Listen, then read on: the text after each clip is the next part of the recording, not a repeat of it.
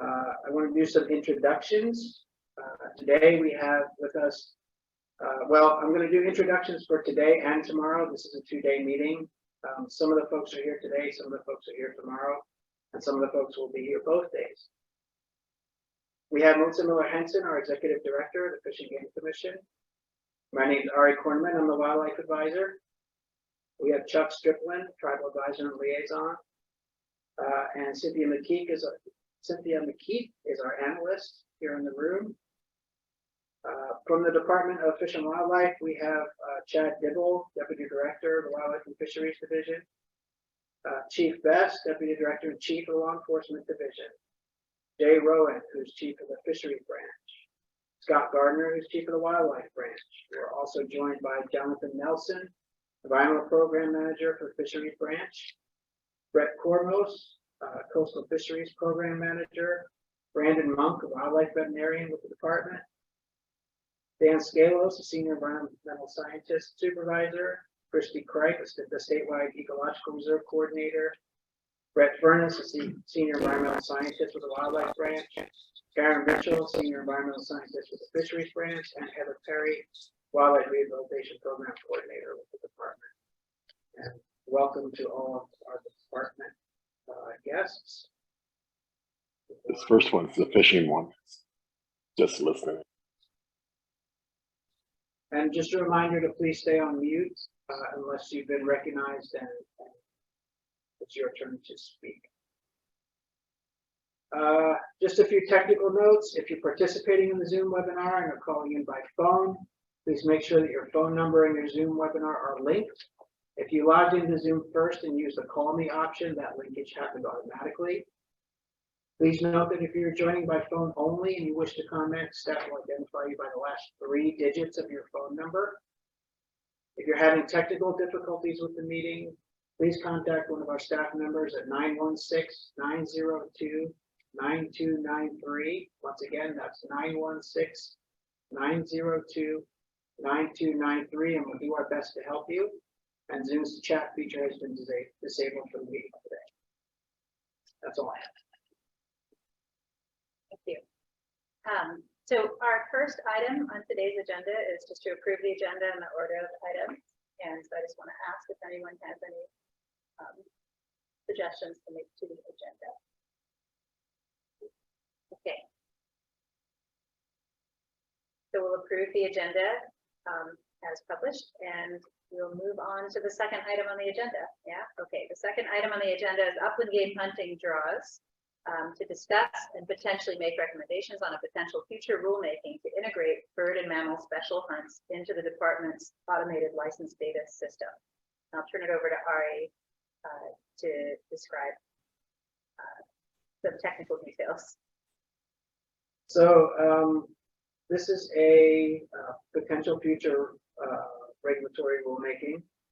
The idea behind it is to move what are now called special and apprentice hunts, the special and apprentice hunts online registration system. We call it the special hunt system for short. And is to move that to ALDS, which is the department's electronic permitting and licensing system. The idea behind it is to give flexibility for the department to accommodate additional hunting draws. And to provide some summary statistics, which would allow assessment of program goals, marketing, and outreach. It's expected to increase interest in these hunts and participation in hunts which often get overlooked by the public. WRC received a presentation last meeting, which was fairly comprehensive, and since that time, there haven't been any projected changes or alterations in the proposal. It remains fairly straightforward in moving from the old system to the new electronic system. And that's about all that I have for this by way of introduction. So, do we have a presentation or anything on this today? No, it's fairly straightforward. Okay. And did anyone from the department want to outside voices? Oh, sorry. This is Scott Gardner, by the way, Wildlife I don't have anything to add to it. We do have Dan's, Kalo's, the Upland Game Supervisor online. If anybody has any questions. Thank you. Yeah, I think Ari teed this up pretty well. It's relatively simple. I think, you know, a member of the public might ask, why are we offering these hunts over here on the side in this other program and not in ALDS where I buy all of these other things or apply for hunts? Well, it's simple. We just don't have the regulations to support those hunts in ALDS. And that's what we're trying to change here. Makes a lot of sense.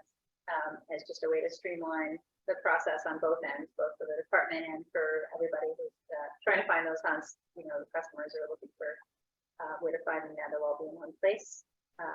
So I think it was pretty straightforward today. I think we should go to public comment. Yeah. Okay. Do you want to give background on how public comment will work? We'll start with folks in the room, but I'll let you do it. Yep, you can just raise your hand if you'd like to speak. This is more informal. If any of you have been to a commission meeting, it's more of a discussion. So you're not limited in time necessarily unless the chair decides that that's appropriate for a specific item. If you'd like to raise your hand again and respond, you can do that. Just as I said before, just please be succinct and get to the point. Keep your comments on topic and appropriate for the item, and of course be courteous. And we want to hear from everybody. So you raise your hand, and Cynthia will be calling on you in turn to speak. You should have control of your video. You can use it or not as you like, and your muting as well. I'll add just a couple of things to that. It's really helpful for us to have a sense of how many people do want to speak to an item. So if you expect to want to comment, it's helpful for us if you're able to raise your hand now or soon, so that we see that we need to make time to accommodate everyone who'd like to speak. And there is an item for general public comment for items not on the agenda at the end of the meeting. So comments on these particular items need to be directed specifically at the issues that we're discussing. And so if you have a comment about upland game hunting draws and this particular shift to ALDF that's been proposed, this is the time to comment on that. But if you have other comments you'd like to make on other or broader issues, we'll need to hold those for later in the agenda of the public comment. The general public comment item is scheduled for tomorrow. Thank you. At the very end of the meeting. Okay. And Cynthia, are you gonna call in the first?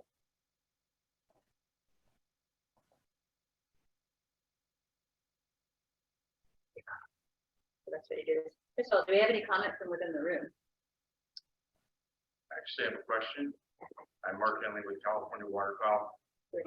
Regarding this change, the current system with the upland game bird draws, you can rank your choices like 1, 2, and 3. As this moves over then to ALDS, would that option still be available, or is that going to be taken away? That option would still be available, Mark. It depends on the type of draw that we're doing. You know, there's two styles. There's a draw by choice, and then just a straight drawing, and the draw by choice that you mentioned would still be retained for hunts where that's relevant. That's great to hear, because that's very popular with a lot of hunters. So thank Sure. you. The comments in the room? Okay, we can go to Zoom participants. Who is going to be calling on folks? So Allison Dahlman is first up, followed by Jennifer Kaiser. Yes. So do I understand that you're simplifying hunting for people? Is that the purpose of this? It's simplifying the existing draw process for hunts that have been available forever. So it's really just taking hunts that we've always done. The application process was in sort of an outside database and brings it into our sort of main system, which is the ALDS system. Okay, so I guess I have a couple of concerns. We're in the 6th extinction crisis. We have extreme weather and climate change. We have significantly reduced habitat for those wildlife. And 99% of Californians don't hunt and want bans on much of the hunting. And we want coexistence. So why is this commission trying to make it simpler for the killers and destroy our wildlife? They belong to all of us. When you kill them, you take them away from all of us. I'm going to ask you, and the trees, everything. can you please restrict your comments to That's it. to whether to move this system to ALDS? I know that there are a number of people who are interested in making broader comments about hunting. And since this item is not about hunting, this item is about how hunters are going to access hunts that are already available. I'd like to ask you to keep your comments to that, please. I'm just trying to understand why you want to simplify it when most of us don't want it simplified. Thank you. It's not about simplifying, it's just changing the process from one electronic system to another, that's all.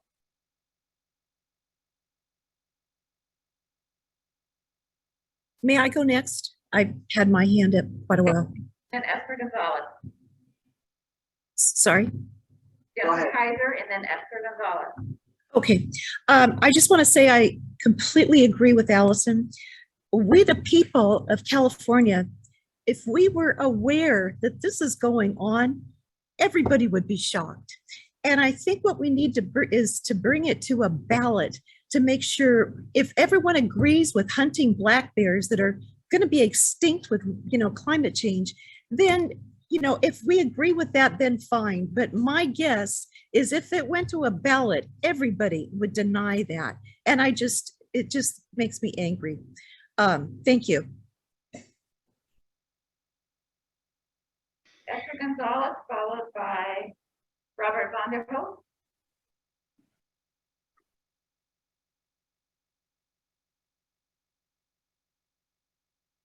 Hi, yeah, just trying to unmute. Yeah, I'm gonna wait to comment. I wanted to comment on the hunting. It looks like you're talking about something else now, about some electronic application. So I'll wait for the comment period. Robert, followed by J.R. Young. I've been watching Democrats for the last year. Good afternoon, Madam Chair. And can you hear me? My name is Robert Vanderhoek. Yes, we can hear you. Okay, great. I guess like the previous two speakers, I'll wait for general comment. But in terms of, can a person who is not a hunter get into the buying of the drawing and then decide not to hunt and consider that a donation to the department in a manner of speaking? And, I get what you're asking. You able to hear the answer, Robert? no, I didn't hear a response. And in line with that, do you have to only do the drawing by electronically? But yeah, the first question, I didn't hear the answer. Do you want to repeat it? You have to have a license in order to go into ALDS and purchase a hunting tag. Yes, that is correct. Yes. So as long as you have a hunting. Sorry, Robert, I couldn't hear your question. Yes, that is correct. You need to have a license prior to being able to apply for any of these hunts. Okay, so if you have a license and then you apply for the hunt and then decide not to hunt, does that mean that animal is spared if your name was drawn, or does it go then to another person if you don't get the animal or you decide not to go hunting? It depends on how the hunt is actually constructed. If there is a system where we check through to see if attendance is guaranteed, then we redraw for folks that aren't going to show. And I'd like to point out that we don't exactly have animals lined up to shoot. This is a completely at random, success is not guaranteed system.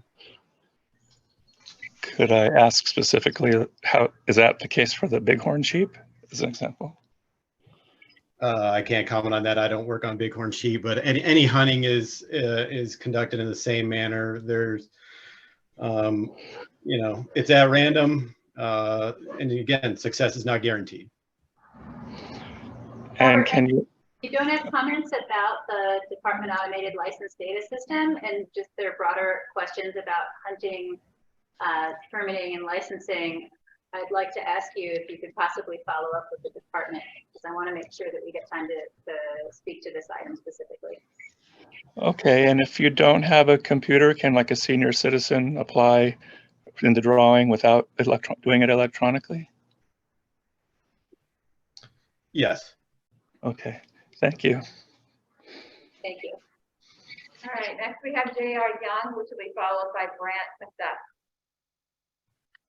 Good afternoon and Happy New Year. My name is J.R. Young, Vice Chair of the North American Board of Backcountry Hunters and Anglers, and I'm fully supportive of any streamlining of the ALDS system as it relates to upland game. As a hunter that hunts all over the West and is familiar with many different state systems, with the increase in hunting that we've seen over the years, any streamlining process is helpful and hopefully creates a cost savings for the department. So fully supportive. Thank you so much.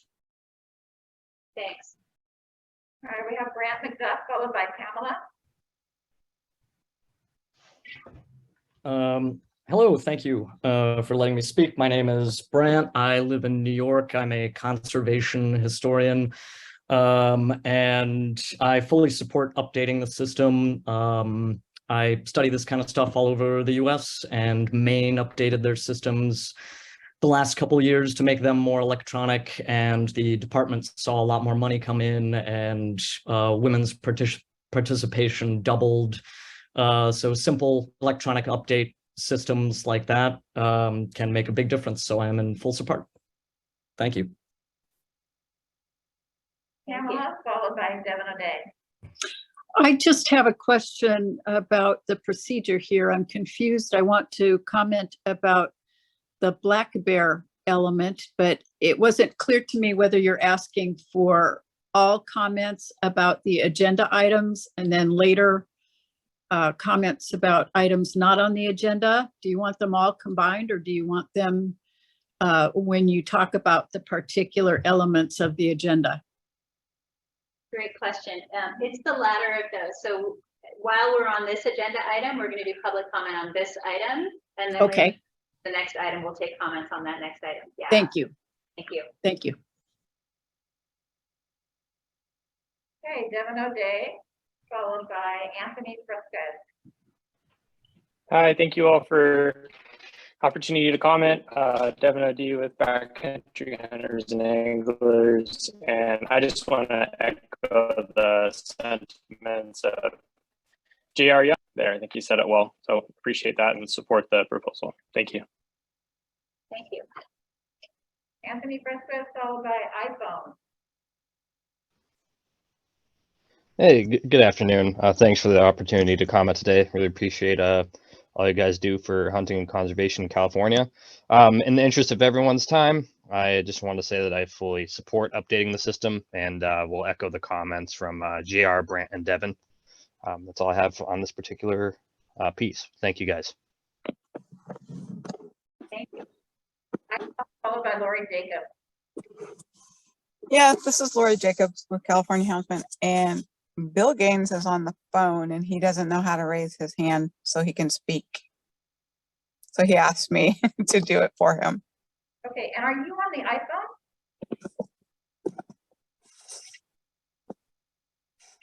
We have someone with their hand raised on an iPhone. Hello, that might be me. Okay. Just if it's okay for me to speak, my name is Leslie Shanley, and I would just like to say that I oppose this update. Thank you. Thank you, Leslie. Bill is 9031. Okay, so Bill, I just asked you to unmute. Thank you. So on commenting on I'm going to comment on this one, but on commenting on future items as well, do I hit #9 or there's some kind of a key, but I couldn't find it in the instructions. *9. *9. Okay. All right, very good. Okay, but on this specific agenda item, on behalf of the National Wild Turkey Federation and several other conservation organizations, we certainly support the Commission's efforts to streamline, if you will, the upland game draw and improve the ability of hunters, to participate in our outdoor heritage. So thank you for this. Thank you. Okay. Well, as I said earlier, I mean, I think that there's a lot of support broadly for this. It's simplifying for both the department and the community. And so based on what we've heard today, I want to go ahead and recommend that we move this, but let's say, I guess the recommendation is to support the proposed regulation changes for upland game hunting draws as proposed by the department discussed today.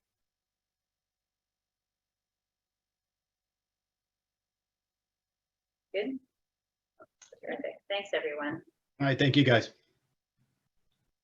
Yeah, thank you, Dan. Thank you, Dan. Okay. We can go on to agenda item 3 then.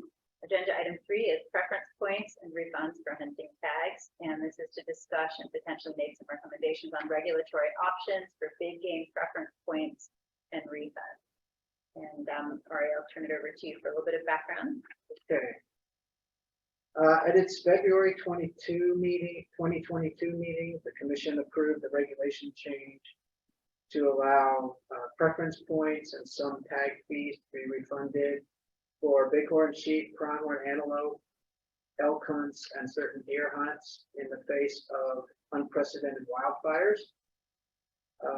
When the Commission adopted that regulation, there were several options that had been discussed, and the Wildlife Resources Committee made a commitment to come back to the Commission with recommendations to consider all of those options and suggestions and come back with recommendations for which ones, if any, to implement.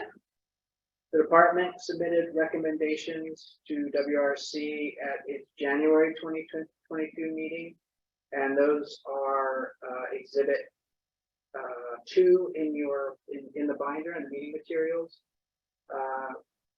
The department and commission staff are recommending that 4 items be put forward for potential future rulemaking. Return dates for postseason tag returns, party tags, a junior second tag rule, and the preference point reinstatement value. And I just want to clarify for the public, this item again is not about whether to hunt or not. It's just about these reforms and changes being proposed to the tag and preference point system. So that is the focus of this item, those recommendations. And so we would ask you to keep comments and suggestions to that topic. That's all I have. Thank you, Ari. Do we have comments? We don't have a presentation today on this, but I don't know, Scott, I want to give you an opportunity to say anything if you'd like to before we take public comment.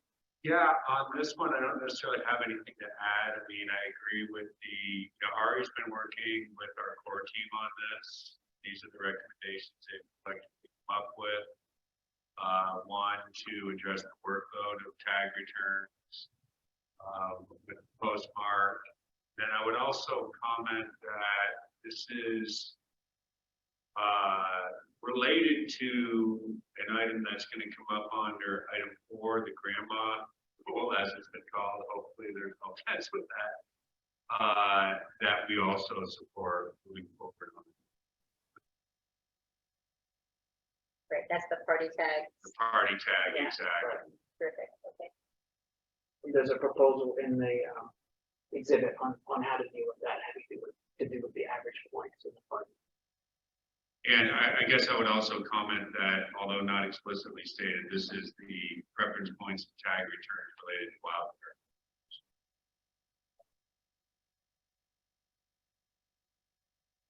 Okay.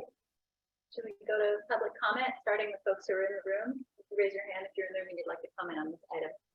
Okay, terrific. I'm sorry, you'll have to please introduce yourself.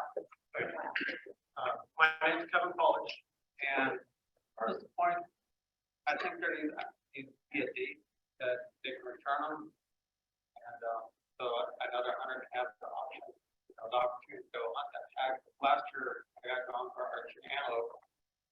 And I got contacted like 10 days before the season opened. And I would love to have that tag, but that wasn't enough time for me to go out and scout. And it's not something you hunt every year. Once or twice in a lifetime. So unfortunately, I think I don't know. Remember the person from Fish and Wildlife I talked to? Thinks that tag was going to go unused because they couldn't find nobody to take it. So if it's returned by a certain date, I would have had 2-3 weeks to go scout, and then I would have the tag. So that person returned the tag, if I kept the point and put it this year, probably got the point. Still return it by a certain date to give the next hunter an opportunity to hunt. Yeah, thanks for that comment. Thank you. I know, Scott, if you're in a position to be able to speak to how this proposed rulemaking influences the date by which a tag has to be returned so that somebody else can potentially get it. We do have some of that in there. And Okay. It is part of the system, what's in the materials as far as part of the discussion. Part of Speak up, they can't hear you at the other end. The microphone is right there, so it's pretty far. We need to almost yell. So we appreciate the comment.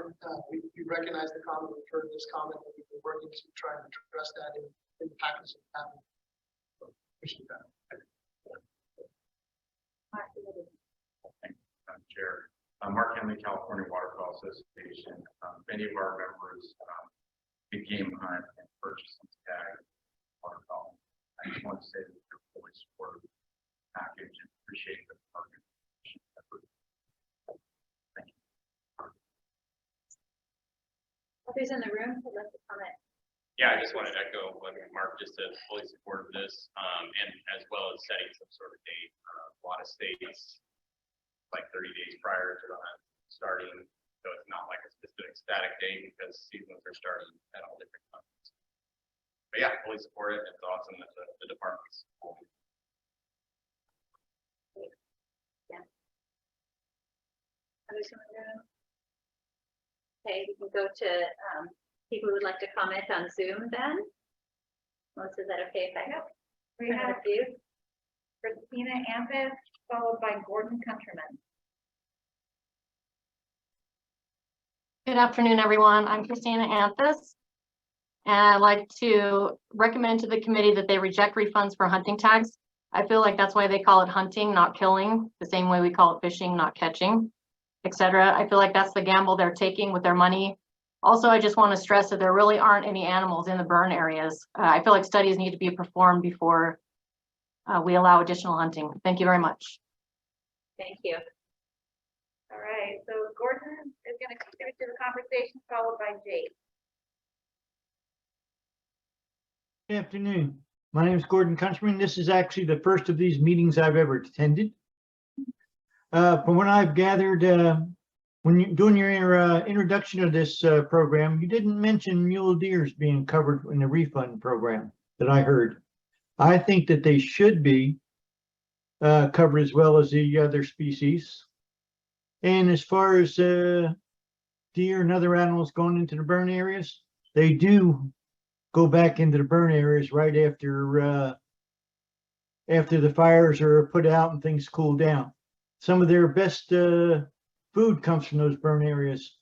It usually takes, depending on the rain, it might take a year or two, but it's some of the best places for them to go, and they do migrate back. Thank you. Thanks for attending. You're welcome. We'll get you an answer to, we'll address that deer point in a moment. I want to make sure we get back to that. We want to do that now in case others have a comment? Sure. Yeah, we can comment on that. Yeah. I appreciate the question. We've had a lot of previous, I know it's your first meeting, so you get to hear it, but we've had a lot of discussion about this as we went through those fires and reached the ultimate regulation that we did. We decided to basically all of these fall into this sort of quote once in a lifetime hunt that's so difficult to draw, and they were so impacted by those 2 years of fires, particularly in a row. And we agreed to include premium deer hunts in there because they fall into that space.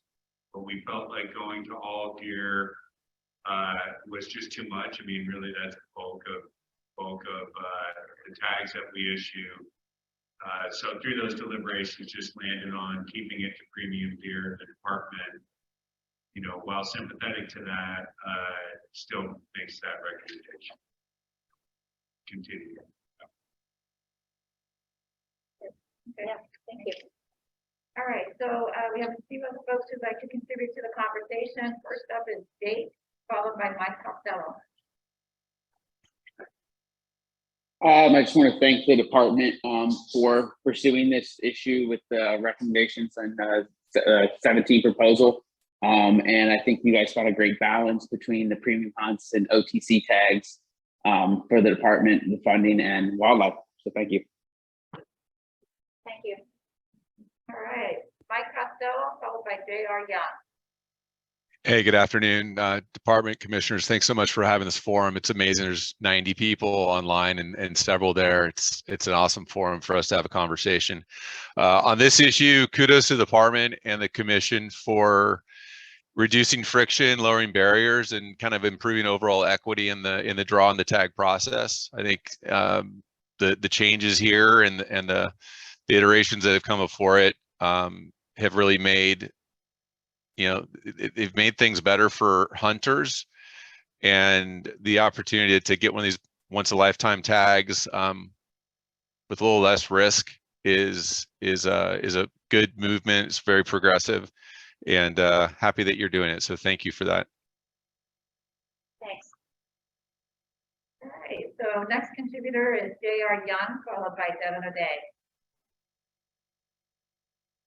Hello again, J.R. Young, Vice Chair of the North American Board of Backcountry Hunters and Anglers. I'll keep it simple. I'll echo Mike's sentiment. Thank you so much.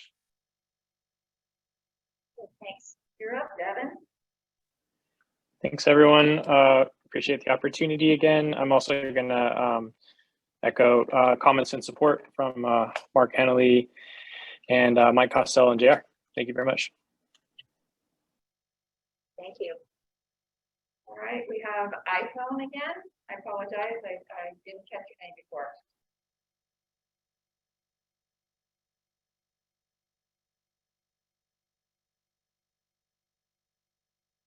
iPhone, you have your hand raised.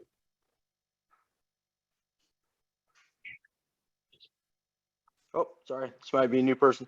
My name's Kevin Bell. I'd like to echo Mark Henley and J.R. Young's comments of support for this change. Thank you. Thank you. Bill Gaines?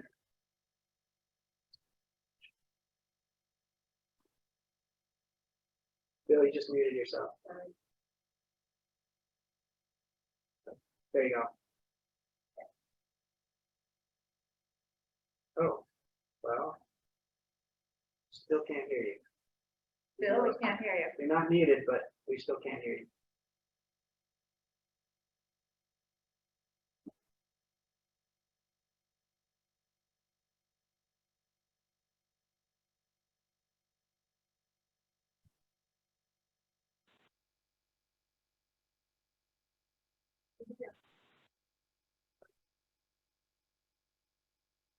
I don't know. According to this, it's not muted. But Are you on your phone, Bill, or are you on a computer? We can see Bill, but by voice he was on his phone last time. Yeah. Bill, we still can't hear you.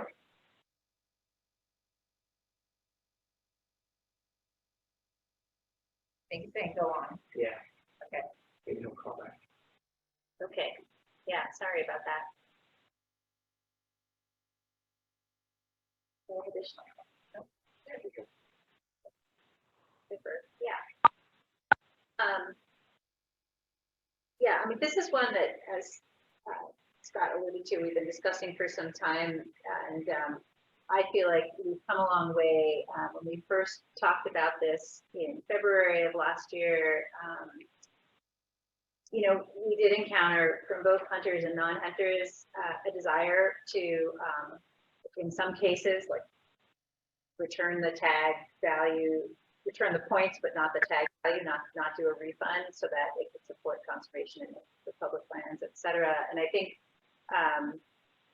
we've got a compromise here, right? You're not refunding most deer tags, you are refunding the premium and the those once in a lifetime hunts. And so, you know, it feels like we're doing some of both there. I think I also want to address just the comment that, yes, absolutely, when you purchase a hunting tag, there's no guarantee that you're going to get anything. And what I've heard from folks over the months that we've been discussing this is, you know, that the idea that there are a bunch of ways in which we take chances, but one of them that's new is the public land closures due to wildfire and other sort of unforeseen circumstances. If there's just no opportunity to even try in the first place, it's different from having the opportunity to go out and try and use your skill and then still not succeed. So I think we're really addressing the first of those two here. I want to make that distinction because I appreciate that distinction too. Any further comments from anyone in the department? Okay, yeah. I mean, I feel like a lot of great work has gone into this, so I'm happy to recommend that we, based on the discussions today, that we recommend a future rulemaking to address tag returns, preference point reinstatements, and that includes return dates for postseason tag returns, tardy tags, a junior second tag, and the preference point reinstatement value. Do we have a timeline on what that might look like? Just to. That's still in discussion. Okay. It So might we don't be have a part of timeline at this point. the next mammal package or a future mammal package or a standalone. We haven't really discussed what it look like, but we'll let you know as soon as we figure that out. Great. Okay, moving right along here. We have our fourth agenda item is chronic wasting disease. It's a pretty big issue, and this is to discuss and potentially make recommendations on a potential future rulemaking to implement safeguards to prevent the introduction of chronic wasting disease to California. So once again, I'm going to turn it over. All right, I'll turn it over to you to introduce, and then you can introduce our speaker, Brandon. So chronic wasting disease is a prion-based disease which affects cervid populations. CWD, as it's called, where it's been found, has cost severe economic tolls and has depressed hunting interest in the places where it's found. And so state agencies have a concerted effort to reduce the risk of introducing CWD into California. The department is proposing a rulemaking package with three main parts to it. Updating the language to clarify hunter import regulations, including moose, caribou, and other susceptible species. Providing clear, wide cervid possession, importation, and transportation regulations, including reforms to the permitting processes. And restricting the use or possession of biological products from cervids, including scent lures and attractants. We'll probably be focusing on that last one today, since that's where most of the attention on this package has received. And so to tell us more about the situation is Brandon Monk, veterinarian from the department. Thank you very much, Ari. Commissioner Zavala, appreciate you all having me here for a second time. Just to be clear, CWD, chronic wasting disease, which I'll refer to as CWD, is the most important disease affecting cervids in North America and potentially worldwide as it continues to spread. Do we have slides? We should. Okay. David, oh, here we go. Okay. And next slide, please.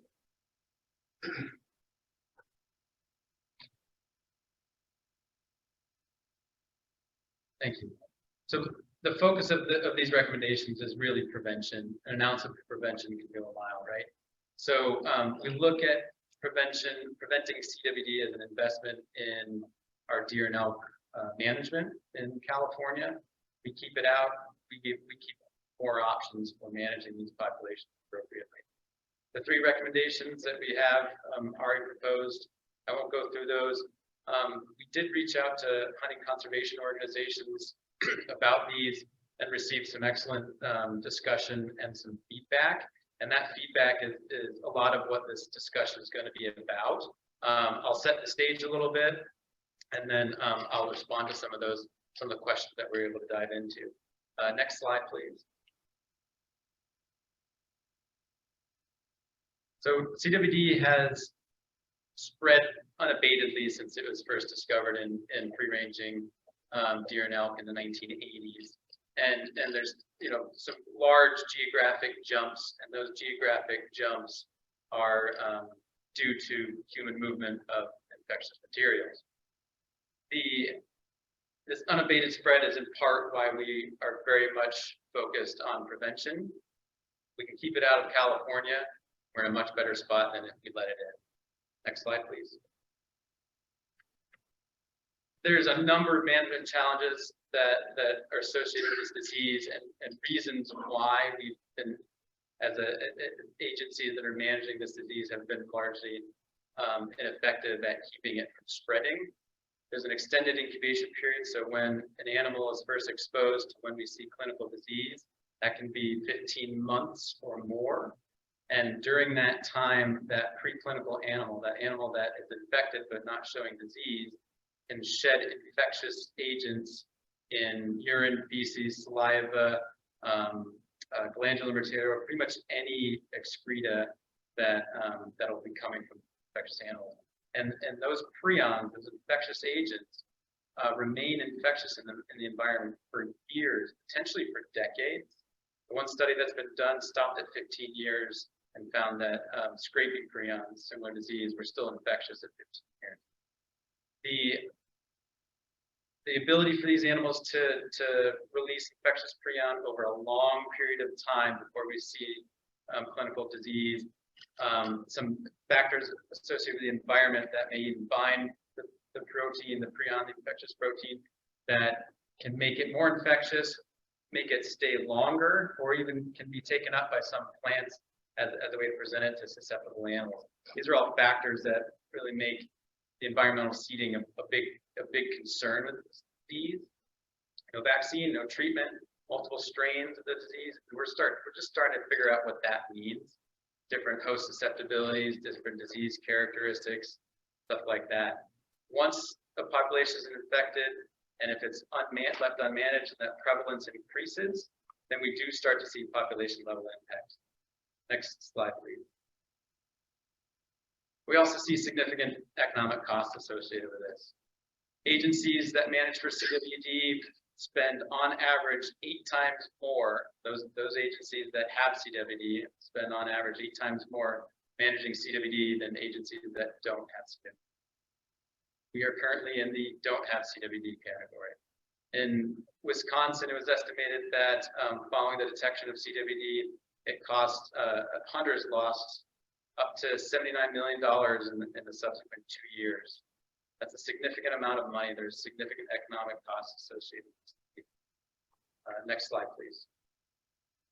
We're really focused on prevention. Prevention is going to be it's going to be focused on identifying risk factors for importing CWD into an area that's naive. There's a ton of risk factors associated with CWD. We kind of have to pick the ones that we can manage.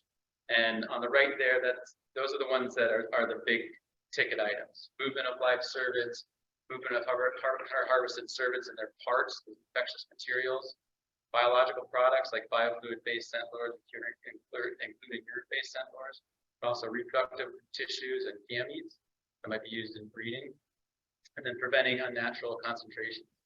CDFW and Fish and Game Commission, we have regulations that hit on many of these, but not all, and that's what we're seeking in those spaces. Next slide, please.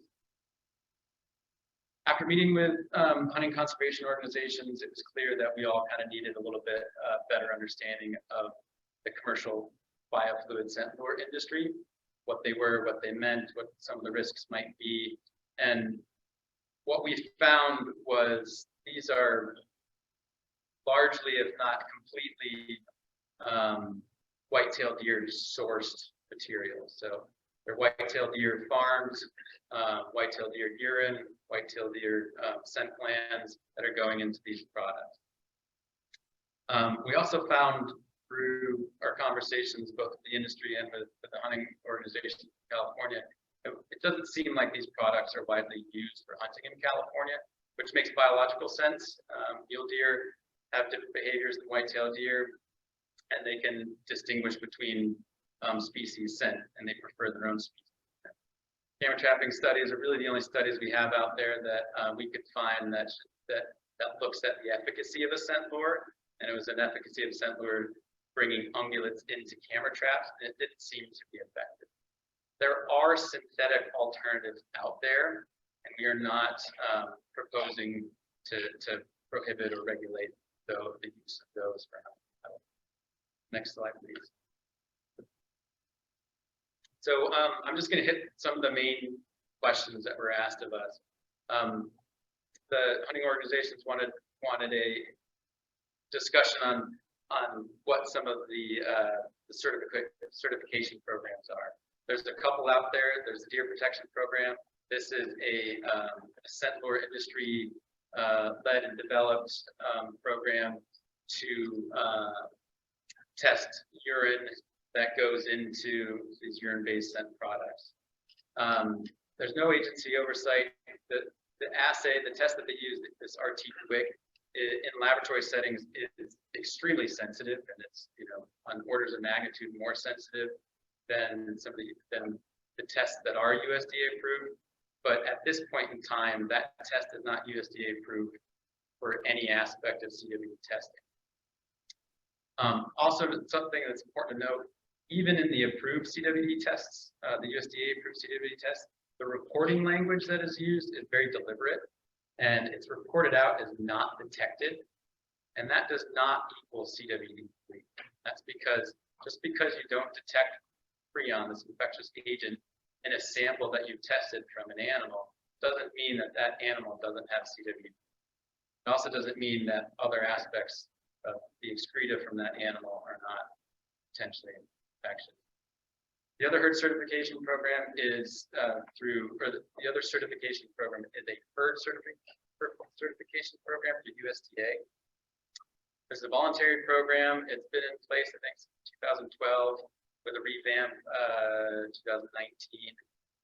It's it's had numerous breakthroughs in that CWD certified or herds certified under this herd certification program have subsequently broken with CWD. That's not an indictment on the herd certification program through USDA. It's more of a reflection of how difficult it really is to manage this, even in a captive setting. If it's difficult to manage in a captive setting, it's infinitely more difficult to manage in a free-ranging wild setting. So we really are focused on strict preventive measures because that is the best way to manage it out. Next slide, please. We were also asked about what the level of risk is that is associated with these biological attractants. And that is not quantified. It may or may not be quantifiable in the future, but currently there's no quantification of that risk out there. What we do know is that urine in particular is on orders of magnitude less infectious than a tissue like brain, which is the most infectious, the most infectious particles in it. But we also know that animals can develop CWD with just oral exposure to urine. We also know that infectious prions are in urine in a terminally ill animal. And we know that the infectious dose for CWD is extremely small. So our approach to this is really not a one-time use, one-time risk, move on. It's trying to understand the risk over repeated environmental exposure, repeated contamination over years and repeated use. And every additional use, you up that risk just a little bit, and over time that risk is significant. We were also asked why did other states decide to regulate the scent lures? And it comes down to risk tolerance.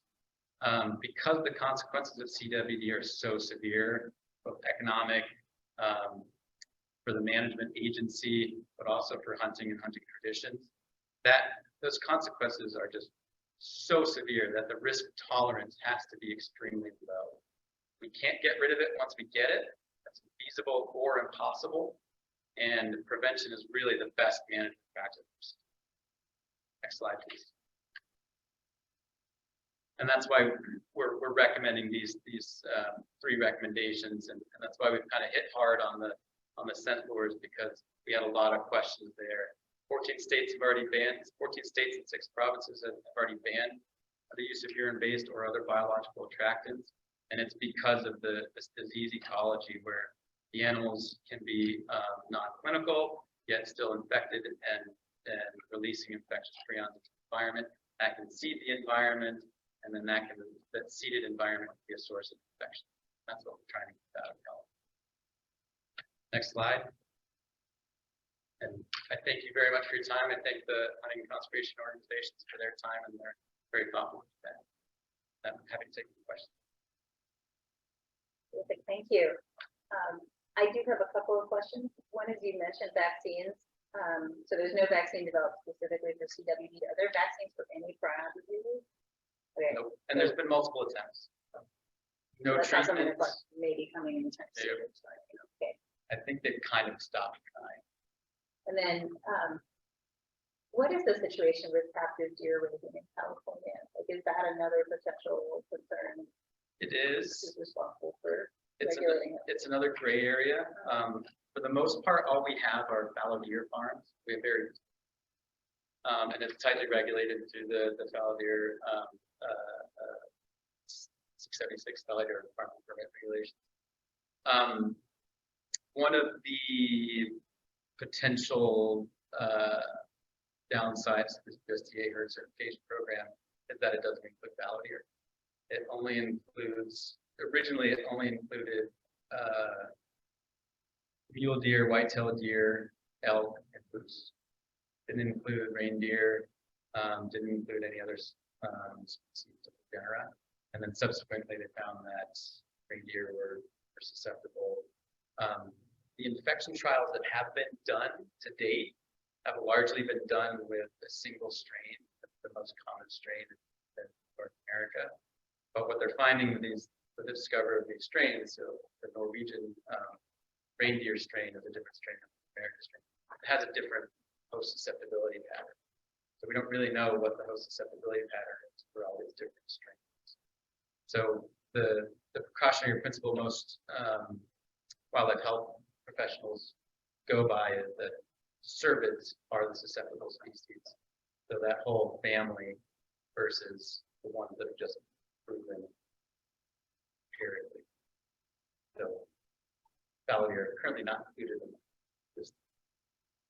Yeah, well, the message that we've got to prevent this from coming into California, yeah, loud and clear.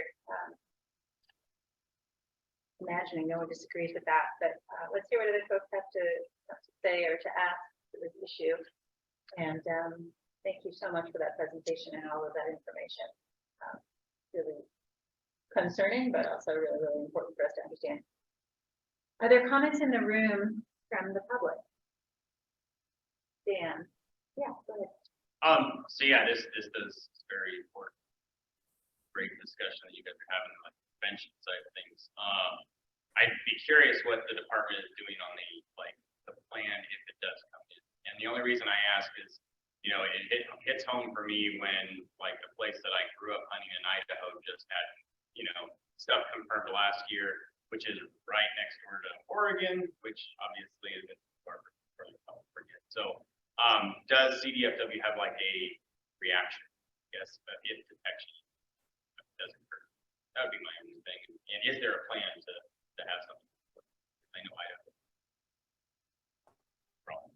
So I'm happy to field that. That is a topic of discussion on my desk every day, every week. We have a draft plan.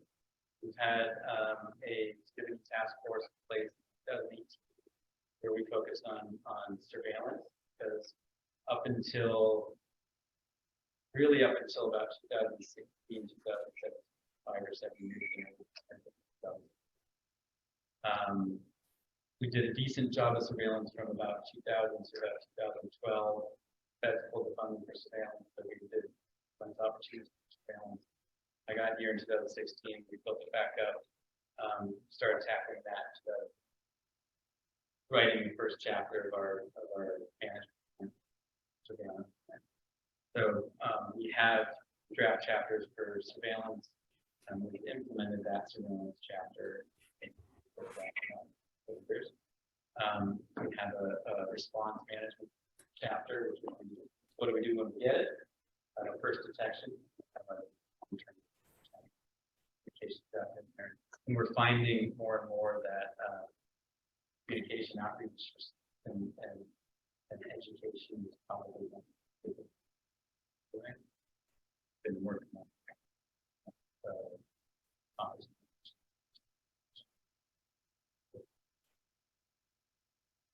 we hope to have that document out. And I just had 1 second follow up on that. Where I live, whether you enter from Oregon or from Nevada or whatever, you're going through the fact check station. So is there I guess, correspondence with those individuals? Because I'll tell you right now, I go through those all the time, whether I'm hunting or not, and most of the time it's just waving people through rather than actually, making a concerted effort. And it's more it seems like it's more directed on oh, we don't want a lot of traffic here. But knowing during hunting season, they do ask a lot more. But if we're worried about that transmission coming in, there needs to be that correspondence. So the heck check stays. So those are run by US or by we've been in touch with them about what it would take to increase our presence there or our ability to stop the check. And it comes down to and post within 30 days. Our law enforcement does have a presence. We do, and we're engaged with all. We have a massive board. In and of itself is great. I just don't think it's a matter of if it's going to come. I think when, which is kind of sad, but it's that's what I know what we can do and what we can learn from states that are in the epicenter in the Midwest, but all the way the new states that are dealing with right. Some of these proposals also set us up for tools for and that's kind of part of the discussion. Those tools. The longer we can stave it off, the better position we'll be in when it gets here.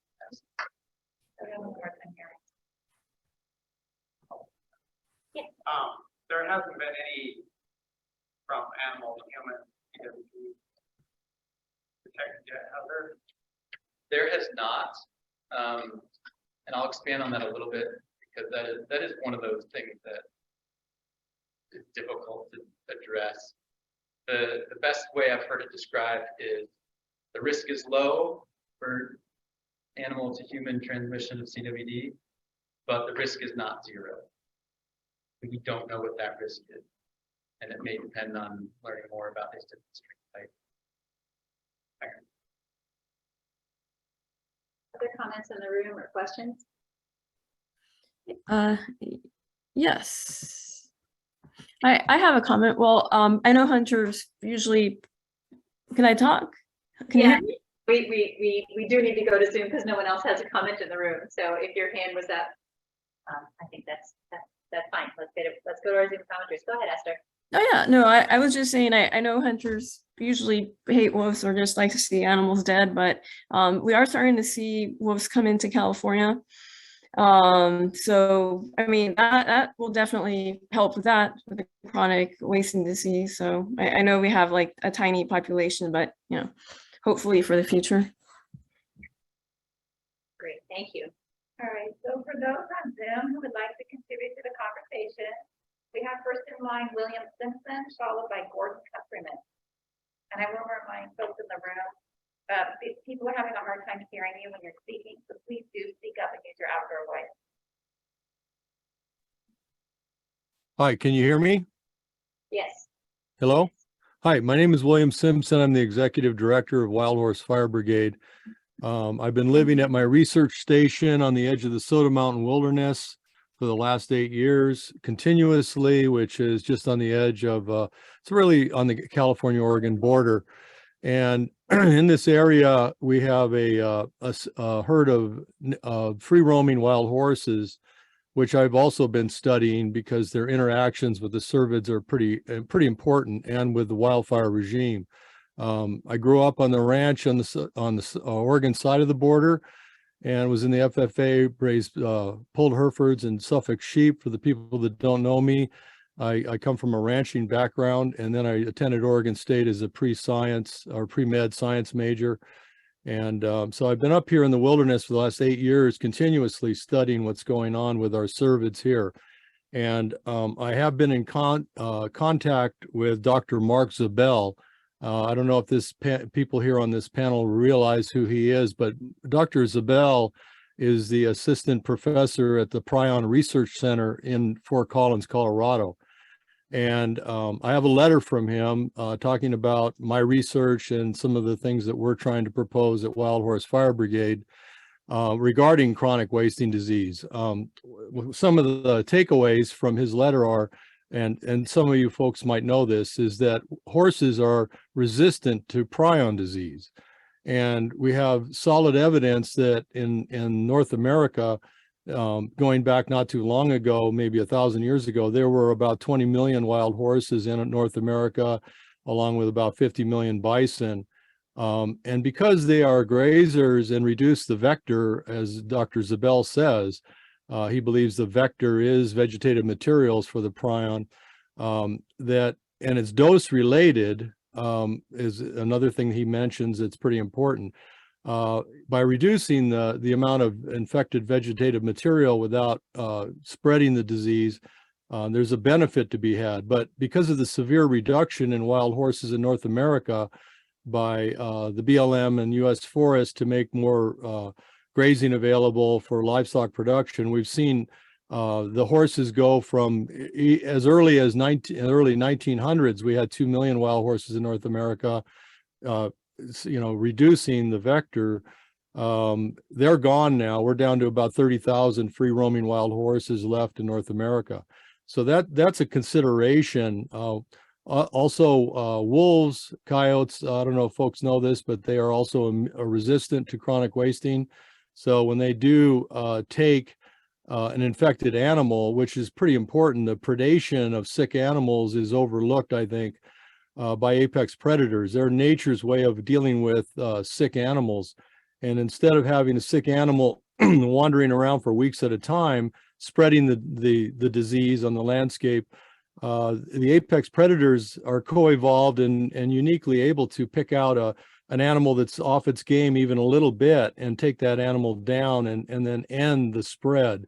So because of the collapse of our apex predator population, mostly in the areas where we have herd management of horses, these areas that were boxed in by the 1971 Free Roaming and Wild Horse and Burro Act, they boxed in a lot of areas where there'd been livestock production for almost 200 years.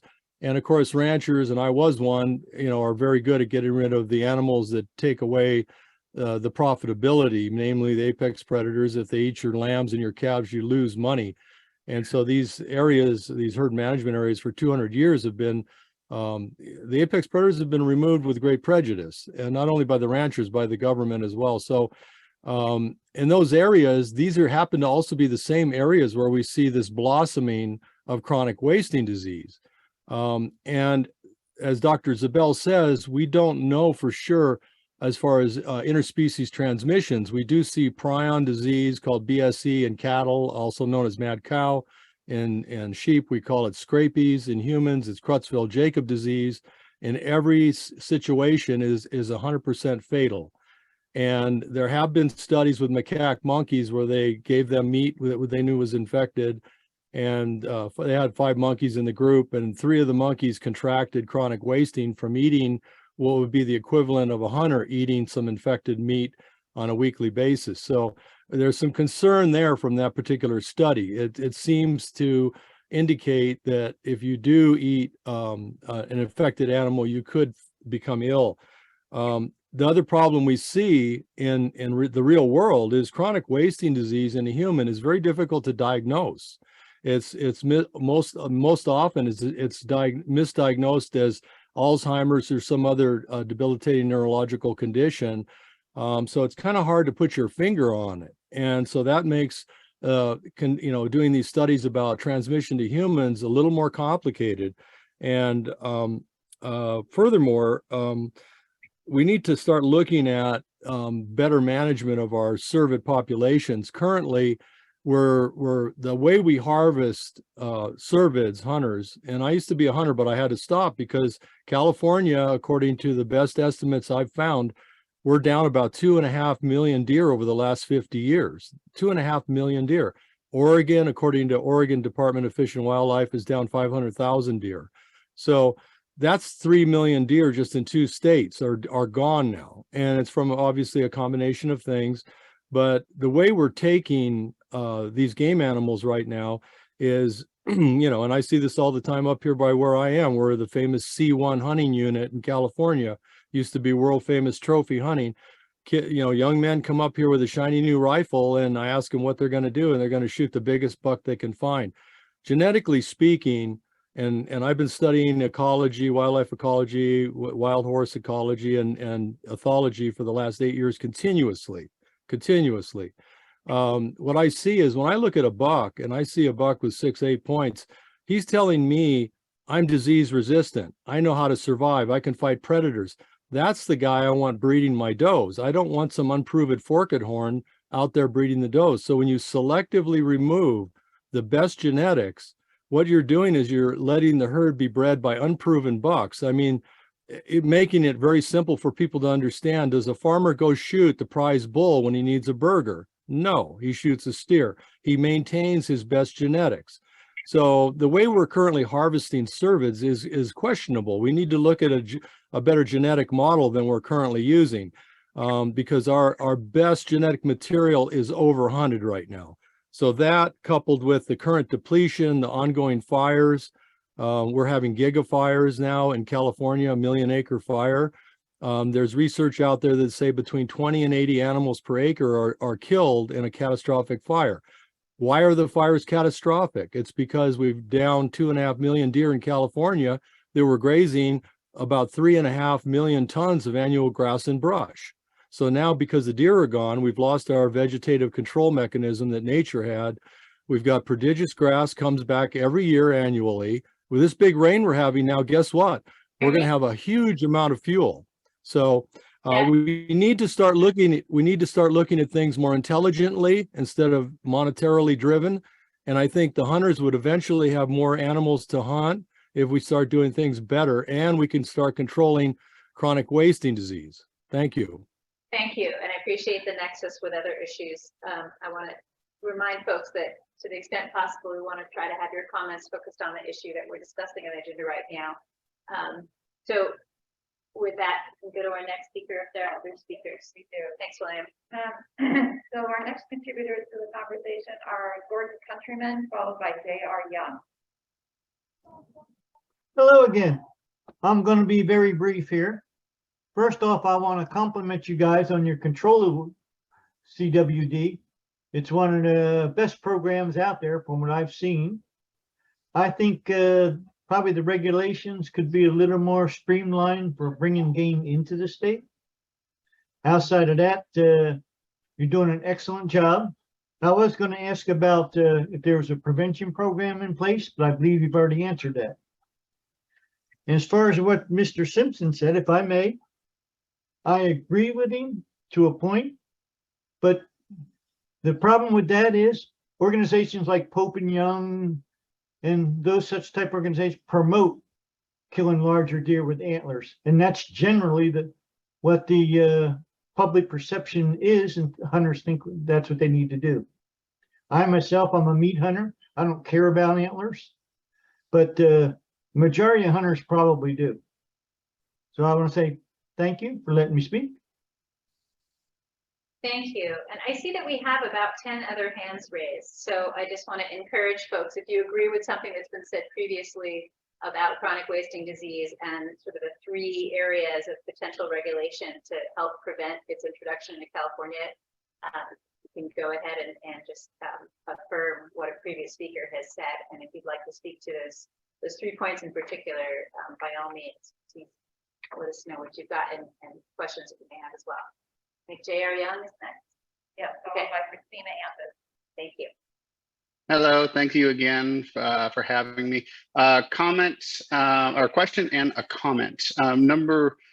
For the question, with the Chronic Wasting Disease Research and Management Act that was included in the omnibus bill at the end of the year, what types of funding do we look like we can get for California to help manage and, more importantly, prevent chronic wasting disease, or is that still yet unknown a little bit, but looking for some clarity surrounding that? And then also, as somebody who's hunted out of state many, many times, whenever I've been successful, I've submitted my forms to claim for reentry, the 901 form. But many times there's only once that I've ever been stopped coming back on I-80 at Truckee, and I do think there is an opportunity to potentially stop and help all hunters submit their forms, but I do think there is an opportunity to stop there. It's pretty easy to identify often what folks are hunters coming back in the September, October, even November timeframe. Trucks look very similar with similar levels of gear. So I think that could be an opportunity. And then, finally, I don't mean to take us on a tangent, but I know Mr. Smith talked about, a decline of 2 million deer in California, but I think the early serial habitat that was prevalent in California in the 1950s, 60s, and 70s due to the overharvest of timber probably led to that very high deer number. And that was also potentially unsustainable as we've seen since the crash. So thank you so much once again. Thanks for your comments. Yeah, well, so you had a question specifically about funding, so maybe we can take that if anyone at the department can answer the question about whether there's money that goes up. So there's multiple funding sources currently for CWD. We've applied to a USDA led granting opportunity the last couple of years, and we got funding this year for it. And largely they have 5 very specific spots that you can ask for money. Where pretty much the only spot we fit in, we don't have CW, was outreach and education. That's what we got funded for. We tried to get funded for a import risk assessment and disease spread model specific for California. That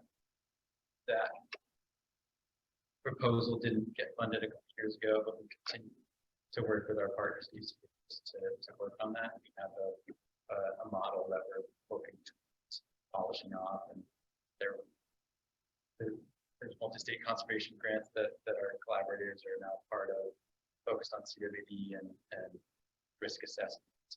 There's tons of national work going on. Because we don't have it, because we are quote unquote a low risk state, we tend to get overlooked for some of that money. Try. Yeah, thank you. Okay, still several more speakers to go. I just want to for a moment go back to the item and just remind folks that the big items that are being recommended are language updates that would clarify the regulations for hunter imports of moose, caribou, and other cervids, possession, importation, and transportation regulations for cervids, and restrictions on the use or possession of biological products and cervids. So those in particular, that's the focus of the conversation I want to encourage. Thanks. All right, so next to contribute is Christina Anthony, followed by Grant McDuff. Hello again, and thank you very much for the presentation on CWD. I just want to say I agree with Mr. Simpson. Also, I'd like to ask the committee to make it unlawful to utilize biological attractants, especially since there's a synthetic alternative available. That seems to be a better choice for this matter. We cannot risk our deer population to the hazards that CWD presents. Also, I'd recommend that we don't import any deer from other states or parts of deer from other states. Thank you very much. Thank you. All right, Grant, you're up, followed by Tiana Williams. Hi, thank you. I'd like to thank the committee for bringing up the question of private deer and deer farm. I would really be interested in knowing more about California's connection to deer farming and whether or not that is in fact Fish and Wildlife, or if that's an ag issue, and what crossover or discussion does Fish and Wildlife have with ag regarding this issue, because I know that's generally how CWD is thought to have originated with captive cervid populations. And if there are any California regulations requiring double fences for captive deer, fences that are, you know, like 8 feet apart from each other, meaning that a wild deer could not come into contact with captive deer, or just in general, how much Fish and Wildlife can mandate regulations on captive deer, or if that is strictly ag. Thank you. I don't know if we want to respond to every comment today to get through, but we have a captive survey program on our website. Gentlemen can go look at our website, get more information there. Happy to reach out to some contacts to find more information from looking through that. But you can also just follow deer, Google follow deer CDFW. It'll take you right to the page. You can find it. Okay, and so CDFW is responsible for that practice, and it's not CDFW. We have an authorization to permit those parties. Okay, super. Thank you. Great. Then we have Tiana Williams, followed by Robert Van de Hoek. Thank you very much, both for the presentation, which was excellent and gave so much useful information. But also I've got a few comments and questions that maybe we can't get to the questions. But first off, I am a representative of the Yurok tribe, and I just want to put out there, if there's any implications for transport to and from tribal reservations or other tribal trust lands, I'd want to make sure that they were taken into consideration. For example, we have our Yurok reservation right now, and we have, it's a very odd reservation that you have to go off the reservation to get from one end of the reservation to the other. And so we have transport tags across kind of this jurisdictional boundary. So if there's any considerations for tribal transportation, then I want to make sure that they were considered and allowed for when it comes to hunting within our ancestral territories. The rest are a lot of questions. I mean, there's been a lot of really interesting comments, I think, on the prevalence of grasslands and fire and how they contribute to deer and ungulate health. I will say that we know that from our historical prairies, I mean, a lot of tribes in California use traditional fire to manage their lands, and our traditional prairies have been reduced to just 1% of what they were, because basically we were no longer allowed to burn on our traditional territories. So our population habitat is much lower than it should be. So the things that I'm hoping California in general, and in any way that CDF&W can do to support management of this disease and population, is improving and investing in habitat expansion, whether that's through the recreation of traditional prairies, the creation of habitat corridors. That would be great. I am interested in how fire intersects with CWD. Of course, that was our traditional management tool, and we used it a lot for pest management and disease management. And I'm wondering if putting fire back on the ground regularly might help us contain any sort of outbreaks. And I do have a question about lures in general. I hear us talking about potential for synthetics and things like that. Do we have any concerns about bringing ungulates of various sorts into congregation in general to lures? We only use them really for scientific reasons if we're trying to do population assessments and things like that. But should we be trying to avoid bringing our ungulate populations together if in the event that the disease were to actually reach our area? And that was a lot. So if I need to clarify anything, thank you. Thanks. I think the question about lures, maybe let's circle back to that because others may have comments about that as well. We have Robert next. No, yep. Robert Vanderhoek, followed by Mike. Robert Roy Funderhoek. I've unmuted myself. Can you hear me? Yes, we can hear you. Okay. Well, I'm an environmental scientist, specialty in wildlife biology and mammalogy, and I've addressed this for the veterinarian.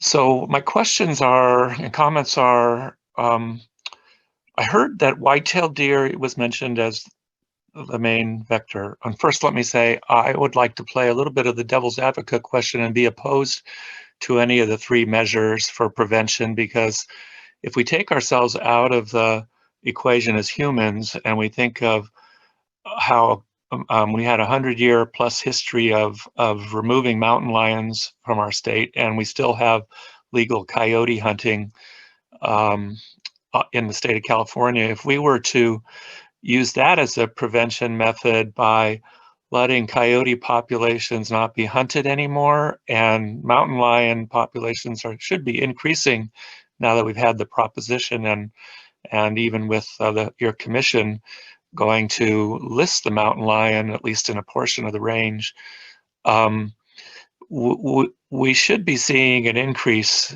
in the main two predators, the mountain lion and the coyote, and on deer, and so that comes back to, you know, how are we going to make a modeling?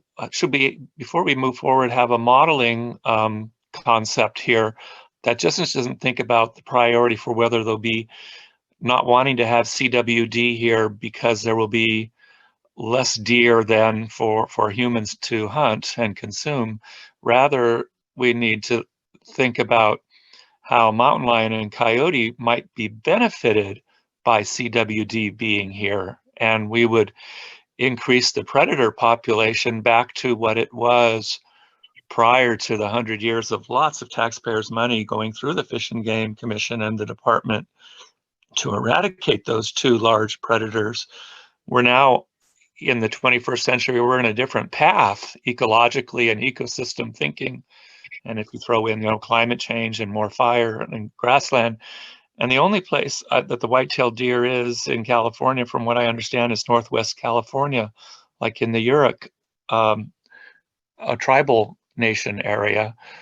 I think that we need to have a bigger conversation than this sort of meager, I mean, and it's going to be ineffective in a way too. CWD is going to come here eventually. So and we haven't got modeling it. It's not going to cause extinction of the deer. It's going to reduce the numbers, but then there will be a resiliency that comes and a resistance that will rebound, and the two large predators that are increasing their numbers will help bring that, will help solve that issue. And we need to have more of an ecological, scientific, rather than an unscientific game hunting sort of methodology or reasoning why we're doing this.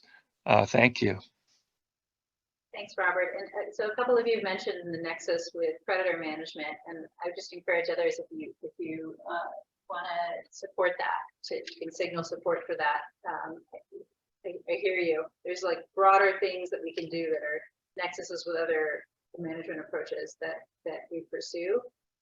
And I want to encourage you to address the issue of CWD, chronic wasting disease preventive measures, to the extent that you can. I think Mike Costello.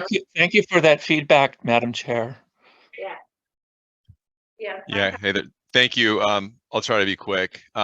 Deer numbers are already significantly reduced in California, and predators are doing quite well in the process. There was a comment earlier that hunters want to kill wolves or just see dead animals or something along those lines. And it's a statement I strongly disagree with. And my observation and communication with thousands of hunters in California doesn't support it.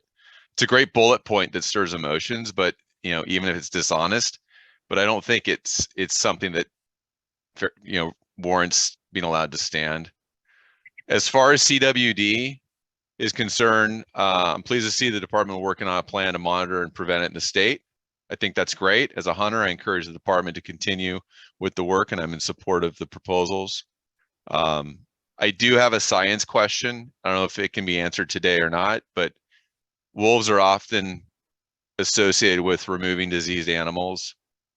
However, when we look at a CWD map and we look at wolf population maps, there's a great deal of alignment between those two. Where we have some of our strongest wolf populations, we have CWD in the wild, in mule deer and in wild populations of deer. And so it confuses me where we have wolves preying on perfectly healthy animals where we expect them, based on what we're told, to be cleaning up these disease populations. And I'm just wondering how that, how those data points align, because, I think wolves should be on the landscape. But I don't think that they solve all our problems in cleaning up cleaning up disease animals, clearly. Thanks, Mike. I'm going to hold that question over till the end so that we can get to a suite of questions together. Allison, I think you're the next speaker. Yes, hi, thank you again. To speak to Mike's comment about wolves, actually, they have proven, even Doug Smith has seen, where they've had significant reductions because wolves and other predators, coyotes, bears, mountain lions, are able to seek ill and weakened prey. They see things that we don't.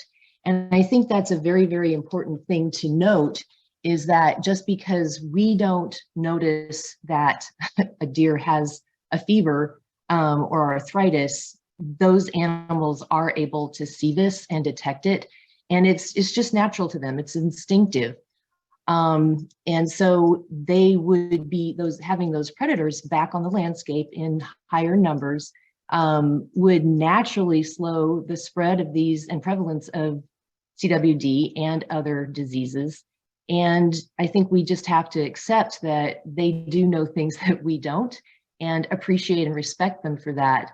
And to do that, we need to stop hunting them, and we need to protect them and respect them and acknowledge their abilities and let them be our natural allies. It would be natural, economically beneficial, and of course, scientifically beneficial to all of us in California, and of course, more cost effective. Thank you.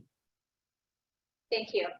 And again, the nexus with predators, I just want to remind folks that, there are items that we consider that have to do with predator management, and today is not one of them. Right now, we don't have CWD in California, and I want to solicit your input as much as you have input to provide, especially on how we can effectively keep CWD out, and whether you support that as a goal.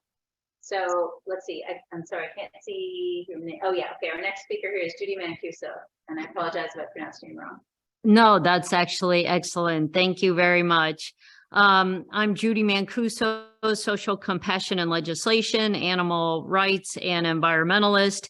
And I hope that the commission and the department would consider banning these products versus just restricting, and also these ban the animals from being brought back into California.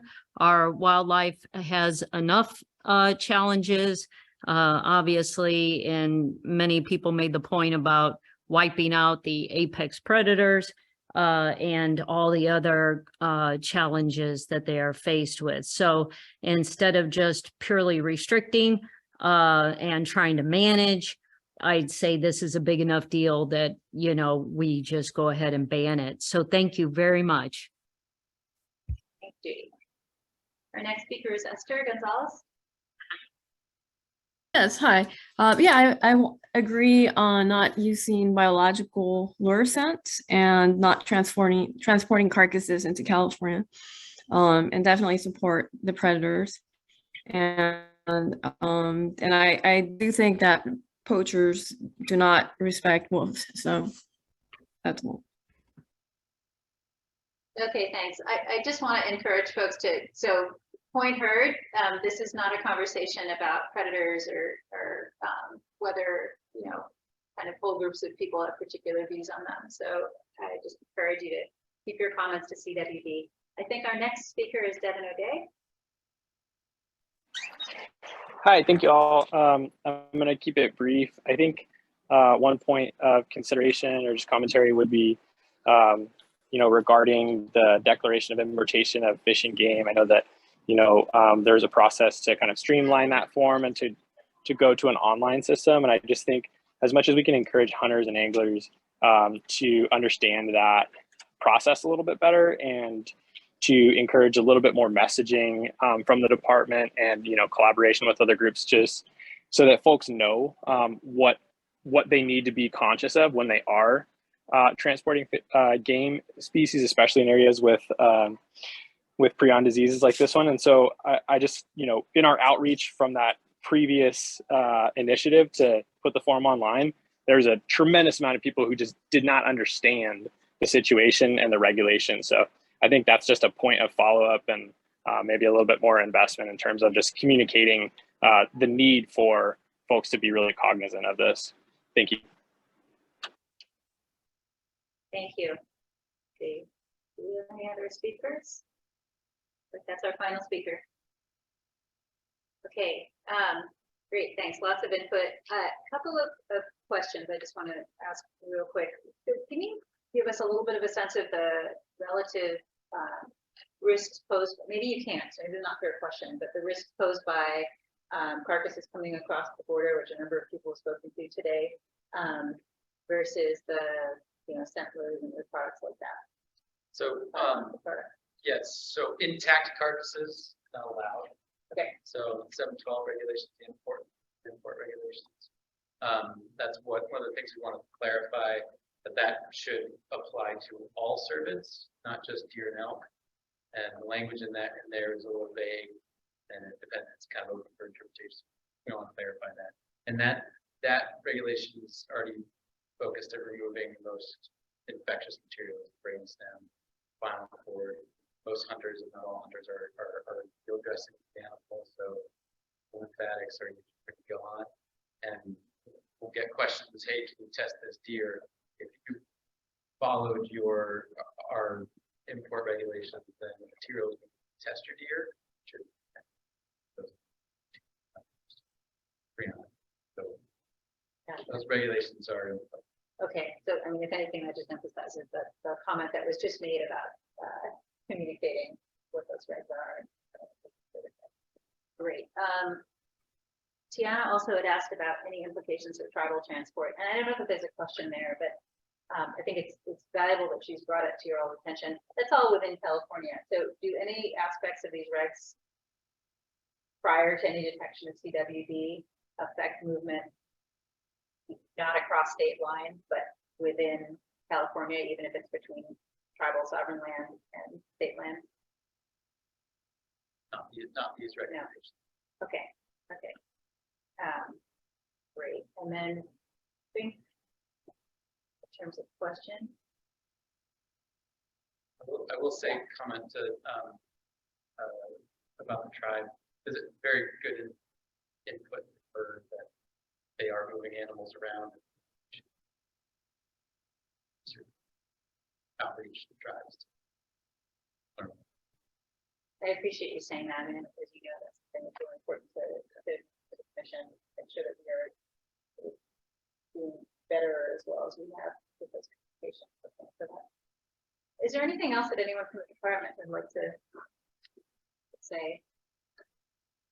Okay.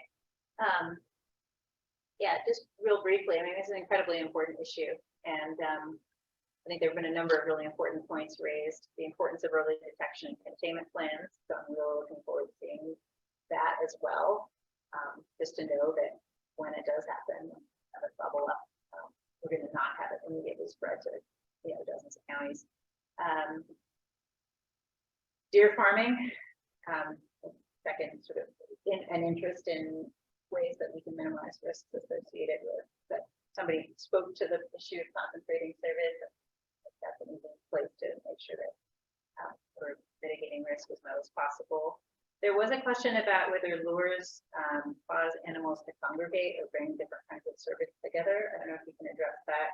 I don't know, feel for whether having a lure out there is just increasing the probability that one animal will come by, actually potentially putting animals in contact with each other more often than they would otherwise contact each other. I can address that. Yeah. We did look at the scientific literature, and there seemed to be one recent article that was published that suggests that at least for ungulates, scent lures or attractants don't seem to increase contact rates with camera traps for ungulates at least. For other species, yeah, but it seemed not to be very effective for increasing camera trap rates. Suggests that it may not be effective. Gotcha. And there were a number of questions in this sort of conversation about why CWD is or isn't in the places it is. My impression is that where CWD is a question of where it's been introduced, and that there haven't really been, once it's introduced, like ways, particularly sort of ecologically based management ways to eliminate CWD once it's been introduced. Is that fair? So there's definitely evidence, good evidence that show we humans have moved across the landscape. So the pattern of where it is it's the footprint of where people would move it from the place it was originally introduced. To an extent. We Okay. don't know how it got to Norway. Okay. And the fact that that's a totally different strain raises questions. Some empirical evidence raises questions as to whether it's a new thing, it's an old thing, and we're just finding it. What kind of thing it is. There's just so much we don't know to point out that. I guess it's important from my perspective, people to understand that once CWD is introduced, we're not going to successfully manage it, for example, through sort of tweaking hunting regulations or tweaking predator management. So we may influence its rate of spread, we may influence prevalence, like in minor ways, but I think so. Currently, hunting has been really so. Colorado, Wyoming, Utah, Nebraska, big analysis of their data suggests that how they manage tags and how they manage hunting has a significant effect on prevalence. Okay. Which is basically once you've introduced a disease into a free-ranging population, that's probably all you're going to be able to manage is prevalence. Removing that disease from a population, particularly a disease like CWD, is either impossible if not or infeasible if not impossible. So it's really management, and it's managing prevalence. Decreased prevalence should decrease transmission. To contain the stay in place. Thanks. I really appreciate you answering all these questions. So, I mean, what that underscores is that we don't have CWD yet, and being precautionary makes sense, and we have to avoid if we possibly can. Based on the comments today, we're not hearing folks who are, really concerned about the possibility of restricting biological products. That's sort of the third item in here, and so I would encourage the department to go forward with all of the measures that propose to reduce CWD risk, including that restriction on certain biological products. I think this is a case where it's so clear, it just makes sense to be really precautionary. The costs of it being introduced are going to be huge to manage the individual animals, to populations of cervid, to everybody who in one way or another enjoys the cervid population in California. So I'm so glad this is a priority, and I think I'm just looking for whether there's a specific action we need to take other than to at this point we don't have a timeline, but we want to support a future rulemaking to address CWD as recommended by the department, all of the components that are discussed today. And I want to thank everyone for conversation about this. All right. How do folks feel about, we have one more agenda item, I believe, for today, but it's not necessarily a very small one. Do we need to take a quick break? Yeah, let's take a break. Okay, why don't we, it's 3:15 right now. Let's reconvene at 25 after. Take a 10-minute break. Okay. Thanks.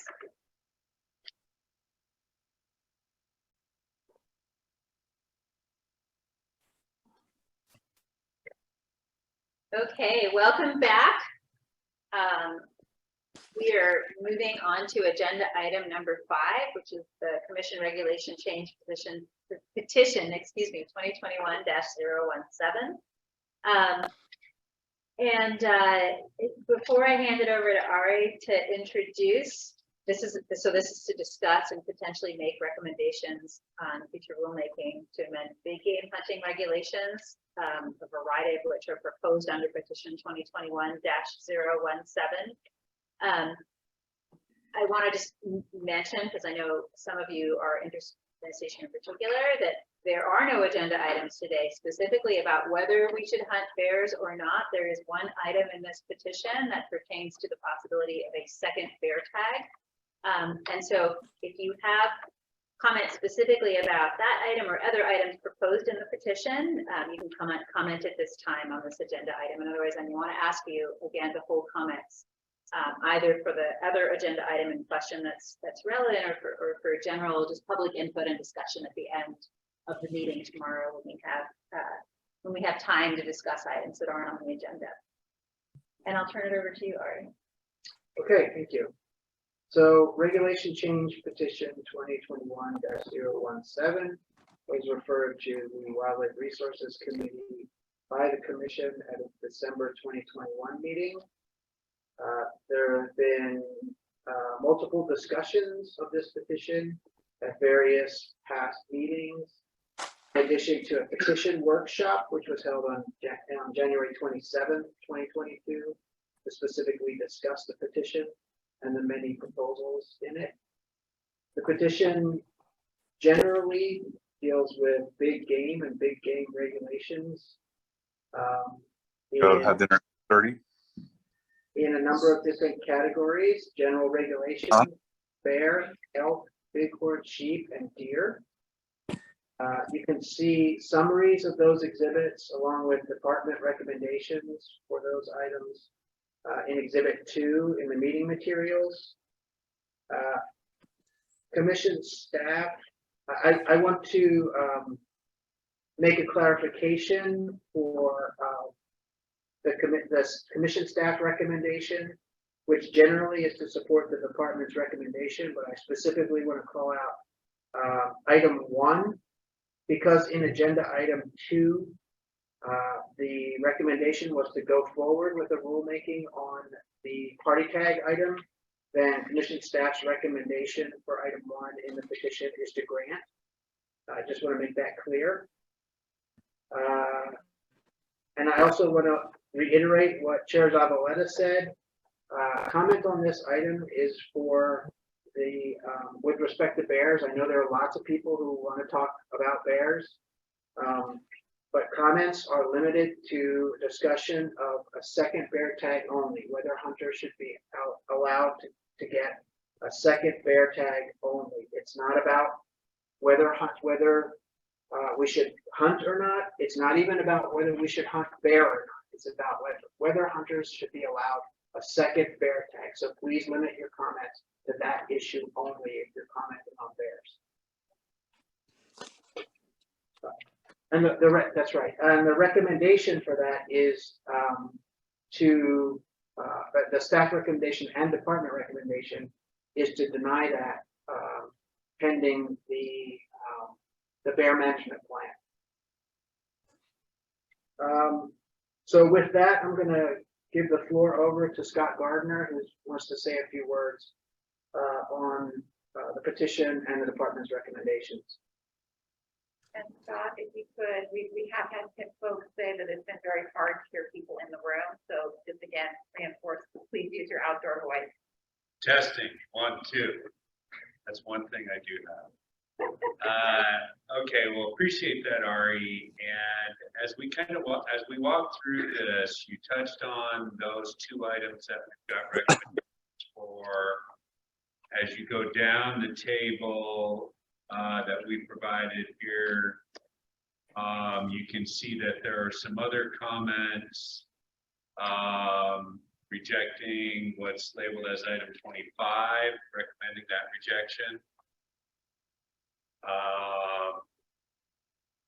A comment with respect to elk, that we are at least partially addressing some of that proposal, and a recommendation to reject item 27, which is specific archery and muzzleloader desert bighorn sheep hunts, just because those hunts are so limited already. And those are methods of take that are allowed, that we not limit what's already extremely limited opportunity to specific methods of take. And I guess I call it sort of the elephant in the room, like, why don't we have recommendations for all these other items? And, I got a couple comments that I'd like to make. One, first, I want to say sincerely that we appreciate petitioners here, Dan Ryan, community that's coalesced around this, and all of our stakeholders. Seriously, I mean, it's a good thing to be involved in this. It's a good thing to, ask us these items and even really push at it. So we work for you, and we sincerely appreciate it. So again, kind of my elephant in the room, why haven't we gotten to some of these, or why are they still in process? I don't, enjoy necessarily excuses, but there's some realities that we'd like everybody to understand. One, this is, I've been in this branch for 25 years. I've never seen such a period of change in that time than what we're going through now. You may, post-COVID and sort of all the things that have happened recently, you may notice that some of the staff that were initially involved in discussions around this have not been involved. We've lost a significant number of staff that would be directly dealing with these issues. Both our game program manager and our Upland game supervisor retired earlier or last year, and our deer coordinator left. So, you get to virtually any of these deer regulations, and we have almost no staff. It's Chad and I dealing with some of these issues. Of course, we need the technical staff. You've seen Dr. Brett Furness come into these conversations. He's online. He's going to talk tomorrow. He's been eager to help us through a lot of these things, but it's really back to work planning and priorities for us right now. We're focusing on a lot of the foundational documents that are needed to support, the biological analysis and development of these regulatory proposals, most notably the bear plan. So really trying to focus Brett's time primarily in that space, although he's got a number of other irons in the fire, I'll say that. With respect to the staffing, the upside is that we are building a new program, and we're going through filling those positions now, and we've had some excellent candidates. So that's really encouraging. And again, I don't like making excuses, but that's just the reality of where we are in terms of folks to actually deal with positions. But back to kind of what priorities the department is dealing with. Mentioned the bear plan. We have a bighorn sheep plan that I actually just sent out yesterday to peer reviewers for a second round of peer review, which also included a conservation unit, one of the specific conservation units in it. And then we got at least, we got a fair amount through the deer plan prior to the change of some of that personnel. So really it's updating these documents that are some of our highest priorities. And, I don't know how much folks know what really goes into these regulation proposals, because you look at them and you can think on the surface, that, well, we can just move a few tags from here to here. And in some cases, maybe that could be the case, but we've got to have all that foundation to really recommend those changes. Another point in here too is we've been limited in some of our field work during the COVID, and we're back at that now. We had no helicopter surveys for some time. So we're really building that stuff back up, and that's where you've seen our priorities. You've also seen us propose a number of elk regulations that were priorities for us. So again, putting that forward. Elk are, we're starting to reach up against potential depredation permits, that sort of thing. So that was really, in our judgment, the highest priority for this reg cycle that we are currently in. I will say that we are interested in these proposals, and in particular, some of them get at some of the issues that we've seen with season timing, with respect to wildfire closures, that sort of thing. I mean, one of the initial conversations about this was, how do we get some of these seasons, moved out of that vulnerable space? Something you got to keep in mind too when we're making these regulatory proposals is you're always balancing hunter opportunity versus hunter success.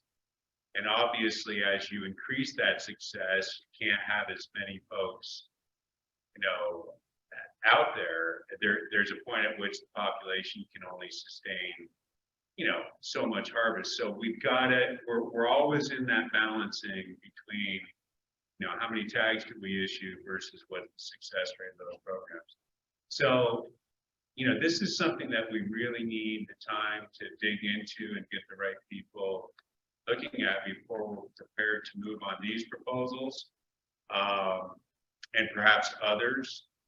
I would also remind us that we're now considering how to address tribal harvest, and we're getting more questions there. So I think there's a lot to it, and that's sort of some of my overarching comments. And apologize to you, Dan, that we haven't been able to get further with this. But those are the realities of where we're at.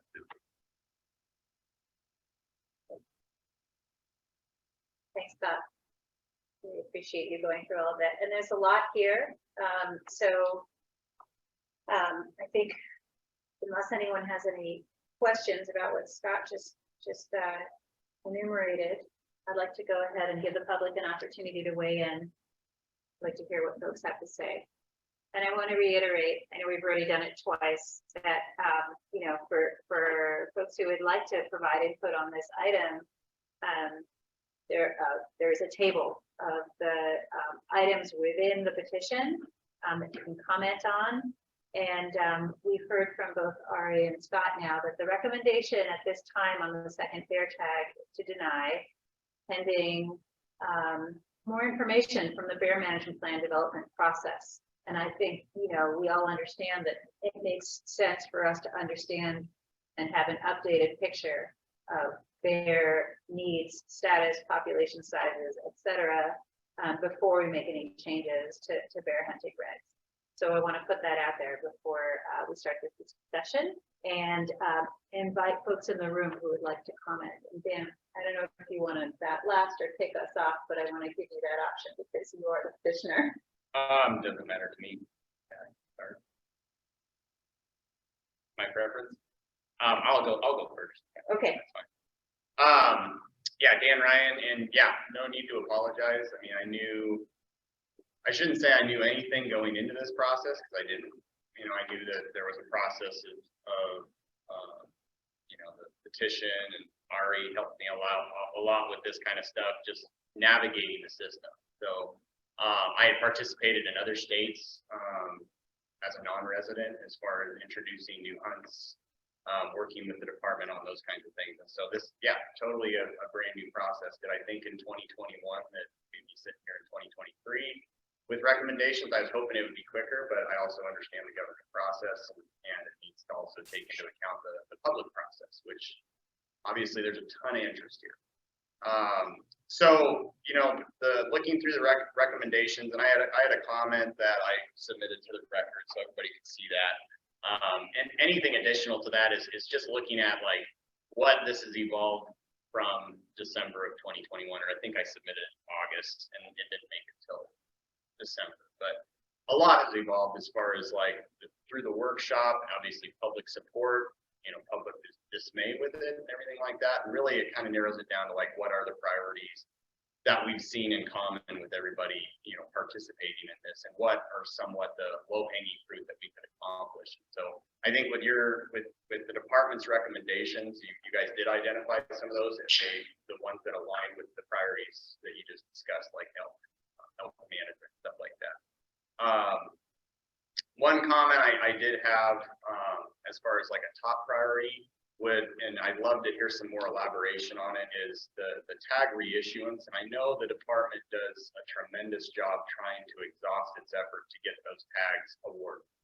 And I know in 2020 and 2021, it was a very difficult year to probably, you know, swallow that pill, because there was more than just the average of 100 tags or so going unused.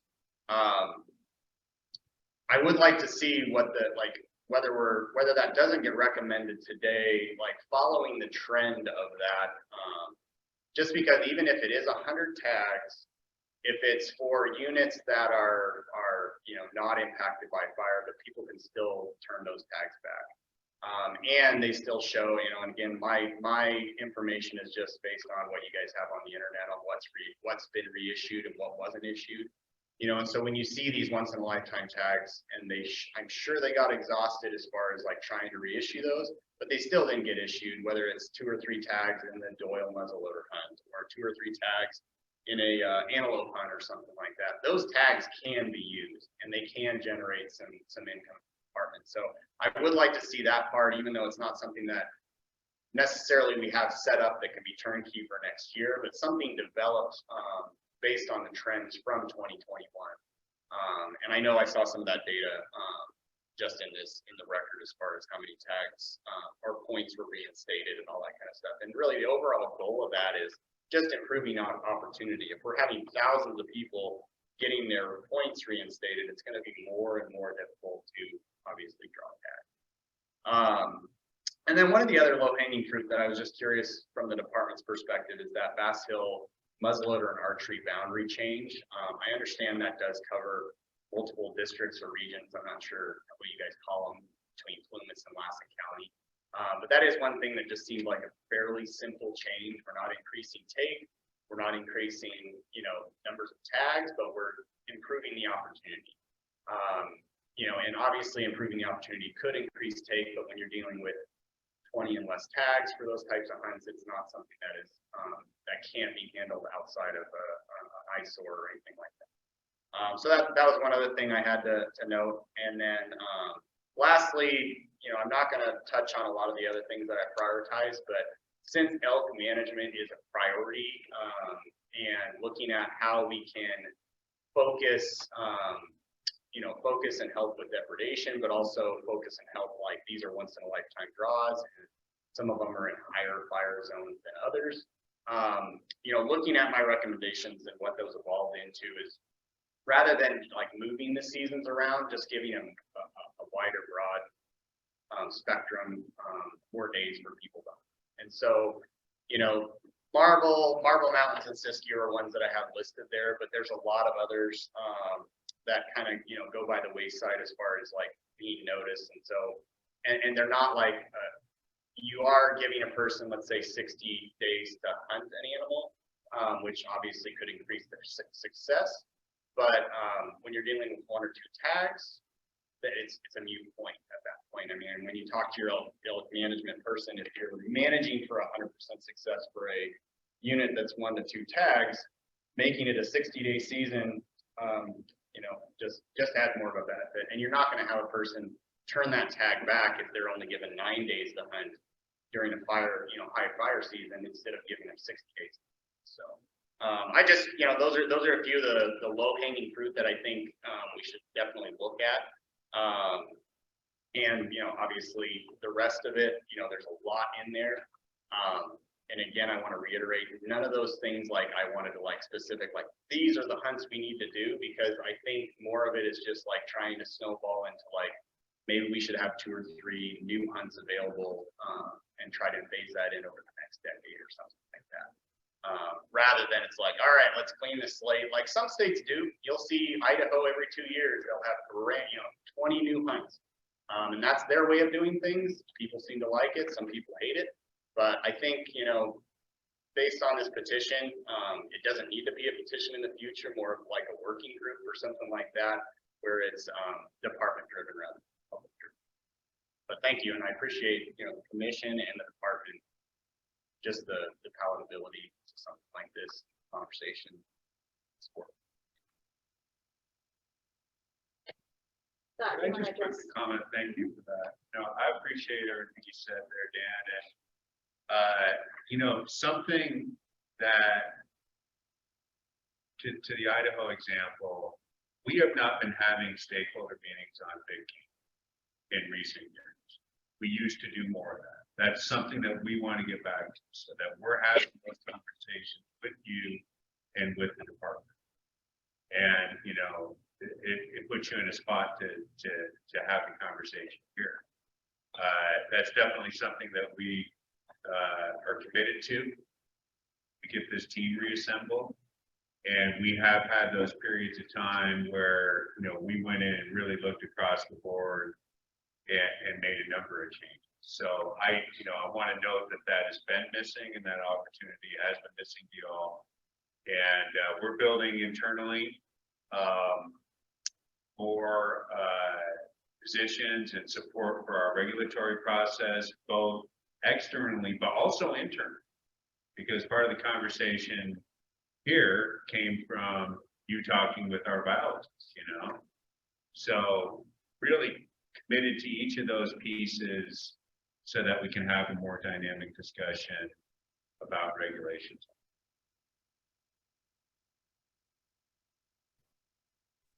Okay, I'd like to hear from other folks in the room. Do you have comments? Yeah, that's good. Hi, good afternoon, Chair and the department staff. My name is Jenny Berg, and I'm the California State Director for the Humane Society of the United States, speaking on behalf of the California members and supporters. We want to reiterate our strong opposition to the portion of the petition 2021-017 that would expand black bear hunting in California. We adamantly oppose the addition of a second bear tag, particularly given the uncertainty about the resilience of California's black bears in the face of an ongoing mega drought, record wildfires, floods, vehicle bear collisions, as well as many other obstacles that they face right now, especially in the absence of an updated bear management plan. Considering all of these threats, we believe black bears need additional protections rather than increasing killing. And we hope that you will vote to address the proposal to add a second bear tag. Thank you for the opportunity to hear and speak with you today. Thanks, Jenny. Kevin Pollard. I do support the petition for the most part. There's not there. Especially the bear tag, I do support. It's great to hear there are already at least 100 more elk tags proposed. I'd like to see more opportunity for deer hunting. I know with the reduced staff, it's going to take time to look into that. You guys know where the animals are, whether or not, where additional opportunities can be, whether it's hunts, archery hunts, stuff like that. I appreciate it. That's done. It's been amazing. I just started coming here to these meetings. I do appreciate it. Other comments in the room? Yeah. Brian Mix, and I'd like to see the agency follow the science, and if the science proves that to be beneficial.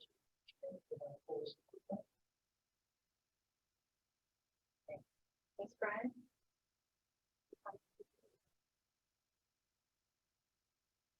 Okay, we can go to comments on Zoom. I see that there are a large number of commenters, and so again, just in the interest of giving everyone a chance to speak, hearing from everybody, if you want to support and affirm comments that have been made previously, I would invite you to do that. And looks like our first speaker is Judy Mancuso. Hi, thank you. Judy Mancuso, Social Compassion and Legislation. Our world is facing the sixth mass extinction, and this comes from many scientists and was recently featured on 60 Minutes.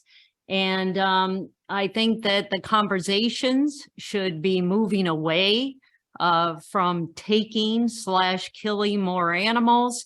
And thank you to the department for your recommendation in not supporting and opposing this recommendation or this ask of the hunting community.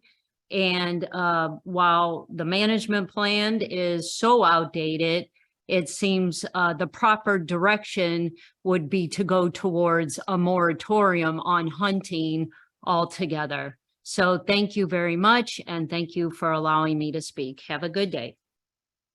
Thanks, Judy. And if other folks want to support Judy's comment, I encourage you to do that and to leave time for other folks to speak as well. Thanks. Next speaker is Katie Nolan. I believe you're the next speaker.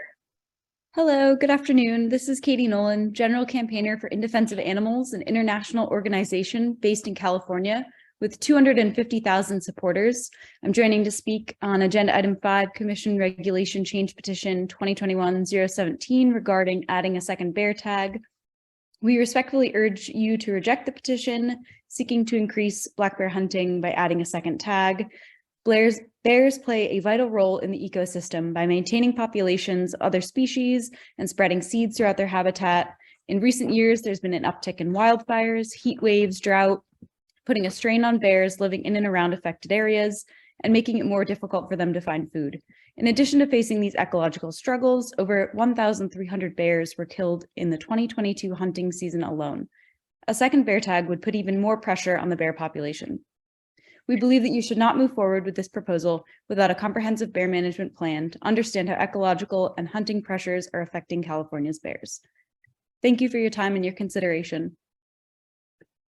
Thanks, Katie. Our next speaker is William Simpson. Hi, good afternoon again, Madam Chair and Commission members. I'm William E. Simpson II. I'm the Executive Director and founder of Wild Horse Fire Brigade, a nonprofit in California. I'm talking from my research station in the Soda Mountain Wilderness, which is just on the California side of the Oregon border.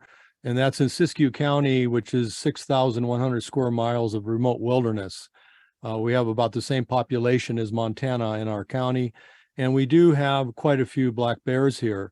The problem, of course, facing this commission is the pressure, I believe, that's coming from people trying to make a living in livestock production, who are seeing more and more bears coming out of the mountains because, frankly, the collapse of the herbivory in our wilderness areas has taken a lot of food off their menu, and they're just trying to survive. So I think the commission needs to start looking at management with regard to maintaining prey species in the habitat where we want to keep all of our apex predators, instead of allowing other their prey species to be collapsed and diminished even further, and forcing them to come into areas and basically depredating livestock, people's pets. We're seeing this both with bears and lions in our county. And so by changing the management paradigm, and for instance, we believe in rewilding American wild horses back into their habitat in the wilderness. They are the co-evolved prey species of apex predators in North America. In fact, all apex predators in North America are the co-evolved predators of wild horses. It also takes pressure off the deer population. So the hunting industry does benefit when there's more prey because more deer survive, more elk survive. And then the economic pressure from the livestock industry and other people who then put pressure on you guys to remove more bears, that goes away. So I appreciate, please. I appreciate the current action, which is to do more study. I think we need to expedite that so that we can understand what's creating the problem and then driving this the movement for a second bear tag. I think we need to understand what's happening far more clearly, because obviously the deer management in California has been a utter failure. We're down 2.5 million deer over the last 40 years. So thank you for the time, and I appreciate the opportunity to speak. Thank you. Appreciate it. Our next speaker is Philip. Not sure if I'm going to pronounce your last name correctly. Philip Sire. Yep. Can you hear me? Yes. It's actually Steer. Thank you very much. So I just want to say good afternoon to commissioners and thank you for your time today. My name is Philip Steer and I'm a longtime resident of California. So in regard to this item on allowing a second tag to hunt bears, I hear your decision. I appreciate it, but I just want to just talk about it for a second because sometimes we do get ignored. Just your average California that, you know, cares about the wilderness, cares about wild animals, cares about nature. You know, given the threats to California bears and their population numbers, which are decreasing, our response in this state should be to stop this human-caused mortality and humans hunting bears, not increasing it. So, you know, you don't have to be a scientist or an environmentalist or a wildlife expert or an animal rights advocate or anything to see that something has and continues to go horribly wrong with the way humans are treating animals and this planet. And we all share this place. I mean, you just have to look around and visit the wild places in the last few years and see the damage done to wild animals and all the wild places. So there are three aspects, and I'm going to go through them really quick, I think, that have to be considered here. I mean, the science, which a lot of people consider, but what about democracy? And what about the morality and the ethical aspects, which are rarely considered? So the science shows bears regulate their own population. They always have. Science also shows that climate change, heat, wildfires, and drought are creating tough times for bears. And these are all big factors in the decline in California bear populations. And so the science also shows that just like our companion animals, right, our dogs and cats, bears have the same capacity to feel joy, pain, fear, suffering, and happiness, and that these emotions are meaningful within the context of their own lives, but their own families. So just like our dogs and cats, who many people consider members of their own families, like I do, killing bears goes against a moral, civilized, modern, caring society that for the most part is against cruelty to animals, which hunting is. What that? I hear you. I want to encourage. Yeah. I want to encourage you to stay with the petition item, and so I think an issue here is this. Okay, I appreciate it. You know what? I just feel like sometimes your regular person that's out there just enjoying nature doesn't get hurt, and you know, in regards to just Californians, most Californians like myself are actually against black bear hunting, and you don't hear from us. You hear from the minority of hunters. So a majority of Californians support a hunting ban on black bears. And the truth is most Californians don't even realize it's legal to hunt bears. So I appreciate your considering not offering the second tag. And I thank you for your time today and ask you all to help protect black bears moving into the future and to stick with your decision to deny a second bear tag. And thank you very much for your time. Thank you. Thanks, Philip. I just want to reiterate to the folks on Zoom that this is really focused on the principle at hand, which is a second bear tag. If you do have comments about more generally whether bears should be killed or whether people should be allowed to hunt in general, those comments are welcome, but they will be welcome at the end of the meeting tomorrow during general public comment. It's the last item on the agenda. And you're welcome to comment during that item, but until then, comments on whether we should hunt bears or whether we should hunt generally are off-topic comments, and we really do need to keep things focused. So thank you. Thanks, Ari. I appreciate that. I also want to encourage folks to keep the comments respectful. I appreciate we've been doing that, and let's keep that up. Christina Mendez is our next speaker.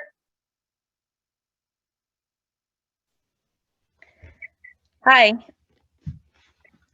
Hello, my name is Christina Mendez, and I just wanted to say that I oppose the second bear tag for hunting. Thank you. Thank you. Our next speaker is Cassandra. Hi there. I'm Cassandra Chowdhury, and I'm speaking on behalf of the Citizens for Los Angeles Wildlife, also known as CLAW. Thank you, Scott, for the background on your department. And also, I just wanted to say this petition was very clearly and thoroughly written, so thank you for that. I appreciate it. Claude does also oppose the section of this petition suggesting the issuance of a second bear tag to some California hunters. We believe it is premature to expand the current tag system until we have an updated black bear management plan and a better understanding of how California's black bears have been affected by recent climate events such as wildfire and drought. We are looking forward to hearing the department's progress on updating the bear management plan. I will definitely be here on the meeting tomorrow. Thank you very much. Thank you. And just for other folks, we are going to get an update on the bear management plan tomorrow during the department updates item. I think that's item 9. So if you're interested in listening into that, we encourage you to join us tomorrow. Next speaker is Carol Blaney. Thank you so much. I'm Carol Blaney, biologist, photographer, retired Park Service, National Park Service Ranger from Yosemite. And I also am grateful for the opportunity to comment. First off, I'd like to affirm Cassandra Chaudhary's comments and Katie Nolan, I believe it's Katie Nolan's comments about the need to deny a second tag and the importance of the environmental role that bears play and declining bear populations. I would also like to ask if the public gets a chance to participate in the development of that black bear management plan. I feel like there are lots of constituents beyond the constituencies of the hunters, lots of public constituencies who have passionate interest and would like to participate. So that's a question I'll leave to the commission. Thank you so much. Thanks. And just briefly in response to that question, yes, absolutely. And I misspoke. It is not item 9 tomorrow. It's item 11, where we will get an update on the bear management plan and have an opportunity there for some public discussion. In addition to, when we get to that item, we can talk more about other avenues for input and discussion directly with the department and folks who are working on that plan. Okay, our next speaker is Marilyn Jasper.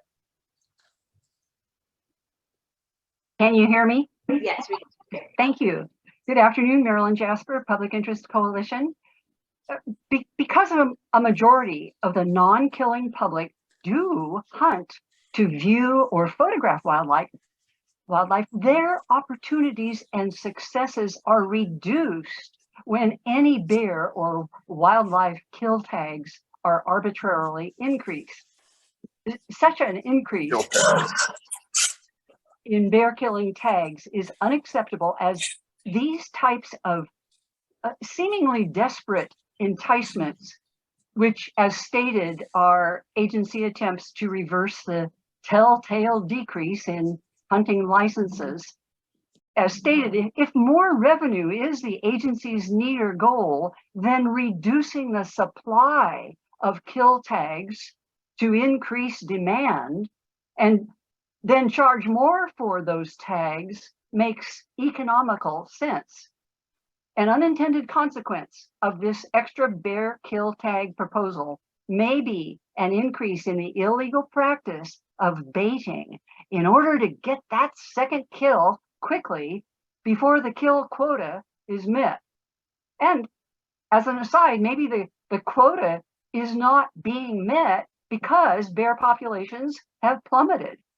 If killing one bear isn't satisfying enough, the obsession to kill a second bear portends of a serious pathological, maybe mental condition that cries out for therapy. It's really important to me that we keep the comments respectful, and I feel like we're skating here into characterizations of others who are in the conversation that aren't warranted. I appreciate your input, but I want to ask you to keep it respectful and to not mischaracterize others in the conversation. Thank you. Okay, thank you. I apologize for that, and I understand what you're saying. To finish, because there is no legitimate reason or bear studies to even consider a 100% bear killing tag increase, we urge strong denial of this, I'll say ill-advised, tag increase petition. Thank you. Thank you. I just want to address the comment about what the goals of the department and the commission are, and I would encourage folks to read the mission and vision statements for the California Department of Fish and Wildlife and the Fish and Game Commission, if you're curious what the goals are of our agencies. Next speaker is Matthew Duncan. And before, Oh, sorry to yes. interrupt, but before we go to Matthew, I think Ari would like to clarify something about the second bear tag. Thank Maybe you. a misunderstanding among the public about what that would do, or if Scott would like to. I Yeah, it was appreciate just that. brought Thank to my you. attention there may be a misunderstanding on the part of folks. The proposal is not to increase the quota. Whether it would result in a increase in the number of bears taken is a question. But under this proposal, the quota or the cap, I should say, it's not really a quota. The cap would not be increased. So the any second tag that was issued would be issued within the current harvest cap. So I just wanted to make that clear. We're not talking about increasing the cap or the overall contemplated maximum number of bears being killed. So I just wanted to make that clear, folks. Thanks, Ari, for that clarification. It's an important distinction. Okay, we still have a large number of speakers in the queue. We have over 25 more folks to speak. And so again, I very much appreciate your comments. We hear you, and I want to encourage you to keep it succinct and related to the agenda item. Matthew Duncan, you're our next speaker.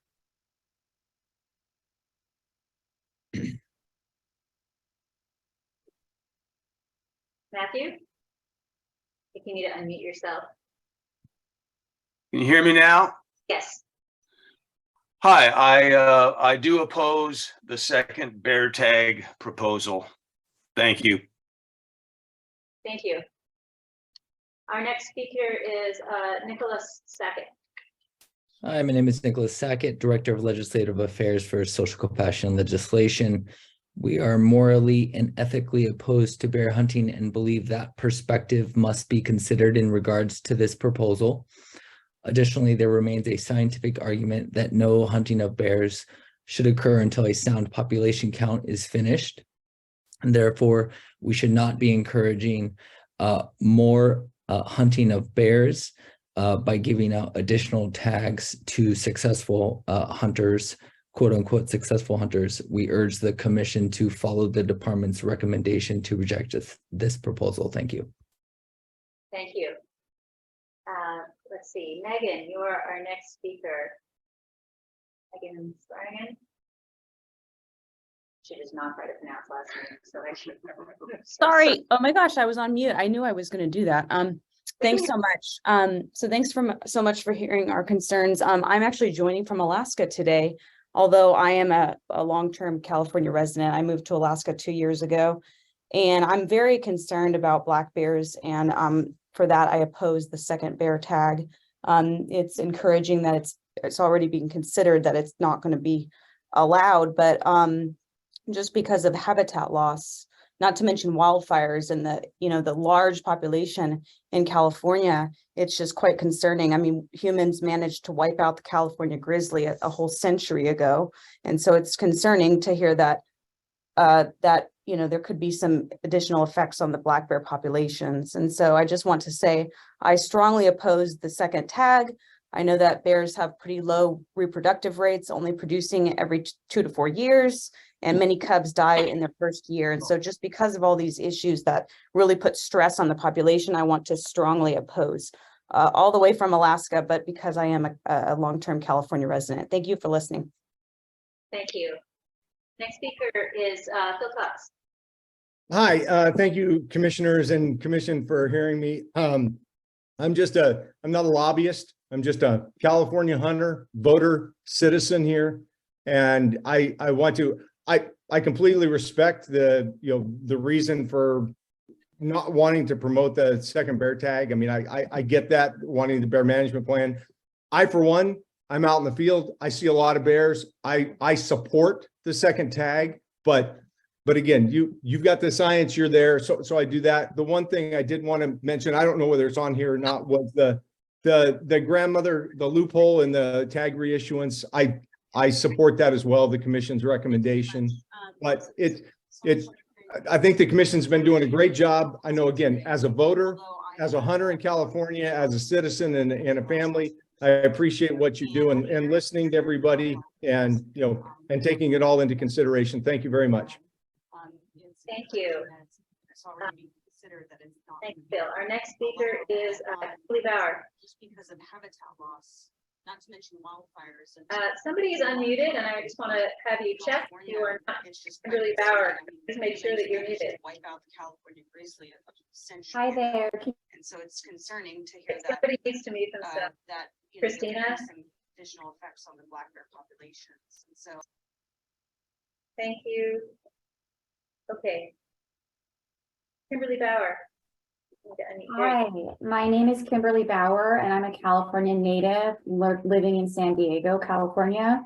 I agree with the first comment made by Judy and then Philip, as well as some of the others. I fully support the commission's current recommendation in denying the petition to increase black bear hunting in California, especially without an updated management plan in place that addresses the environmental conditions that bears now face. Over 1,300 bears were killed in the 2022 hunt, and I believe that a second tag would be overkill. Thank you. Thank you. All right, our next speaker is Stephanie Farrar. Yes. Hello, commissioners. My name is Stephanie Frack, and I oppose the tag limit to increase on black bears. I am a native Californian, and I've witnessed the state change drastically over the years and for the worst. This has been at the expense of our wildlands and our wildlife. Housing developments are popping up everywhere as the state mandates each city to build more. Constant threats of wildfire also. Bears are under stress from these factors, and I don't think they can sustain this added hunting pressure. I'm a very active person, and I venture into our forest and wilderness areas often. My husband is a photographer. Each bear that gets killed is one less that my husband can photograph and I can enjoy from a distance. Decisions need to be made considering all levels of recreation are public lands. A vast majority of Californians would agree. They don't want to see black bears killed for fun. And I applaud this commission for making science-based decisions, but this one would set us back and appease only a few. This is an opportunity for hunters to shoot more bears, not for public safety or managing problem bears. Thank you. Thanks for your comments. I do feel like it's worth addressing that I think that hunting is pursued for a variety of purposes, and that fun isn't necessarily the only one. I just want to say that because I know that some of the other folks in this conversation would take issue with that. And we need to sort of keep in mind sort of the diversity of views and reasons why people are in this conversation as well. One thing I just want to say, and I understand people want to be able to convey, their reasons for their positions on items in the petition, is that this is a little bit different from our full commission meetings in that, it's not a vote counting process in the sense that, like, I'm not taking a tally, right? Or actually, maybe I'm like taking notes about what people's reasons are, but because this is a discussion forum, if what you want to do is just to say, I'm for or against, that's fine. We're happy to have you do that. But know that since this is not, this is not sort of a vote counting sort of tally oriented thing, the most valuable thing you can contribute is your perspective about our decision making. And with that, I'm going to give it to our next speaker. His name is Christopher, and I'm not going to try to pronounce your last name. Good afternoon, commissioners. My name is Christopher Lyle, and I am the Operations and Communications Director for Project Coyote. And along with more than 12,000 California supporters of Project Coyote, I would like to express our strong opposition to black bear trophy hunting as a whole, but specifically for the proposed second bear tag opportunity for successful hunters. Like many others, we are very concerned about the lack of science that currently exists to support the viability and health of the state's black bear population, much less the lack of science that exists to support increased hunting opportunities. And I do appreciate the clarification that this wouldn't necessarily mean a raise on the number of bears taken, but there are significant issues to consider when increasing human-caused mortality of bears in specific areas. Black bears are self-regulating species and reach and maintain natural densities without management from humans. But when hunters focus on breeding adults, that can disrupt their social structure and can lead to additional mortality within their social systems. So issuing 2 bear tags can inflate mortality locally and can cause indirect effects, including increased conflicts between unfamiliar bears that disproportionately lowers the survival of females and cubs. And we know that killing bears is also not an evidence-based solution to reducing human-bear conflicts. Instead, research has found that the solution is non-lethal management, improved public education and outreach about not feeding wildlife, and bear-proofing properties. We know the majority of Californians do oppose black bear hunting in general and wish to see a ban on these hunts. And that is largely because they recognize that black bears, like many others have said, are facing extreme hardships from wildfires, droughts, vehicle collisions, and habitat loss. And also recognizing that black bears contribute immense ecological benefits through seed dispersal, increased plant growth, and increased soil health. So thank you for recommending to not move forward with the second bear tag. We do really appreciate that, and urge you to continue to consider the values and opinions of all Californians by ensuring that any decisions made regarding black bears are guided by the best available science and ethical coexistence. Thank you so much for your time. Thank you. Our next speaker is Allison Dahlman. Hi, thank you. I'm Allison Dahlman, Cambria, California. And I'm one of the 99% of Californians who don't hunt and want a ban on black bear hunting. As sentient, feeling, thinking beings, black bears' intrinsic value is ignored by hunters. And this commission needs to respect the majority of Californians and adhere to current science-based information, not cater to the 1%. A goal for black bears per CDFW code 1801 is to provide beneficial use and enjoyment of wildlife by all citizens. But how can we enjoy them if you're killing them? One hunter steals that bear's life from her. Sorry to in, but I just want to ask you to bring this back around to this petition. This is about the second bear tag, I promise. The ecosystem, me and the rest of the community. Our California bears face so many hazards just to survive. They should not be hunted at all, much less add a second tag. Some of the hazards they face are vehicle strikes, wildfires, late season frost, droughts, habitat destruction, reduced places to live and find food, and these events are not included in the population estimates. It would behoove the Commission, the state of California, our ecosystems, plant and animal biodiversity, and the dwindling bear population to halt all black bear hunting at least until a current science-based population model is utilized. Black bears reproduce so slowly, and trophy hunters target breeding adults, destroying the family and the social structure. Harming reproduction. Given my last sentence, given the decreased bear population, the population model's inaccuracy, imbalanced ecosystems, biodiversity, and habitat loss, and the majority of Californians opposing black bear hunting, a second tag is nonsensical. Thank you. Thank you for your comments. I'm curious. I would love if we could. Well, there's no great way to do this because other hands raised. The number of speakers has continued to increase. We have almost 20 speakers still in the queue, and a number of comments we are receiving are substantively similar. I hear you. A number of people oppose black bear hunting. That's not the issue that we're discussing right now. So I wonder. I mean, is there a way that we can just get a yeah, because so what I'm saying to Chair Lavaletta is that she can ask for those who are here to say that they oppose bear hunting. She has heard that, and she doesn't need to hear it again. What she wants to hear are solutions to the recommendation or suggestions for the recommendations that are in the petition that's under consideration right now. This is not a petition to talk about whether or not bears should be hunted. This is a petition that has 27 or 25 different recommendations. And that's what we're really here to discuss today, are those 25 plus recommendations, not whether or not bears should be hunted. if you want to comment on that, or you want to be part of that dialogue, that would happen tomorrow. That's not today. So if that's what you want to speak to, could you please come back tomorrow and be part of that dialogue? Thanks, Melissa. Yeah.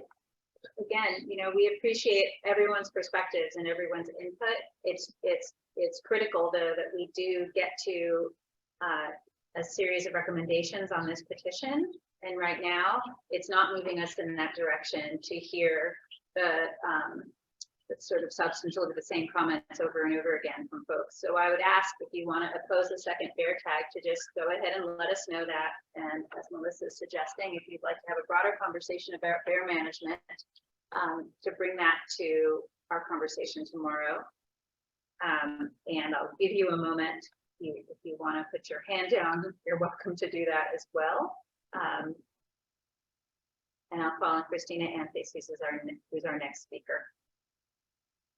Thank you very much, and I'll try to be short. I just wanted to say that, like the committee, I'm opposed to a second bear tag.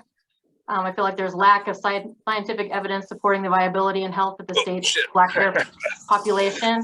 Can you guys hear me? We can hear you, yeah, thanks. Okay. Thanks. I feel like we need more studies, and we need a precautionary approach, which entails waiting for these studies to be updated and modern methods and equipment performed, studies performed perhaps outside of the department. Thank you very much. Thank you, Christina. Our next commenter is Micah Stella. Sorry. Hey there. Yeah, thank you. I would encourage everybody on this call, regardless of your stance about bear hunting, to revisit the exhaustive and incredibly informative report that the department put together on this topic last April, because it may challenge a lot of our understanding of what is the status of the bear population in California. That study showed that bears are abundant, robust population, sustainable, and on that note, without an adjustment in the current harvest limit, I believe a second tag makes bear hunting more accessible to those people like myself that hunt bear for meat to bring home, fat to bring home to use in my household. There would not be a change in the overall limit. So on that topic, very much supportive of a second tag. I know that's being rejected currently, and I hope it will be incorporated into the management plan this spring as we go forward. On other issues with regards to this, the petition, elk discussion, I love the fact that we're seeing habitat and herd data being used to steer decisions around opportunity and allocation. So thank you to the department on that topic. I do have a question, and I'd just like to get a better clarification on the status of how and when the party application loophole would be addressed. Is that going to rulemaking, or is it still something that's being kicked around? So that's a question that I have. Would love to get that clarified today if possible. And then finally, on the premium deer tag opportunity, I'm really disappointed. We've had 14 months, we being the hundreds of people that participated in this type of workshop, and the thousands of comments and emails and engagement communicating support for this topic. We've had 14 months there. We've had workshops. We've had public engagement on this. And I'm disappointed that the department at this point is not even finding 1 or 2 or 3 premium tag opportunities to convert from what's generally acknowledged as overhunted, too many tags allocated. You know, the premium tag hunt concept cannibalizes a small percentage of tags to yield a great hunt opportunity that's accessible to the draw, that keeps people engaged in hunting in California. And so, long shot, I'm asking the commission to press or encourage the department to pursue one of those. That idea doesn't have to suffer from analysis paralysis. You know, it doesn't need to be, you know, I think this is one of those things where, you know, perfect is the enemy of good. and we don't have good now, because there's an idea that it has to be perfected. So anyways, good job on the elk. Please continue to pursue sustainable hunt with a second tag for bear, and please dig deep to the department on this premium tag opportunity for deer. Thank you. Thanks, Mike. Real quick, Ari, or, you know, whether Scott or Chad want to address how that party tag rule and what the timeline is for that to get, where is that folded in right now? Yeah, Because it I is. can address that. Okay, all right. So back in item 2 earlier today, that was the department put a proposal forward under that item, and that proposal was supported and recommended by the committee to move forward for a future rulemaking. We don't have a timeline, we don't have a specific package in which that's going to be addressed yet, but you know, it needs to be considered and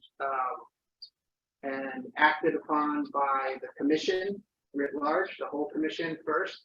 If the full commission accepts that recommendation to move forward for a rulemaking, then we'll put it on our rulemaking timetable, and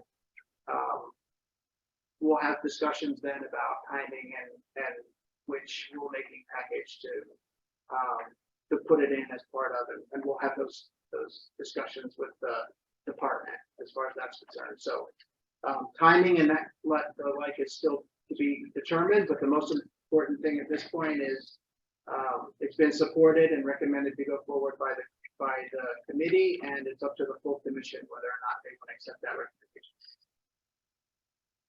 Got it. Thank you. That is what we're recommending. I also want to address one other point Mike raised, just because I think it may be relevant to other speakers, and that is to my understanding, so the question of whether a second tag may be granted in the future is a separate thing from the bear management plan. So the management plan will not itself contain specific hunting regulatory changes in it. And I just want to ask for a quick clarification of that, because that doesn't need to come up again tomorrow in the context of the management plan. Correct. Appreciate it. Okay, yeah. Okay, so just to be clear, and I know some folks are going to participate again tomorrow in that conversation, I'll say it again. The bear management plan does not contain any specific sort of hunting regulatory changes in it at all. It is to study of the population status, needs, etc. And then separately and subsequently to that, there might be discussions about changes in bear hunting regulation. That document is not a hunting regulation document. Correct. It talks about harvest as other factors as a part of managing bears in California, but any regulations and any hunt seasons, quotas, tag limits, all the above will be a separate process through the commission. Our hunting regulation act. Okay, thank you. Okay, we still have a number of speakers waiting to participate in this conversation, so I'm going to go to Pamela. You're next. Pamela Williams. I'm a resident of San Diego County, and I support the departmental staff's recommendation to deny the second bear tag. As I was familiarizing myself with the department and the commission's mission and vision statement, I came across a commitment to both non-consumptive and consumptive users, and certainly the current permitting of one dead bear per person, per licensed person per year fulfills that. Thank you. Thank you. And I think, you know, to that point, Ari clarified earlier that a tag is not the same thing as a successful hunt. So just want to make sure that we keep those two ideas separate. Our next speaker is Brent McDuff. Hi there, thank you. I'm a wildlife and conservation historian out of New York City. I do work for the American Museum of Natural History. And if the committee is following the recommendations of fish and wildlife biologists, then I support that. Typically, the the success of the North American model of wildlife conservation is that government institutions follow the recommendations of biologists. So however much we can keep decisions in the hands of scientists and not in the hands of the general public, I think will be beneficial moving forward for any sort of management plan if we all agree to stick to the science over emotion. Thank you. Okay, thank you. Our next speaker is Jennifer. Hello, yes, my name is Jennifer Haig, and I'm speaking on behalf of the Animal Legal Defense Fund. We oppose the second black bear tag, and I affirm the prior comments made in opposition and support the staff recommendation to deny the petition at this time. Thank you. Thank you. Our next speaker is Elena.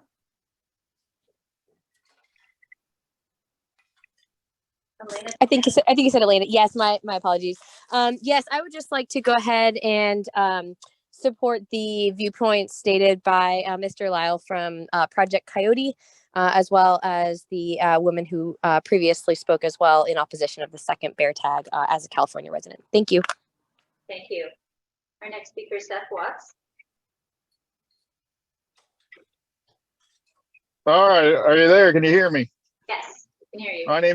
My name is Seth Watts. I'm with American Bear Foundation, and I'd just like to express that I'm for the second bear tag, and I think that the department has proven with the presentation they did back in April that our bear population can handle a second bear tag, and we're not asking as hunters to take more than the 1,700 quota that we have now. We just want an opportunity as bear hunters, which there are a lot, to hit that 1,700. I guess my question would be, is the quota or the cap it's put there for a reason, and that is to maintain a healthy population. And I believe that the population in California is robust enough to handle hitting that the quota or the cap every season, which we have not done in many, many, many years. And that is why our bear population is where it is at right now, which is on borderline getting out of control. Thank you. Thank you. Let's see, our next commenter is Esther Gonzalez. Hello, thank you for taking my comment. I'm a California native, born and raised in Los Angeles. We're starting to see bear populations here a lot in LA. Well, we have for a while, but I feel that we just need to be educated about them. So killing them off, I disagree with that. So I oppose a second tag. We just need a lot more education about why they're part of our ecosystem. And I notice here in the news, they're constantly just sensationalizing any kind of interaction that people have with wildlife. And so I feel like there's like a real fear about wildlife. And so I don't know, I would just like to add that. Thank you. Thank you, appreciate that. Our next speaker is Kevin.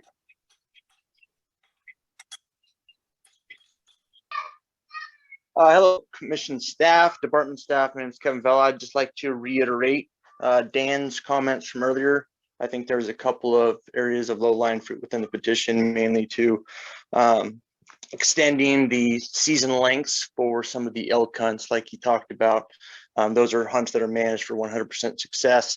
Let's make sure that the hunters that actually get these once-in-a-lifetime hunting opportunities can actually be out in the field during the time the public lands are open, not during fire closures.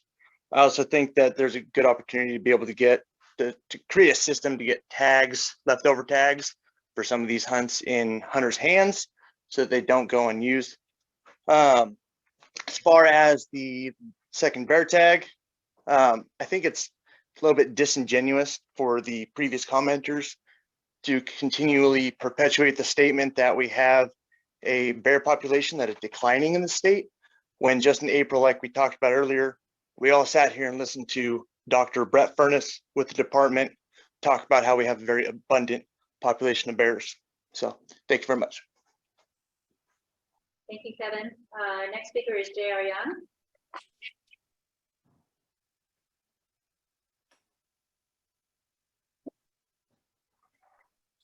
Hello, thanks again for having me. Sorry if there's a background noise. I've transferred to my vehicle, but I appreciate it again, the opportunity.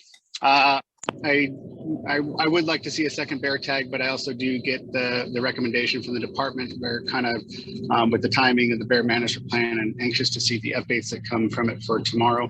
I do, and again, I'll echo kind of Dan and Kevin's comments about some of the opportunities for later season elk opportunities for those, those low number tags and those low number tags and basically once in a lifetime draws. And then finally, I know the department is somebody who's been on the stakeholders advisory groups and understand, the department not meeting a lot of its mandates. It's definitely tough, when we're asking for revised hunting seasons and opportunities, but anything that, that we can do as hunters to help that process or give input advice to seek some of those additional opportunities, especially for the premium deer tags to,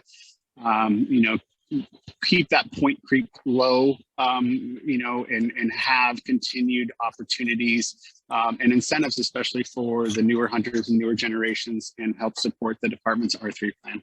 Thanks once again, and hats off to you, Chair Zavaleta, for keeping us on the rails. You've got your work cut out for it, and thank you for being really inclusive. Thank you. Our next speaker is Patty.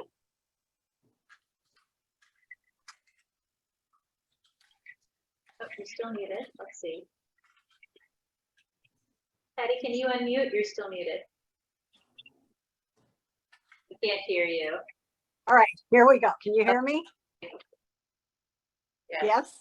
Yes, we can hear Good you. afternoon, Commissioners. Patty Shanker from Los Angeles. My family and I strongly oppose adding the second bear tag for hunters and hope you reject it. As the LA Times editorial wrote today against the second tag, quote, "The state doesn't have a reliable count of its bear population, and how many are out there is a concern following the state's disgraceful wildlife management decision a century ago to allow grizzly bears to be hunted until they were gone." So hunters really do put the con in conservation. Bears are also profoundly affected by climate change, and there should be research on how these factors are affecting the bear population. Please reject this petition. Thank you. Thank you. Hey, I just want to say one thing. Can we cut off anybody that is just going to continually insult us hunters? I'm kind of tired of it. There haven't been one person insulting anybody opposing the second We have tag. listened So to you for people? 3 hours. Don't try to shut up.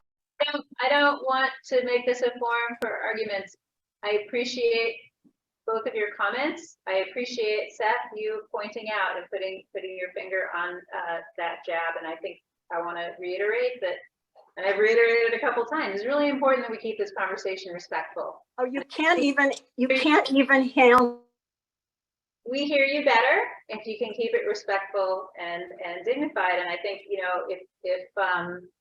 if we all strive for understanding of each other's positions, that's probably going to get us further than if we sort of stereotype and denigrate folks who we don't agree with. So thank you for that, both of you. And Seth, thank you for calling it out. Haley Tillerton is our next speaker. Hi there. My name is Haley Tollerton from Oakland, California. Thank you for the opportunity to speak today. I'm a new hunter and enjoy everything that hunting has to offer, from adventure, harvest, and the memories made outdoors. In the interest of time, I'd like to request that a second bear tag be approved, and to also echo the comments made by Mike Costello and Seth Watts. Thank you. Thank you. Our next speaker is Robert. And thank you again for the opportunity to speak, Madam Chair and Vice President of the Commission. there's a lot of science that's needed to consider, but there's politics too. You yourself are a political appointee, as are the 4 other commissioners, and most of you are not scientists. So this decisions shouldn't be limited to science, but to educated public, including yourself as a member of the public who's in a commissioner status. And I appreciate your patience and your tolerance and just how you handled the argument that just happened. I am opposed to the second tag, and the reason is not for what others are saying. It's for transparency and for you to have, and the commissioners, your fellow commissioners, colleagues, to have an understanding of what's going on with the black bear. Yosemite National Park, Sequoia National Park, our national parks, Lassen and Redwood National Park, and our state parks that don't allow any hunting at all of the black bear. Our other public lands of the National Forest and the Bureau of Land Management, federal lands do. And for that matter, the black bear does not occur in the desert because it's a forest type animal and not a grassland animal either. Our state flag has the California grizzly, better to call it the brown bear. And I'd like to recommend, Commissioner, that Dr. Joseph Grinnell of UC Berkeley, that you get a hold from the department staff to read a little bit about his published articles in the 1920s and 30s when the grizzly bear went extinct and the black bear population began to increase. And Yosemite National Park has a no hunting policy, but they needed to do something to not have the black bear overcrowding in the camping areas at Yosemite. So they decided to work with the Fish and Game Commission and transported approximately 100 or so black bears to Los Angeles and San Bernardino to the 2 national forests so that the black bear could be there, although they were never there historically. So we have an issue about where the bear is native and not native, and that increases how many bears we have in the state. And as a result of the grizzly bear or brown bear being removed, the black bear came down in elevation from the high Sierras and started going across the Central Valley to Big Sur via the coast ranges. And that's increased. So we have a wider geography of where the black bear ever occurred in the state. And we have a higher population than historically we've ever had of the black bear because of the millions of more acres that they've been allowed to go to because the grizzly brown bear was removed. So rewilding, conservation biologists, experts, PhDs have recommended in their reports that the grizzly be brought back, the brown bear be brought back to California. And Dr. Grinnell, in his massive ecology studies, understanding that it's a reclusive bear that stays in the shrublands, and it would really help with having 2 bears instead of 1 bear in California. And we would be following the mission of 30-30 of the governor of California to increase the biodiversity.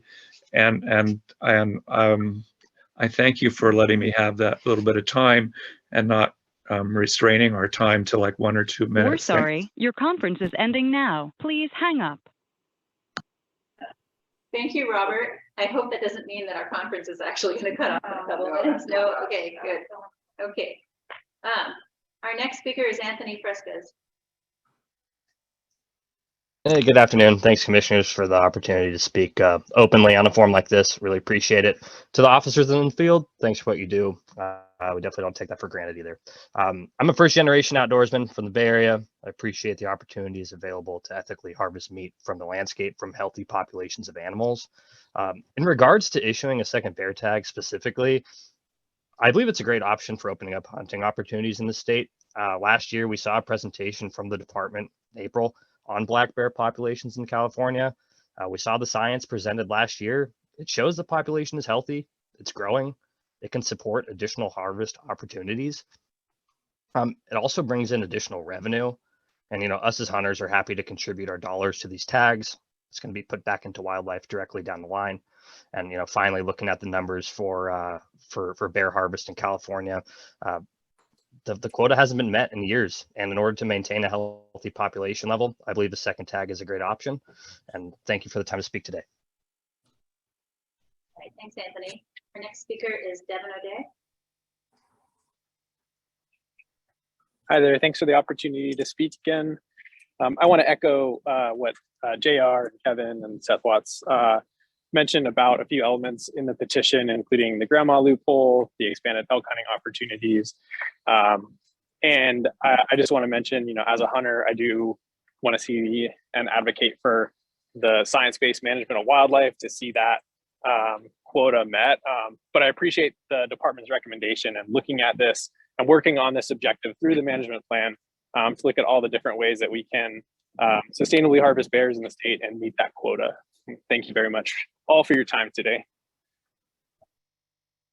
All right, thanks. Our next speaker is Michael Schubert. Hi, commissioners. Can you hear me? Yes, we can hear you. Awesome. Thank you for your time and for listening. I do really appreciate your comment about hunting not only being for fun. I hunt to feed my family. I hunt for my mental and physical health, and also partly for fun. But it is multifaceted. It's not just for a trophy.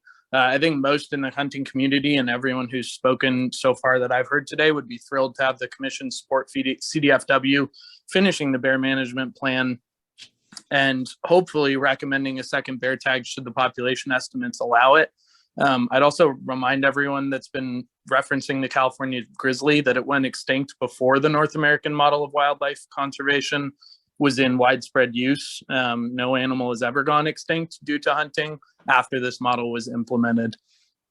And as for premium deer tags, I missed a bit of this meeting, so I'm not sure what happened with the A zone ones and a lot of the other zones. I hope that some of the late archery and late rifle hunts are reconsidered if they're being rejected.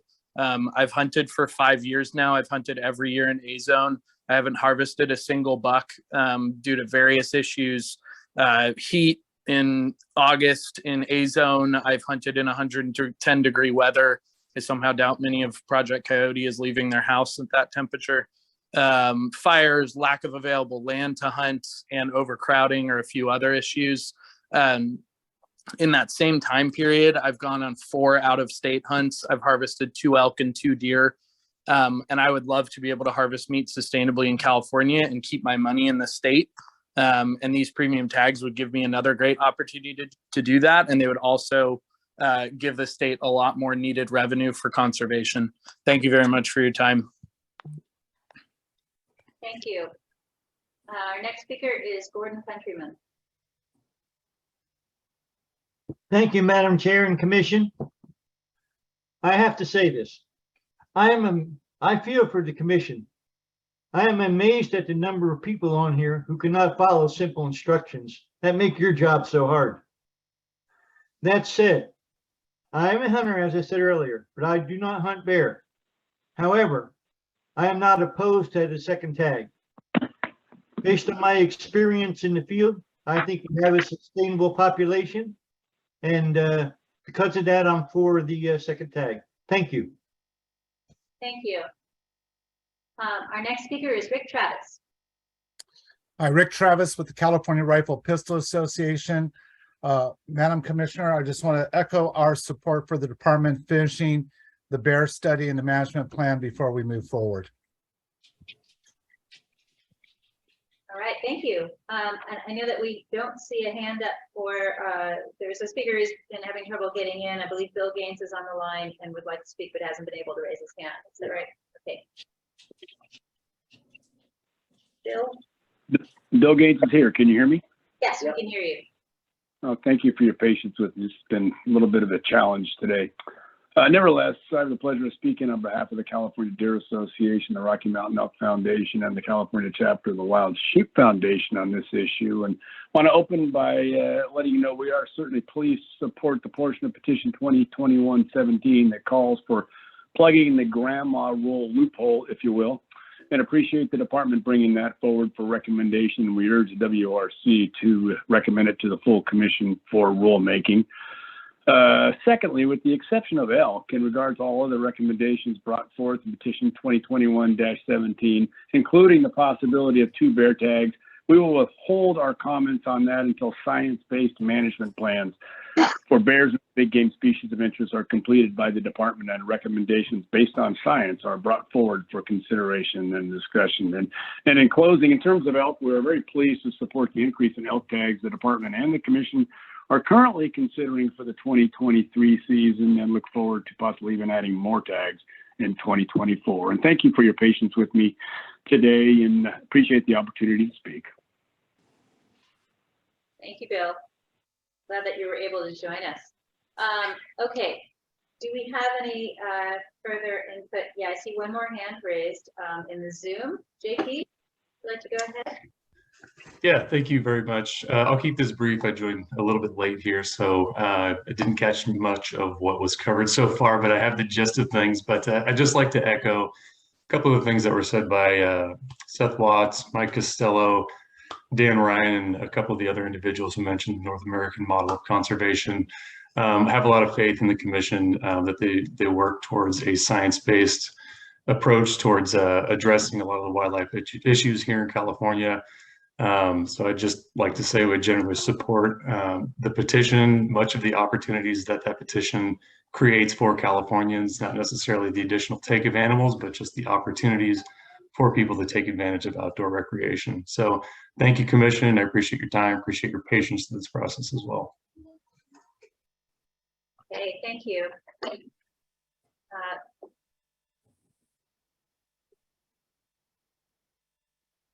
Great, thanks. Okay, oh, I see we do have a couple more hands up. So because of the time in part, we're coming up on 5 o'clock. I do want to give Randy and Lori opportunity to speak, but I'd like to end conversation at that point, just because it is getting late in the day, and you know, we could talk about this for a long time. But let's hear from the two of you who just raised your hands. Randy, would you like to go ahead? Randy, you need to unmute yourself. Sorry about that. Good afternoon. Thank you for the time. I respectfully request that the California Fish and Game Commission reject the petition seeking to increase black bear hunting in California. Rather than increasing bear hunting opportunities, the commission should propose that there would be no bear hunting without an updated management plan in place, particularly in light of the environmental conditions that bears now face in California.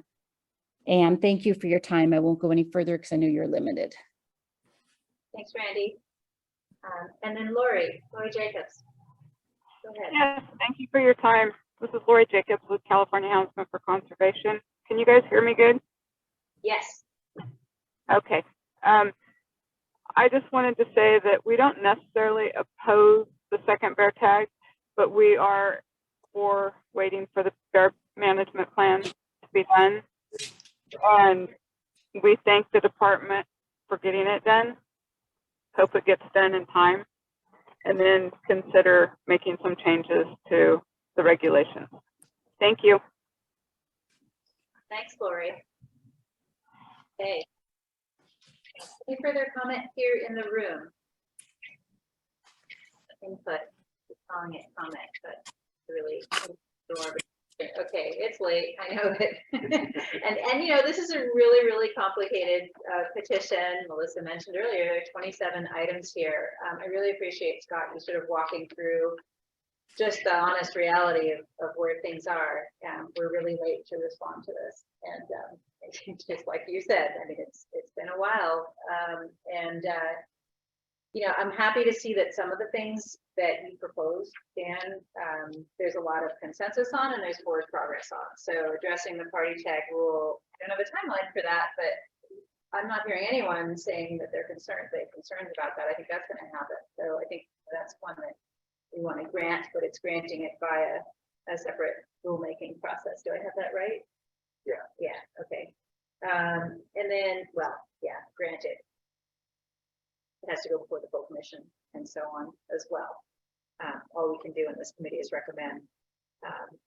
So I want to move forward to act on the components we can act on. Some of them are being addressed elsewhere. That's one of them. Another one, number of people have spoken today is the increase in elk opportunities. I think that's awesome. Sort of had a question at the last commission meeting about maybe even more elk opportunities, although I think they're different ones than Dan proposed, just around non-native populations of Tehachapi's and addressing some of the issues, the problems that they're causing there.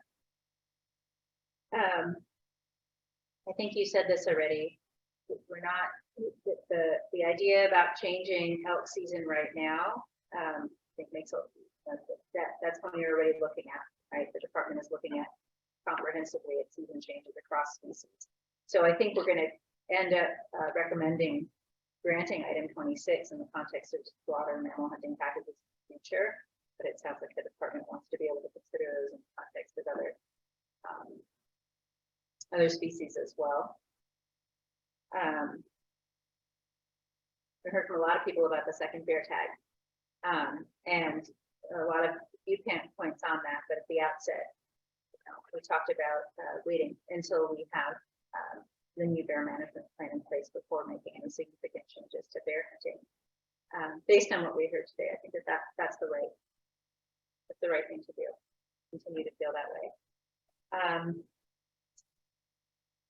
I want to ask about a couple of questions. Let me just pull up the table. Find the right item here. On item 2, on the return tag reissuance, I just want to make sure I understand that one. So for elk, bighorn, and pronghorn, my understanding, based on what you reported back, is that tags are reissued unless it's just too late to reissue them. Is that right? Okay, so can I confirm? You're talking item 2 on this petition, right? I'm sorry, item 2 on this petition. Item 2, and they kind of link because item 2 on item today's 2 is the agenda party tag, right? Had a sort of how we're addressing items 1 and 2 of this petition. So not agenda item 2, big game, but petition item 2. I don't even know if they were numbered this way originally. Yeah, okay. I've forgotten. It came up a couple of times. Kevin raised this too. Like, are there any other ways to reduce the frequency? I know it's not common, but when a tag is returned too late to be reissued, anything else to be done about that in terms of? As I mentioned earlier, I think we're trying to address that in the development of what we talked about in item 2, which has a lot of that tag stuff in there. So, okay, I think all I can say right now is heard it, understand it. It is complicated with the system to return tags in place. There's a lot of manpower, people power that takes when someone returns one to then call and figure out how to do that and keep the system going, which is mentioned in the language. I think the other piece is, really trying to figure out what is that balance. Tags, you're awarded, you're notified that you've received a tag at a certain point. There's a period before the hunt starts. What is that sweet spot of balance? One person might say, I need a month to go out and feel comfortable with accepting a second tag so I can do my scouting and work with it. Some people might jump at the chance and say, I don't need to scout. I'm going to go tomorrow. If I get the opportunity, I'll take it 3 days notice. And I think there's a balance there. We're trying to work with the hunters and understand that. So we hear the comment. Then there's a balance on our side to be able to manage that and go through the process of actually trying to find a second person to give that tag to, or a third or a fourth or a fifth, depending on how far down you go and how many points.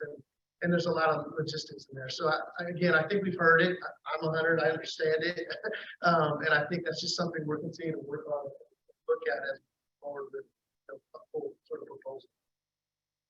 And the only thing I'd add to that is there a regulatory requirement for us to manage that? Really?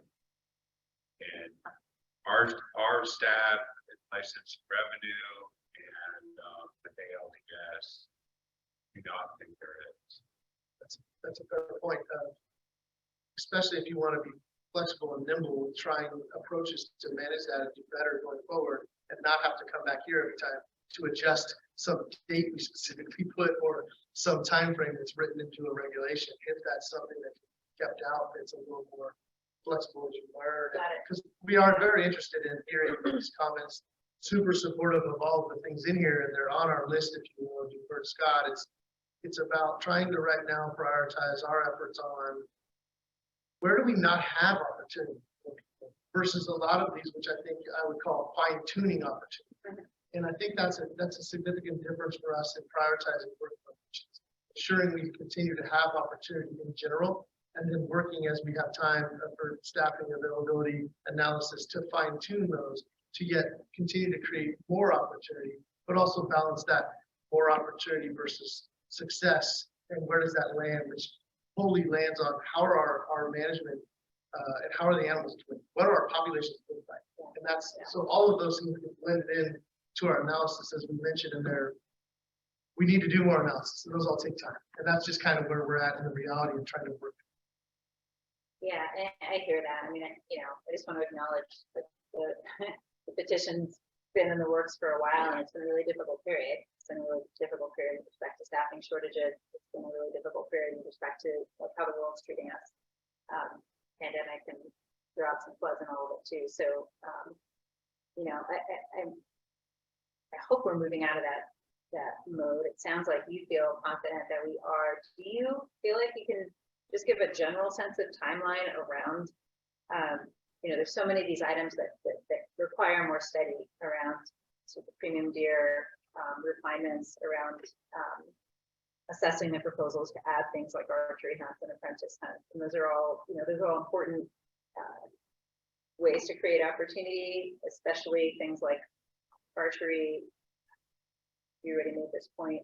You're not talking about a lot of animals necessarily, but a lot of opportunity for people to be able to go and practice. So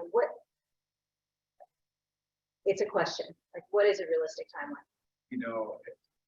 I would answer that in that you got a high quality recently met Tom Batter, our and pronghorn coordinator, and within he came on in July, and I asked him for a reg proposal which he had with WRC in September.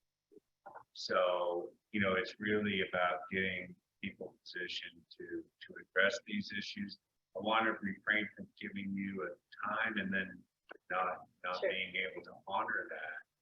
But we're in the process of building that team, and if that's an indicator of the other possibilities, which I think so. Very excited about the interviews we're doing right now for deer, and the big game coordinator has been out and closed and filming that, and the environmental program manager shortly. So I guess the take home from that is things can happen when we get the team in place.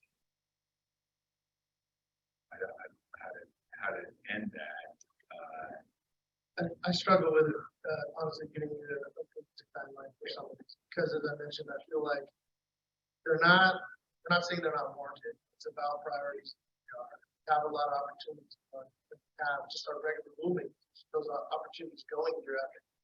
And these are fine tuning, if you will, in some instances, increasing opportunities, which we should be able to blend in. And I think as we're going through the hiring process, data that's coming from some of these higher priority efforts, that will become more of a process for us.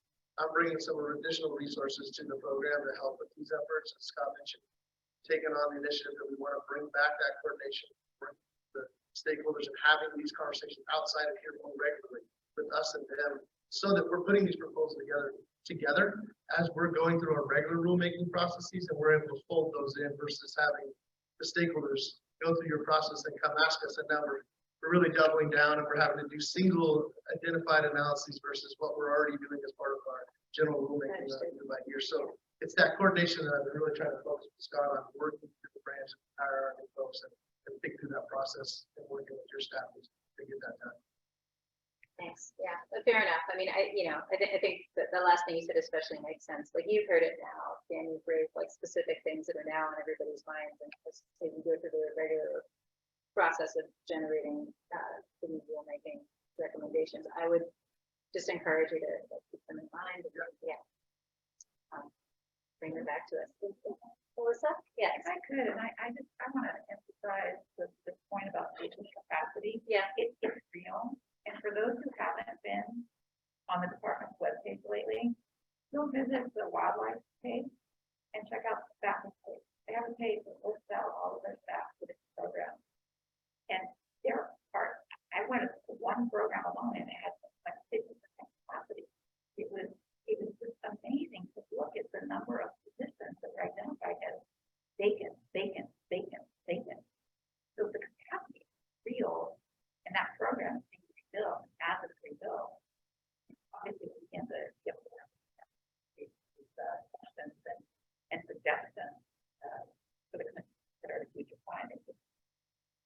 I'm just amazed at what Scott's been able to accomplish in the last 6 months with such a huge gap in that.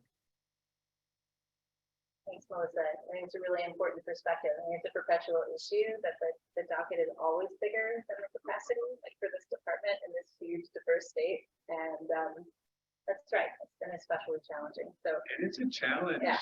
It's a challenge for folks to take on these jobs. These are some hard issues. You know, we're definitely going to keep these on our radar and go through them. I don't know where we will land with them. And that's another reason being, and when we could do that. Well, we thank you for all of the input and consideration you've already provided. Ari, I feel like you wanted to contribute to this part of the conversation too. Oh, I was just thinking, I mean, it's sort of maybe just a spin on what has been said before. I don't necessarily want to speak for the department. I would never do that, but just to give my perspective on sort of what's going on here is, I mean, to its credit, the department has addressed a lot of the real big picture issues in this petition, right? Sort of the bigger ones like elk and the party tags and things like that. I think at least most, if not all of the leftovers are what I would describe as tweaks, right? They're just little like take some tags here and move them over here, that kind of thing. As Chad kind of described them as smaller requests. And I don't want to imply that those types of things aren't important, because they are. And you know, we deal in that kind of stuff that in this committee and commission all the time, and those kinds of things are important. But the department is kind of in a different phase now, right? The department is really trying to take a big picture look at so many of these species, particularly through all the management plans that they're going through, right? Like they're setting goals and objectives and sort of 40,000 foot management questions about what do we really want these herds and these populations to look like, and then what do we have to do in order to get them there? Those are some real big picture questions. And until we lay that groundwork, until we have that base on which to make our decisions, it's really tough to try and make all these little tweaks. Once we have the groundwork and we've laid the foundation, you know, it'll probably make these smaller questions about how we should balance opportunity and success and that kind of thing. It'll make it easier to answer those questions, because we'll have that foundation. We'll have specific concrete goals that we can tier to, that we can draw from in order to make those. So, you know, I like the department said, I think it's really just a sort of a matter of priorities. And they're really in like the seasons. That's a huge question, right? About changing seasons. That would be some really big picture, major changes that would require a lot of analysis. But when we get to the other side of that, I mean, things could really, really improve. We'll see. But that's the kind of space that the department is in, rebuilding in the mid, right? They're building the plane while they're flying it, right? So that's tough in and of itself. Even if they were at full capacity, that would be a tall order in order to do these management plans and big picture questions. But rest assured to the public that I believe anyway, once we come out the other side of this and we have this foundation, then we really will be able to tackle these smaller questions about what should we do at this hunt zone, and should we make things bigger and smaller. So I hope that just gives some perspective in sort of where we are. Okay. I'm inclined to say, you know, it means that for now we're denying a number of items of the petition, and everyone's on notice that we're going to keep them in mind as we sort of finish rebuilding the plane.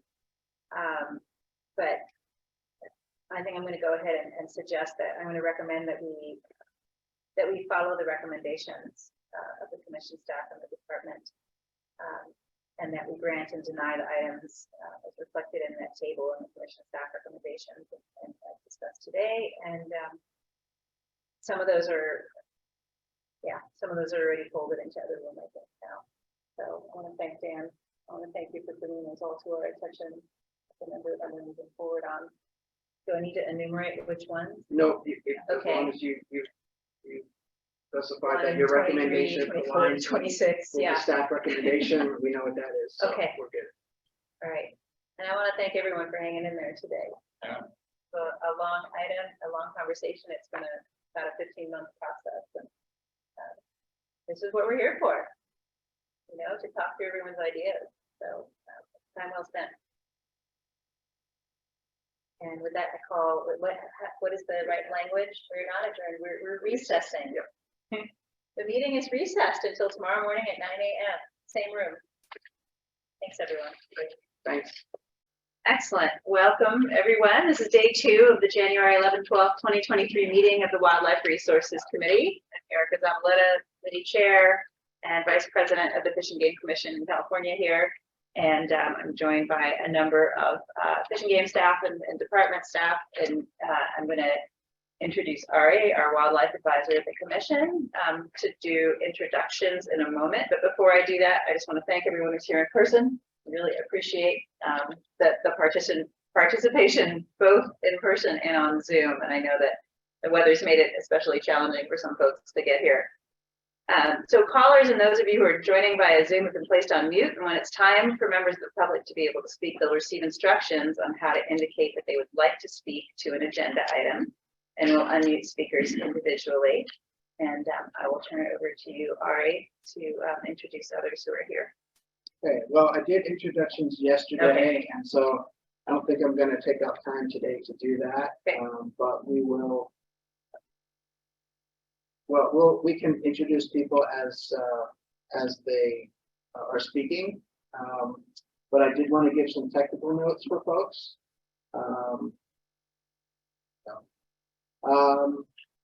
If you are participating in the Zoom webinar and calling by phone, please make sure that your phone number and your Zoom webinar are linked.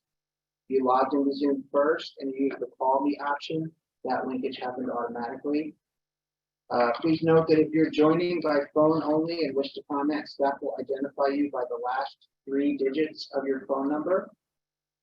If you're having technical difficulties with the meeting, you can contact a staff member at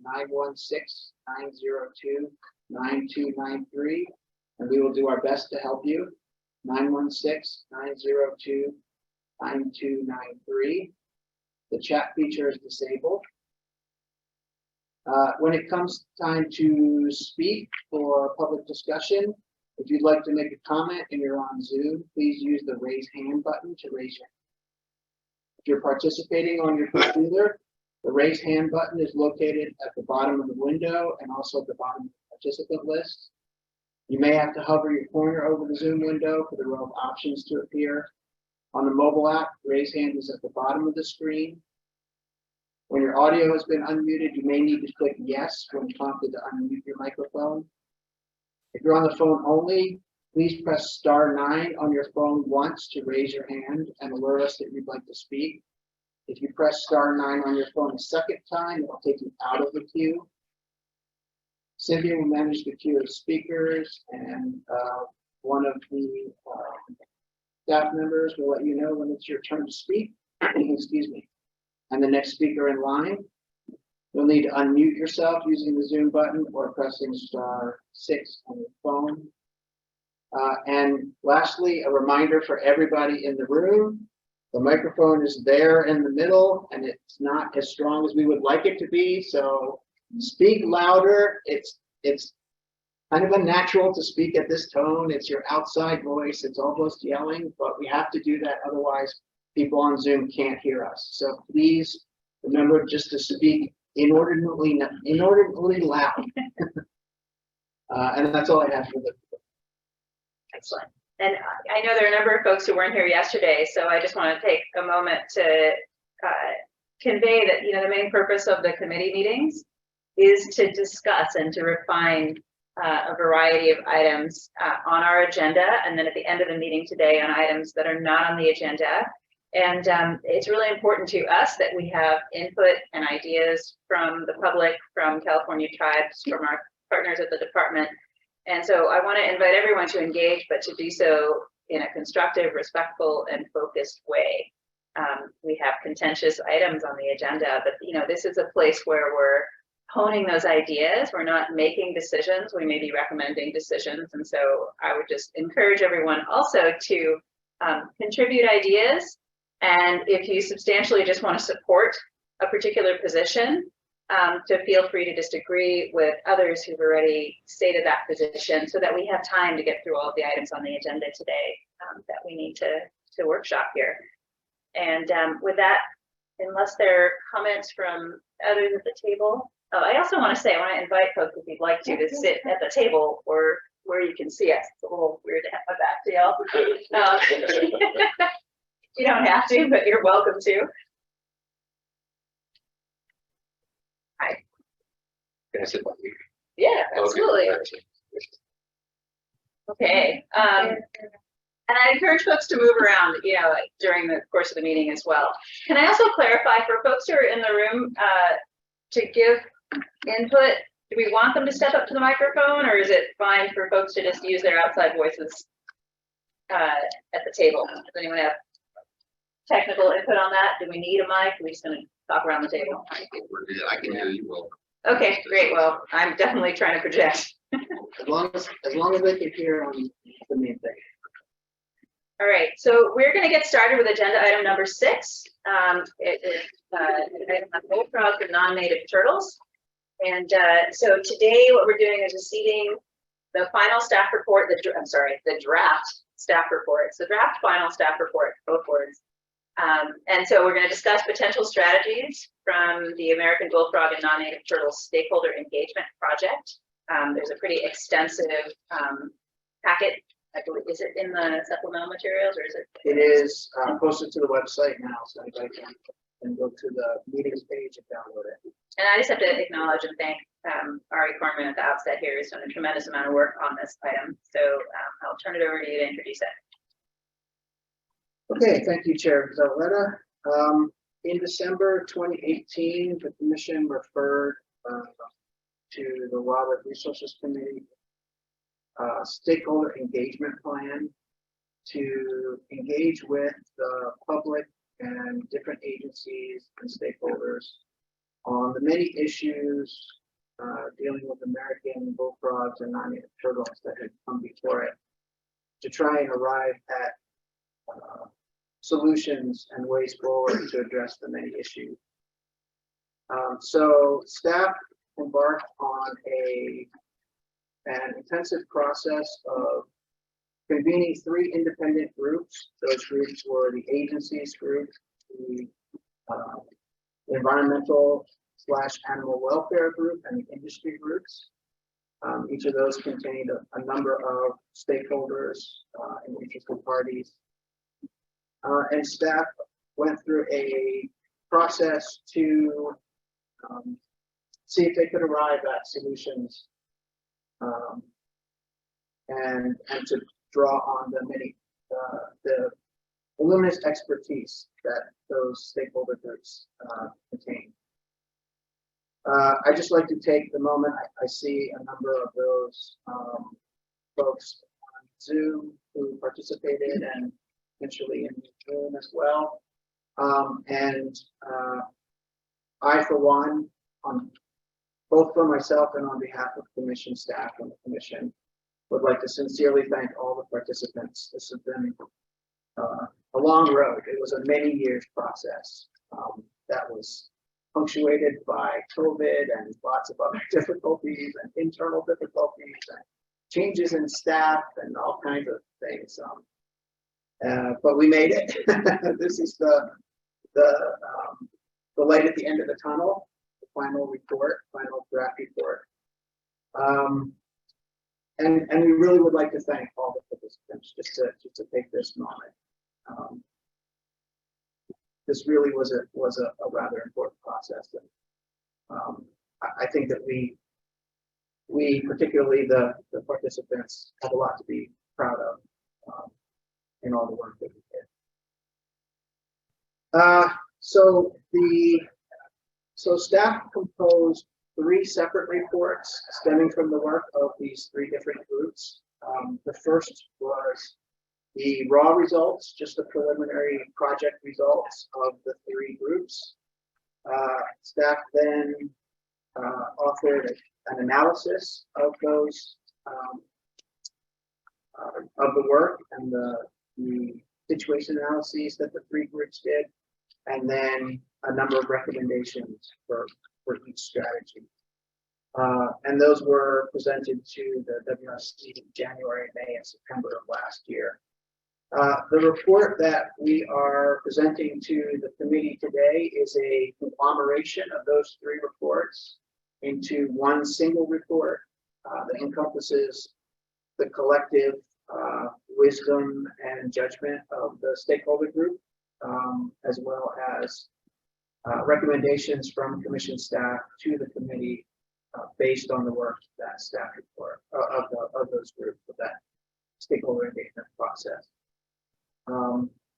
As I said, the final, now if I want to caveat, if I say report or final report, I should be saying draft report. The report is very much in draft at this point. So if I eliminate draft, just fill it in your mind, because it is still in draft form. It hasn't been finalized yet. It's on the website and our meetings page. Under this meeting, there's a supplemental materials link, and you can find the report under that link. If you would like to click, it contains, okay. So it contains a number of things. It has the California Fish and Game Commission policy on non-native turtles and frogs. And it contains that for reference. It contains a literature review, which is not complete or, but I think is rather extensive, and highlights some of the major important literature that was not only brought up by stakeholders, but that in taking our determinations and recommendations and in our situation analysis. It contains a short description of the situation and some of the regulations in Oregon in the interest of state parity with other states, if that's something which the commission would like to explore. It contains a summary of strategies. Collectively, the groups came up with 34 strategies for action that can be taken that involve a number of different partners, including federal partners, the state legislature, the commission, the department, various NGOs, and even the private public of California. And different strategies cross-cut all those many partners. So this is a multi-pronged strategy which encompasses pretty much all the sectors of California life. The report also contains the methods that staff use to assess the strategies. Each strategy, for each strategy, effectiveness was calculated. So how effective the strategy would be at accomplishing its goal, an estimated level of controversy that each strategy is expected to receive if it goes forward, and a recommendation. Those recommendations are a rank from 1 to 5, with 1 being this is strongly suggested not to go forward, strongly recommended against, and 5 being strongly recommended, which is something that's seen by the stakeholders and at least by staff as a must do in many cases by the stakeholders. It also contains an appendix, which is the raw. That was the raw work that the group did in the form that the 3 groups actually did them in. It's kind of complicated. It's a bunch of arrows and boxes and like a big complicated flow chart, spaghetti arrows all over the place. And folks may tend to sort of gloss over it because it looks complicated, and frankly it is. But first of all, we think it's important to present the work as the stakeholders did it, and all of the clarifying notes are included in those, and those are important. But also, we just think it's really important to get a sense of the many threats and the targets, conservation targets that they use, the scope. Each group had a different scope and a different vision, and those are all included. And we encourage you to at least take a look at those if you're interested. They provide a lot of context to the different ways that groups contextualize things, and we're thinking about the different threats, and each one is a little bit different. It conveys a little different perspective on the situation, as you would expect from the three different groups. So that's the report in brief. I just wanted to do two more things. The first I wanted to convey just a smattering of some of the key insights that stakeholders came up with.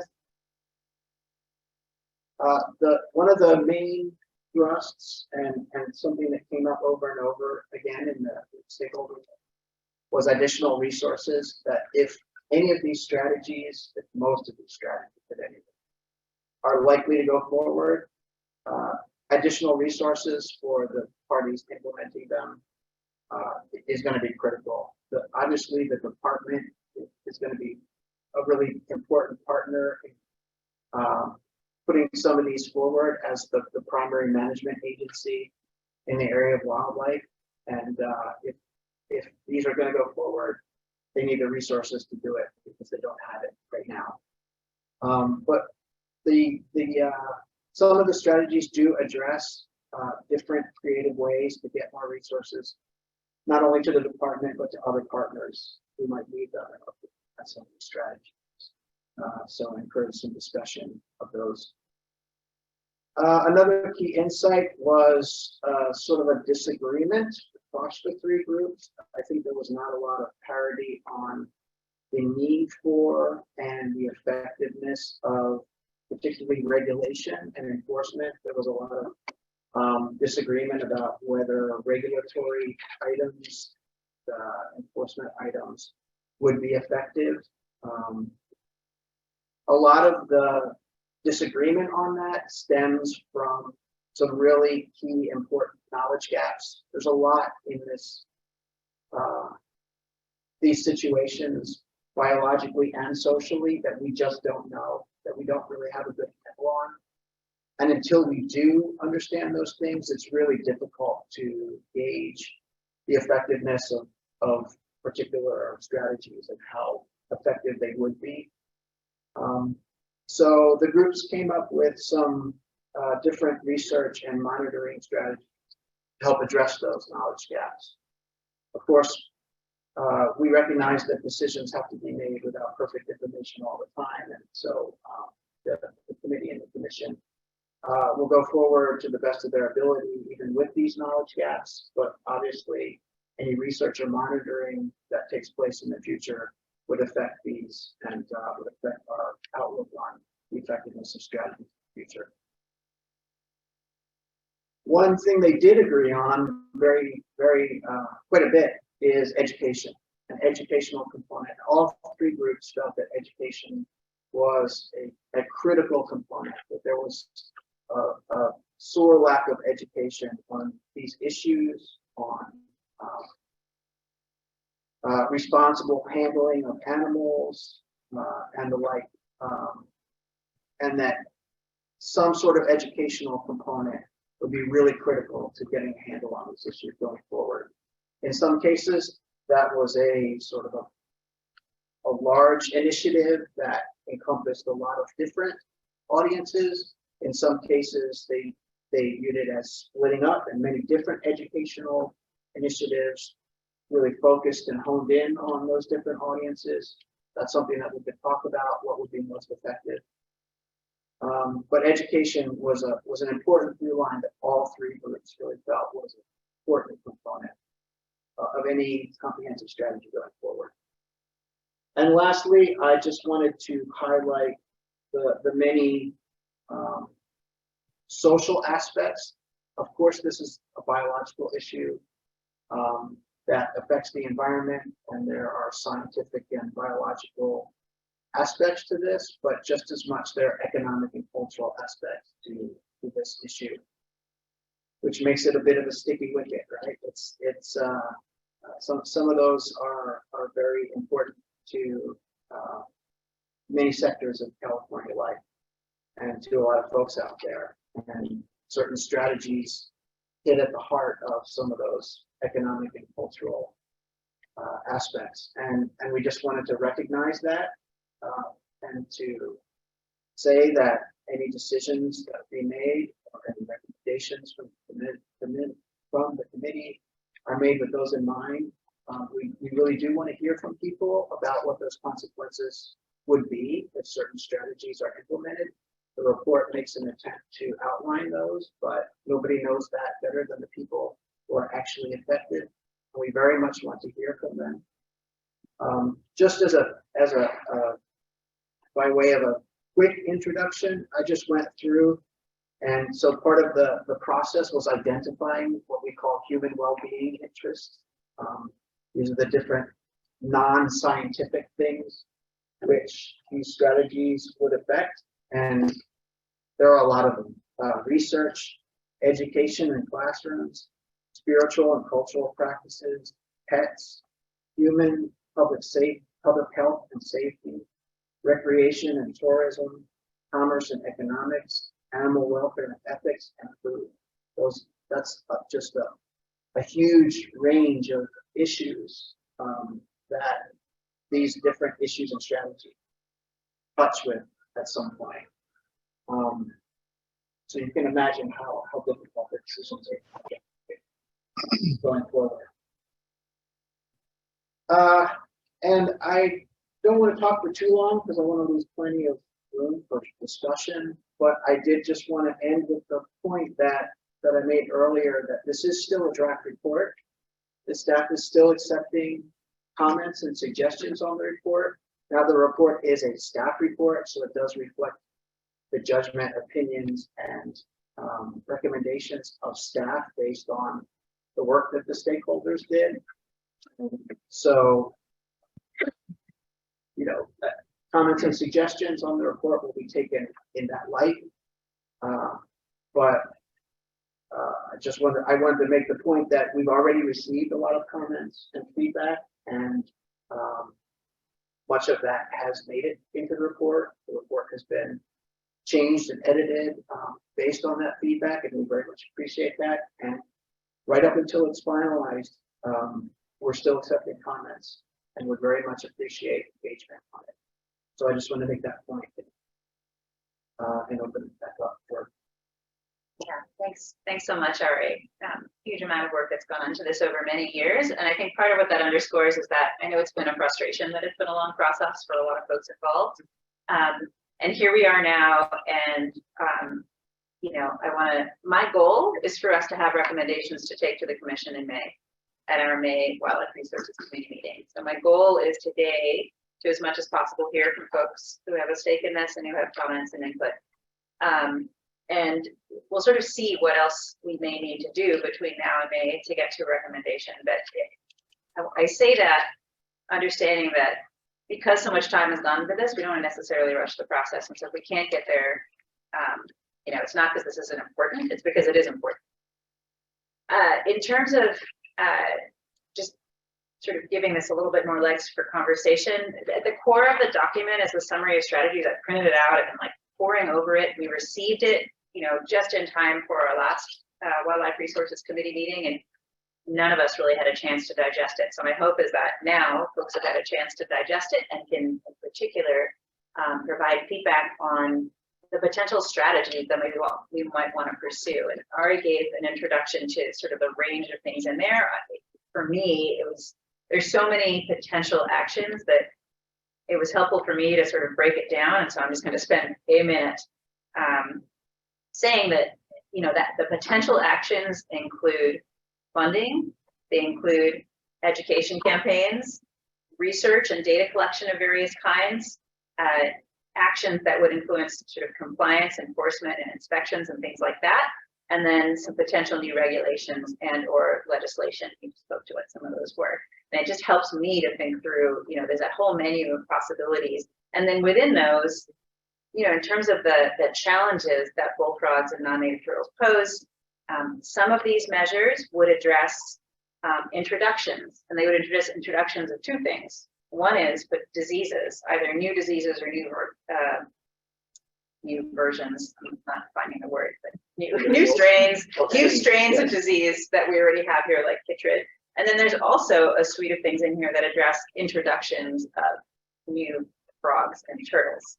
So we have introductions, and then there are a suite of measures in here that deal with controlling and eradicating established populations in the environment. And those include a variety of things, local measures. They also include restoration and habitat improvement and bolstering native populations to resist the effects of both disease and competing and predating bullfrogs and non-native turtles.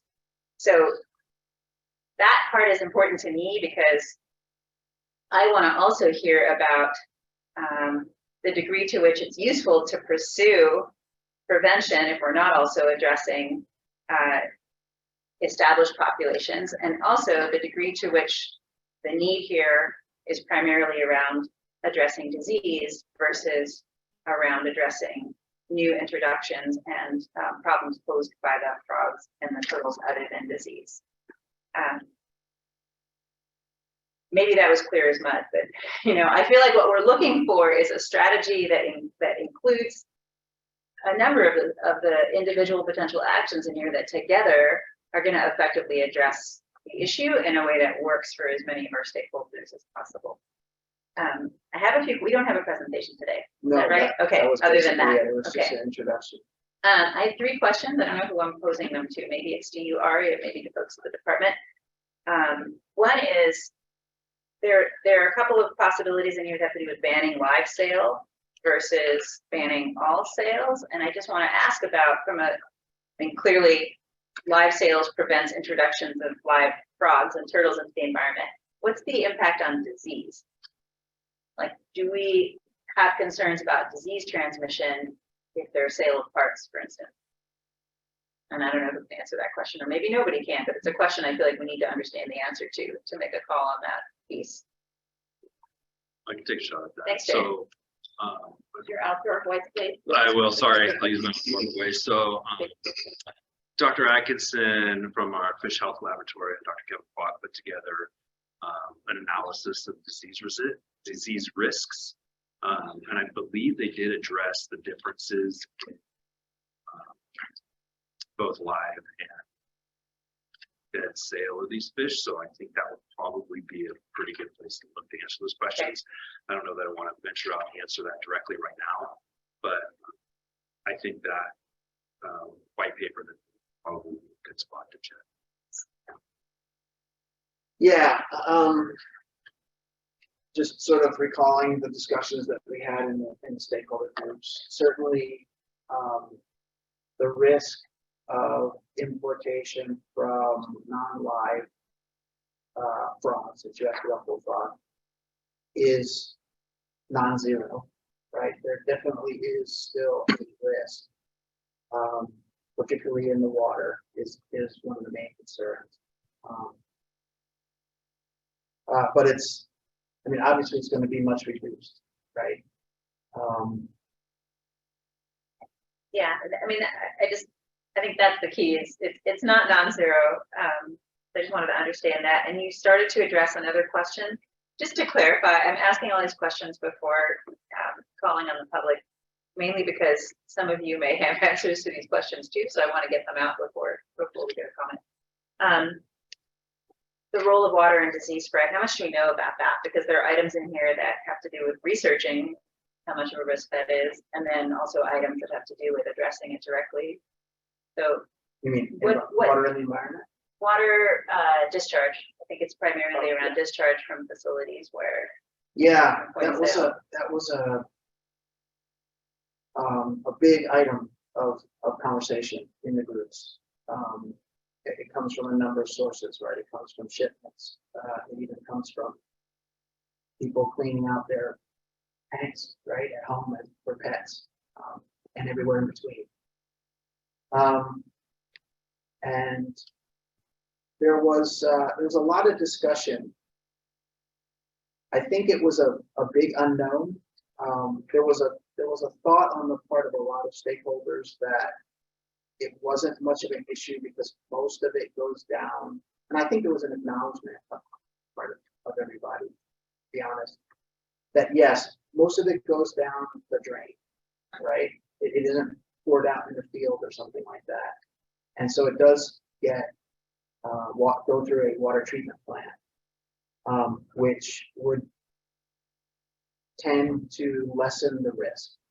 I think that's where the unknown was. I mean, I think everybody would agree that even with the strictest water treatment, some disease will still make it through. So again, the risk is non-zero. The big unknown was exactly how much there would be, and whether it really posed a large risk.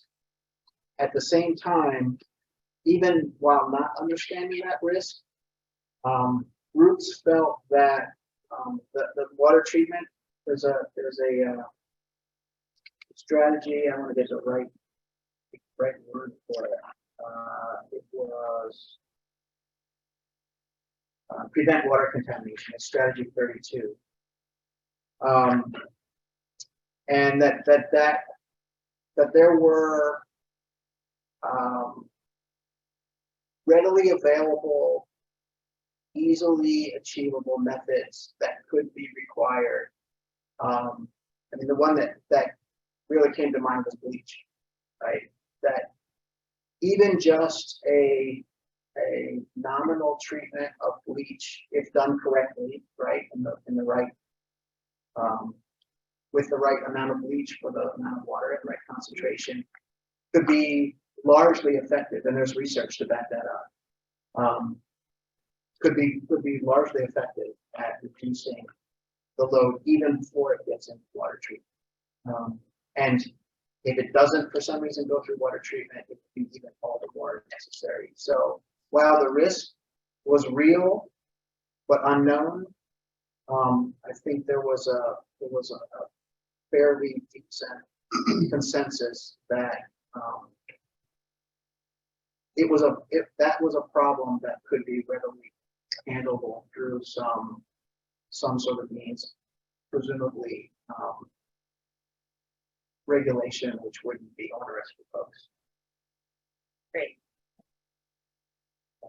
I'm going to hold other questions. Would anyone at the department like to weigh in before we open up discussion? Sorry, would anyone at the department like to weigh in, or should we go to public input? I don't have any other comments. I mean, I think I just appreciate all the work that everyone's done. Our staff, your staff included. It's been a long time working on this project. There's a lot of information there. There's a lot of things there to look at and really contemplate. So I just appreciate everybody's efforts and look forward to continue the conversation. Yeah, and I guess maybe the only thing to add is that if you're interested, we could have Dr. Atkinson from State's Fish Health Lab come to future WRC if you have some of those questions. He's probably the most appropriate person to answer. Thank you. So we want to hear from folks, and I'm going to encourage you to walk us through, specific actions that you are in support of and why, to the extent that you can, so that we can try to build a proposal. I want to start with folks who are here in person in the room. So I'll ask whether there's anyone in the room who wants to provide input on bullfrogs and live turtles. Folks are here for some other agenda items. Okay. Okay, learn about all this other stuff along the way. Let's go to Zoom then, and I see there are a couple of hands raised. It's a little hard for me to see them on the screen, so Melissa, if you don't mind, I'm gonna Yeah, ask so our you to first call in speaker folks. is today is going to be Marilyn Jasper, followed by Chris Berry. Good morning. Can you hear me? Yes, we can. Good morning. Thank you. Marilyn Jasper, Public Interest Coalition. Some 36 necropsies on the market frogs and turtles since the 1990s have documented that all are diseased and or parasitized. The risk exists, plus it's my understanding it's illegal to import or sell such products.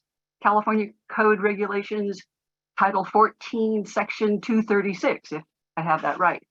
Worse, the majority of the bullfrogs test positive for Chytris fungus, BD, which has caused extinction of over 100 amphibian species worldwide in recent years. Without intending to offend any agency or anyone else, this issue has been problematic for decades, certainly not been rushed, but rather prolonged. The Fish and Game Commission has twice voted unanimously for a ban, but apparently ignored by the department. If ever a situation called for the precautionary principle, it is this one with an easy fix. DFW should simply cease issuing the import permits. Thank you. Thank you. All right, we have Chris Berry and then Robert Mondigo. Good morning, everyone. Can you hear me? This is Chris Berry from the city of Santa Cruz. We can. Good morning, Chris. Great. Thanks for giving me a chance to share my point of view this morning. I'll try to keep it brief. Firstly, I want to thank staff for good, thoughtful, holistic, creative process, and all the stakeholders too. Of course, it was a fairly long and winding road. And I'm hopeful that you will take some action today, as you described earlier. To that point, my comments are mostly focused on bullfrogs. That's been the primary issue that I've been dealing with in my work. I recognize that broader action and policy than just bans on imports is required to deal with this issue in an effective manner. However, I would encourage the commission to not delay taking action today and to honor the actions of past commissions and move this forward, specifically focusing on low-hanging fruit, of which I think there are many in the suite of recommendations from the process that hopefully has concluded now. Specifically strategy 17, 18, and then it jumps to 20 in the report, and perhaps that's a typo, I don't know. I think if we're not going to prioritize strategy 17, which is ban on live sales, then we certainly need to boost our support for strategies 18 and 20 regarding testing and inspection. I certainly support strategy 15, which is improved eradication efforts. That's something that's changed over the years in my experience, where when I first started in the early 90s, I worked with herpetologists that would use 22s to take out bullfrogs. And then I learned from Eric Larson a couple of years ago that was no longer allowed. So I think we really need to be creative about enabling people to do eradication.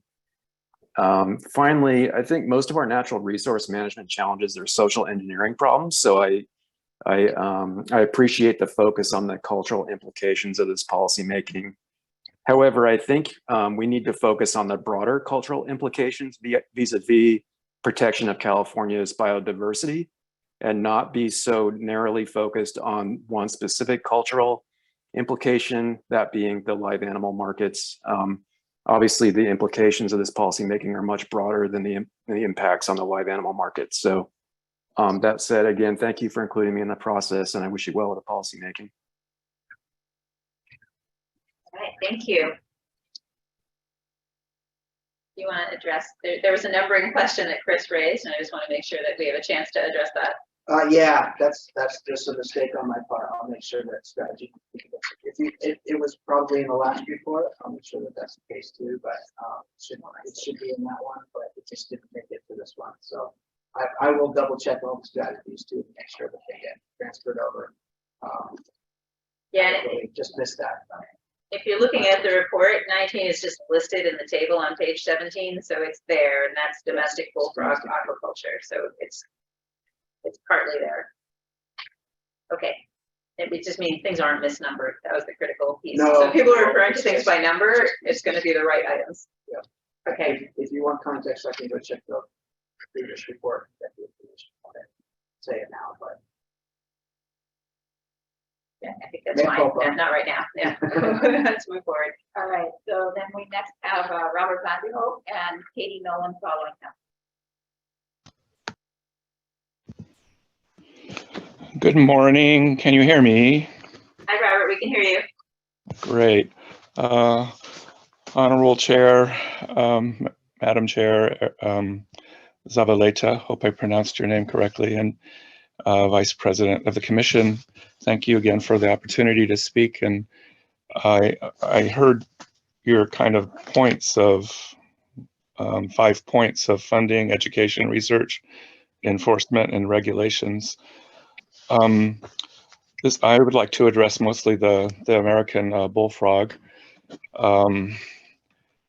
Comes back again a little bit to Joseph Grinnell and his doctoral student Tracy Storer, who noticed the first introduction to California was published in a Fish and Game journal that state has.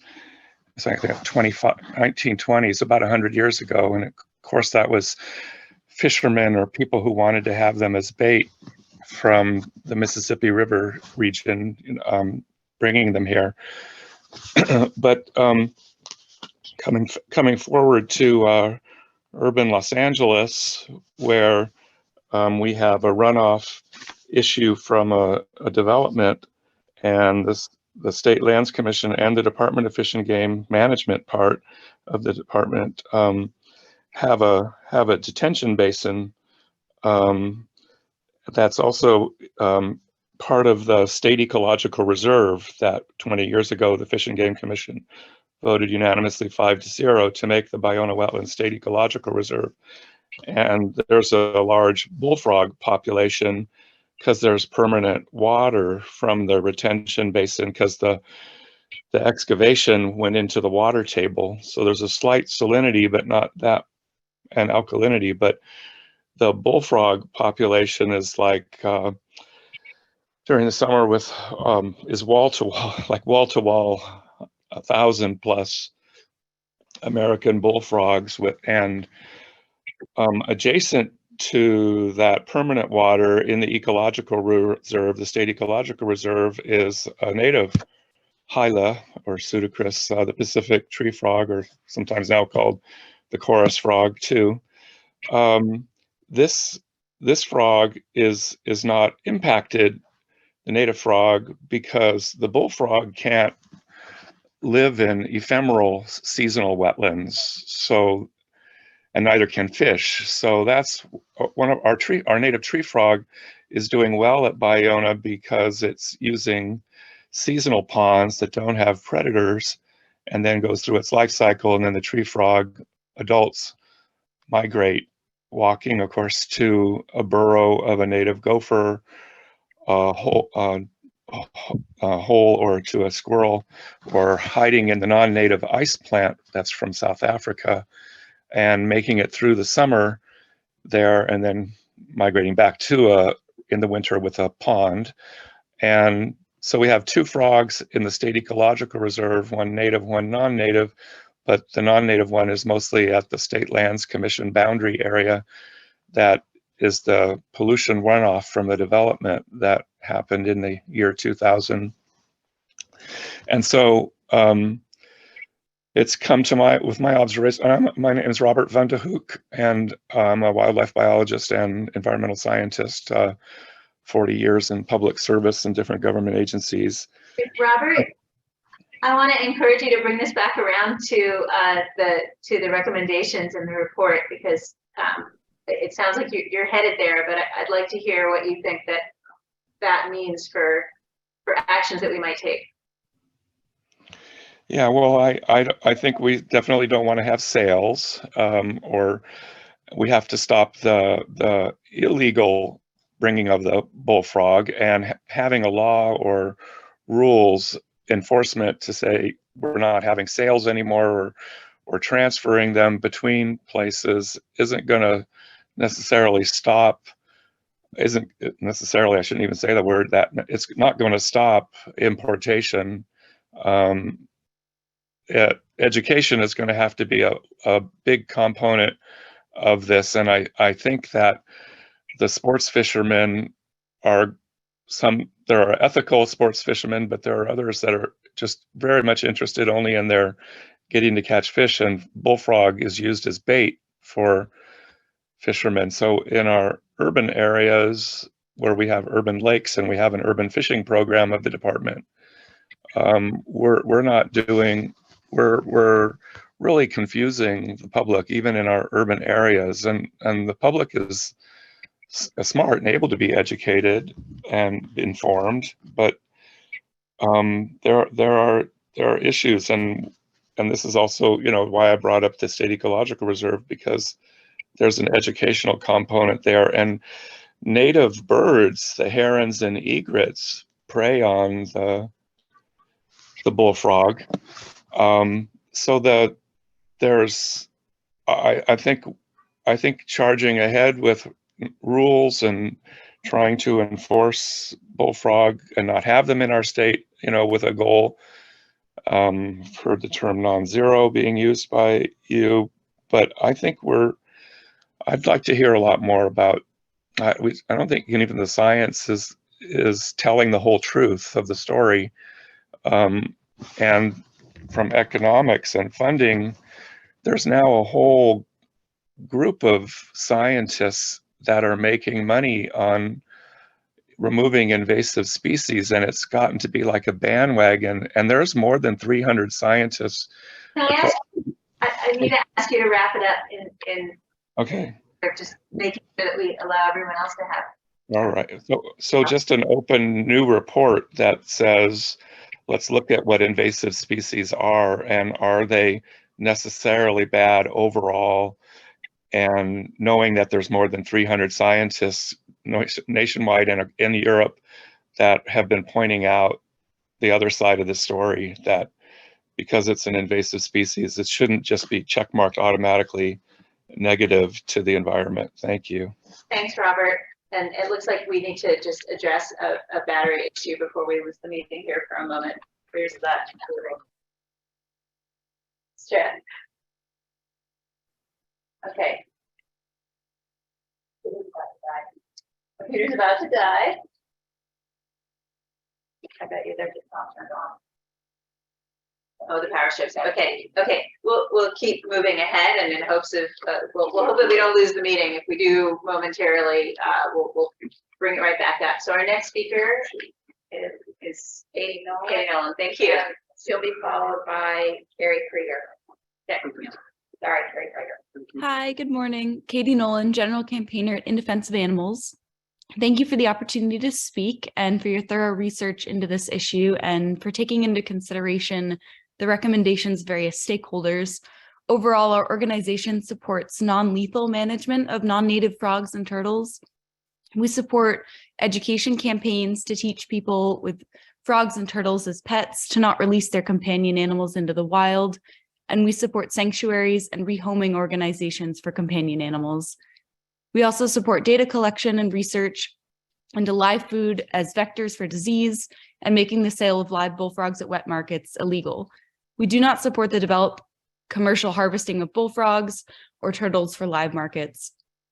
While we support habitat improvement for native species, we do not support the eradication of bullfrogs and turtles who are invasive and believe that other methods will be more effective and more equitable to the frogs.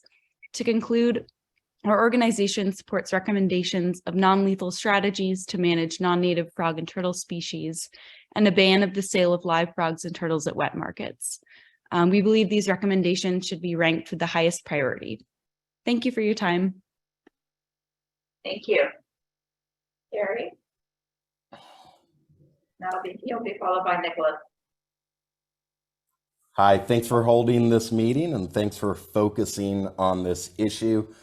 I am Save the Frogs founder, Dr. Carrie Krieger. I've worked full-time in amphibian conservation for the past 20 years. And I'd like to talk about the summary of strategies that is in the draft report, starting out with strategies 1 and 2. Number 1 is more resources needed for DFW. That's ranked as effective. And number 2, raise permit prices, which is ranked as potentially effective. Number 2 should be listed as very effective, as it would reduce the total number of permit requests, and it would provide additional funds for the DFW's bullfrog control efforts. The permit price last I checked was only $63, and the total funds raised annually through the permit fees only covers a small percentage of the state's costs to manage the bullfrog importations, which means that most bullfrog importation is being subsidized by California's taxpayers. Raising the permit price significantly will transfer the costs of the importations from the taxpayers back to the businesses who should be responsible for paying the cost of their business activities. Next up is strategy number 31, add bullfrogs to restricted species list. It was a petition from Save the Frogs and the Center for Biological Diversity on this very issue that prompted this stakeholder process to take place about 6 years ago. So this is listed as low efficacy. It should be listed as highly effective because it will reduce the number of permits being issued. The permit for importation of a restricted species is $547.25. So implementing this would mean a lot less bullfrogs entering the state. Now, then the question becomes, should they be listed? Well, yes, because they are a highly invasive and problematic species. It's not just that they're an invasive species, it's that they're problematic species. And if we look at restricted species law, DFW Manual 671, paragraph 2116.5, we see, quote, "It is the intention of the legislature that the importation, transportation, and possession of wild animals shall be regulated to protect the health and welfare of wild animals captured, imported, transported, or possessed, to reduce the depletion of wildlife populations, to protect the native wildlife and agricultural interests of this state against damage from the existence at large of certain wild animals, and to protect the public health and safety in the state." So I believe that bullfrogs fully qualify to be listed as restricted species. That's all I have to say. Thanks again for holding this meeting and letting me speak. All right, thanks, Carrie. All right, we have Nicholas Sackett, followed by Nancy Ware. Yes, hello, my name is Nicholas Sackett, Director of Legislative Affairs for Social Compassion in Legislation. Just want to say thank you for all of the hard work on this issue, to the other speakers who see the major harm being done by these animals. We just want to say that we support the commission in saying that the department should cease issuing import permits for non-native turtles and frogs. Thank you very much. Thank you. And Nancy Ware.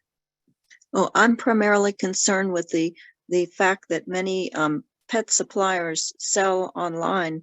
They find the bullfrog, other creatures online that they shouldn't be allowing the sale of. And I'm thinking if they restrict it, what would be the how would they control the online sale? Because I've seen some pet dealers sell creatures that don't belong in certain states online, and they leave it up to the person to find out what the laws are. And a lot of times people don't know where the laws are, or don't read them, or maybe don't want to.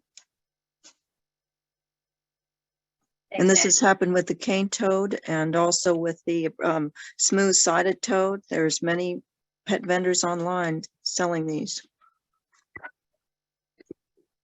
Yeah, that's a great point. Thank you, Nancy. Any other folks you'd like to discuss? Okay, no other speakers. Responses from others in the room or questions? Ari, what do you think? Yeah, I really appreciate all of the input. I've been taking really, really detailed notes. It's a lot. There are a lot of options here. I guess a question that I want to ask is about banning live imports. Has come up a few times in the comments as a potential approach, and I kind of already asked this question, but I just want to so the difference between banning live imports and a restricted list status is that listing is restricted also prohibits possession and transport. So it's not just import, it's more far reaching. Okay, and so there are there are a number of people who said that they would support a live import ban. The other thing that's come up a number of times is this question of issuing import permits / charging more for them. And I'm not even sure what my question is. I guess I just want to hear a little bit more about what the department's thoughts might be about those directions. Excuse me, Chair. I was trying to make a comment, but I couldn't raise my hand. Hi. And I was wondering if I could take a moment to say something about red-eared sliders. I don't know if they're. Go ahead. Yeah, thank you. So my name's Laura Smith. I'm the vice president of a small rescue called the San Diego Turtle and Tortoise Society in San Diego. And we rescue sulcatas and all kinds of tortoises, Russians, leopards, but we're finding that the red-eared slider, the water turtle, is the most evasive water turtle that's in San Diego. And what we're hoping for, our president, they're trying to move forward with outlawing any kind of legal breeding and sales of the red-eared slider, and because they're so evasive. And I just wanted to put that out there, just to say that there's a group down here that's doing our best to try to rescue a lot of them, but we're finding them, people are just dumping them. And I don't know how to stop that, but I was hoping that maybe, I know our president would love to see that the sales of the red-eared sliders be subsided and rescues and adopting them out, because it's a terrible, terrible invasive species that's in our ponds, and they kill all kinds of stuff, like, natural plants. And that's all. I just wanted to say, putting in my 2 cents about the red-eared slider. So thank you. Talking a lot about frogs today. Yeah. The red-eared slider is very invasive down here. And that's like our #1 people are trying to get rid of, red-eared sliders. And I just wish they would stop selling them in the pet stores.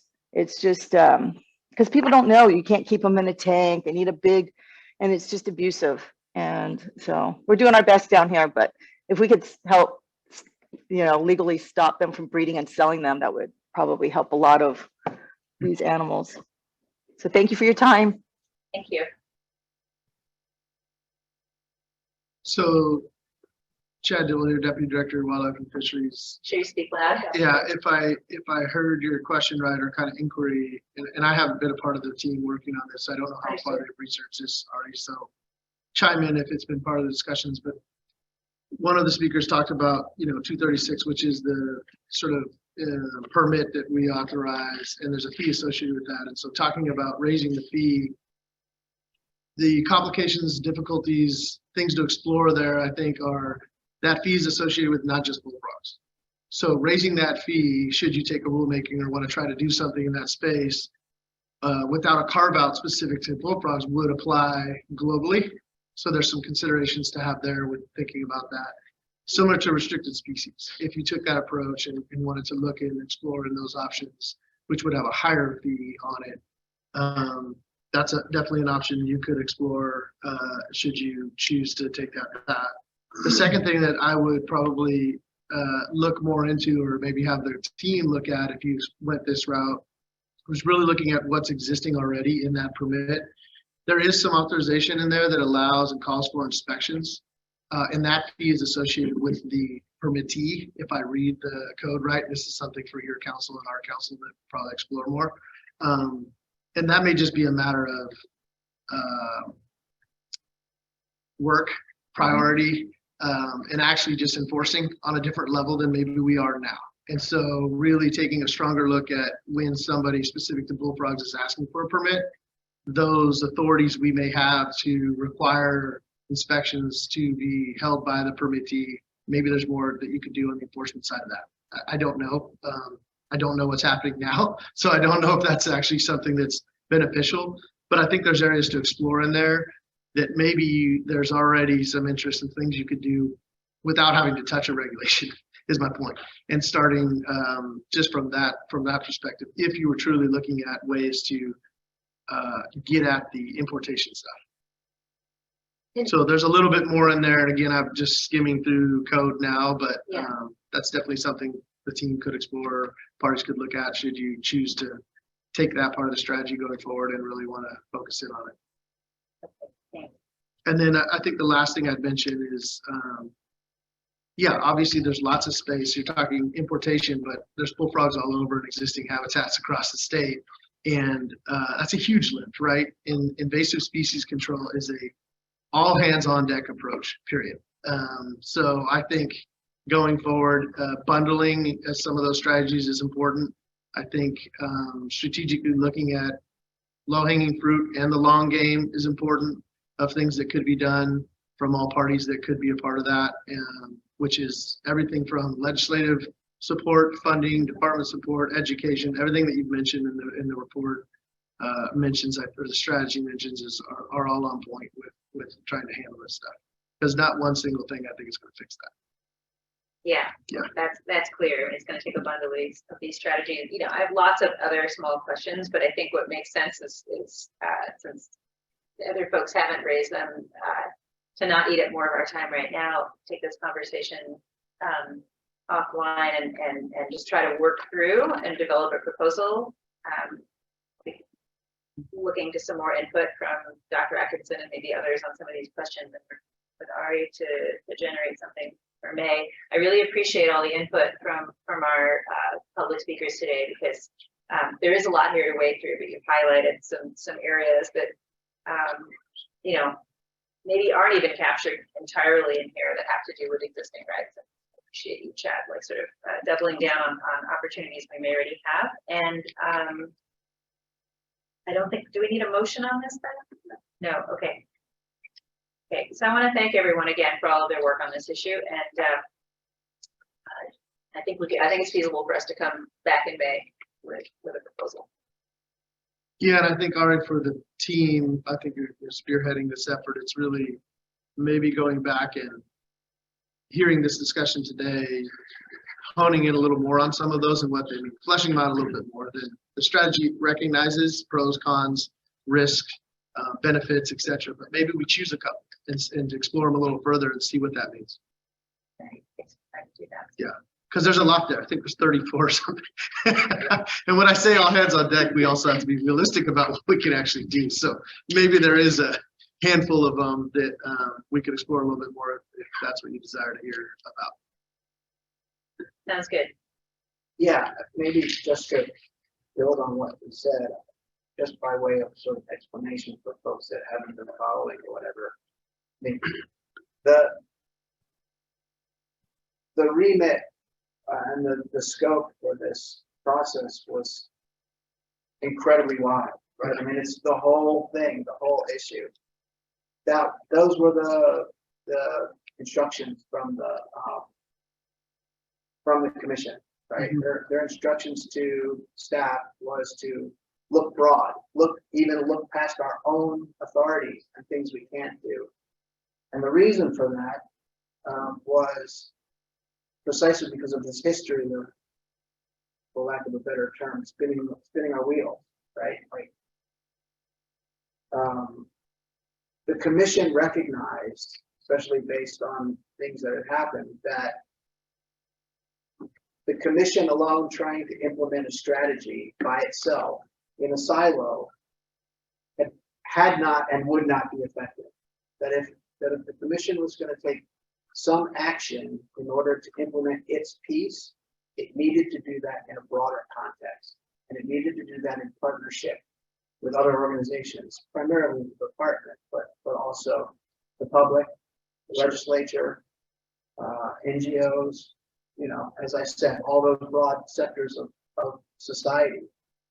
And so that's a big remand, and the stakeholders were not experts in the many things that they were considering. And obviously the committee, the commission will be looking to, and I think dependent on those outside experts to provide their expertise, to provide their knowledge and guidance in moving forward, so that holistic plan moving forward can actually happen, and the commission can play its part in that, but obviously isn't going to play the entire role because we can't.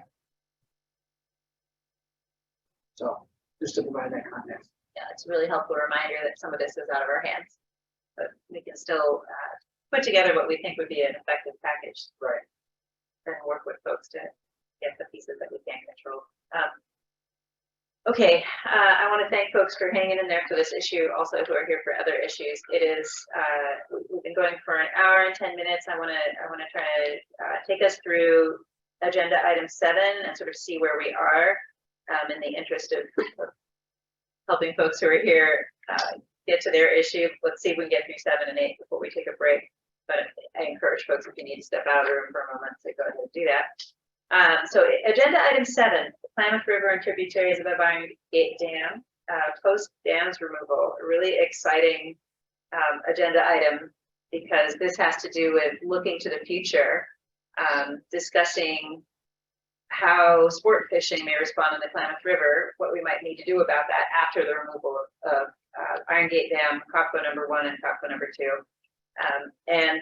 So I'm going to turn it over to Ari for an introduction, but I just have to say, like, this is a watershed that has been affected by these dams now for a century, and it's a tremendous change in a positive direction from my perspective to restore those systems. So this is like one little piece of that really exciting bigger arc. Okay. So there are 4 dams on the Klamath River, which are slated for removal in the next couple of years. The 3 that are in California are Iron Gate, COPCO number 1 and COPCO number 2. The department is proposing new sport fishing regulations for the upper Klamath areas above the Iron Gate Dam. Once the dams have come down and the coastal fish passage has been established. We're going to hear from the department on in a moment on their proposal. But before we do that, I wanted to drive down a side lane for a moment, talk about an ancillary but important side issue, that has to do with this item. And that has to do with wild trout waters. So the upper Klamath River from COPCO Lake to the Oregon border in Siskiyou County is currently designated as a wild trout water designated by the commission. Deconstruction activities, unsuitable water condition, and or fishing closures, which we'll talk about in a moment, may will close access to that area for some period of time. It's not certain exactly how long it will be closed for. The commission has a policy entitled the Commission Designated Wild Trout Waters Policy that guides these types of designated waters, and it states that designated areas shall be open to public angling, either with unrestricted access or with controlled access. The policy at the moment does not contemplate waters that will close for an indeterminate period of time or temporary closures.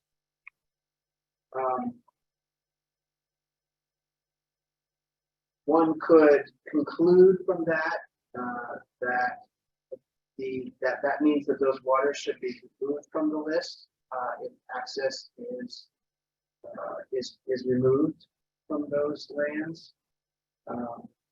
The Fish and Game Code does allow the commission to remove designated waters, but it mandates that an equivalent number of stream miles be added when it's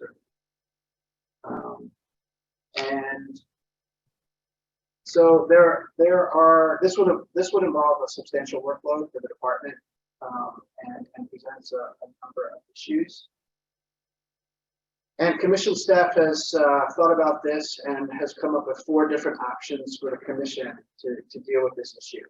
The first option is that they could do exactly that. The commission could remove the waters in question and to designate an equivalent amount of stream somewhere else.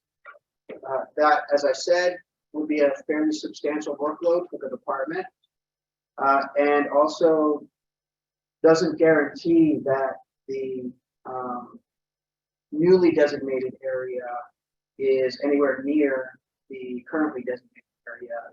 It could even be as far away as in another county. And so that area would lose the beneficial effects of the designation. But that is an option. The commission could remove the waters and designate waters somewhere else. The second option is the commission could choose to interpret its policy such that angler access stipulations are only come into force upon designation, so that at designation, those access strictures are enforced and not seen as an ongoing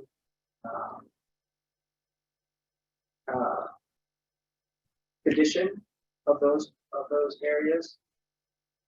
The policy is ambiguous, but doesn't really appear to support such an interpretation. It could, but it seems clear from the language that it was intended to be ongoing, but as I said, it's ambiguous. It's not that clear. And most importantly, that type of interpretation will be inconsistent with Fish and Game Code and statute. A third option that the commission could consider is amending its policy to deal with this type of situation, to deal with temporary closures. One suggestion for that option is to put limitations on it, such as a time limitation or the stipulation to reevaluate on a regular basis whether the closure should stand or it should switch to a designation. Then the policy would explicitly deal with this type of situation. The last option is for the commission to ignore its own policy. Policies are not the same as regulation. And the commission can choose to disregard its policy. Staff isn't recommending that because staff feels that if a policy doesn't address a particular situation, then the policy should be amended to address that situation. That the policy should be flexible enough to accommodate things, and if they're not, then the commission should update the policy to reflect that. So staff is recommending that the committee recommend option 3 to the full commission for dealing with wild trout waters. And that's all I have for that issue of wild trout waters. We can talk about that, but first I wanted to give the floor to Brett Cornwell from the department, who's going to present the department's recommendations for regulatory changes to take effect after the death. So if we can get his PowerPoint up. Great. And Brett, are you there? Yes, I am. All right. Excellent. Thank you. Welcome, Brett. Thank you. Good morning, Madam Chair, commission staff, CDFW staff. My name is Brett Cormos. I am the Coastal Fisheries Program Manager in the Northern Region, otherwise known as Region 1.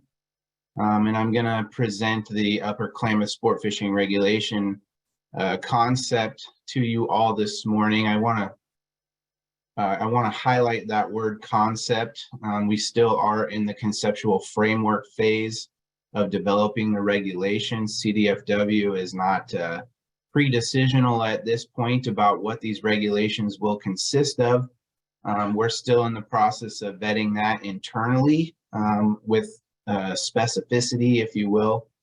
As I go through my presentation, you'll see there's a significant outreach component to this that we're in the process of planning and will execute soon when we have more details to share and really something for people to sink their teeth into in terms of feedback. The department might have its convictions or, you know, ideas about what things should be like, but this is a public process that requires input from all. So next slide, please. So here's the overview of what I'm going to discuss today. I'm going to start by looking at the project background. I'll move on to talking about the project and the dam removal timelines as they stand now. I will then discuss briefly, as I suggested, collaboration and outreach.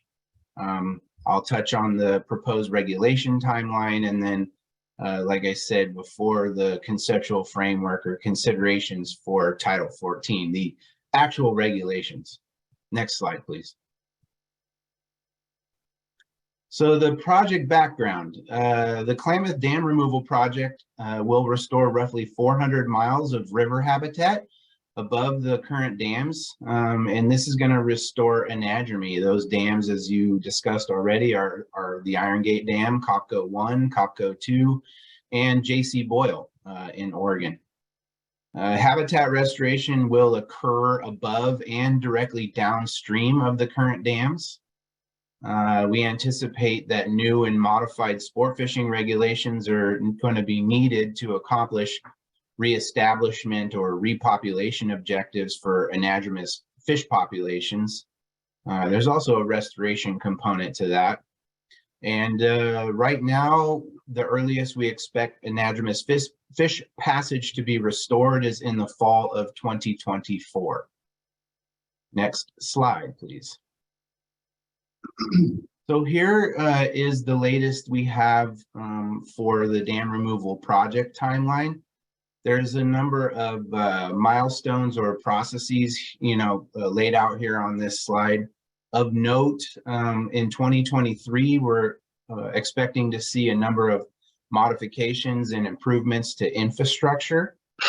And then in 2024, we're expecting to see the remaining, in 2023, we're also expecting to see Fall Creek hatchery construction and then removal of the first and smallest dam, Copco number 2. Moving on to 2024, that's when we'll expect to see the remaining 3 dams removed and the initial restoration of the reservoir habitat, or reservoir footprints, I should say, that are going to become river habitat. And then in late 2024 and into 2025, or really through 2025, we're expecting to see the majority of the habitat restoration taking place. Next slide, please. So drilling down into the reservoir drawdown and dam removal timeline, demolition is expected to occur in the spring and summer of 2024 for all of these remaining 3 dams. J.C. Boyle will be the second dam to be removed. That will be followed by Copco number 1. And then finally, the last and lowest dam in the system, Iron Gate, is expected to be removed, after which anadromy will be restored to all of that new 400 miles of habitat.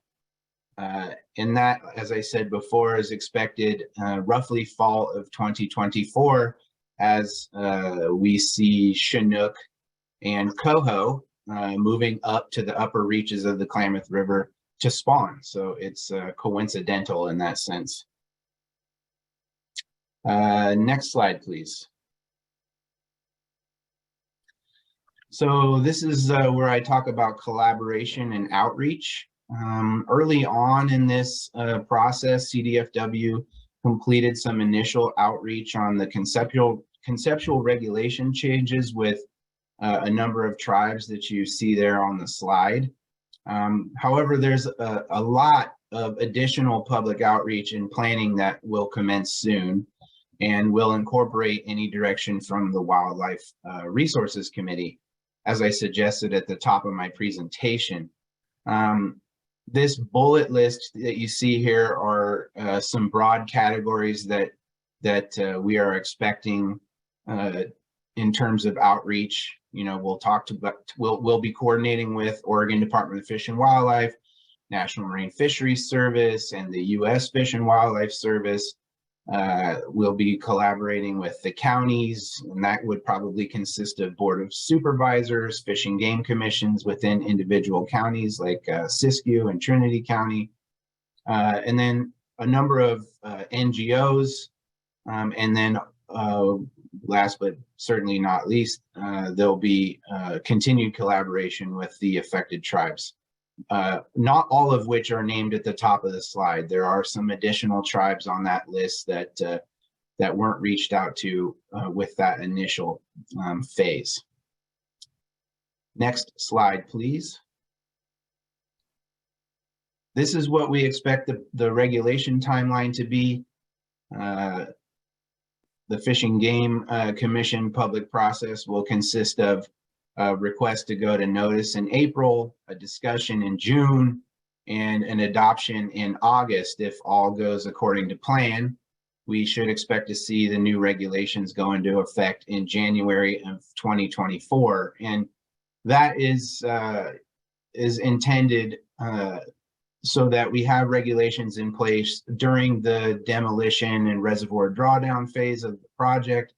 And ultimately, the regulations are in place when anadromy is restored and fish have access to all of that new habitat. There are also going to be some effects of dam removal in that the latter part of 2024 and 2025 that we're anticipating as well. Next slide, please. So these are the considerations. Like I said, this is really just a conceptual framework at this point.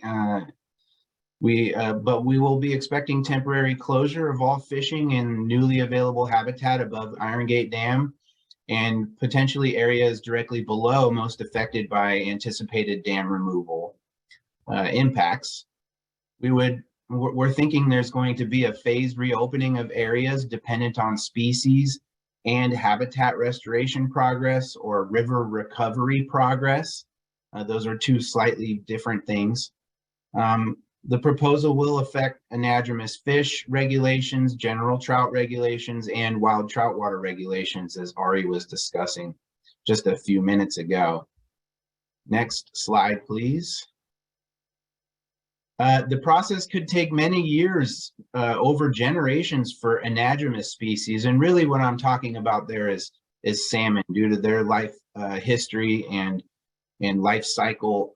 It could take quite some time before we ultimately have a good understanding of how well those particular fish are doing in the new habitat. The non-anadromous species, and really that's pointing to resident trout, those are the fisheries that we expect to be first to reopen. As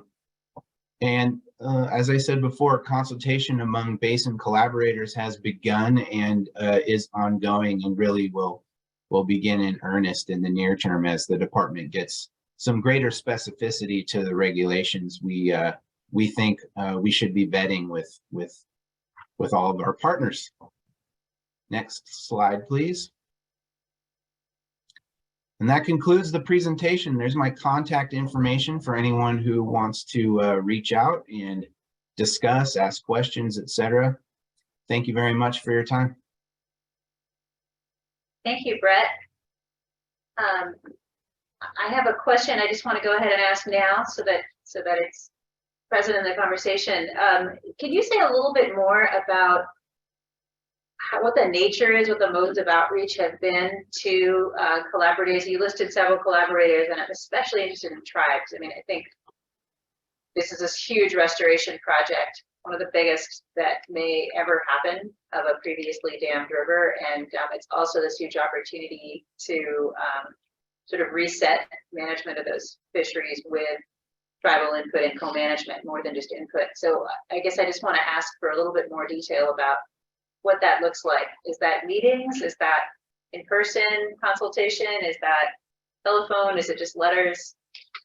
Sure, that's a great question. I have more to say about that I might have glossed over there actually.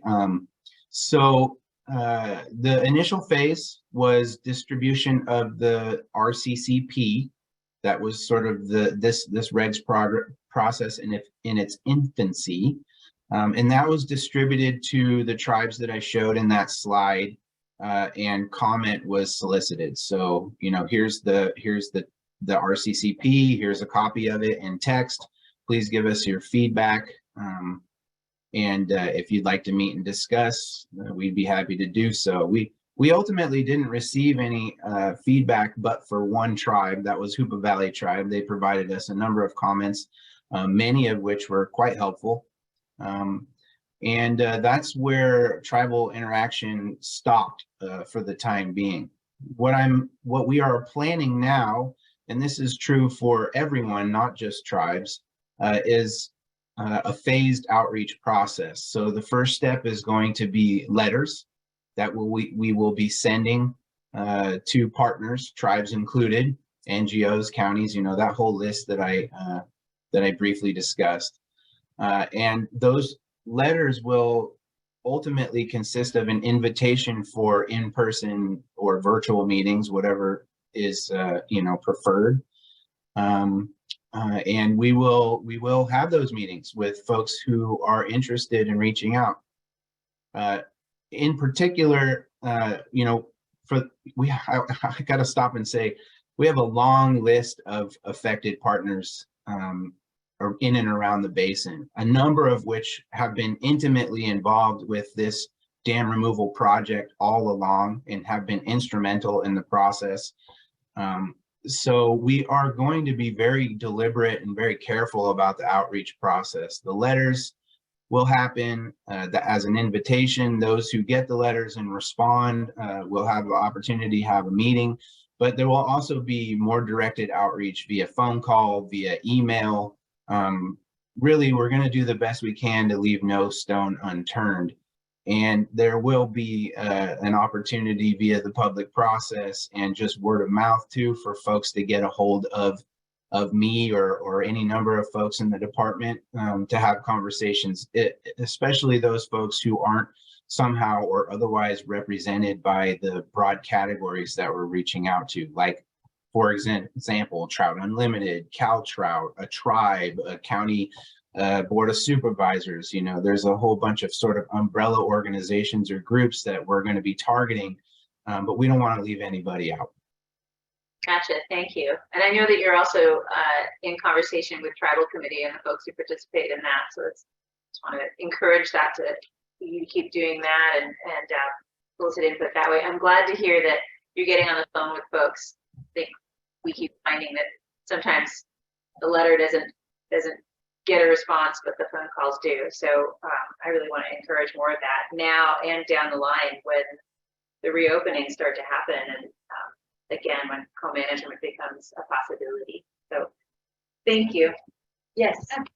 For those who may not understand what an RCCP is. Oh, thank you. So that document that was then shared with the tribe, it's called a regulation change concept proposal, and it's essentially a document that describes what is the problem, how do we propose to address it via regulation, and who are the people contacting, who are the department and staff involved, et cetera, et cetera. So it lays out a game plan essentially for what is the issue and how we plan to move forward to resolve it. Thank you. Okay, I want to check in and make sure that I give you an opportunity at the department. Others besides Brett, if you have anything you want to provide at this point, Chad? I might have something, but I'd like to hear public comment. Okay, great. If you don't mind, maybe circle back. No, that's super. And likewise, I'd like to hear input from folks who are waiting to say something on this issue. And I'm going to start with the room. and ask if there are folks in the room who have comments on concepts for fish regulations. There's really two parts to this, right? I just want to reiterate that. There's the regulations that will roll out once the dam removals have occurred, but then there's enduring, and then there's also this question of how to handle the designated trap waters. So, twice. Okay, and this is not that formal process, so if folks want to weigh in later, they can. I see a few hands up on Zoom. Let's go ahead and go to our remote participants. Yeah, so we have to begin Brian Johnson, followed by Robert Bakker. Hi, everybody. Thank you. Can you hear me? Hear you, yes. Great. Thank you for the presentation. My name is Brian Johnson, and I'm the California director for Trout Unlimited. And we're one of the signatories to the dam removal agreement. And I'm going on 17, 18 years of having worked on this closely with the department. And just, couldn't be more excited that we're at the place where we are after years and years and years of, checking things off the box, another step forward, we're at a spot where the next step forward, literally is mobilizing contractors to begin the project. And I want to thank the department for the steadfast effort and partnership over all those years. And I'm looking forward to, working with the commission and the department on the reg changes. From our perspective, I'll be thinking primarily about steelhead and resident trout, and what I'm about to say here really isn't as much about salmon, where the commercial folks and the tribes have more expertise. I want to thank. I did speak to Brett just a couple of days ago for the first time, and really appreciated that Brett, and look forward to more discussion. Really appreciate your attitude coming in, and desire to have a good consultation. I've spoken since then to several of the other signatories and groups, and we're all eager to engage with you on that in the spirit that it's offered, and come up with good outcomes. I'll start very gently by saying that in the 17 or 18 years that we've been working on this, there wasn't any discussion that a fishing closure for steelhead or rainbow trout was part of the proposal, and the necessary or smart. Wasn't part of the proposed project or the mitigation, or that that we were able to tell in any of the documentation. And so we're a bit surprised that there seems to be, or there might be at least a bit of an expectation that that's kind of assumed or expected. And I did have a chance to talk to two of the other signatories who also, like TU, are conservation groups and not fishing clubs, but have members who primarily fish, and we're all a bit surprised by that, and we think there might be some other ways. So we're really looking forward, and I'll leave it at that for now. I want to stick to the spirit of the collaboration that Brett and y'all were talking about, but we're looking forward to talking about the scientific basis and the process and the messaging and the whole framework. And we'll keep an open mind, and we encourage the department staff and this committee and the commission to do so too, and we're confident that we can get good outcomes. Last thing, just very briefly on heritage and wild trout designations, appreciate your dilemma there. But also just over time, really optimistic that what we could be looking at is a broad expansion of those designations for the Klamath River, for steelhead and trout, because we're looking at a wild trout river now, with no hatchery there, and the biggest river restoration project that any of us have been involved in. And so I want to keep the positive focus and work with you on that. Very last thing that I have to say, just for some of you who may know me, know that I also have been a longtime board member for the Klamath River Renewal Corporation, which is managing dam removal. And nothing that I just said here is about KRC at all. This is me personally in Trout Unlimited, and I don't expect that the Renewal Corporation would engage on this particular issue. And thank you very much. And thank you, Brett. All right. Madam Chair, may I respond to the comment briefly? Yeah, thanks, Brett. That'd be perfect. Thank you, Brian. I appreciate your comments, and it really, you've touched on and reminded me to mention a couple of other really important things that I want to offer for the benefit of all.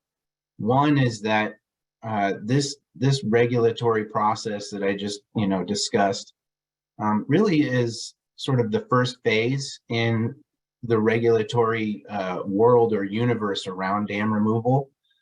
There is a second part to that, which is, what does reopening fisheries look like?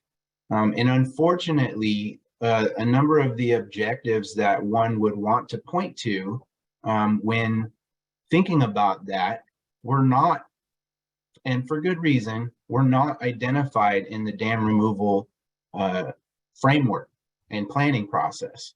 And so it's not surprising to me that specific things like, fishery closures or not, were not outlined there or anticipated, because a lot of other really important metrics, like what does repopulation look like? How many salmon should we expect to have on this habitat? What are our targets? Those things were not outlined or identified there either. But that does not mean that the department's going through this first phase of regulation with blinders on, or in a myopic sense. We are thinking long-term about what the metrics should be to reopen specific fisheries, and wherever we can, we will be discussing that with partners. And when we're talking about, okay, if a fishery needs to close, here's the science behind why, and here's also the science behind why we might reopen it and when. So that's all. Thanks, Brett. Anyone else for the department? I'll go after. There's a couple more. Okay, we have a couple more comments. So, All right, we'll so go back to you. Robert, you're up next, followed by James Stone. Honorable Madam Chair, Dr. Zakaleva, and Professor, Conservation Science Professor, so glad you're chairing the meeting, and Robert van de Hoek, environmental scientist, wildlife biologist. So funding, and I support dam removal conceptually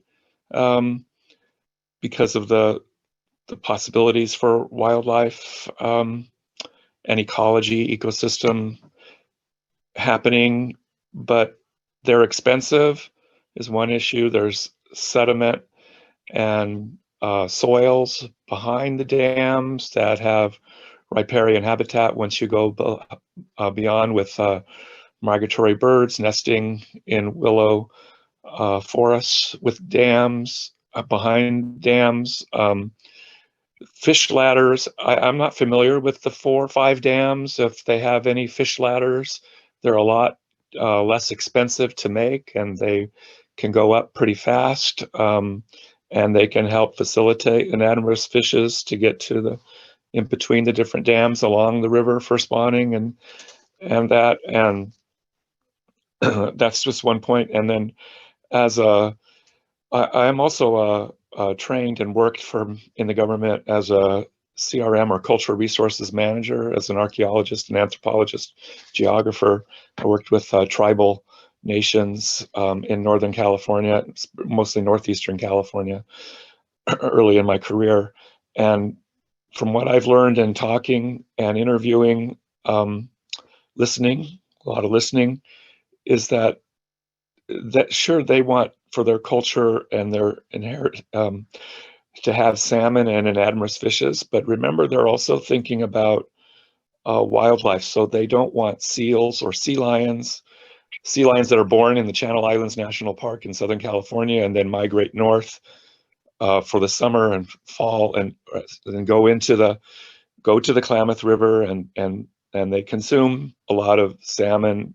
But there's also land mammals that indigenous peoples want to be sure do well. So there's coyotes that feed on salmon after they spawn, and they're food available as fish that are dead.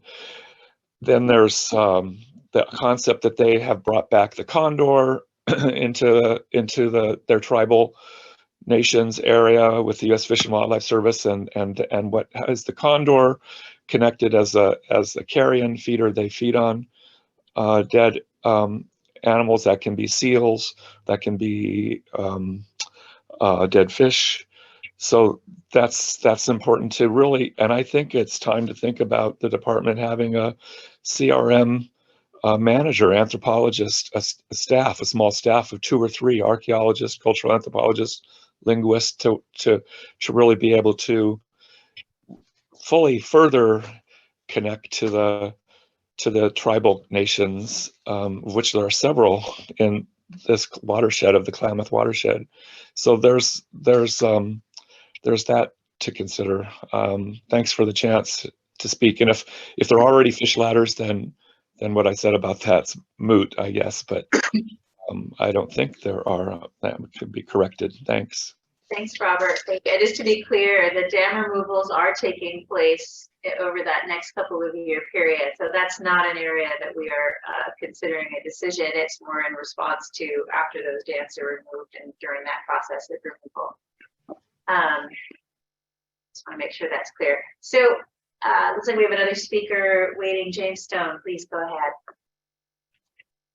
Thank you, Vice President Zavaleta, commission staff, department staff, Brett Cormos. Thank you very much for the presentation. Really appreciate getting a more further understanding and transparency of the department's thinking moving post dam removal.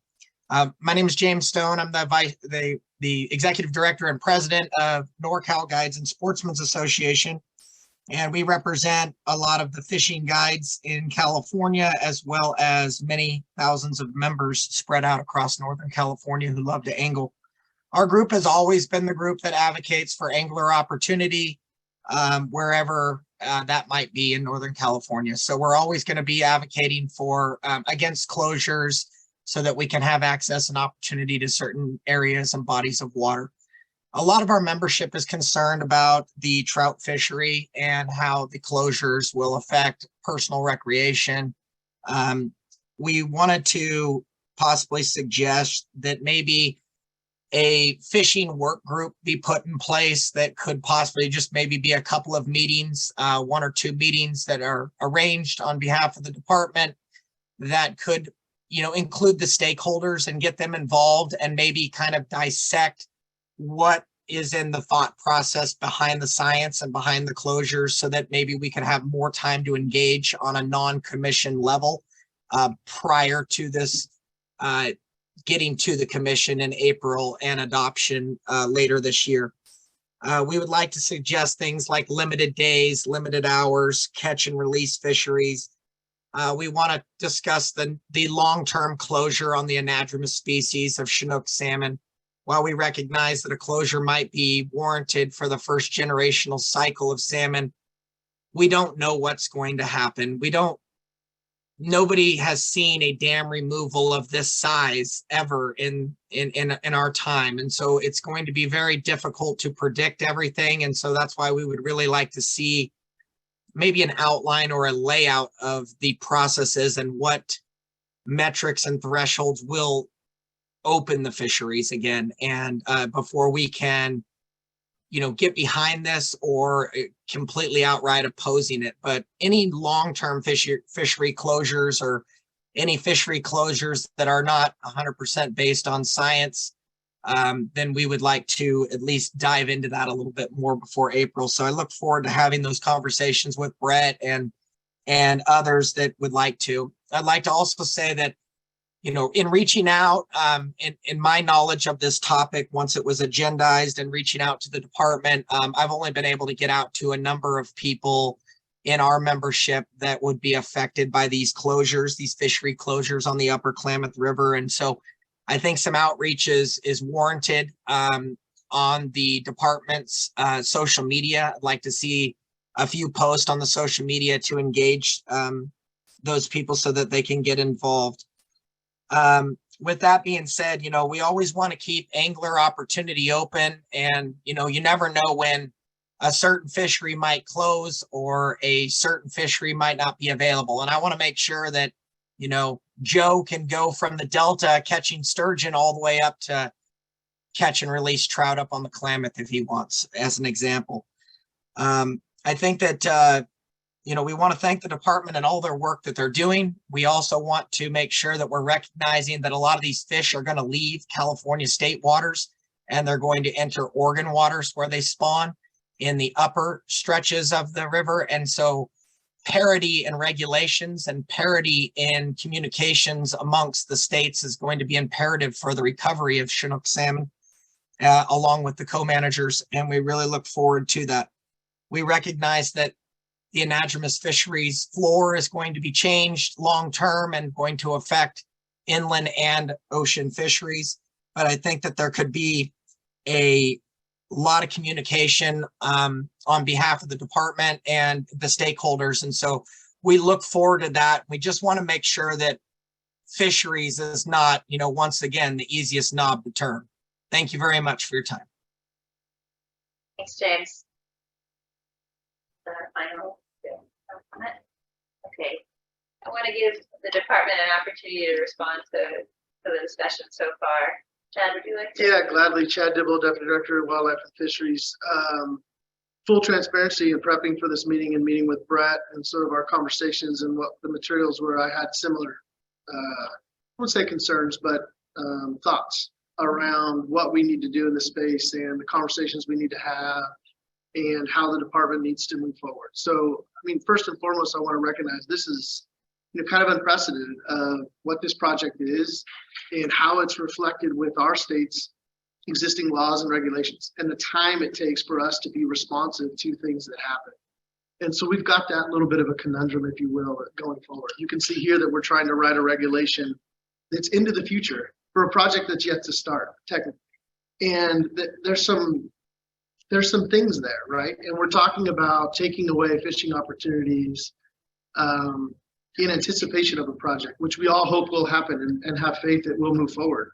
The timelines on this project have shown that, you know, there is some concern there with opportunity and matching that up with what's happening on the ground and the reality of what's happening in this project. So I just want to flag for a conversation today or going forward really in our development of a package and the conversations that we will be having with stakeholders over the next several months, that, you know, we recognize that there may be a moment where the department needs to, in line with our fishing interests and the fishing stakeholders' interests, manage this fishery in a way that allows us to be flexible and nimble with respect to timelines associated with deconstruction, the restoration activities that are happening, and potential public health and safety, right? Because that's really what this is about. We also recognize that there's a huge interest in fishing on this river now and in the future. We recognize that we're moving into an area where we want to recover these species and create more opportunity. And that's the ultimate goal. So we've got to be respectful to both of those as we move forward. And I'll just leave it that I've already started exploring and we're exploring. And I think part of that conversation will be exactly what Mr. Johnson and Mr. Stone are raising. Ideas and thoughts about how can we move through this, knowing the protections we want and where we need to be protective, and knowing that we want to allow fishing to continue and be as open as we can based on how this project operates and moves forward. And just think creatively about how we can do some of that and provide that flexibility for the department and the commission going forward, so that we're not stuck in a period where we are not allowing fishing and there's not really a reason or a justification for it. So that's our commitment to work forward to work on as we go forward.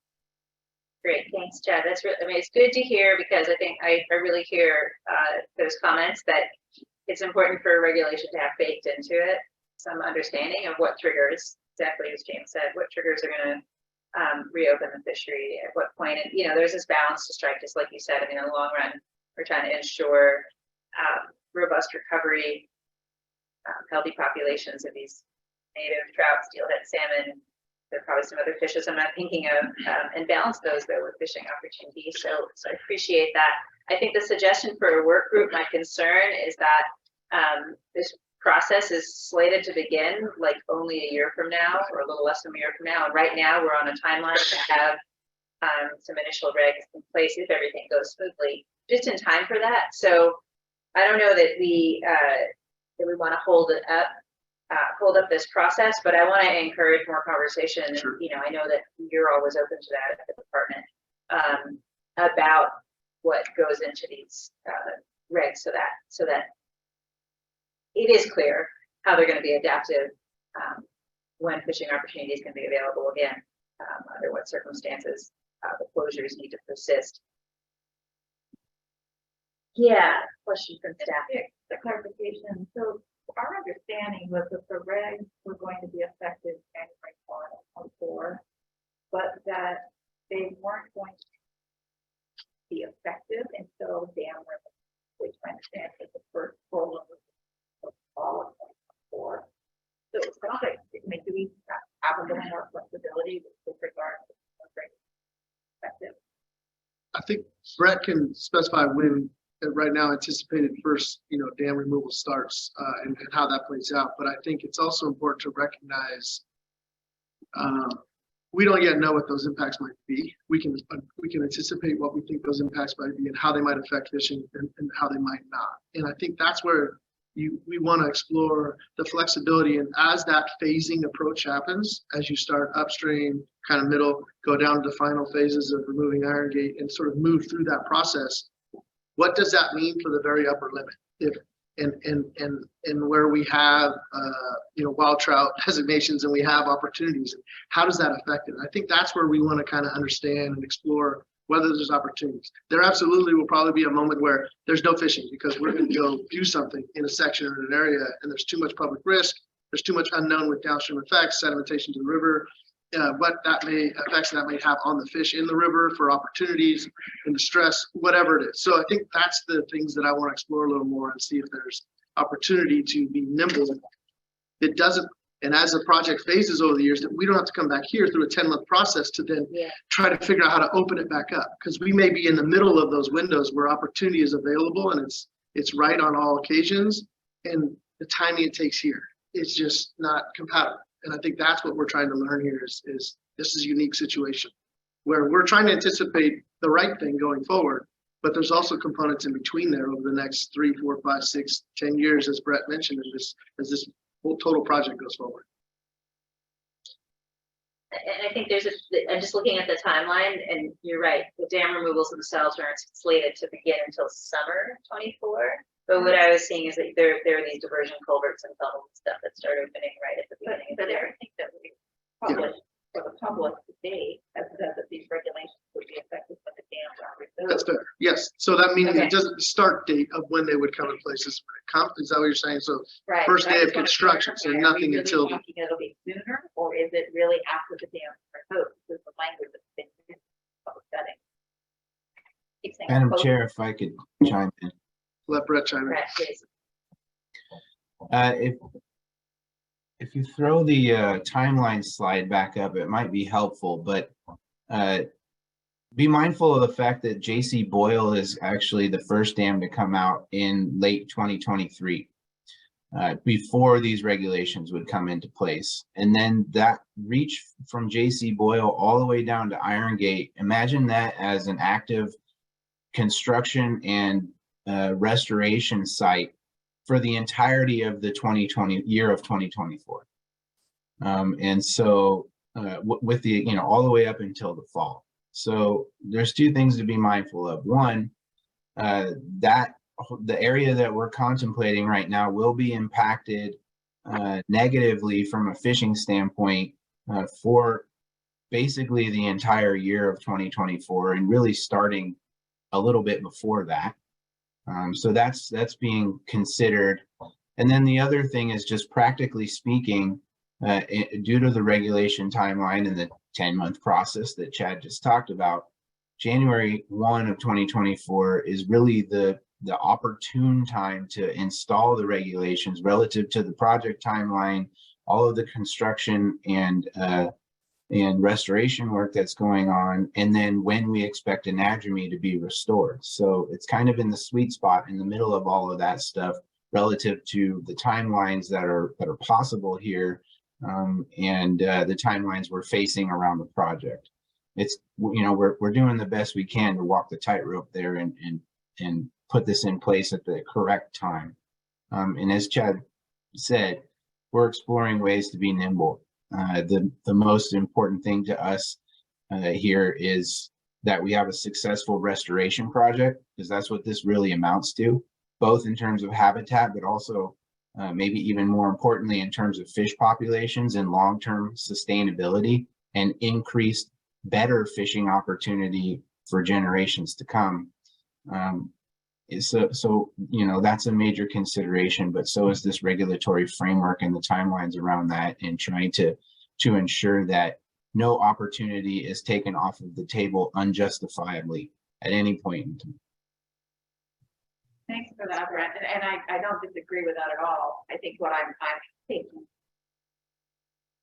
what I have a concern with is we keep referring to these regulations as post-dam removal.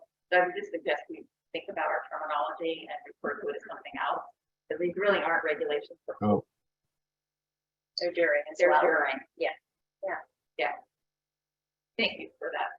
Well, we can call it pre and post dam removal. How about that? There you go. That's fair. I want to recognize we have a speaker in the room. I'm Lauren Jacobs. You need to really speak up because our microphone is way over here. Lauren Jacobs with California Health Conservation, and I may have things, but why are they?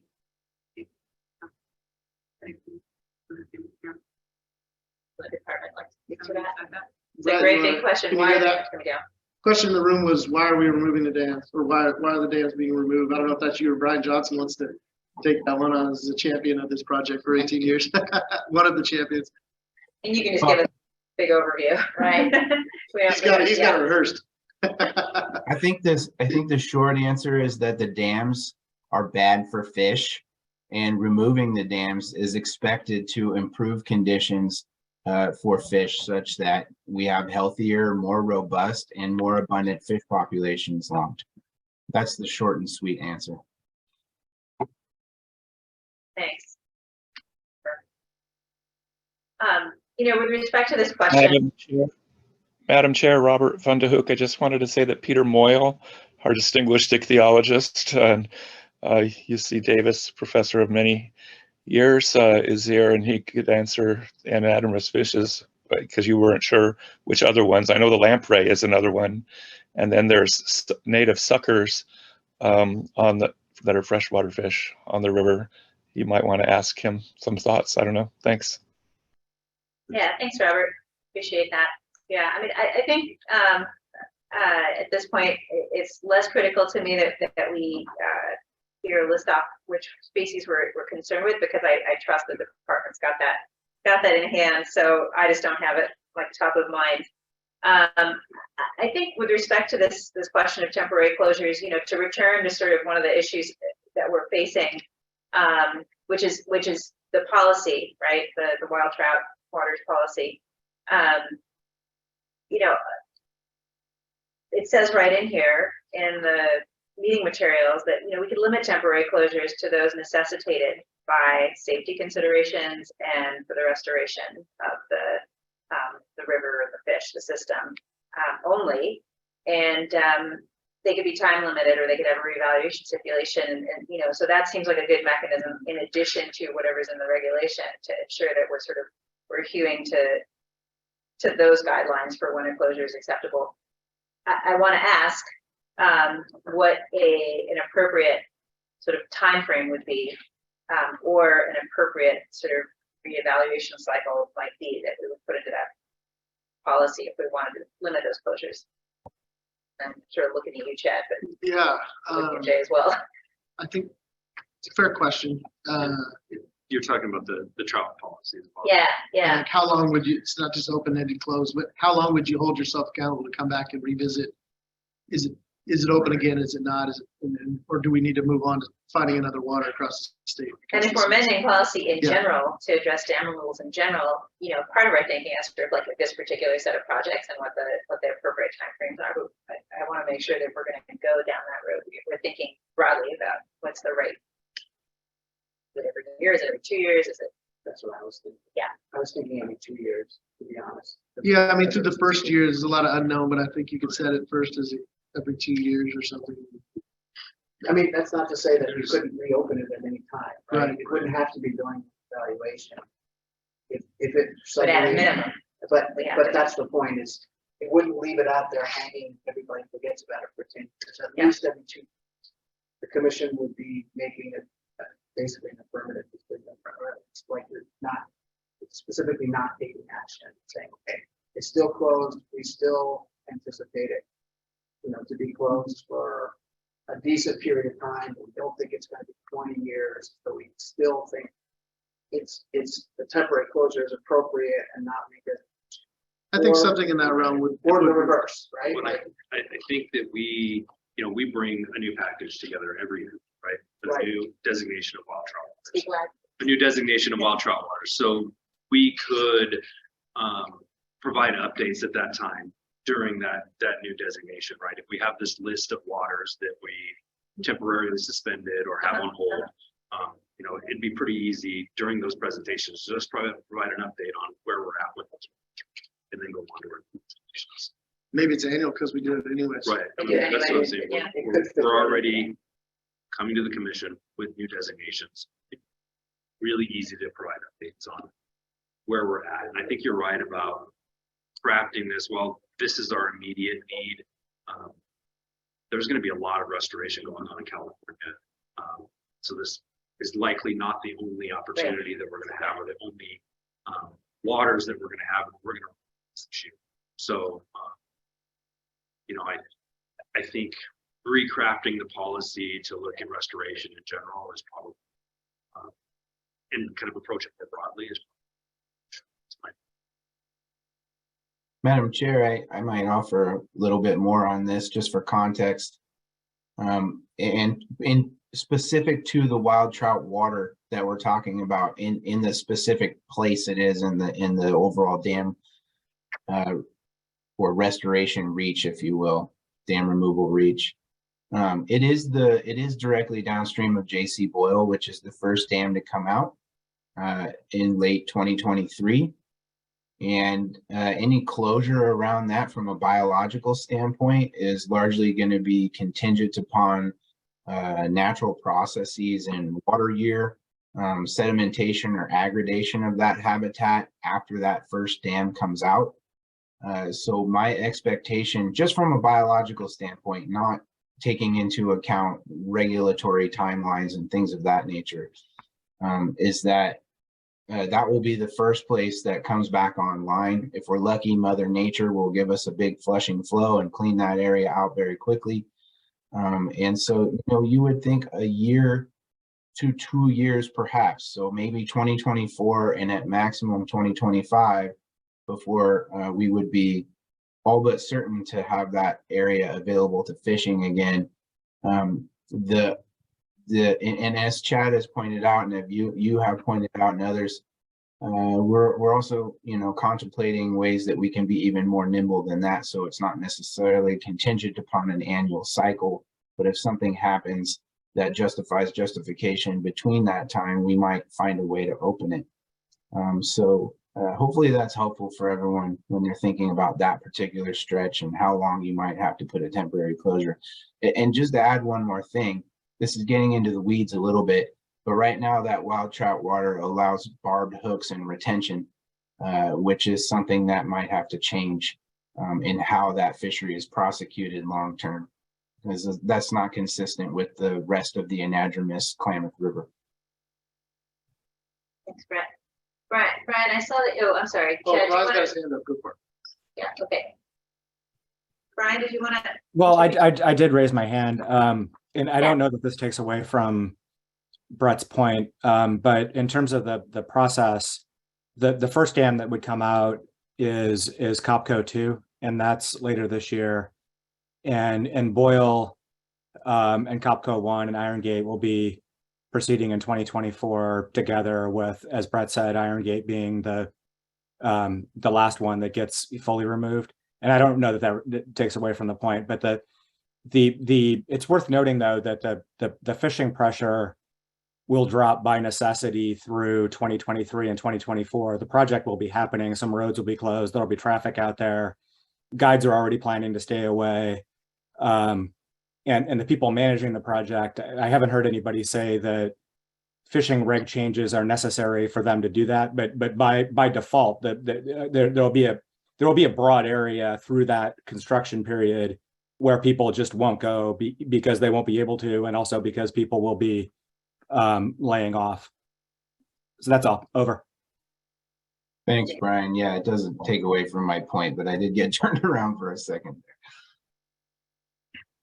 The last thing I'll mention in this space is, in just recognition of the governor's budget that was released Tuesday, which included for the department the addition of 5 staff and $1.79 million to pay for those staff, basically ongoing to monitor this fisheries as we move into this dam removal world, and as well as manage some of the lands that are part of the agreements and transfers that will happen as part of this. So, you know, there's a long ways to go till July, but we're thankful that the governor's included this in this. And I raise that because these are the folks that would be hired, brought on, and help us to start monitoring and looking at these fisheries. And the more that we can get the support, as we talked about here, especially in front of this happening, we know we'll have the ability to manage it and be responsive to fishing regulations and whatever comes, because we'll be collecting the science and the data needed to make those decisions. So thankfully, fingers crossed, you know, whatever you want to do, moving into July. It's in the budget now, and we hope it'll stay, but you know, there's a long ways to go until July. So that's just the recognition. So glad you brought that up, because if you're going to design something that specifies population levels or conditions under which you're going to reopen, somebody has to know that those have been achieved. Yeah, absolutely. So, Jay, did you want to say anything more? No. Okay. Perfect. Well, a lot of great discussion on this. A really huge, momentous opportunity. And I hear you. You know, we want to be thoughtful about how we go about this. Again, you know, this is sort of the long-term goal here is more fish, and that's where we want to stay pointed. So what I'd say is that I think that the Wildlife Resource Committee, we should recommend the commission support a future rulemaking to address inland sport fishing regs for the upper Klamath River post dam removal and pre and during dam removal as well, as recommended by the department and discussed today. And as discussed today in particular, I want to point to having that nimbleness that you've talked about be written into it, so that be responsive to opportunities to close if necessary, but also to reopen if necessary, and adjust in response to conditions. And then on the question of the wild trout waters policy, the WRC recommends the commission amend its commission designated wild trout waters policy to account for designated waters that are temporarily closed, with closures limited to those for safety and for restoration, and with a requirement that we revisit. I think I'm hearing people say every year to 2 years, but we do it every year anyway. So maybe every year is what we would want to recommend. Yeah. I feel like that's a problem. Okay. It's part of the annual recommendation. That's right. The wild travel. Right. Right. Incorporate that into that, right? Right. And that's not a guide. It's just, it's a minimum. At minimum, that's how often we're going to go looking back to that. So we support the principle that we may know between years, between those two check-ins, that it's time to reopen. Have I missed anything? Those are, and I just want to reiterate again. I mean, I think this is such a crucial opportunity for input to explore co-management, and I just want to keep encouraging Brett and everyone to have that communication with all stakeholders, but in particular to look for opportunities around the anadromous fishes and salmon, to be working with tribes to maximize their involvement in the recovery of these fisheries. That's it. I want to thank you, Brett, for all of your work on this and the presentation, and I look forward to returning to this issue in a future meeting. Thanks in advance to all the folks I'll be working with as we go through this process. I'll need their help. Awesome, Brett. Okay, we've been going for 2¼ hours, so I'm imagining there are some folks who would like a few minutes to stand up and stretch, and then we can dive into inland sport fishing. So it's 12 minutes after 11. Let's take till 20 after. And I appreciate the patience of everyone who's waiting for this next item.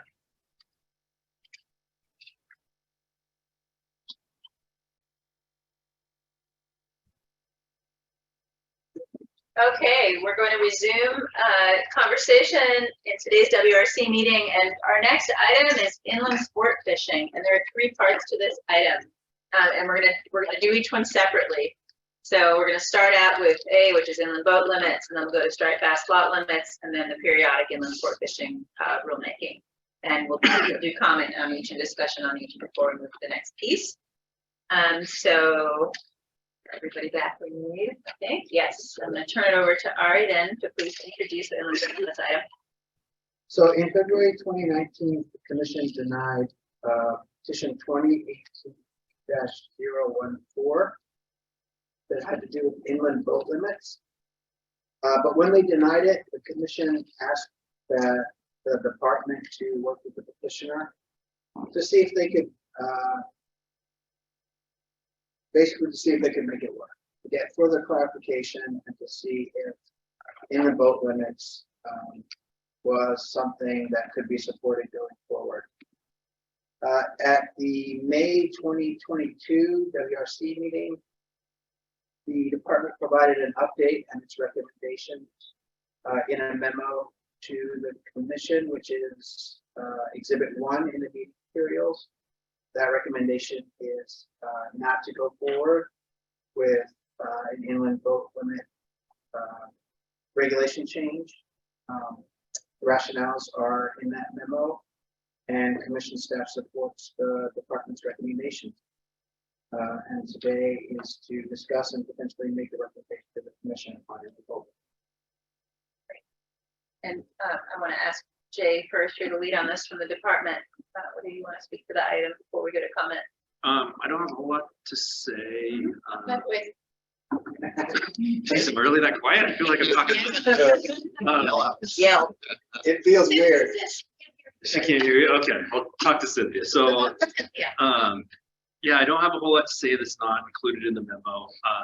We feel like just with the state of the overall salmon fishery, that having a regulation that would allow increased harvest probably isn't the best idea at this point. So that's sort of where we're hanging our hat on this one. It's just not something we feel is compatible now with where the fishery is, the state of the fishery. Okay, thanks, Jay. Let's go ahead and start a discussion of this item with folks who are in the room, folks who would like to comment or just provide some input on this inland sport fishing boat limits question. Where do you want me to stand? That's an excellent question. Where would we like to stand? As close to that. You're welcome to join us at the table if you want to sit down. Mark Smith making comments on behalf of the New England California Guides and Sports Association. James Stone might add something. I know he's on the line, but we were the folks that brought the proposal forward, representing the guiding community that is taking folks out for recreational angling trips on the river. I think you know how bad the fishing is inland. We're going to be talking about it in February. We've been talking about it extensively, but this has sort of been an ongoing development, right? And in past years, we've had limits as low as 1 fish per day per person. And the way that the regulations are currently structured, if you're on a boat with 6 people, right? So I've got the 6 of you coming out on my boat with me, and we go out at 6 o'clock in the morning and we throw the first cast over, and Ari catches the first fish at 6:10 because he gets the lucky bite, and it's a 1 fish bag limit.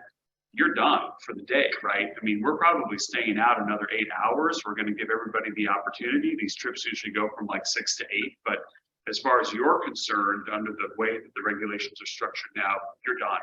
You're not allowed to put your rod back in the water. You're not allowed to participate in that activity. Now, we translate that further to folks who go out with their kids, and that happens to the youth who's 6 or 7 or 8 and doesn't have the patience of an adult and is now sitting on a boat for that amount of time and cannot participate in the fishing activity. It's great that they caught a fish, but You know, we're in a scenario in inland waters right now where, you know, if you get a bite on a boat this year, you were lucky. If you landed 1 or 2 fish on a boat, you were lucky, right? And it's a parity thing as well, because in the ocean, we allow the party boats with 20, 30, 40 people to go out and fish the entire time, because it's not an individual limit, it's a boat limit. So, you know, we've talked a little bit about the disparity that's happening right now between ocean harvest and inland harvest, and the commercial folks and the success they had this season. The recreational ocean harvest hit its goal at like 60, 65,000 fish. I think inland in the recreational community, we caught maybe 5, 6, 7. I mean, I think our guides total, it's a really low number, right? And so what we're looking to do is provide opportunity.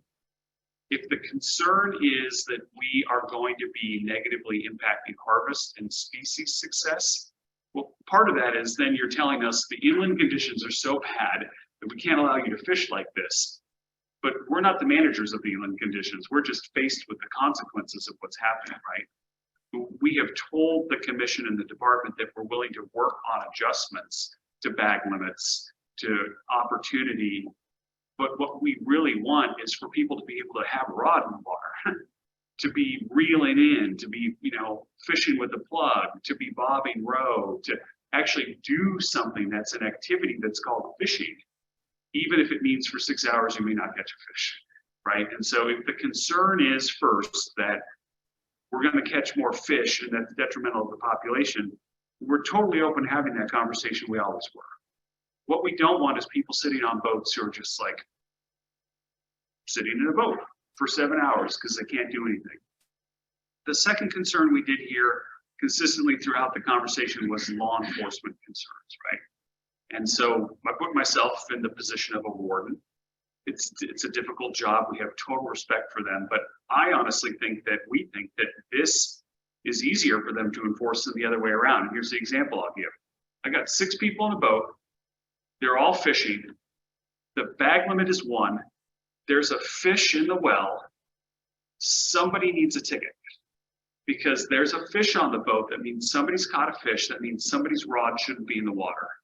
Now I got to figure out who that is. If I'm a warden and I got under the boat limit rules, I got 6 people fishing in the boat. As long as I don't have more than, you know, say it's a 1 fish bag limit, as long as I don't have more than 6 fish in the boat, everything's good. I don't need to figure out whose fish is whose. I don't need to figure out whether somebody illegally has a rod in the water. You know, it's not just as straightforward as that, but it is to a certain extent, right? I think in some ways it makes the job of the wardens easier. A final concern we had heard was that now there's a disparity between, that would create a disparity between bank anglers and people on boats. Well, we certainly don't seem to have that position for the way that we allow boat limit fishing in the ocean.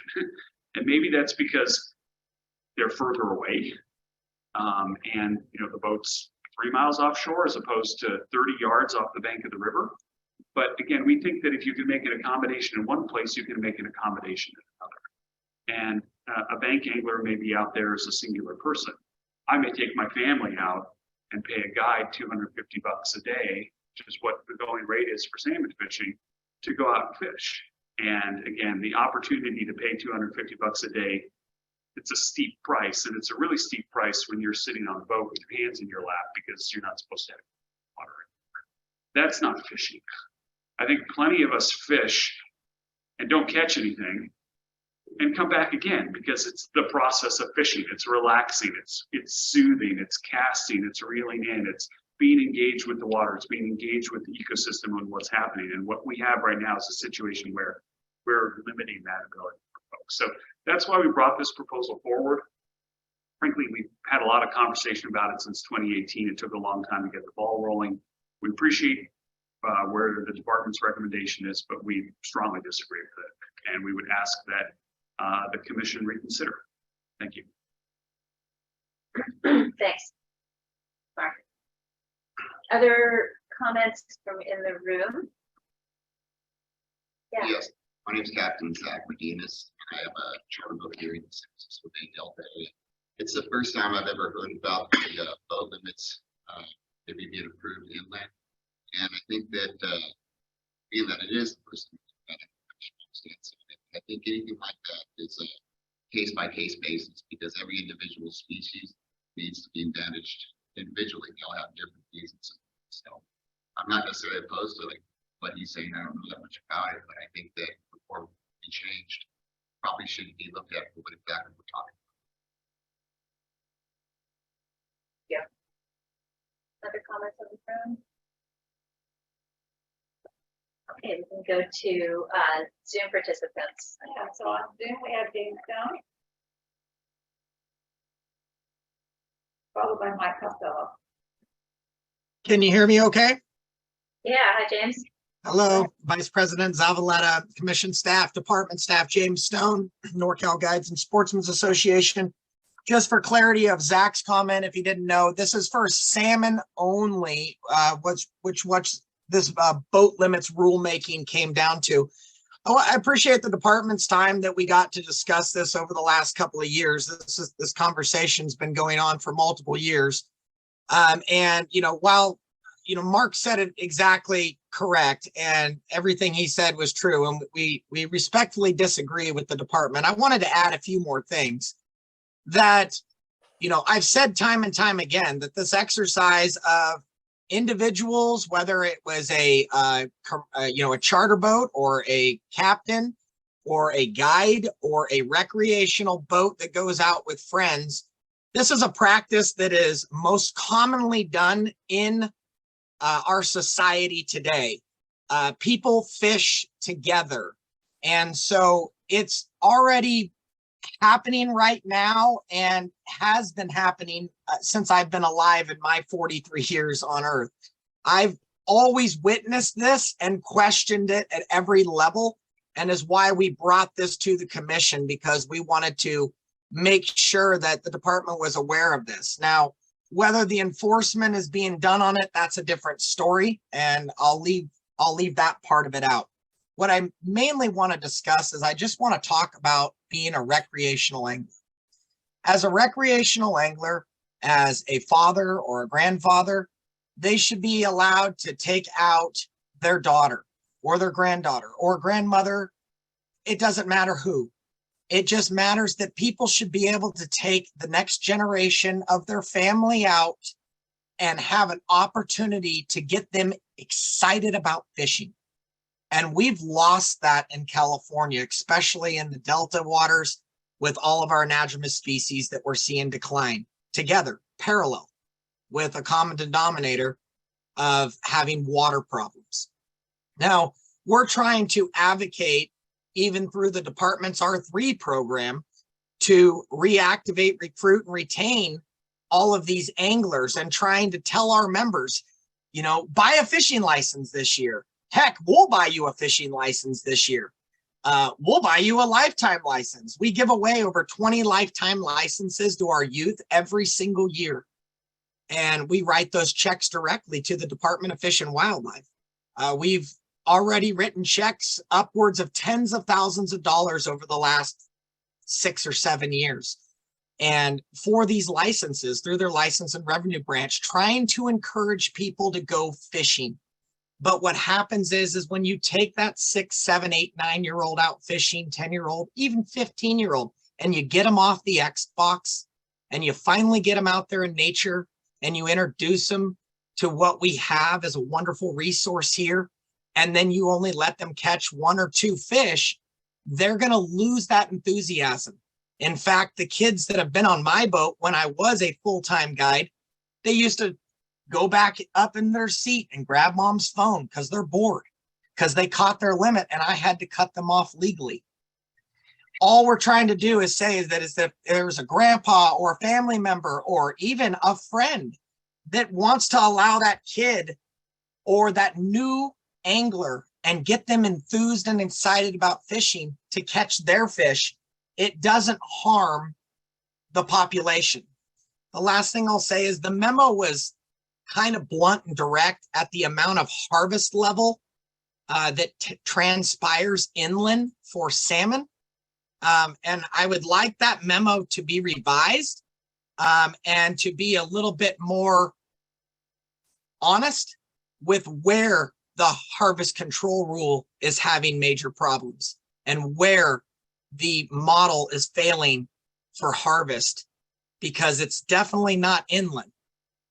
We have not been catching our fish that the model from the Pacific Fisheries Management Council has been saying that it was going to come inland.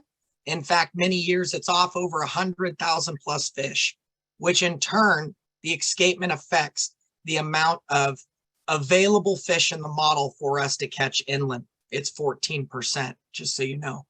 But I'll leave it at that and just say, we appreciate the dialogue. We disagree with this, and hopefully one day the inland fishing community of all anglers of all communities will find parity west of the Carquinez Bridge as the ruling still rules. Thank you. Thanks, James. Hey there. Yeah, can you hear me? Can hear you, Mike. Go ahead. Great, thank you. Yeah, thanks for the opportunity. I usually speak on big game hunting items, but I grew up fishing, primarily stream fishing in the Eastern Sierra. But when I hear the dialogue on this, it's if I was to want to hook up with my family or friends to go fishing and on a boat right now, and I looked at the rules between ocean fishing and stream fishing, inland, I know exactly where I would go because the lack of parity here. And it seems there's probably reasons for it, but in the dialogue that I've heard today, I don't understand the logical conclusion or what logic drives the conclusion that's been made to have that lack of parity. I agree with the prior commenters, and if this can be revisited, I think it would be good for fishing, good for R3, good for getting more people, adults and kids, out onto boats to fish and enjoy a full day out on the water. So thank you.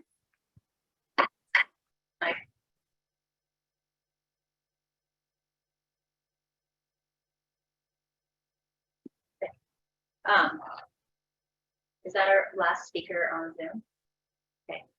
So I want to start by asking whether the department has any comments in response to what's been raised. Sure. Okay. So yeah, in terms of the equity discussion, there is differences between the ocean and the inland fishery. There's in terms of in the ocean fishery, you don't have people that are fishing for the same fish in the same stretch of water within casting distance of each other on shore and in boats, for the most part. There may be some small cases of that, but for the most part, that's not the case. In the in-river fishery, that's absolutely the case. When you're in the Feather River near the outlet, there are people casting over each other in every direction. So having a difference between the person that's on the shore and the person that's in the boat creates issues, right? There's equity issues there as well. So we want to be cognizant of that as well. So I mean, I think that's kind of to that point, that's probably where our concern is in terms of equity. James's point about the harvest control rule and the numbers of fish coming in and where that blame, so to speak, lies. When we were crafting this, we weren't being specific that where the issues with the fishery were being caused by inland fishing. That's not what we're saying here. The numbers are what they are when they come in. There are things that can be done to change those, but that's not directly related to this boat limit issue.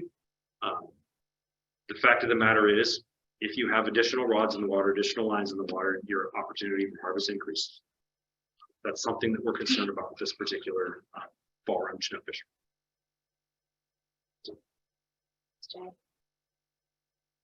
Questions or comments from Fish and Game staff? Or the artist? Yeah. Okay. I mean, this is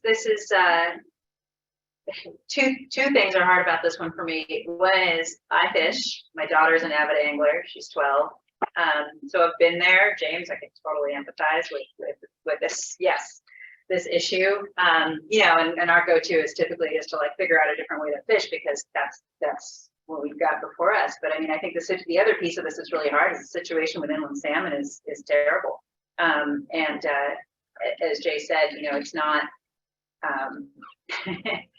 nobody's saying that that's because of fishing pressure solely or even mainly. I mean, as you said, I think James and Marco said it's largely about water and bigger system level challenges, but be that as it may, it's where we are with those salmon. So I just want to reflect back both of the things that you said, Jay. I'll make sure I have this right. Like that there was an issue about equity and differences in rules between the ocean and inland. And the difference is that in the ocean, if you're in a boat and you're on shore, you're not fishing for the same fish. And if you're inland, then basically you have one set of rules for people who can afford a boat-based option to fish, and a different set of rules that yields fewer fish for the shore-based fishers who have boat limits. And that's the equity issue inland. And I think that's really important. We have a lot of shore-based fishing that takes place inland. So that, you know, the equity issue there, okay, I understand that. On the catch issue, it's not the intent of the boat limit proposal, I hear that, to increase catch, but that's sort of an inadvertent byproduct of that. And given how much these fisheries are struggling, I hear the department's concern about that. I do see James, and there are a couple of hands up, so I've said that. I want to go ahead and just give James an opportunity to respond, and then Christina has her hand up as well. James, go ahead. Thank you, Vice President Zavaleta, and I appreciate, Jay, your comments, and I appreciate yours too, Vice President. I would like to just bring up 3 really quick points. One, we talk equity. That's totally understandable that we might have, you know, some dialogue on that. I want to remind everyone that marine waters start at the Carquinez Bridge in Vallejo. So we have a lot of shore anglers. In fact, I grew up in the Bay Area and we fished the shore west of the Carquinez Bridge.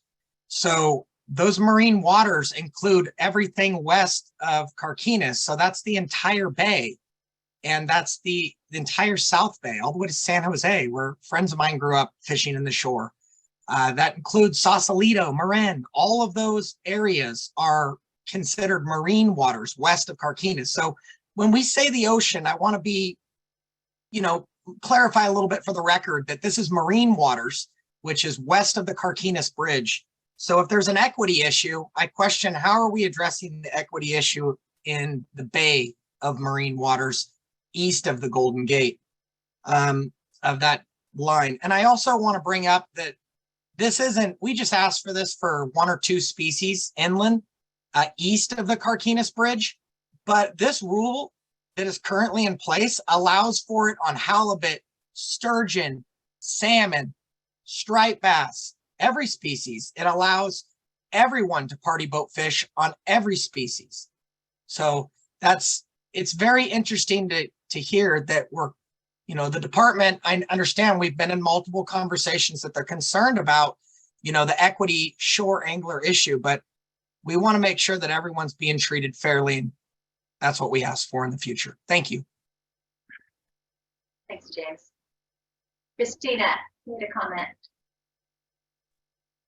Hello, can you hear me? So we can hear you. Oh, okay, great. Actually, what agenda item are we on before I make my call? We're on inland sport fishing agenda item 8, just part A. Oh, okay, great, thank you. Okay, sure. I mean, I've been hearing some of these conversations, and I'm but would like to just make a comment that, I mean, you're all talking about fishing, but you know, the ocean and rivers, they're all being depleted of fish, and other ocean animals are starving because of this problem. I just don't hear any ecological discussions about the whole environment. And you guys are talking so narrowly on, you know, the ability for people to actually, right, fish and kill animals. And you know, maybe you all can watch the movie called Eating Our Way to Extinction. It's got great scientific facts about what's happening to our ocean animals and rivers and you know, the whole system. I just wish someone would talk more about that aspect with Department of you know, fish and wildlife. I just don't hear that at all. And I really encourage you to do that. And I think the public is getting much more concerned about what's happening. And we're paying a lot more attention to what your department is doing and what people are allowed to do. And they're getting permits to kill. And I just wish someone would counterbalance that concept with some more sustainable, protective ideas for all of us to follow. Thank you. Okay, thanks, Christina. I'm not sure if I heard you correctly earlier in your comment, but I just want to encourage folks to speak to the agenda items that we're on, and if you have broader comments to make, to save those for the public comment item at the end of today's meeting. I see another hand raised. Marilyn Jasper? Yeah, go ahead, Marilyn. Thank you. Good morning, Marilyn Jasper, Public Interest Coalition. It seems the solution to this issue, with all due respect, might be a decision for the party or the charter boat owners. It's not a taxpayer agency's issue, as if for somebody's being bored or having to sit with their hands folded, whatever. The agency's obligation should be solely to protect the resource and enforce the laws that we trust do have good reason for existing. I understand what has been said about the different species of fish. Party or charter boat owners always have the option to shorten the length of the trips to resolve the boredom of the passengers, or they can send out pickup boats. Just anybody want to get off and get back to shore.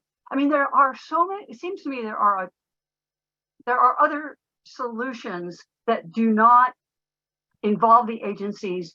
It's the choice of the customer who goes out on the boat to decide whether or not they want to sit for the whole time. Thank you. All right, thank you. Looks like we don't have further comment. Okay.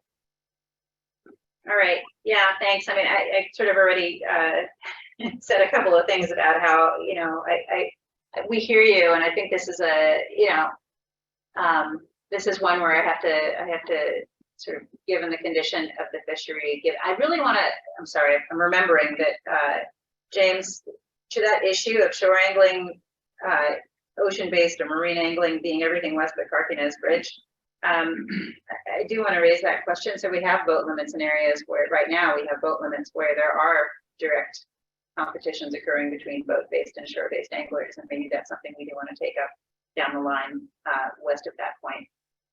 But for now, I think we have to recommend the commission not pursue rulemaking to implement inland boat limits because of the reasons that the department raised and that was raised in this conversation. And I hope that we can circle back to this issue about what's happening on the marine side of the strait in the future. Okay. We're going to go on to agenda item 8, part B. This is the striped bass rulemaking. And Ari, the Fish and Game Commission staff is lead on this, but we also have folks from the department, a department lead who may want to weigh in on this. So I'll start out by handing it over to you, Ari. Thanks. I don't have a lot to say on this. Okay. It's mostly just to point out that the discussions over striped bass lot limits and different regulatory options for striped bass management have been going on for a while now, in several meetings.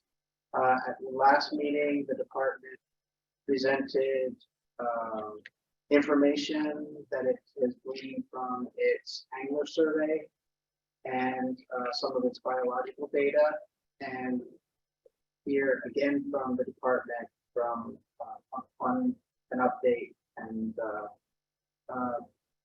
discussion from Jonathan Nelson from the department, who I believe is online. Jonathan, are you there? Yeah, I'm here. Great. Thanks. Can everybody hear me okay? Hear you. Thank you. All right, sorry I had to attend remotely today, but the department today will provide just kind of where we're at in the process. Appreciate you, Vice President Zavaleta, for you to take time today to discuss the status of the department's evaluation of the proposed 20 to 30 slot limit for striped bass. The department continues to work on the evaluation of the proposed reg change. And we have been meeting with our petitioner, which is NorCal Guides and Sportsmen Association, and their advisory scientists. At this time, the department's not prepared to make a recommendation to the WRC. And we have been working with the petitioner, and we have their support to continue the evaluation to allow for better collaboration and more comprehensive review of available information. The petitioner has recently provided supporting information to the department within the last few weeks. The plan is to review that information internally and then have the department and the petitioner's advisory scientists meet to discuss the available information and the analyses to ensure that the perspectives from both parties have been presented and allow for transparency and clarity on what information is needed for the department to complete its evaluation and make a recommendation. The department is currently summarizing all available population monitoring and angling catch data that we can find for California waters for striped bass.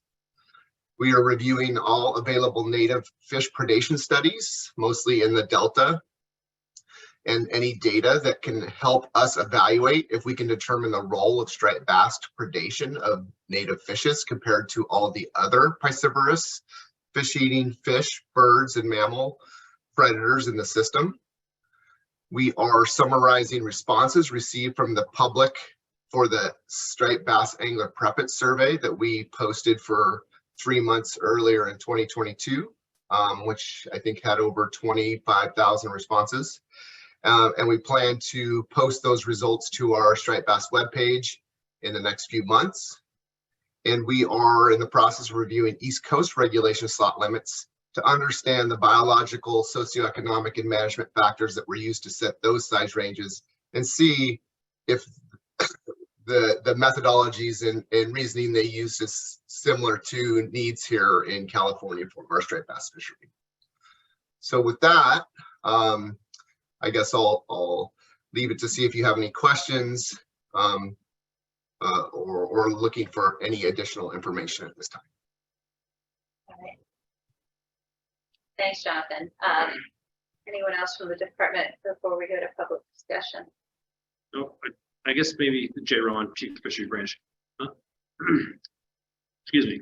I'd just like to thank Mark and James for their cooperation through this process. They've been great to work with, and I think we've been having some really productive dialogue. So appreciate their time. Excellent. Thanks.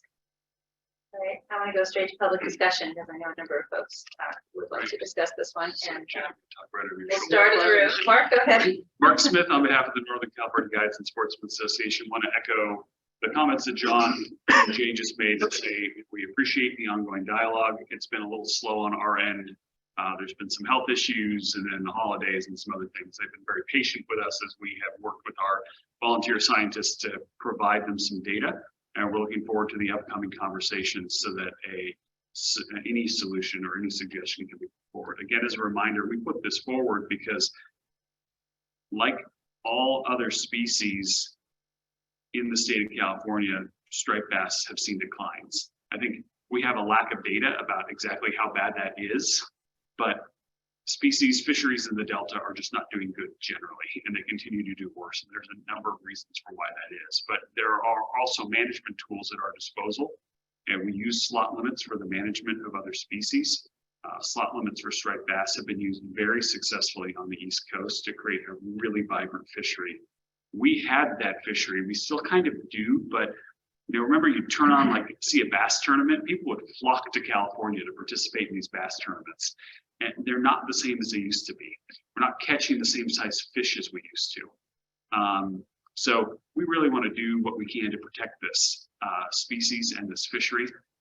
We believe we're staring down the barrel of perhaps a complete salmon closure next year. And so we are losing our recreational fisheries, particularly inland. And so protecting the remaining ones that we have is critically important to us. Thanks. We look forward to the ongoing conversation. Thank you. Other comments here in the room? Yes, hi. Hi, I'm Maddie Dunlap, or excuse me, Maddie Munson, representing Coalition for a Sustainable Delta, which is a large coalition of water users, farmers who for decades have worked to balance the needs of our resources and sustainably managing those resources with the social needs of California, providing food for the state and the nation. Thank you to the commissioners, the staff, and the department staff who have continued to work on this issue, and we appreciate the discussion about, reviewing station studies and really taking a comprehensive look at how increased striped bass population could affect native listed threatened species. And we would just join those concerns and just state that we believe that increasing the striped bass population would go counter to the significant resources and time the state and our members have put towards revitalizing those threatened and endangered populations. And we also believe that increasing the striped bass population would run counter to state and federal policies, including the Species Act, the voluntary agreements that the state has been working so hard on, as well as potentially the commission's own Delta fisheries policy. So I'll keep my comments brief there today. We look forward to engaging with the department staff as well as they review these materials and the science is available. And yes, thank you again for taking the attention on this issue and taking a really thoughtful look at it. Thank you. Okay, maybe another comment from that table. Yes. My name is Gail Delahan. I work for Western Growers Association. Our members are fresh produce farmers throughout all of California, Arizona, Colorado, and New Mexico. And I just want to echo the comments made by Maddie. We've been concerned with the Delta and the exports of the water in the Delta for decades and decades.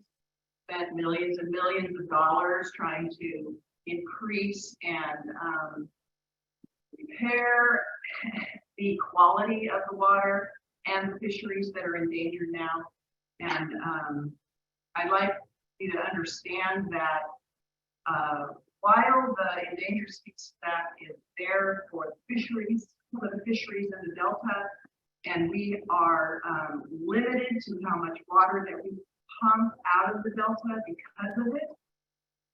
Even though the water is running now at over 50,000 CSF, we can only still pump 3,000 CSF into our storage.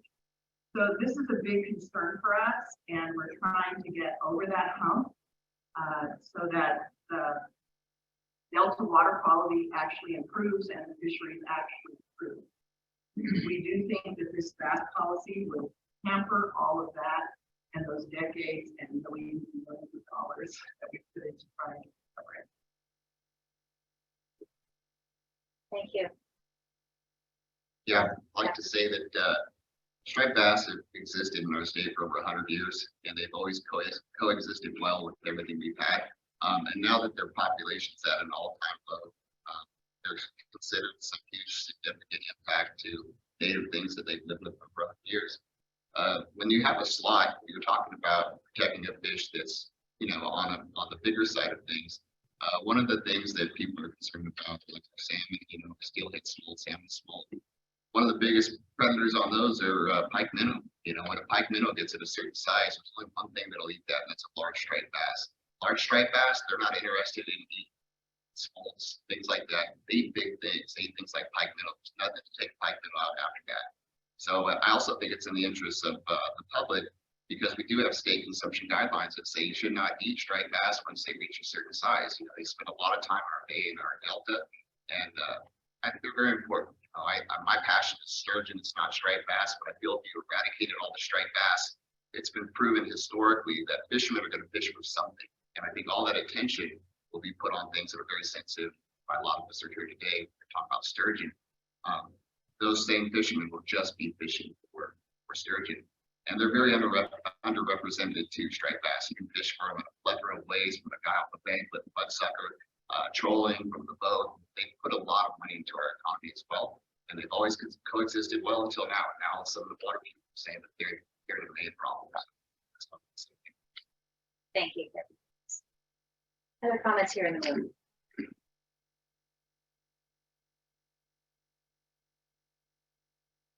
Okay. Do we have folks waiting on Zoom to?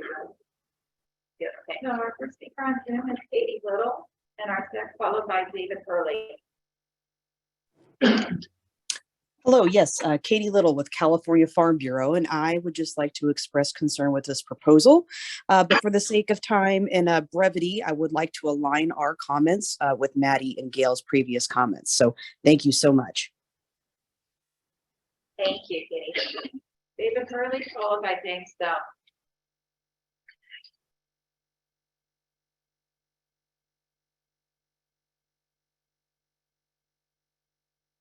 Hello, this is David Hurley. Thank you for the opportunity to speak on this matter. I'm a freelance outdoor writer. I've probably written more articles on the weekly reports on the Bay and Delta over the last 20 years than any other individual in California. I represent a family that were commercial fishermen on the Delta whose symbol was the striped bass. Only in the world of water does history tell the truth and science is made to lie. We know that striped bass populations and salmon populations coexisted well into the years until the salmon closure was closed in 1958, not due to the striped bass, but due to the building of Friant Dam and the water diversions that took place since then. We know over the last 20 years, the populations of adult striped bass have diminished drastically, particularly large trophy-sized fish. Stripers are every man's fish. They can be caught so many different ways. And I find it incredibly disingenuous that people who have come lately to the party, like are water users who are using supposed to be annual water rights on impaired land, are ones that are making decisions for a fish that's been here since the 1890s and actually has become an integral part of the economy of California fishermen. So I'm going to encourage you to really take a very critical look at this process and to make sure that there is some type of protections for this very valuable species. Thank you. Thank you. We have James Stone. Yeah. Go ahead, James. Thank you, Vice President Zavaleta, Commission staff, department staff, James Stone, NorCal Guides and Sportsmen's Association.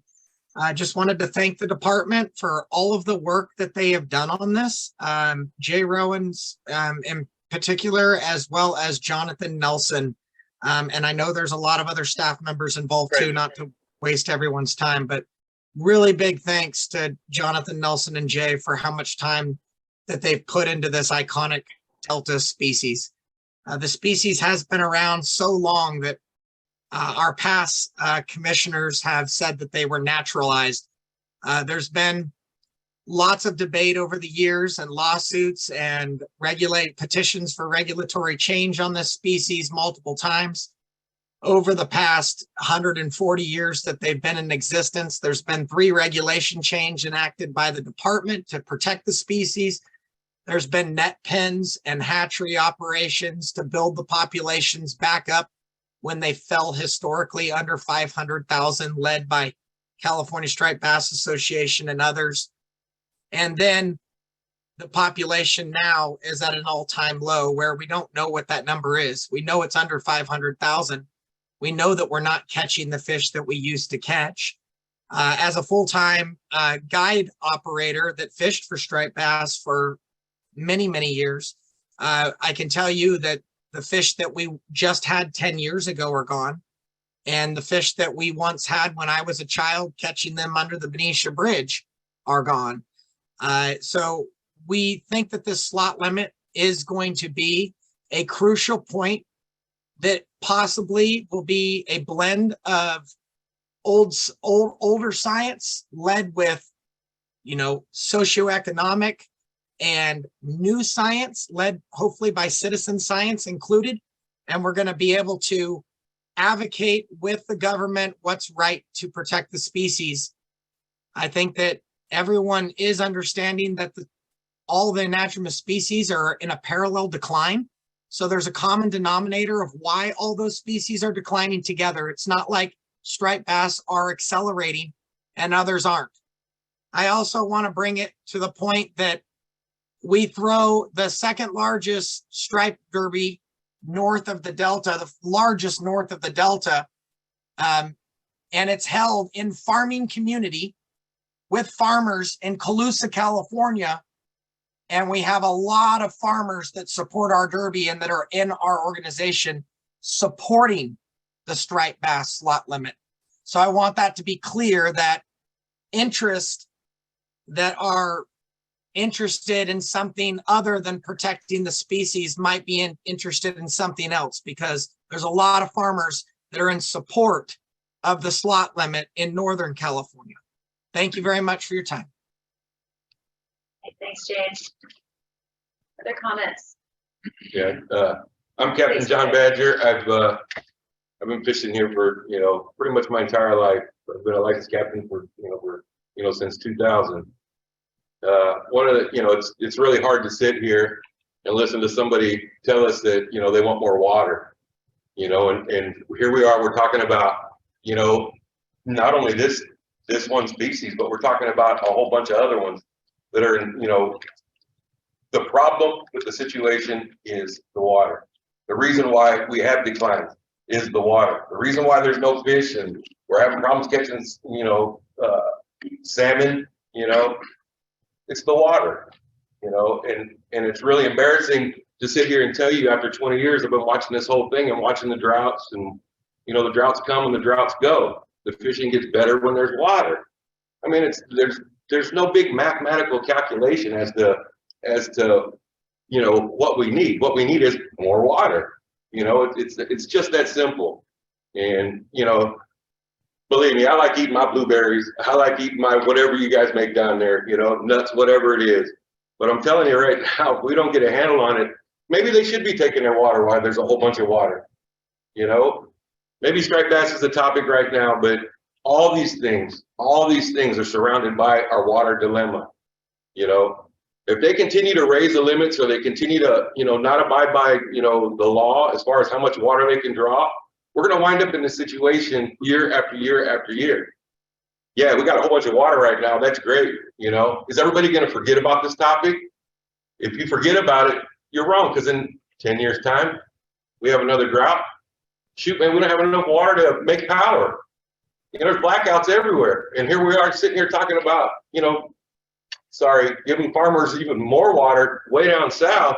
We had a striped bass program that was together. We were paying money for a striped bass tag to simply collect fish that were in a pump and drag them back down to the bay and dump them in the water. We've been around long enough to see all this, and fishermen aren't stupid. I spend I spend 200 days on the water every year, and I watch the impact of the drought. I mean, you had no striped bass in the San Francisco Bay. They stopped at San Pablo. Why was that? The water.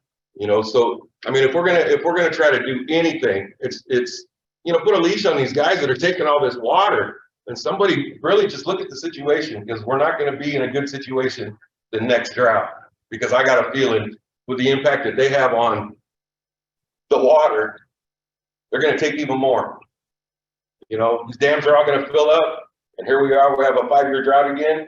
We're going to be down to a little mud puddle up at Lake Shasta. So I hope we look at that, and I hope that that's a main, we already know it's illegal to take that much water. We know people are being fined.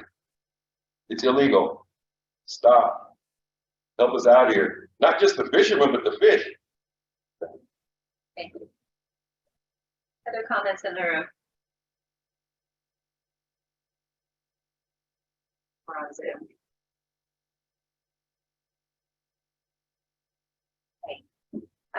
Comments or reactions from staff or from the department? We don't have a recommendation today. This is just an opportunity to hear everybody out and to discuss. It sounds like, at some point here in the future, we're going to have a recommendation. And I just want to say I really appreciate a lot of the points that have been raised. I think A number of folks have spoken to the possibility of declines in striped bass, and I want to say that, you know, for us to motivate a recommendation of the full commission to understand whether and what is warranted, I think we need to understand the best data-based answer to that question, because I've heard a lot of different sort of anecdotal pieces and sort of pieces of data sort of raised to motivate the idea that there are declines in striped bass. And so I guess I'm asking for everyone to bring their data-based case that there is a problem that we do need to address here with the size of striped bass population, the abundance of those fish, and maybe the available sizes of those fish, because that's what would motivate action here. So what is the population size now? Is it declining? Is it stable? How much do we know about that? And then how much is fishing contributing to that? And will this slot limit address that impact? And, you know, Jonathan, in past meetings, you've given really, really informative presentations about where the department's understanding of that is. And I just want to ask for it again before we move forward at our next, if it's at our next meeting, I think this question of predation concerns at the beginning, at the outset, Jay, you mentioned, I think it was you, maybe it was John.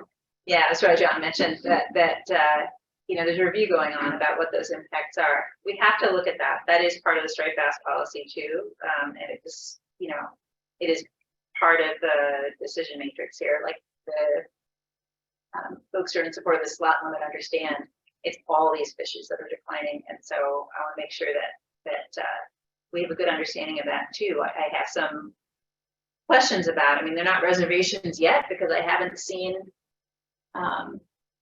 clarity about whether there are those impacts. But I do think if we're going to increase populations of stripers, we need to understand whether that is going to have negative impacts on native fisheries to the best of our ability, especially because we're talking about listed native fish species. That's right in the policy. It's part of our mission. And the last thing I'll say is that I'm really looking forward to seeing the latest update on the angler surveys. 25,000 responses is huge. That's a great amount of public input on the decision. So that's also going to play into it. Yeah, I look forward to continued conversations about this. I want to thank everyone for their input. You know, this is a hugely important issue to a lot of people on all sides.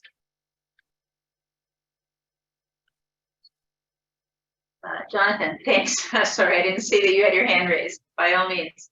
No, it's okay. I just want to follow up kind of on just the issue around predation.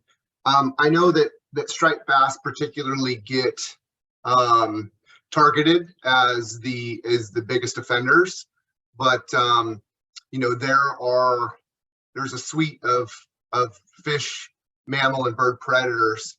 And it's a cumulative thing. And so in our departments about analysis, and I would caution any one group or any type of analysis to single out or isolate one species over another from a large community perspective, and say that by removing them, that will, or in the increase of them, will have some positive or negative effect in the overall scheme of predation.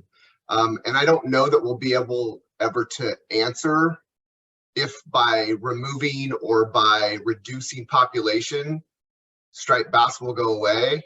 I mean, I'm sorry, but that predation will, that loss of predation will increase salmon populations. Obviously, we hear a lot about it's the environmental conditions, right? And so ultimately, we need to work towards increasing flow, increasing habitat, and trying to make better habitat for those fish to survive. And we have to be better about looking at places where there are what are considered hotspots, right? Places where predatory fish can and other species can congregate, and try to minimize those and redistribute those populations in a way. It's a really challenging and difficult analysis to look at a single species and determine what impacts or not they're having. And so we're basically just looking at what all the available data is and what piece striped bass tend to play regarding the ones that have been caught, the stomach contents, compared to black bass, compared to pike minnow, compared to catfish, compared to all the other species that are being caught out there, right?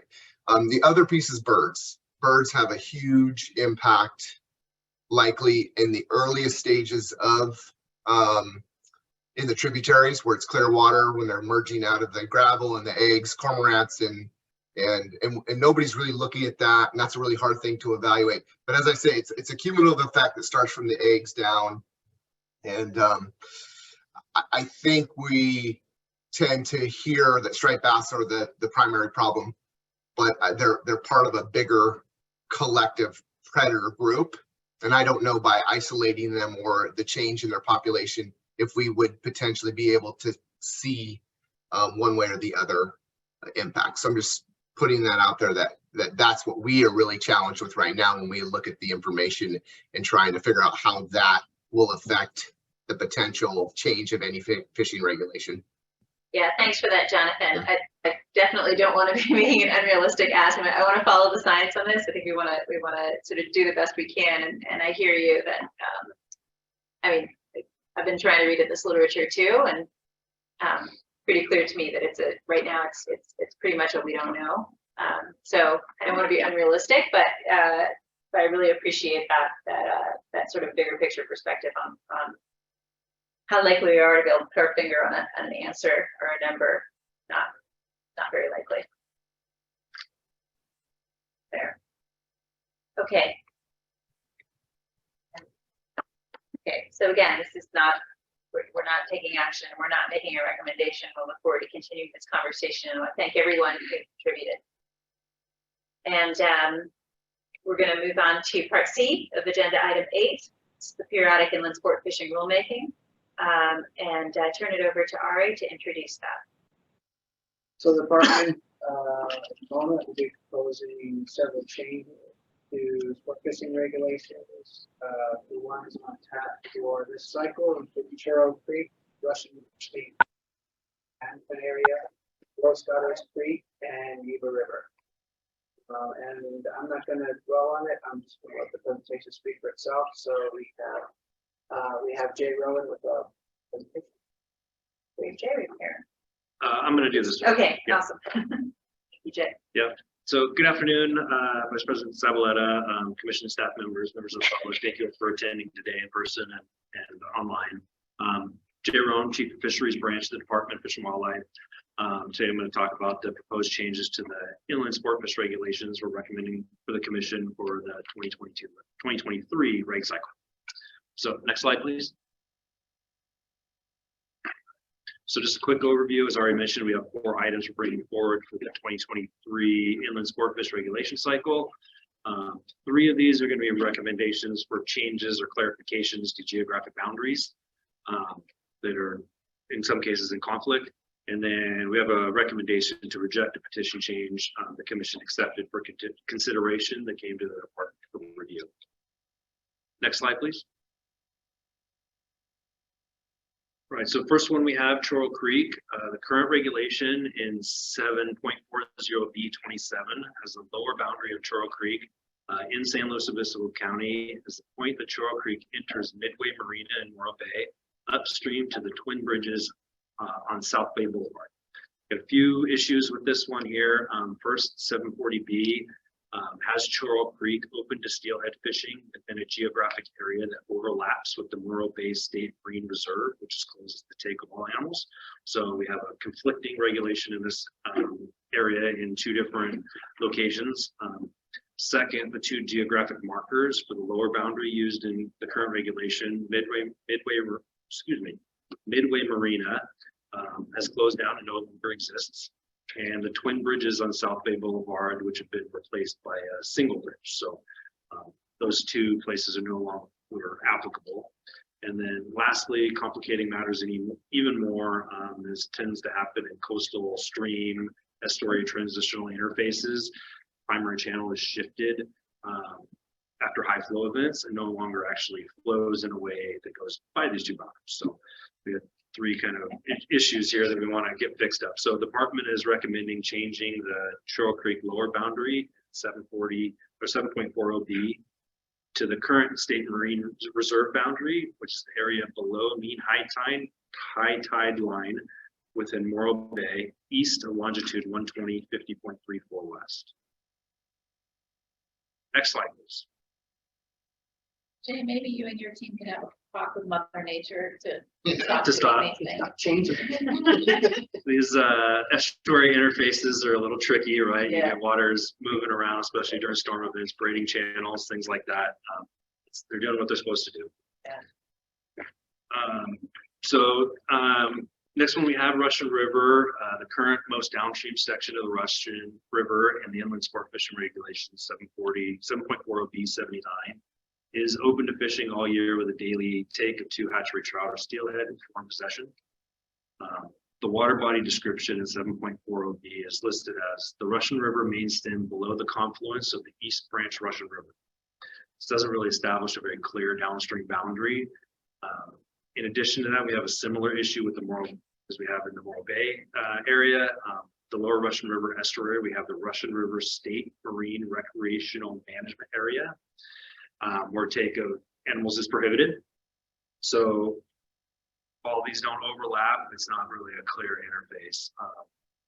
So reference to the boundaries of the State Marine Recreational Management Area are only listed in the Ocean Sportfish Regulation, which creates the potential for confusion in the boundary for anglers, particularly steelhead anglers that are really only going to be looking at the inland sportfish regulations, not the ocean regulations. So we are recommending that we amend the 7.40B79 to include the current Russian River State Marine Recreational Management Area eastern boundary, which is Highway 1, as the downstream boundary alpha in 7.4. Next slide. So next one we have Los Gatos Creek, and here's another situation where we have an overlap in conflicting regulations in 2 different areas. This covers a little over 2 miles of Los Gatos Creek from the Camden Avenue drop upstream to the Sona Reservoir. The section's covered in both 740B, 7.40B, excuse me, which covers special regulations for anadromous waters, and 7.50B, which covers special regulations for trout waters. So under section 7.50B81, which is the trout section, this area is currently open to trout fishing all year, artificial barbless, 0 bag. But in section 7.40B47, it's open for steelhead fishing from the last Saturday of April through November 15, artificial barbless, and has a 2 fish daily bag limit or in possession for hatchery trout or steelhead. So again, a conflicting regulation over section 3. So we do know that this section of Los Gatos Creek above Camden Avenue drop is accessible to steelhead very wet years. So to be protective of anadromous steelhead in all water year types and rectify the conflicting seasonal bag limits, we're recommending remove the lower boundary for Los Gatos Creek at 7.50B upstream to Sona Reservoir, making it consistent with 7.40B and regulations. Next slide, please. And then lastly,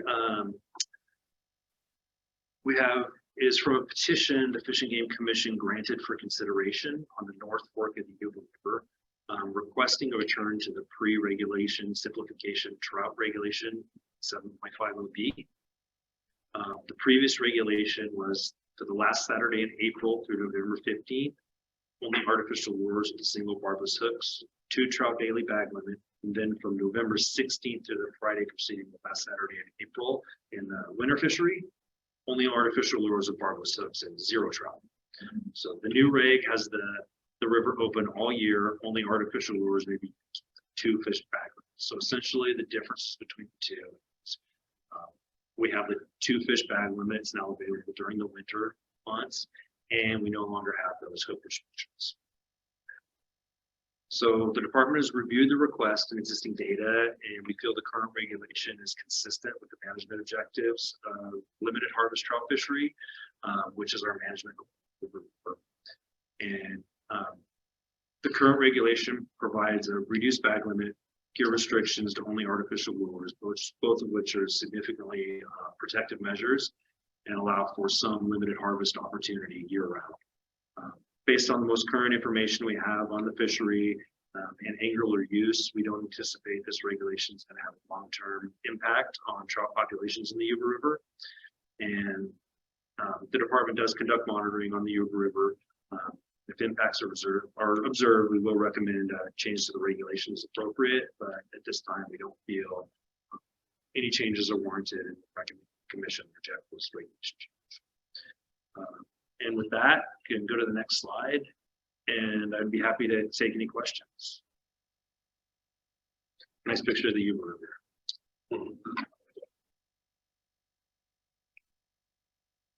All right, thanks, Jay. I don't have any questions at this point. Other folks do. Okay. So let's go ahead and go to public discussion, and we can start with folks who are in the room. Comments on these proposed changes inland fishing reg. Everybody in the room? Oh, okay. Do we have any comments from our Zoom folks? I don't, yeah. Okay, well, and just to clarify for me, so are we wanting to move a recommendation forward to the commission at this point, or is this for discussion only? This is for discussion. Okay, so this is our opportunity here to put on these, but yeah, I would say that, you know, these are all relatively small tweaks that, as you described them really well, make a lot of sense, just for aligning some geographic things and keeping simple that set of regulations on the Yuba. So if there's no discussion, just say thank you for the work to generate these proposed changes, and we'll look forward to an update and consideration forward at our next meeting. Yeah, okay. It's 12:30, and at some point here we need to take a lunch, so I want to suggest maybe now is the time to do that before we get to some of these other items. And I apologize to folks who I know are waiting for items that are after lunch that we have to wait so long, but we still have 3 specific agenda items. We have wildlife rehab, we have public use of wildlife areas and ecological reserves, and then we have department updates, and folded into department updates are a number of things I know are going to be eliciting comments from some of our participants. So we want to come into that fresh. How long should we take for lunch? How long is staff want to need?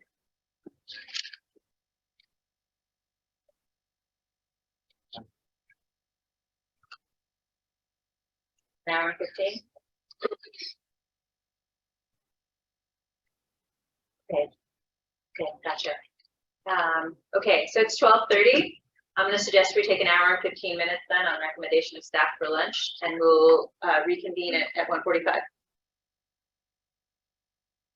All right, thanks everyone. See you soon.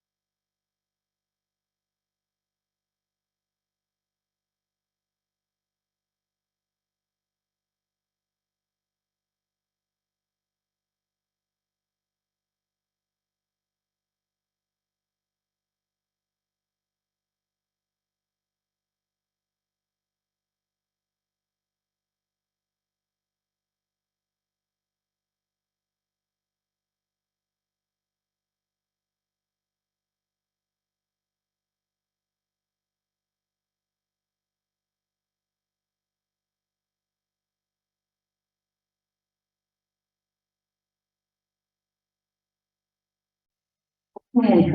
Perfect. Welcome back. Gonna pick up right where we left off. I hope everyone had a chance to get a break, get some lunch. And before we go to our next agenda item, I just want to return briefly to agenda item 8C on inland sport fishing. That item, just based on the fact that we didn't have any comments on the proposed regulation changes. So this is coming back to the May meeting. But I just want to convey that, based on how non-controversial it is and straightforward, I just want to anticipate that in May, we're going to move forward with the recommendation. We anticipate that, that's going to be eventually done. I want to share that with folks so that we can prepare for that in May. Okay. So I'm going to move on to agenda item 9. This is wildlife rehabilitation to discuss and potentially make recommendations on a potential future rulemaking to make improvements to the regulatory framework for authorizing wildlife rehabilitation, including a variety of things, forms, wildlife care standards, permit revocation and denial standards, and other changes. I'll turn it over to RA to describe this agenda item.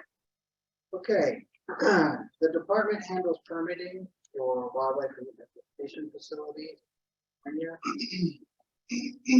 they will be proposing a number of changes to the regulations dealing with those types of facilities. We had an initial discussion, an initial proposal for the regulation changes at our September meeting, and we'll be continuing the discussion. Excuse me. Of the expanded proposal, there are some new things on the docket for consideration under this package. And so to tell us about those, we'll hear from Heather Perry from the department.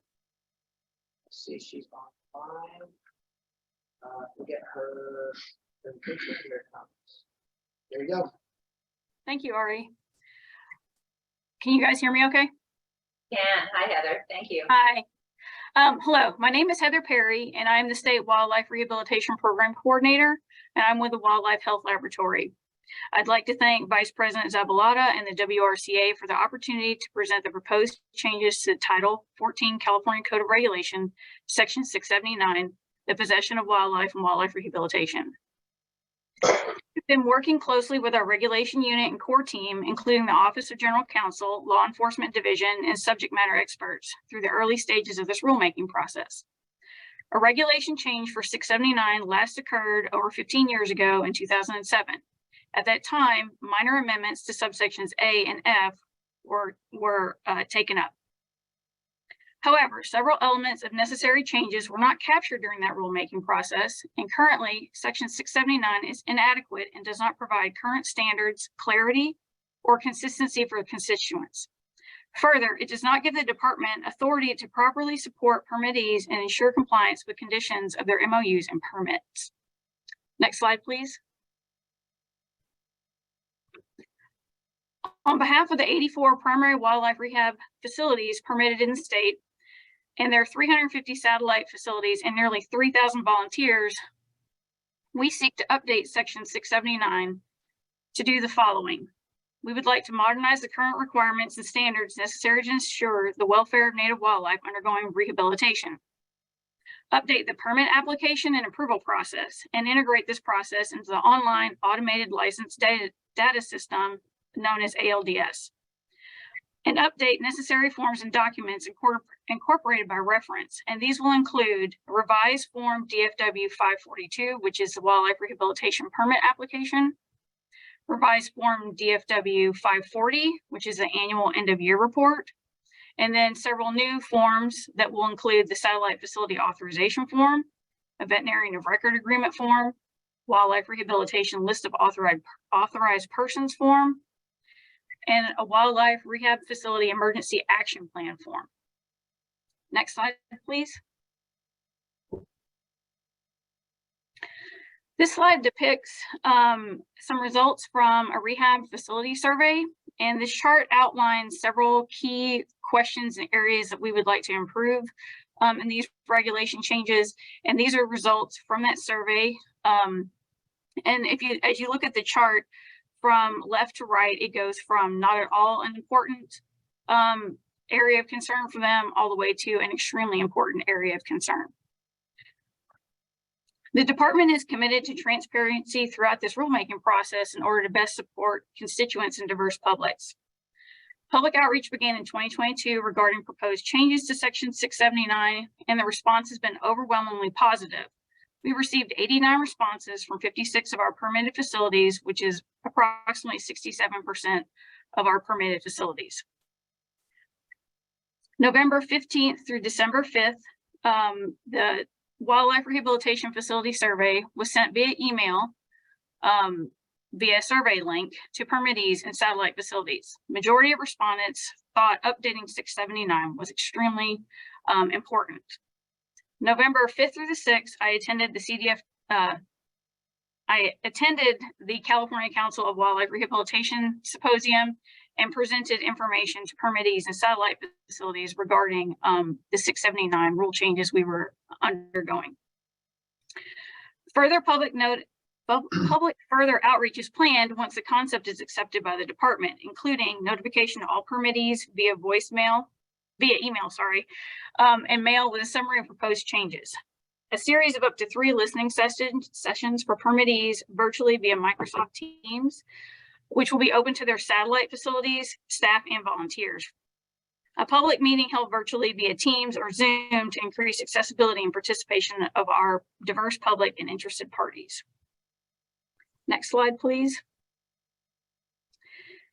The questions that were asked in the survey that are represented here focus predominantly on how the pandemic has affected various parts of their rehabilitation efforts, as well as a few other questions regarding additional struggles that they've had with inflation and other issues in the last several years. The department does not foresee financial impacts to wildlife rehab facilities due to proposed changes to 679, and the department has proposed no new fees and added a subsection for variance specific to certain standards or requirements. Of note, the department has established a native wildlife rehabilitation grants program, which is now in its 3rd year, that provides financial assistance to permitted wildlife rehab facilities, in the form of a grant award. To date, we have awarded approximately $1.1 million to California wildlife rehabbers. Next slide, please. The department has conducted an exhaustive review of wildlife rehab regulations throughout the United States and found that many states have up-to-date standards and extensive criteria and requirements. The department has outlined a clear timeline for this rulemaking's target effective date of January 1, 2024. Draft regulatory language for each proposed change to Section 679 has been provided to the core team, and the eyesore package is in progress. The timeline is as follows. February 2023, the full eyesore package will be submitted to the regulation units and then routed to the director for approval. In March, the eyesore package will be provided to the commission in advance of the commission meeting notice hearing to request commission authorization notice on April 19th through 20th. The 45-day public comment period is planned for May in advance of the commission meeting discussion hearing in June, and commission meeting adoption hearing in August. The final package will be submitted to leadership by September 5th to the commission by October 9th and for OAL review by November 2023.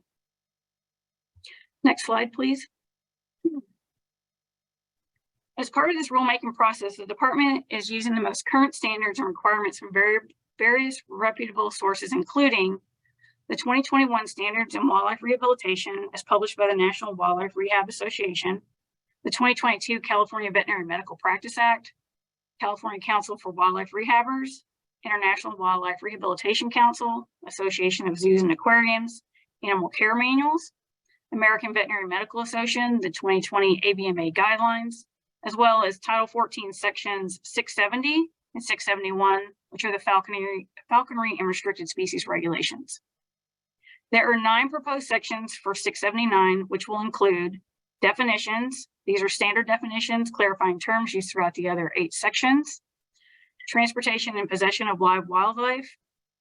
The language in this section is similar to the section of 671, also on transportation and possession of live wild animals. Permits for wildlife rehabilitation. Subsection A provides general provisions. Subsections B through D is application and approval process. Subsection E is specialty rehab. Section F will be the renewal process for permits. Subsection G will be sub-permit provisions, which are currently known as satellite facilities. And humane care and treatment standards. Subsection A in this section will focus on facility operations. Subsection B will be general housing requirements. Subsection C through E will be specific housing requirements for marsupials, mammals, birds, and herpetofauna. Next slide, please. Facility and caging standards. These are similar to 671 regulation language.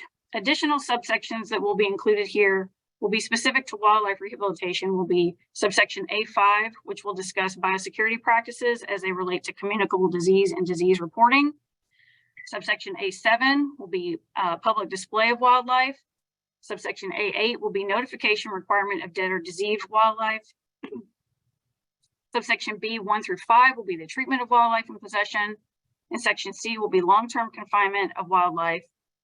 Subsection D will be written records. Subsection E will be disposition of animals not returned to the wild. Release of animals into the wild.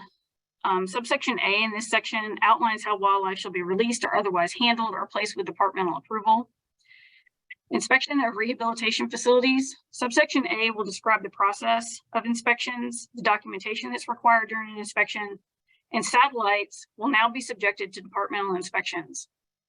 Subsection B will outline the minimum caging variances request. Seizure of animals by the department will include information on how seizures of live animals possessed pursuant to a valid MOU and sub-permit. We'll describe the options of how animals seized pursuant to subsection A will be treated by the department. In subsection C, MOU or sub-permittee are responsible for all costs associated with subsections A and B.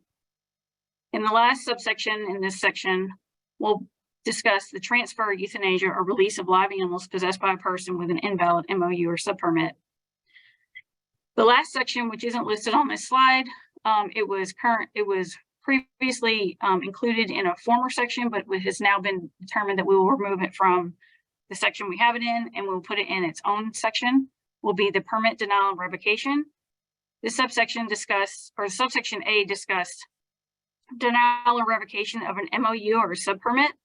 Subsection B is proof of service and method of service, and subsection C is request for reconsideration, and subsection D would be the effect of this section on disposition of wildlife. Thank you for your time and attention. I will take any questions. Okay, thank you, Heather. Questions from folks of the department or staff? Okay. I mean, I think I have a question. This is kind of a question.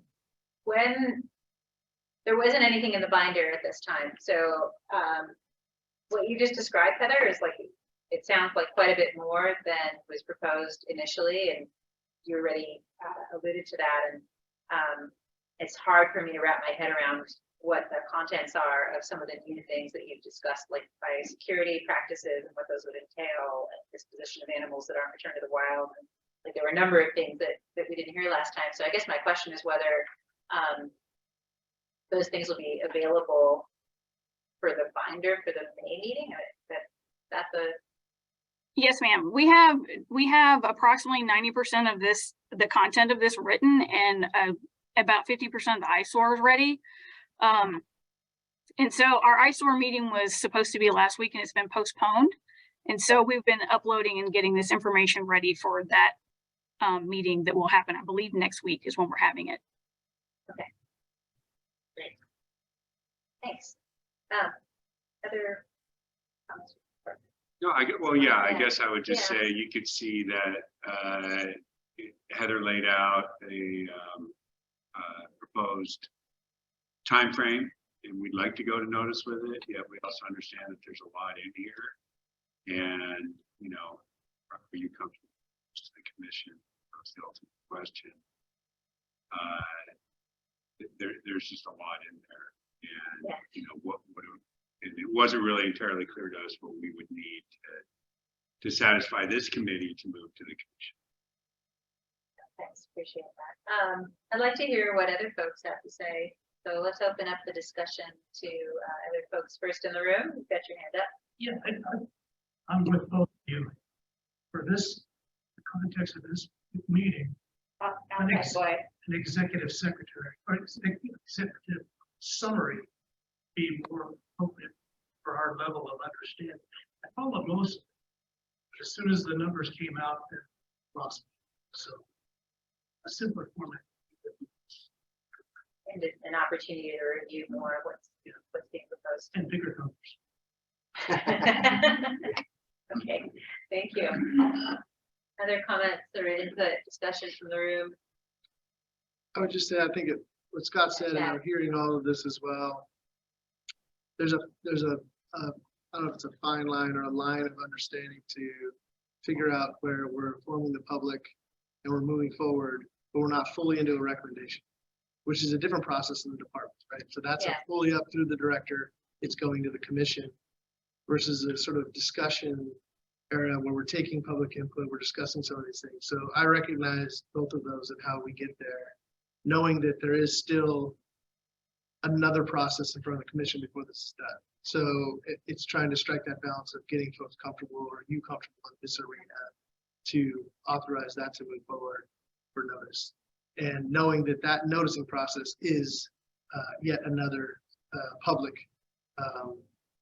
participation, if you will, public setting to where they have time to view those documents, fully digest what the department's full proposal is. And so I don't want to set expectations if we come back in May that and we don't authorize going to notice and we come back to this committee in May, that it will be some fully vetted all the way up through the director level of recommendations that still may not be tweaked or need to be discussed. So that's, I just want to put that out there too, right? So I'm trying to find that balance. Yeah, I think I totally appreciate that. It's important to acknowledge, like, it's going to keep evolving. Sure. When it leaves committee too. I just want to hear what other folks have to say first, I guess. Circle back to it. And I do see one hand raised in Zoom. So, there are a couple. Yeah. Gordon Countryman, followed by Rebecca Dimitri. Thank you. Good afternoon, ladies and gentlemen. The committee's doing a great job today, as you did yesterday. That said, I think on Title 14, 679, I think the changes are long overdue, and I hope they're pushed forward as quickly as possible, because it'll be a great thing. Thank you kindly. All right, thank you. Rebecca? Hi, can you hear me okay? Yes, hi Rebecca, go ahead. Hi, thank you so much. Great presentation as always. So question is, if it's in there, maybe for those of us, there's two of us that formally do this in the state right now, is capture and transport. We don't have a facility, and of late I've kind of been obstructed almost from doing our good work of rescuing wildlife that's injured when there was nobody else able to do it, and transporting it. I mean, to the point where I'm, like I'm breaking the law. I actually went and got my hunting license so I could hunt, pursue, capture, whatever. And then my Good Samaritan clause there would cover me for maybe collection and transport part of it. So I do have a letter from Nicole Carrion from a long time ago, and I think Wildlife Assist has some documents as well, but I'd really like you guys to consider, if it's not in there already, to put something in for those of us who don't have a facility but do this good work. Great. Thank you, Rebecca. Thanks. Have Robert Vanderbilt. Good afternoon. Thank you, Madam Chair. and Vice President of the Fish and Game Commission for making the comment. First, I just want you to acknowledge Rebecca. She's awesome in what she's been doing, and I've seen what she's been doing from a distance for 20 plus years. Secondly, thanks to Heather. I think it's a great report. And I was wondering if you could tell me the name of the gentleman also with CDFW somewhere to your left, because he wasn't introduced and I didn't recognize his name. Hi, Scott. I'm Scott Gardner, and I'm the Wildlife Branch Chief with the department. Okay. Okay, that's all. Thanks, Scott, and thanks, Madam Chair. Could also have been me. Chad Dibble, Deputy Director of Department of Fish and Wildlife. Not sure which one I was referencing, but sorry. We'll try to do a better job since the camera's not as fast here. There you go. Yeah, there we go.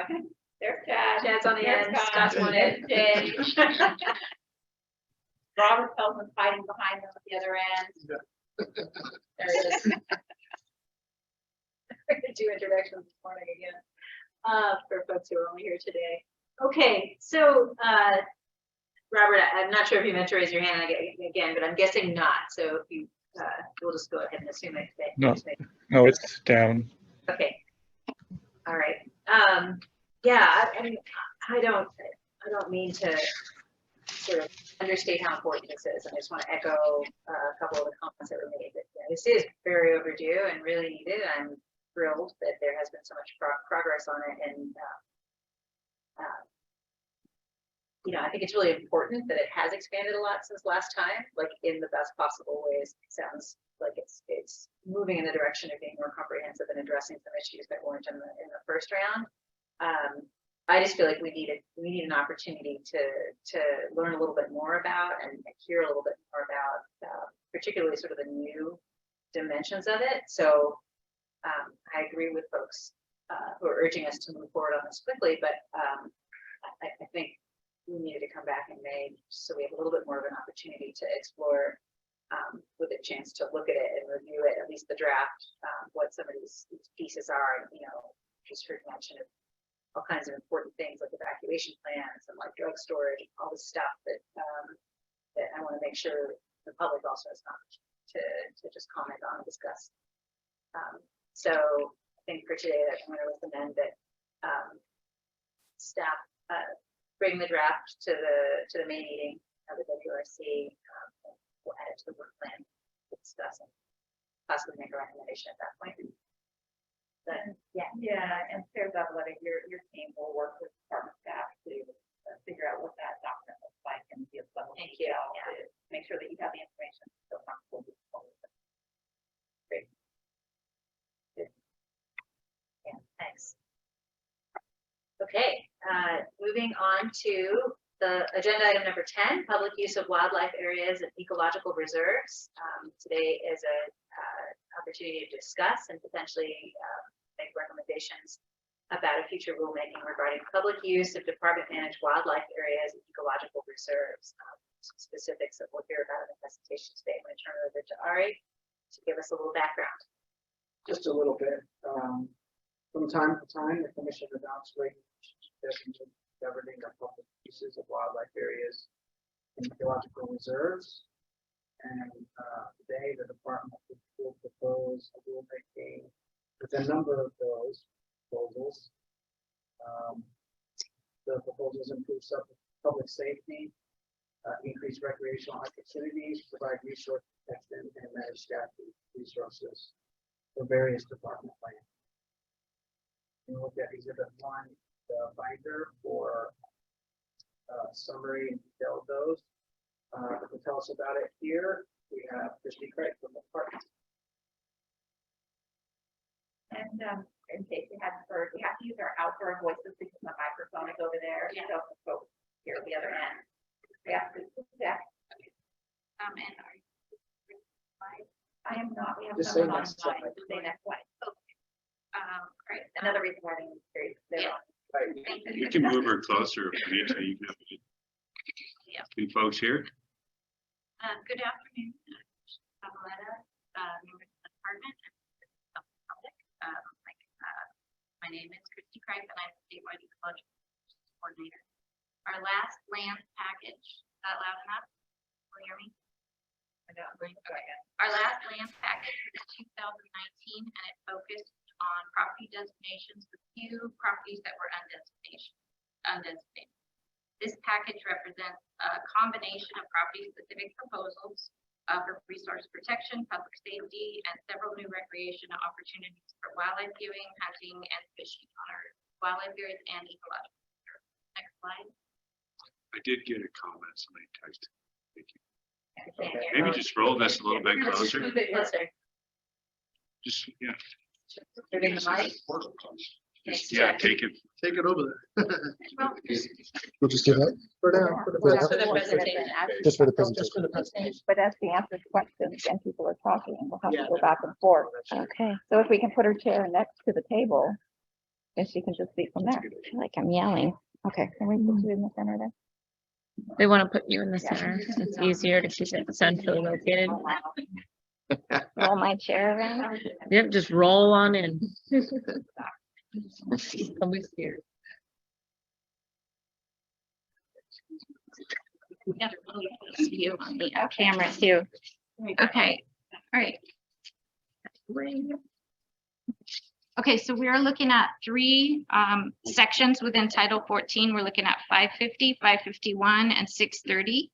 550 is general regulations for public use on CDFW lands. In 550, we have three proposals. One is to prohibit e-bikes on our properties. Another one is to add the word drone to an already prohibited list of aircraft without a special use permit.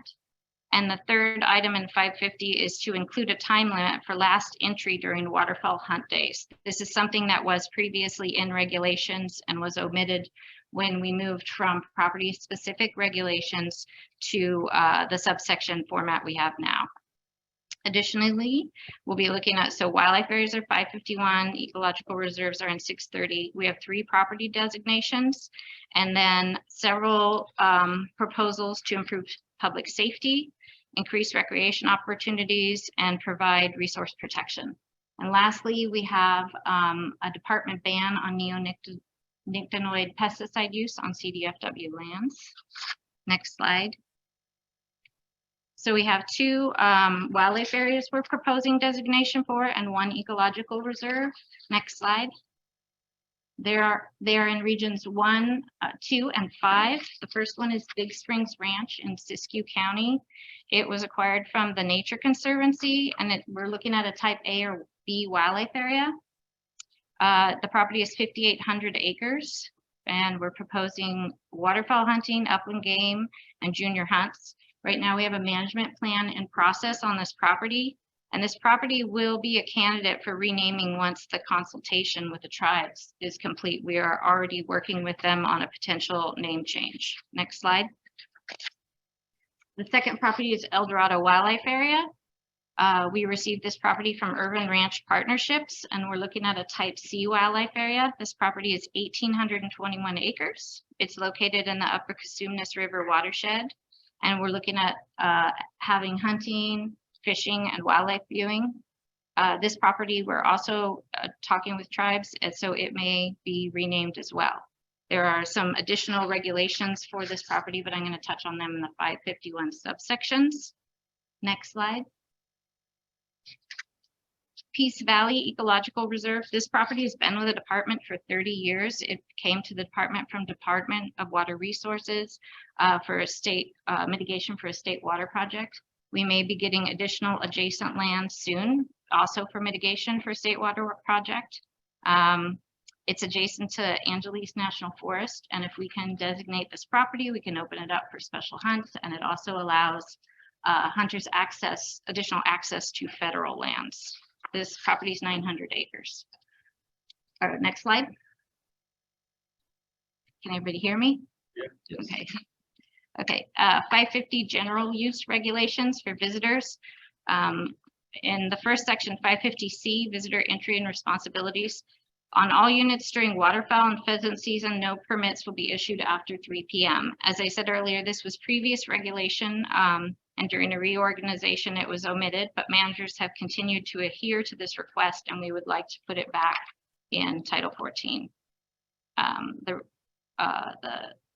Next one is number 4 for electric bicycles and motorized transportation devices will be prohibited, or we're proposing they be prohibited except where posted as allowed. And the third one is already existing aircraft where we want to add the word drone and also UAS or unmanned aircraft systems. Next slide.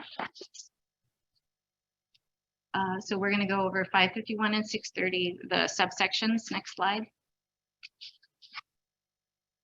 We're looking at 18 subsections in 551. There's a lot of text on the next few slides, and that's just to demonstrate the range of needs that we have and the items that we're proposing. Just want to warn you of that. Next slide.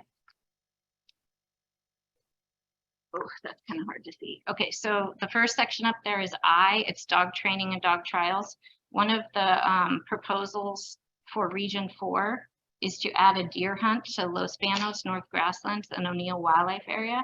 And so there are several proposed regulations that are related to that deer hunt proposal. And the first one is in Section I, dog training or dog trials. We need to change the season dates for those in order to not conflict with the proposed deer hunting.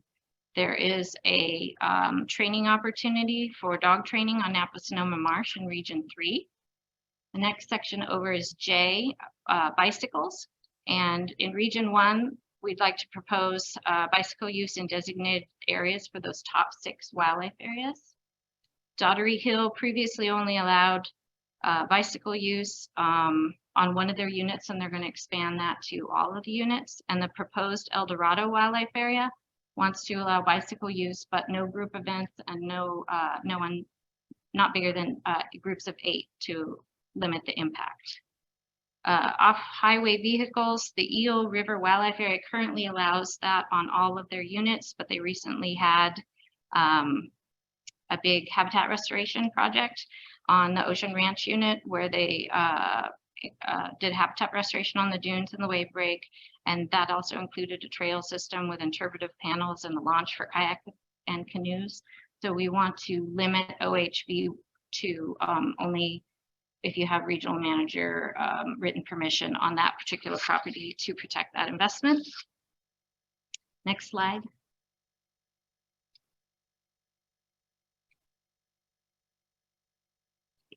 Next slide. Did it go? Oh wait, back one slide. Sorry, I couldn't see that it's switched. Okay, so this is boats and horses. I apologize that you can't see the headers. So there's 5 wildlife areas at the top: Los Banos, Mendota, Napa-Sonoma, North Grasslands, and Petaluma, and we want to prohibit horses on these properties. These are type AB wildlife areas, and they are focused on marsh habitat, and that is not compatible with horse use on these properties.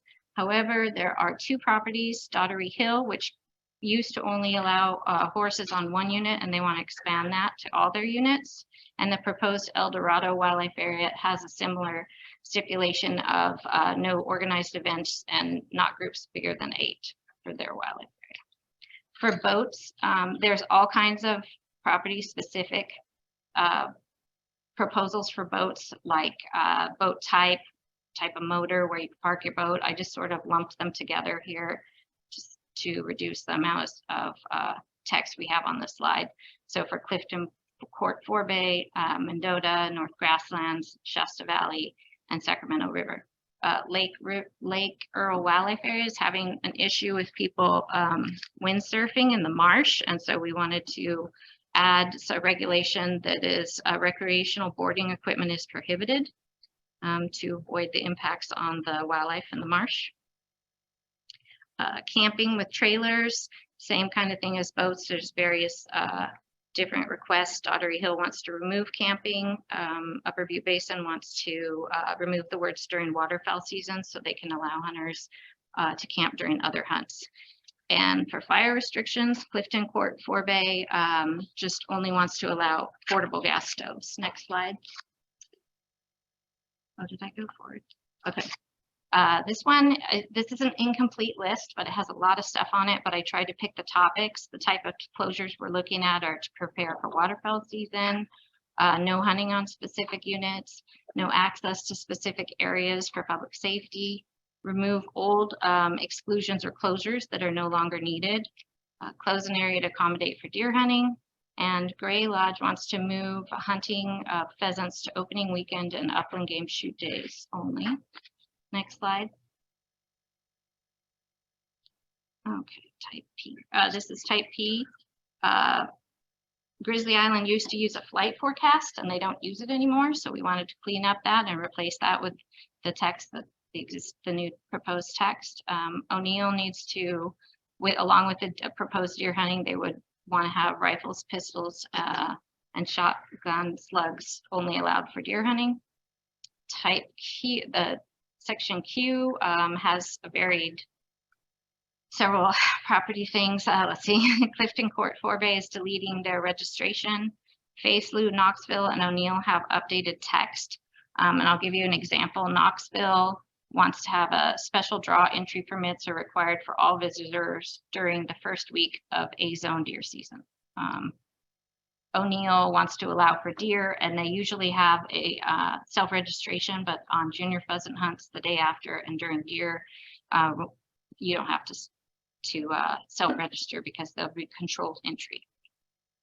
Let's see, El Dorado Wildlife Area wants to limit for the first 9 days of turkey season, do a special draw for entry permits.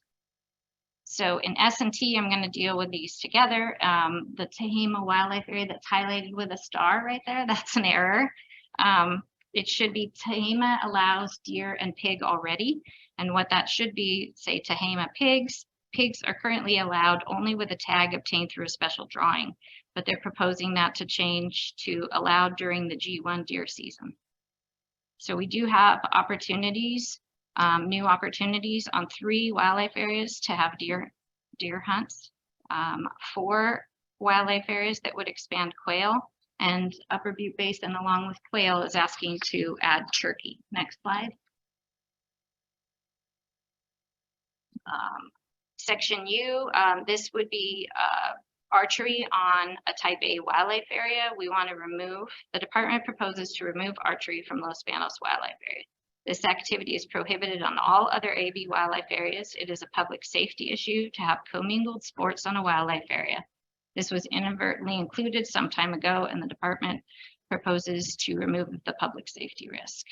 Number X is also related to the proposed deer hunt at Los Banos, North Grasslands, and O'Neill, and that would be changing the waterfowl seasons, adjusting it slightly so they don't conflict. Clifton Court Forebay needs fishing from shore, is asking for fishing from shore only, no wading and no fishing from boats. So wood cutting, there's 2 properties that have wood cutting and on the north coast. One of them is South Spit Wildlife Area, and there's no wood there, so we would like to remove that entry. And for Eel River Wildlife Area, this is the property I mentioned earlier that has the Ocean Ranch unit. We either want to adjust or remove that from this section. The intent is for collecting firewood, and we want to either have an MOU with the department for people to do the collection where they can enter this language, or adjust the language in the subheading so that you, similar to state parks have, so that it's where you have to hand carried wood, because they had people with heavy equipment out there using cranes and stuff, and we don't want that impacting all of that restoration work that was just done. Next slide. So this is section 630 ecological reserves. In addition to the designation for Peace Valley, there's 5 subsections. I'd like to note here that the following proposals were considered with the intent and the purpose of each ecological reserve. They have been found to be compatible with a habitat or special animal that the reserve was designed to protect. Next slide. Okay, so we have 3 properties that are ecological reserves that already allow hunting. That's Bowdoin Canyon, Kerman ER, and Stone Corral. We have proposed some edits for those. Currently at Bowdoin Canyon, it says upland game only, and we propose to change that to allowed, with also another entry that says deer would be taken by archery only on that property. Kerman would like to replace a date range when hunting is allowed to the text that says allowed as part of a department special hunt opportunity at such times and in specific areas as determined by the department, and it would be limited to shotgun. Stone Corral is the only one that's removing they would like to prohibit the take of ground squirrels because it's a vernal pool property and it has listed California tiger salamander, and ground squirrels create burrows, which are habitat for tiger salamanders. So we're proposing to remove that. There are 4 ecological reserves that we're proposing hunts on. The first one is Boulder Creek, and it links in at Boulder Creek and Bowdoin Canyon, the one that already has hunts. Those are adjacent to Cleveland National Forest. They're both in San Diego County, and that gives additional access to federal lands for hunting.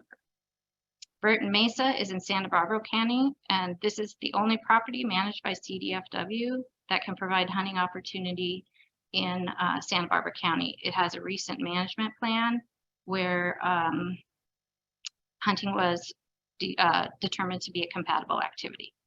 Choro Creek ER is in San Luis Obispo County, and they would like to propose hunting by archery only for turkey and pig south of Highway 1.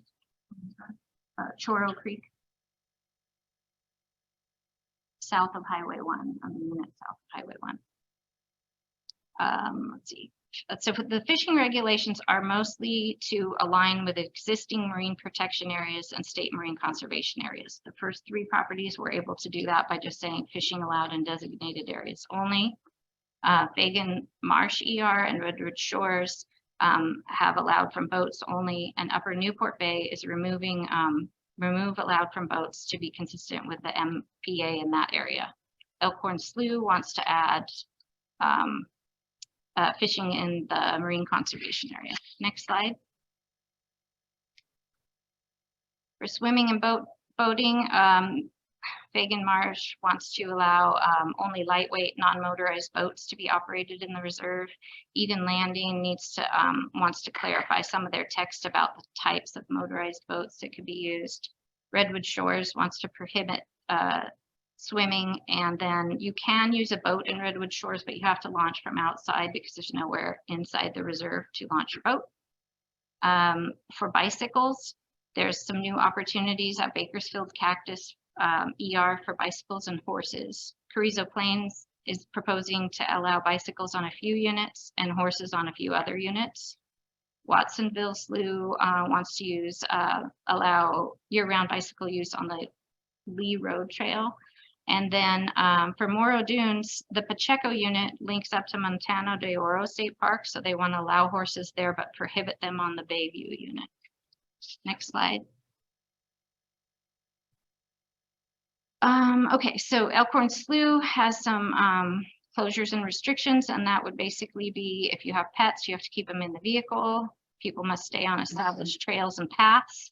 And the reserve will be closed to visitors on Monday and Tuesdays, and from 5 p.m. at night to 9 a.m. in the morning. And then Morro Dunes wants to add public can access designated trails during daylight hours. Next slide. So in response to a petition in 2017, the Fish and Game Commission accepted. We're going to be working with them to find where to put a neonicotinoid pesticide ban on our properties, use on our properties in Title 14. We currently do not use this pesticide. I wanted to note that. Next slide. Lastly, I would like to say this is the first presentation of these proposed concepts, and we will supply more details as we proceed. And thank you for your time. Any questions? Can I move out of the middle? Yeah. Get them in. Yeah, I don't have any questions at this point. Okay. I would say that It's a lot of stuff. It's a lot of stuff. It's a lot to digest. So this initial vetting is really important for us to give folks a chance to get their questions in and comments. And I see a couple hands in the room. Laura, go ahead. Okay, so you said that you're wanting to stop the use of archery on the West area. Make sure to use your outdoor voice, outside voice. Okay, I got a big mouth. You're wanting to stop the use of archery on the Las Banas wildlife area? Yeah. And Rick said that was because archery wasn't allowed on any of the wildlife areas? Type A and type B wildlife. Okay. Los Banos is a type A. Okay. Because then you were saying that you were wanting to start archery use on Bowman or I guess. Yeah, those are ecological reserves and it's specific to certain unit and for specific. Yes. I'm going to follow up on Outside voice. Nick Villa with the California Rifle and Pistol Association. Thank you, Madam Chair. First of all, I want to thank both the commission staff, department staff for your generous open door policy. Always been welcoming and very participative in a lot of our activities and always giving us the information we need. So that. Also, Chrissy, great presentation, very comprehensive. That's no small task to try to balance all the different needs, keeping it so diverse for everybody. Can't always please everyone all the time. However, going up on Lori's comments, we really appreciate, I'm speaking for a number of our coalition members, all the additional opportunities putting into the package. But greedy as we are, we always pick up on the things that we're going to lose. That one in particular caught our eye. And we did see the draft just recently, so it kind of surprised us.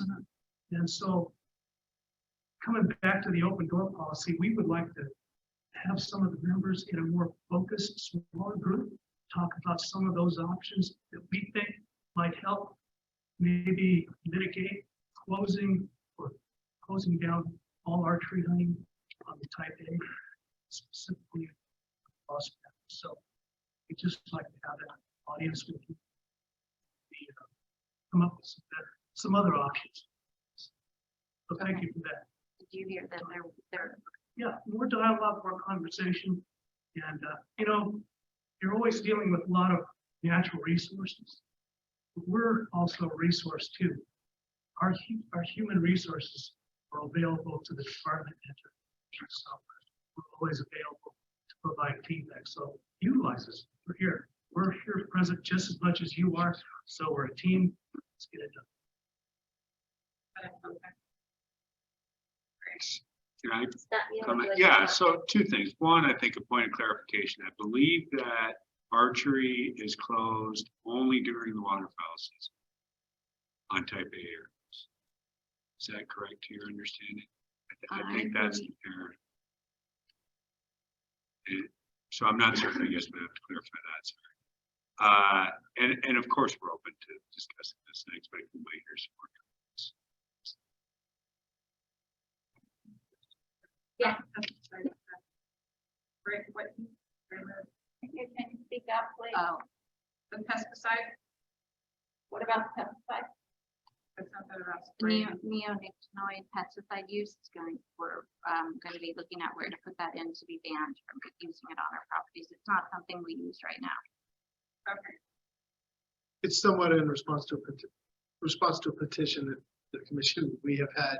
I think it was 2017. Yeah. That petition. So are the, say for instance, I got bill here, the wildlife area, are the levees considered your property?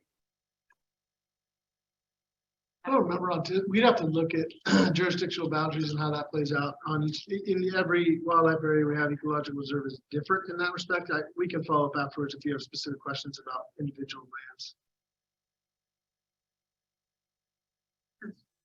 A while back, I was walking, walking our dog, bringing our dog, and they were spraying, and the guy's like, "You don't want your dog spraying the levee."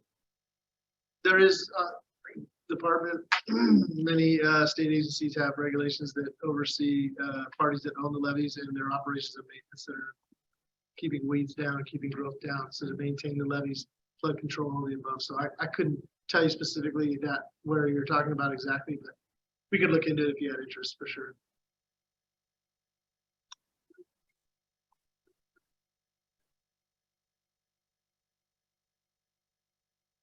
We already have a practice that we don't use those pesticides. This is just potential to enshrine it in. And it's in response to the petition that the commission. Yeah. And there is, just while we're on that thread, maybe, it is stepping into new ground in the sense that we haven't regulated our management activities per se in Title 14 previously. It's typically use, which is fine. Yeah. Other comments in the room? Or input, questions? Do we have folks on Zoom who would like? Oh, lots of hands on Zoom. Okay. 11 people. Okay, terrific. So I'm just gonna issue another quick reminder that, especially with 11 speakers in the queue, this is a discussion. We want to hear from everyone about this agenda item. So I encourage you to be concise and to just support the statements that someone else has made if they substantially said the same things that you wanted to say. And it looks like our first speaker is Bill Gaines. He'll be followed by Amanda.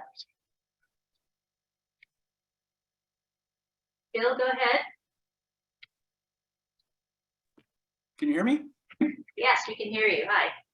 Thank you. Hello. Thank you so much for the opportunity to speak. On this item, I want to speak on behalf of the California Bowman Hunter State Archery Association. First, I'd like to state that we really appreciate the additional general hunting opportunity that DFW is proposing to bring forward to discussion in this very comprehensive lands package. So thank you for that. However, we do take serious issue with the proposal to eliminate the use of archery equipment on Los Banos Wildlife Area. And as noted in the presentation, the last wildlife area that offers such opportunity. To begin, the department may ask why they offer archery on Los Banos Wildlife Area when they don't on any other type A or type B wildlife areas. But let me ask the question as to why DFW doesn't offer archery hunting on other wildlife areas. To the best of my knowledge, there's absolutely no biological reason why archery hunting shouldn't be allowed on wildlife areas, nor am I aware of any safety issue or any safety incidences that have taken place with archery hunting on Los Banos Wildlife Area at all. The proposal to eliminate the use of archery equipment on Los Banos Wildlife Area has been buried in this extremely detailed lands package without any discussion between department staff and the archery community, nor even a heads up that it was coming. In fact, we just got a confirmation this morning that this was to be brought up today. Before moving forward with this proposal, and certainly before WRC recommends that this proposal, at least the specific proposal to eliminate the use of archery equipment on Los Banos Wildlife Area moves forward for future rulemaking, we ask that the department takes the time to meet with the archery community to allow for discussion of their concerns, an opportunity for them to hear our concerns, and most importantly, an opportunity for us to try to work together to seek mutual agreement on a regulation proposal that can be brought forward for the commission that we all can support. So in closing, we again ask that WRC does not recommend that the proposal to eliminate the use of archery equipment in Los Banos Wildlife Area be brought forward for future rulemaking and at this time, and that the department takes time to meet with us in the interim to discuss this issue further to try to reach mutual consensus on a proposal. Thank you. All right, thanks. All right, then we have Amanda, followed by Denise Vogel. Hi, good afternoon. Can you hear me? Yes. Okay, thank you. My name is Amanda Ducart. I'm the legislative coordinator for the California Bowman Hunter and State Archery Association. Appreciate the opportunity to comment here. And I'm just going to echo briefly some of the statements made by CRPA and Bill Gaines related to the proposal of removing archery from the Los Banos wildlife area during the waterfowl season. I believe staff is citing that it's a potential incompatible use and not allowed on other wildlife areas. You know, to date, we're not aware of any conflicts or incompatibility between these activities, and we strongly favor preserving this unique archery and bow hunting experience. Just, you know, anecdotally, you know, I'm scheduled to participate in my first firearm hunt at the Lake Paris Wildlife Area next weekend. It's a pheasant hunt organized by the department. And I'll be attending with a mentor and also participating in a women's clinic on how to field dress pheasant. And I'm grateful for the opportunity to expand my hunting experience from bow hunting big game into hunting upland game birds with firearms. But as a predominantly predominant bow hunter, the question in my head was, well, why aren't I allowed to use archery tackle at the Lake Paris wildlife area? And if there were more archery hunt opportunities like the Los Banos opportunity at other wildlife areas, I think about what positive effects that might have on CDFW's R3 goals and efforts. So again, I thank you for the opportunity to comment here, and just respectfully request that California bowman hunters and other proponents for the archery community be allowed to meet with the department to better understand the staff's concerns and seek a win-win solution before any proposal to ban archery during this time period is brought before the commission. Again, feel very strongly about preserving this unique bow hunting opportunity and would like to see archery opportunities like this increased throughout the state as appropriate. So thank you. Thanks, Amanda. Kate Vogel, followed by Marcia Hampton. Yes, good afternoon. Thank you. I'd like to speak about two issues. Number one is hunting, and the second one is the mountain biking. I'm a native Californian, lived here my whole life, most of my life, except when I went away for work for a few years. And I do not understand how, when we have a state that is so predominantly inhabited by people who want to protect wildlife, why our state keeps catering to these special interest groups like this bow hunting and all these hunting groups. Look at the data. As California's population explodes, the number of Californians who want to hunt continues to decline. And yet this board is not representative of Californians. All right, that's number one.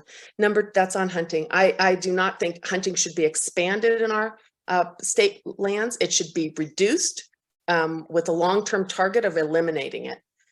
Number two, and then we'll have predators who actually do their job if we can protect our predators. But we haven't done a very good job of that, have we, in California? Number two, I want to talk about mountain biking. You're expanding mountain biking everywhere. And I'm going to read to you, and clearly your staff has not done the research on expanding mountain biking. There is a plethora of scientific documents. Here's one by Courtney Larson published on PLOS One, and it says, outdoor recreation is typically assumed to be compatible with biodiversity conservation and is permitted in most protective areas worldwide. However, there's increasing numbers of studies discovering negative impacts or effects of recreation on animals. The evidence was clear, with over 93% of the reviewed articles documenting at least one effect on the recreation on animals. The majority, 59%, were classified as negative. Counter to public perception, which is what you all are voting on, public perception, non-motorized activities have more evidence for a negative effect of recreation than motorized activities, with the effects observed 1.2 times more frequently. I'm quoting this summary from this article. Protecting biodiversity from potentially harmful effects of recreation is a primary concern for conservation planners and land management who face an ever increasing number of park visitors. So I urge you to approving all this mountain biking because they have now a pack that's in full swing in Sacramento is really a short-sighted thing. And if you look at California's environment and habitat and the lands that you manage, they are on the decline. And if you don't change things, and if you just continue to cater these special interest groups, California is being destroyed, and it's on your watch. And I hope you are more thoughtful about these things in the future and do not approve this expanded mountain biking and the expanded hunting. You expanded their hunting and they're upset because you reduced it in one area. I mean, wrap it up, please. Okay, that's it. Thank you very much. Thank you. Okay, we have Marcia Hampton, yellow.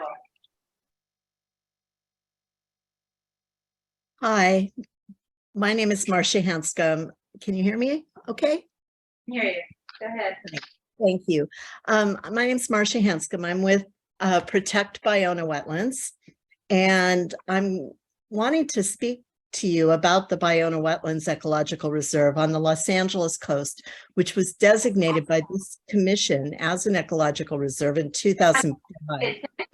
Whether Ballona is not included in this. Yeah, Ballona is not part of this this proposed set of regs. So I understand that, but the agenda item explains that there are issues to be brought possibly to the commission. And I think that there are some issues there that need to be brought to the commission. So I'd like to add my voice to that. Okay, Marcia, yeah, go ahead. Thank you. I've been at all the hearings for this. In 2004 and 2005, the Fish and Game Commission stated repeatedly that we needed to have sensitive public access, but public access nonetheless, because of the proximity to cities where nature is less evident. And yet the land at Ballona is managed as if it is a private club, and the rare and imperiled wildlife are mostly ignored. In fact, really good wildlife biologists from CDFW have not even been allowed to review the environmental issues at Ballona, and many cannot understand why. And no land management plan has been undertaken, which I've read in your regulations is required for ecological reserves. There's a proposed construction project on the site that's being called a restoration, when it would obliterate habitat that's currently relied on by 7 endangered species and dozens of species on the species of special concern list and other California protected lists. Instead, this project would benefit a methane gas storage facility that has been determined by a report to the state legislature is the most dangerous gas facility in the state. And while SoCal Gas has mineral rights at the site, it seems to me and others that the Fish and Game Commission ought to be adding its voice to those of the cities and county of Los Angeles, Culver City, and Santa Monica to ask the governor to prioritize closing of this facility, which is not really compatible to an ecological reserve. So we would like to ask the commission to try and get the department back on track with the original designation of an ecological reserve there, and maybe bring some of your staff. We would love to have you, Commission Chair Zavaleta, come out for a tour with some of the stakeholders so we could show you what some of the issues are, because your commission is the one that designated this an ecological reserve, and your commissioners told us years ago, make it a state park, help us do something else. We know there are problems here. But unless we're really communicating all together, it's not going to get back on the right track. And we have so much important wildlife there and so many people who ought to be able to access this site sensitively and be able to learn from what's there. So thank you for letting me speak. Okay, thanks, Marcia. Our next speaker is Pat Biello. Yeah. Hello. Yeah, I agree with the previous caller that hunting opportunities in California should be reduced, not expanded. Only 1% of Californians hunt, so the agency should be focused more on making the new areas hospitable to the other 99% of Californians. So opening up more areas to hunting is out of touch with the overwhelming majority of Californians, and we don't want to go in areas where people are hunting and killing animals that we want to view. Also, I'm not a fan of mountain biking. I live in a Belmont, and our local open space, the mountain bikers are just tearing it up. Yeah, they're just a scourge on the land. There's a private area here where they've just torn it up. It's just a bare spot on the mountain here. Anyway, if they're going to allow, they should definitely not allow e-bikes, but mountain biking should be restricted to roads only, and they should not be allowed on single track trails. Thank you. Okay, thanks, Pat. And I appreciate the sentiment. I just want to encourage folks to keep it respectful. I'm not sure that scourge is really fair. We're opening the mountain bike though. The proposals are to open on properties where designated. It isn't a free for all. It's where designated on existing roads and trails. The same places where roads where you might be on a bike, on a car. In a car. Okay. So it isn't mountain bike. I'm not sure if everyone could hear that on Zoom. The places where mountain biking is proposed to be opened up, it's designated locations where, for instance, you can drive a car currently. Existing roads and trails. Existing roads and trails. Okay. All right, we have other folks who'd like to contribute to the conversation. Up next is Rick Travis, followed by Rick Schwann. Yes, Rick Travis, California Rifle Pistol Association. I want to thank the commission and department staff for this report.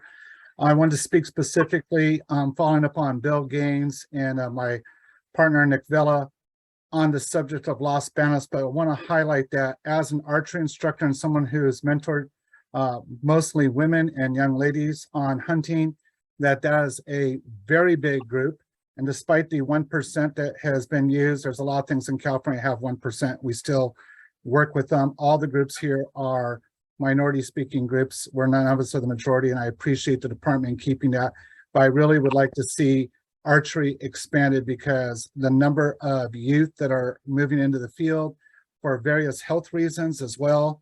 I just think we should find ways to make that more open instead of restricting, or as some have suggested here, eliminating. That is something I'll fight against, because I believe there's a lot of qualities that can be instilled on young people that are positive. And I would also like to point out that Governor Brown said a few years ago that we all have to remember that it has been those of us who hunt and fish who have done about 95% of the work to keep all the conservation efforts going that have preserved wildlife and helped it spring back. And I think that needs to be noted. Thank you. Thank you, Rick. Then we have Rick Wynn, followed by Allison B.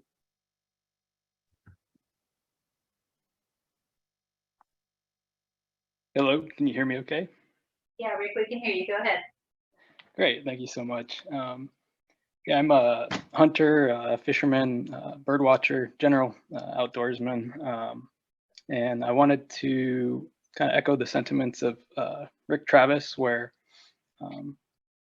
you know, just because it's a minority group doesn't mean that, and you don't like that practice, doesn't mean that you should stretch to have that activity outlawed or banned on these properties. They're, you know, public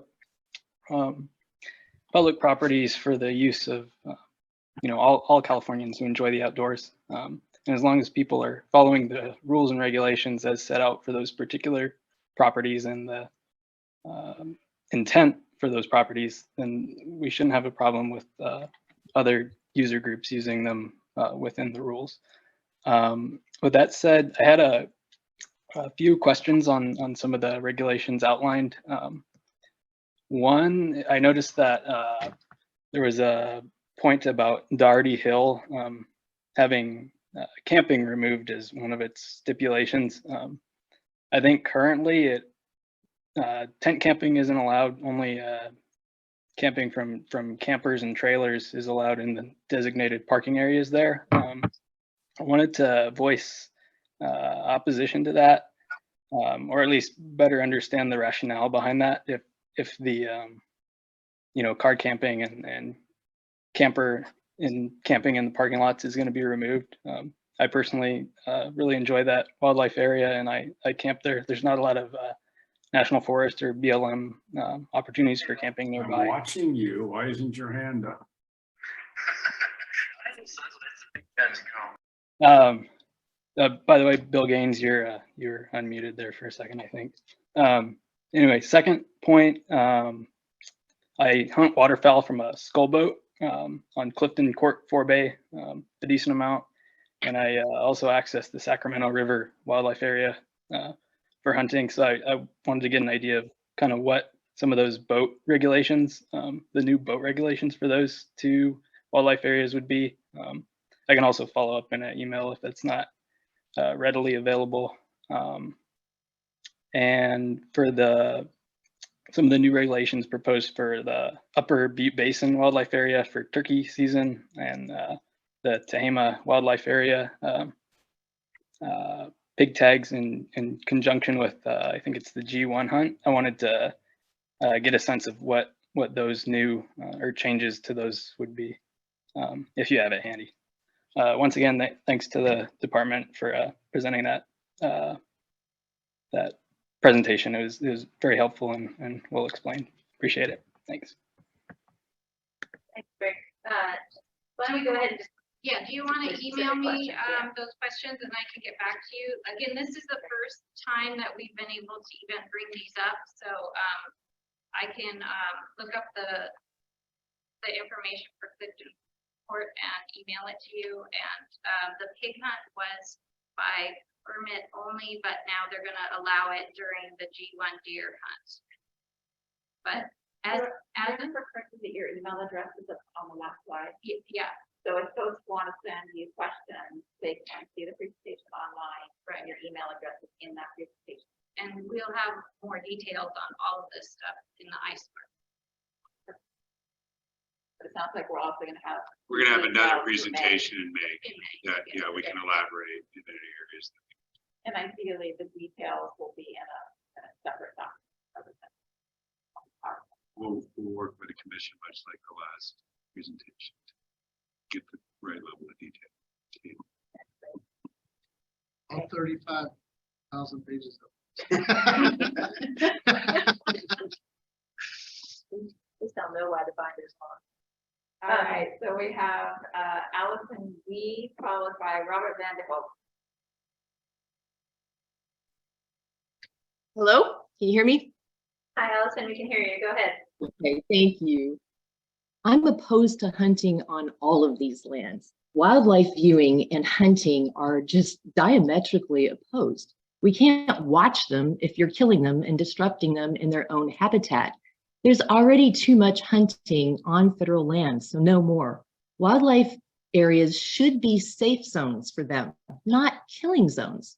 I'm concerned that the commission is even considering this, given we're in this sixth extinction crisis, which is anthropogenic. We need to protect our wildlife and educate people on coexistence, not kill more animals already struggling to survive. 99% of Californians don't hunt, and we're tired of these commissions following the 1% in spite of us, wildlife's intrinsic value. And I second Denise Bobel's comment. As for the wildlife that have been helped, quote unquote, by hunters, those are game animals. Those are the ones that they're going to kill anyway. And all of the apex predators have suffered, especially wolves, especially mountain lions, especially bears. And so that comment was very misleading. Thank you for your time. Okay, thanks. I think our next speaker is Robert Roy, and followed by Mark Henley. Good afternoon. My name is Robert Roy van de Hoek, and I'm an environmental scientist and wildlife biologist. And Honorable Chairwoman Erica Zavaleta.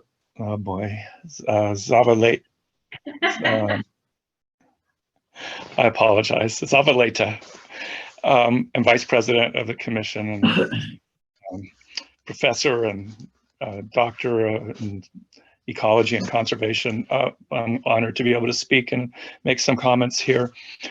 First, Shasta, the proposed Shasta Ecological Reserve, Peace Valley Ecological Reserve. I wholeheartedly endorse the name to have an indigenous people's cultural tribal nations name. And I'd like to suggest that we do that for all of our wildlife areas and ecological reserves in the state of California. Every area of California, even in our urban cities, has indigenous tribal peoples that are here and would be interested in that. In my opinion, as an anthropologist and a linguist, we could really do good names for many of our places, and some of these could be in wildlife names that indigenous peoples have for these places. Shasta is one. Shasta is an indigenous peoples word, so we have a precedent where one wildlife area is already designated that. In terms of ecological reserves, could I get an answer to the three that are listed, that Bowden, Kerman, and Stone Corral, they have existing hunting? Those are the only three that currently have existing hunting of ecological reserves. And was hunting part of the initial designation as an ecological reserve, or was it added some years later? I think that's important precedent, but concerns me that we're going to add 4 more for hunting. Burton Mesa, which was established in Santa Barbara County for endangered vegetation and endangered species wildflowers, is not an appropriate place to start to have hunting. It's visited a lot by California Native Plant Society. people to observe the rare vegetation. And during many tours that I gave as a CNPS president, and when mothers with their 2 sons would come and others would come for a tour to the Carrizo Plain Ecological Reserve, they said they're not going to come back anymore because gun shells were found on the ground in the wildflower areas.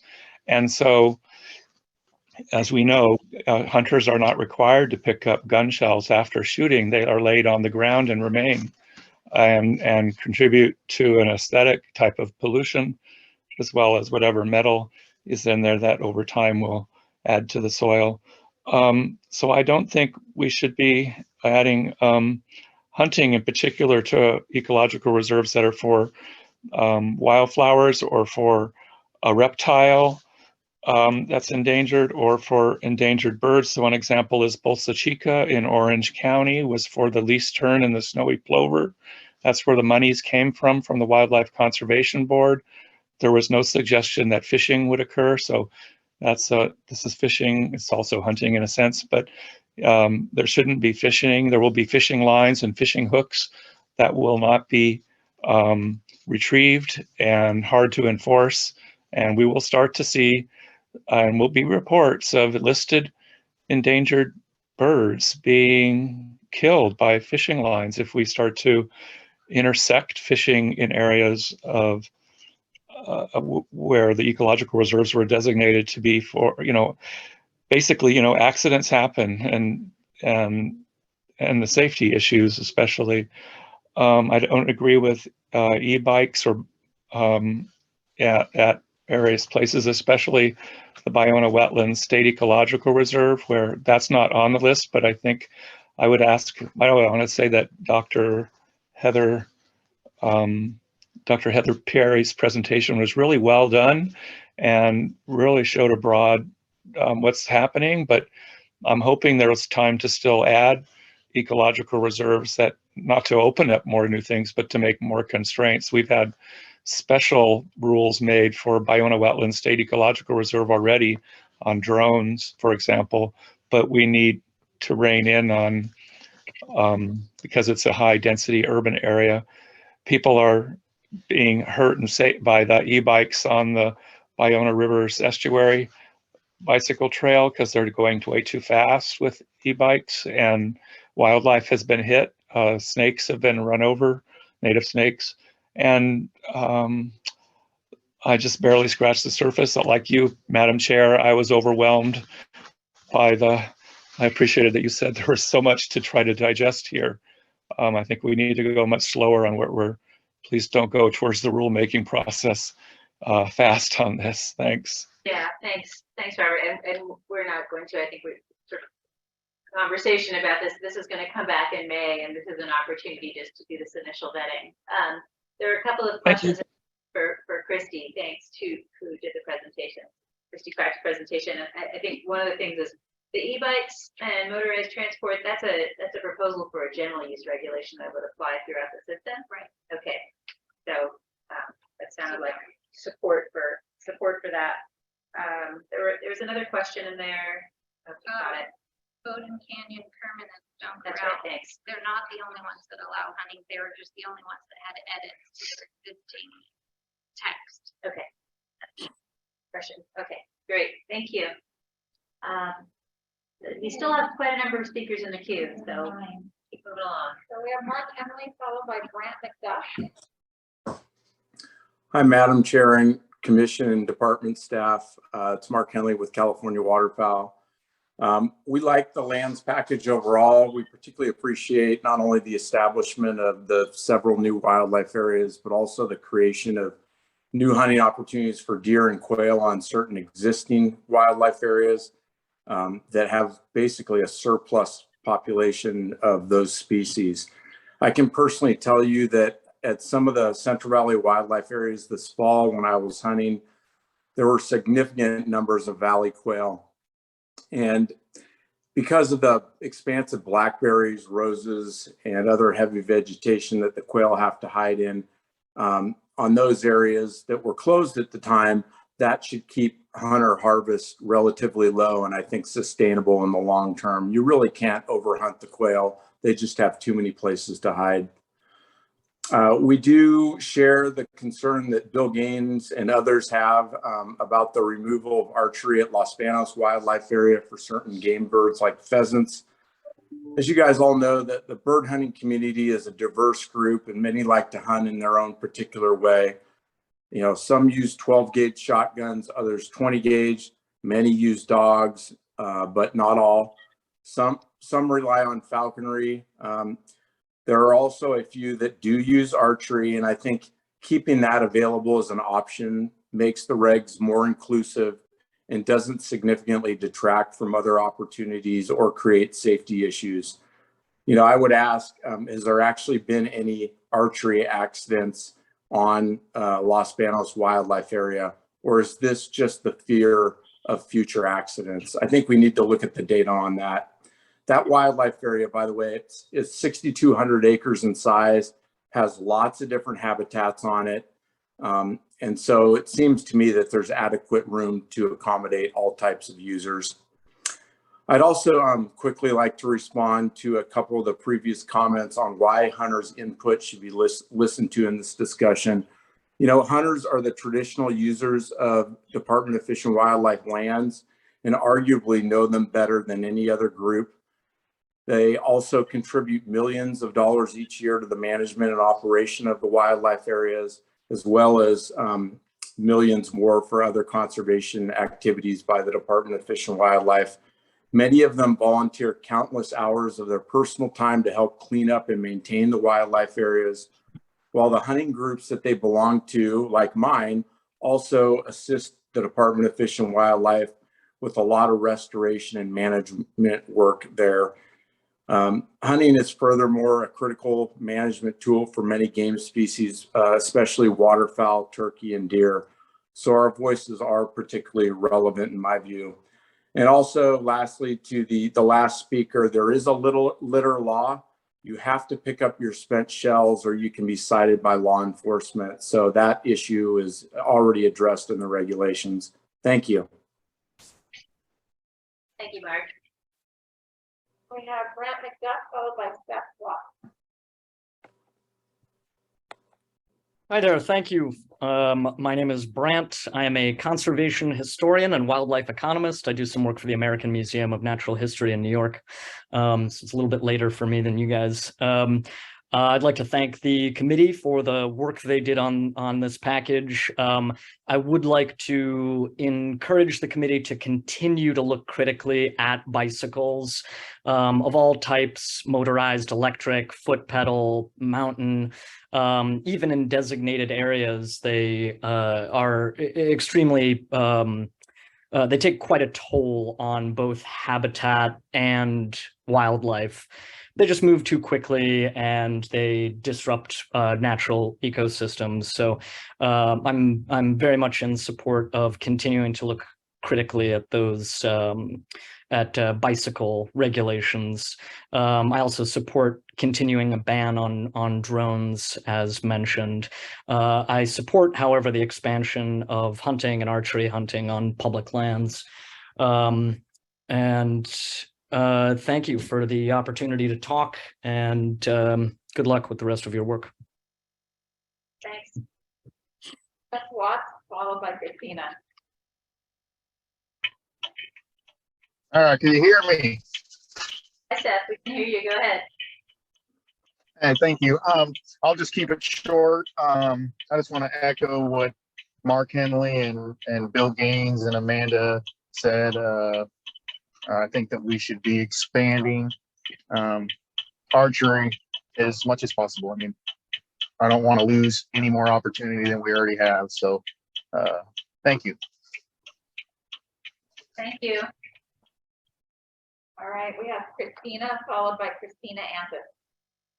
Hi there. Thank you for the opportunity. I just want to bring to everybody's attention why we should ban using archery equipment, especially on larger animals. It is exceptionally cruel because their massive muscles and bone densities make a quick kill very difficult. It's pretty much impossible. And it's a long, drawn out, painful death. And we've had people who have witnessed this where bears would have arrows stuck in their bodies and running around and crying. I mean, I wish you all can see that video and hear those cries. Then you would definitely ban archery hunting, which is absolutely horrendous. And also, I don't understand about the, not allowing drones into these beautiful areas, lands with wildlife. But at the same time, you allow hunting. So are the drones to protect the wildlife, not to disturb them? Because hunting definitely will disturb wildlife. So if someone can explain that. And I see a lot of presentation about avoiding conflicts with deer hunting. And I don't understand why deer hunting has such a strong hold and why we respect their rights so much when, in fact, I mean, why don't we have advocates for deers? It just, this conversation just makes no sense to me and to a lot of people who care about wildlife, who care about the environment, who want to preserve nature as is without killing them. And we must have better and smarter ways to manage some of the wildlife issues without people who are just having fun killing wildlife. And a speaker earlier has said the demand for hunting is decreasing by the day. So again, I assume the deer hunting issue gets a lot of lobbyists, and I've already seen a bunch of them on this call. And so we really need to encourage more people to come out and speak on these issues. And I think part of the problem is a lot of people, citizens, are intimidated to participate in this process. I mean, the timing, I mean, people with families and kids, and I wish you all could open up the meeting chat and allow people to chime in and ask what agenda items we're on. Because I know a lot of people cannot afford to wait all day to make one comment. So if you would allow us to make a comment and make a quick question, and you can filter them to make sure if they're appropriate or not for the whole group, I think it would actually make this a lot more efficient and the meeting go a lot faster. And it's good for everybody. I don't see a downside to that. So I really hope you consider doing that, allowing the chat. And also regarding the reserve, ecological reserve. And again, I thought that those were sanctuaries where animals can be safe. And absolutely confounded by the proposal to allow hunting. And that brings me to bring attention to everybody about the Ballona wetlands, the last wetlands in Los Angeles County. It's under a lot of controversial discussions, whether to destroy it or to keep it as is, which we have facts and information and witness that it's a thriving wetlands. Of course it is. Nature and wildlife, they know how to survive when not disturbed and not being hunted and not being trapped and not being poisoned. They know how to survive in wilderness areas. So therefore, I would think it's your department, your commissioners' goal to protect areas and let it be pristine. And that's the best way to protect animals, wildlife. So it's just very disheartening to hear how much, people want to kill wildlife. For what? Is it for food? It up because I want to give other folks on the queue an opportunity to speak. But thank you for your comments and to your comment about the chat. I appreciate it. Chuck Strickland is just placing the item that we're on in the chat, and we can try to make more of a practice of doing that so that people know what agenda item we're on. And we were talking just today about ways to make it easier for folks to comment. So I appreciate that input. Oh, great. Thank you so much. Thank you Maybe- for hearing us. We appreciate it. Thank you. For those who may be on the phone or not looking at the chat, we are on item 10, public use of wildlife areas, ecological reserve. And at the moment, we have Christina Anthus is next to contribute to the conversation, followed by Rebecca Dietrich. Thank you very much. Good afternoon, you guys, and thank you again to the committee for opening these forums to public discussion and for all of us getting the opportunity to speak. I agree with Allison D. and Denise Bobo and Christina. Firstly, I would be opposed to a private meeting between the bow hunting organizations and the department. I feel like a special public meeting would be more appropriate for that purpose. I missed half this presentation because I was working, and I wish we could have these meetings on weekends so more of the working public could attend. It's hard for me to miss work, but I want to stay informed, and I'm learning so much. And I just, kind of got on board with this process after the Dixie fire. So one thing is the presentation was not what I was expecting in regards to public uses of wildlife areas or ecological preserves. I really feel like these titles should reflect what these places actually are, which are hunting areas or public recreation areas. I feel like these titles that we're currently using are very misleading to the general public. I would hate for somebody to, get hurt in a time when there's hunters on, trying to, hunt on the property and other people trying to use the property. I'm very concerned about putting hikers and bikers and hunters together. I feel like that's just very dangerous. But I'm still learning about this stuff. But anyway, thank you very much, you guys. Thank you. All right, we have Rebecca Dimitrick, followed by Randy Filan. Hi there. Thanks again for the opportunity. I want to second what Denise Bulbul said and Allison D. and Christina, but add a little reminder of what your duty and mission is as a trustee agency, which is to protect, enhance, restore California's wildlife. And so I think you should be reducing hunting. I mean, I don't mind hunting. I'm fine with it. Whatever it does, I'm not an anti-hunter. But when you're talking about ecological reserves, I mean, the hypocrisy there, and it does seem like you're always, I mean, the name of the agency, you're always siding more with those that take and kill. And again, I'm not opposed to it, but I think you should be, protecting these, doing your mission, protecting the animals more and allowing the limited take, that's okay for the species, the populations. Anyway, so I think you should be limiting the hunting on these lands and other disruptive uses and protect it for those of us who want to enjoy those lands and view the wildlife, because it's very disruptive to wildlife. And honestly, there's a spiritual connection too. I don't like going on lands that I know has, there's been bloodshed on. I'm sorry, it's a religious kind of experience or a spiritual experience, but you've got to honor that as much as you're honoring these sportsmen. And also allow us to help you protect these wildlands by giving us the opportunity to buy, I don't know what you would call it, but like viewing lab tags or wildlife appreciation tags. I mean, we're here, we've got the money. Let us support these non-hunting areas if that is what it's coming down to, is money. Okay, thanks a lot, you guys, appreciate it. Okay, thanks, Rebecca. And I'm noticing that there are more hands coming up on Zoom. I want to go ahead and give folks a last opportunity to raise their hands, just because in the interest of time, we're going to have to wrap this up before we get too much further. I also want to encourage folks, this input is, it's related to the various proposals that were presented in relation to the reserve system and so on. And it's like sometimes to lesser and greater degrees that it's really related. I just want to encourage you, if you have a specific comment, remember, this is a discussion forum. It's not really like a vote counting forum. So, if it feels important to indicate that you're in support of something that somebody else said, I'm totally happy to have you say so. But I'm a little concerned that we're straying more and more into territory of sort of like who's lined up against whom and not how to make this a good, strong package. I'd like that to be the focus. I realize a lot of this is related, but let's try to keep it focused on improving the package. And I think I saw a hand in the room. Yeah, please go ahead. Hello, my name is Captain Zach Medeiros, and I'm personally very happy that they've got a lot of lands that are dedicated to hunting. I was born in the 60s, and in the 70s, I hunted and fished quite a bit. And when I moved back to some of the areas that we're talking about, it was very difficult to find open areas that you could hunt. Up in Lake County, where I was living, you could get permission to do so.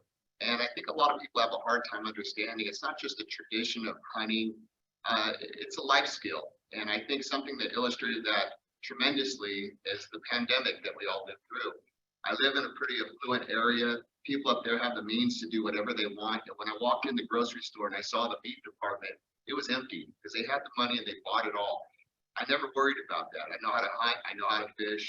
I could go get my own protein, and not all of us want to get our protein from factory farming. We like to know where it came from, how it was processed, how it was taken care of. So I feel very fortunate that I have that skill, and I'd like to see more people have that opportunity so they have life skill as well.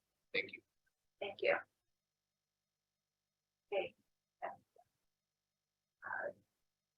Back to Zoom, and I'm going to go ahead and close the queue. I haven't seen anyone else raise their hand during that comment in the last couple of minutes. So we'll go ahead and take the next 6 commenters on this item.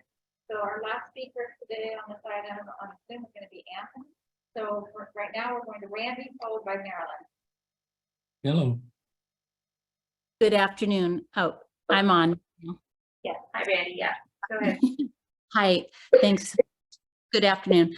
I'm a wildlife advocate and volunteer, and I'd like to echo the previous comments made and speak out against the promoting of hunting and the painful and cruel archery on the killing of our wildlife that was just discussed.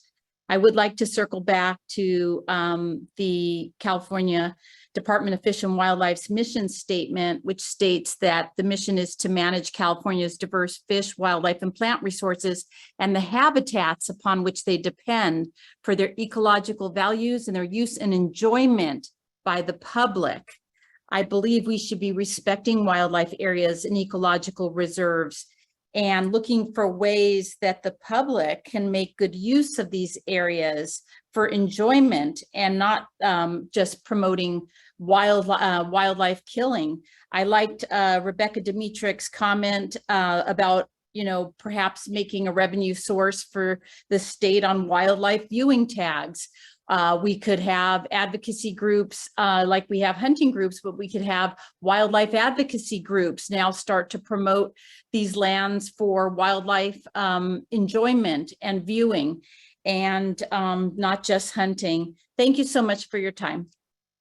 Thanks, Randy. Our next speaker is Marilyn Jasper. Good afternoon, Marilyn Jasper, Public Interest Coalition. We agree with previous speakers advocating for wildlife conservation and won't repeat, but we have some suggestions.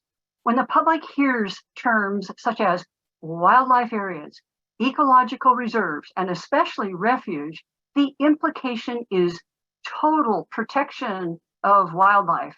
That the words would meet the clear definition of those terms. In the staff report, it is even stated that the purposes of wildlife areas are to conserve wildlife. Hunting to kill is not usually perceived by anyone, especially the public, as, quote, compatible recreation, unquote. The definition of refuge alone implies a place for safety and shelter from danger. But the term hunting preserve is an oxymoron when it really means killing preserve. For honesty and transparency, we request that the names of lands that allow killing of any kind be designated and defined as such, so as to not deceive and shock the public as I was years ago. If the land's names stay, then please consider treating them as the words imply, no killing allowed. Thank you. Okay, thanks. Our next speaker is J.R. Young. He'll be followed by James Stubb. Hello, J.R. Young, North American Board of Backcountry Hunters and Anglers. Thanks again. I just want to echo the comments of Mark Henley. And to touch base, we talk about that, there's been many references towards that hunting is declining. Well, the number one reason of that is loss of access. When we know this, we've already proven this. And so expanding these opportunities is great. And unfortunately, this conversation in several of the past meetings is the same way. It's either to hunt or not to hunt. And I would encourage the people that are touting this 99% and 1% number, let's work together on broader things. We care about wildlife. We care about habitat. We care about the ability for wildlife to thrive. Do we hunt and take animals? Yes, absolutely. But we also eat, consume, and share those animals as well. I feel so much, it seems like there's a lot of misdirected outrage. I mean, do you show up at the meat aisle in Costco and treat people this way? It's really unfortunate. I mean, we worked as hunters, my organization worked to get the Recovery of Americans Wildlife Act try and get passed in this last session. Unfortunately, it failed. We need more voices. We need more diverse voices. Hunters, non-hunters, everyone, we all need to work with this together. As hunters, we work for NACA, we work to continue NACA. That's the North American Wetlands Conservation Act. We work to continue that as well. And please join us in expanding this till we can expand these great habitats. And finally, the most important one that's very germane to this conversation would be the Land and Water Conservation Fund, where we're using offshore oil and gas revenues to fund the purchase and preservation of these lands. Let's continue to ensure that the Land and Water Conservation Fund is continued in perpetuity at its full funding level of $900 million, or is it billion? Sorry, there's too much rounding in there, but $900 million a year to continue to fund the purchase of these wetlands, ecological reserves, and wildlife areas so we can all enjoy them. You may not agree with hunting, but let's look at the broader picture here and stop trying to focus in on with myopia. Thank you so much. All right, thanks. We have 3 more commenters. I want to encourage y'all to give us support with how we can improve the proposed package. And Andrea, you were the next speaker. Hi there, my name is Andrea Spera. I am a 3rd-generation Californian.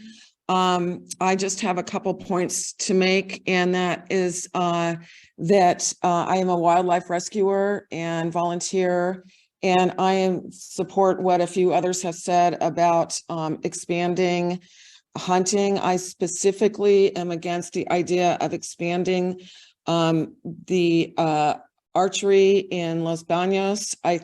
I really want to support you limiting that, because it is an extremely cruel, inhumane way for an animal to perish. We saw this several years ago with the lion in Africa, Cecil, who took several days to die. And what a horrible way. Why is this why should, in this civilized society that we live in, why is this acceptable? And let's move forward and progress beyond draconian ways of getting our thrills. It's not the Middle Ages anymore. Let's move forward. I don't believe it's safe. I don't want my children running around in preserves where we have to worry about that kind of thing. I also want to just support what Randy, I believe, said about finding new and creative ways to generate funds. I know that hunting brings a lot of money to the state, and I think that's a lot of what we're talking about here today. And let's figure out, it's 2023, let's figure out more creative ways to do that. And I just want to thank you so much for giving us the opportunity to speak out on behalf of wildlife. Thank you. Okay, thanks. Our next speaker will be Anthony, followed by James Stone. Wait. Okay. Hi, can you hear me? Yes. Hi, go ahead. Great, thanks. Hi, everybody. Anthony Fresquez here, 1st-generation outdoorsman from the Bay Area. Really appreciate the opportunities available to ethically harvest meat from the landscape and, from healthy populations of animals. Provides meat for myself and for my family. I enjoy it throughout the year. In terms of archery hunting in Los Baños, I'd like to see these opportunities expanded on. As long as the land in question is able to sustain an ethical harvest number among overall population size, I believe that public land in question should be opened up to hunting rather than closed. Public use at the end of the day should mean public use. And, hunters should have just as much of a right to use the land, just like hikers, bikers, bird watchers, and other outdoor enthusiasts of all kinds. I think we all want the best for nature and for the animals that are out there. I know hunters are happy to contribute to wildlife restoration and habitat restoration. I think we could all find common ground on that to work together. A lot of people here get meat from the store. I get meat from the field. But at the end of the day, we all want what's best for the animals. So I'd like to see us come together on this and expand these opportunities in those pockets as well. Thank you guys. Appreciate it. All right, thanks. And our final speaker on Zoom is James Dunn. Thank you very much, Vice President Zavaleta, Commission staff, Department staff, James Stone, NorCal Guides and Sportsmen's Association. Sorry about my hand earlier. It went down. I thought you were going to call on me and I lowered it too fast. I wanted just to say that we echo the comments of Mark Henley and California Waterfowl Association, NorCal Guides and Sportsmen's Association, representing thousands of sportsmen and women across the state of California, really champion the department for expanding opportunities for hunting and for fishing. Anytime there's any addition of access for any type of anglers or any type of hunters, we think that that is one of the most important things.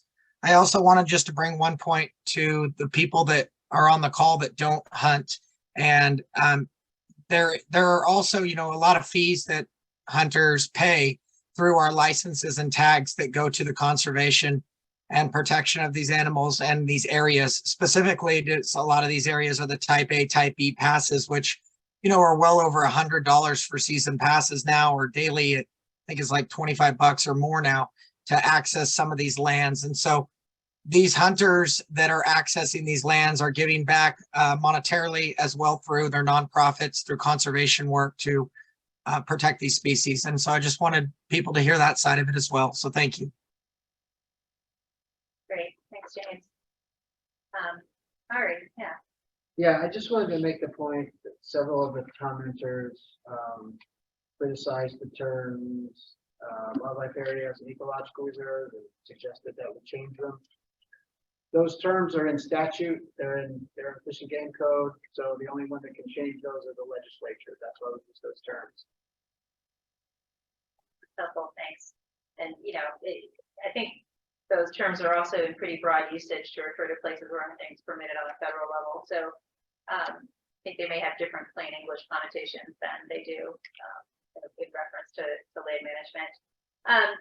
So any comments from the department now that we've heard from a number of members of the public? I guess I would just say we're taking these comments in.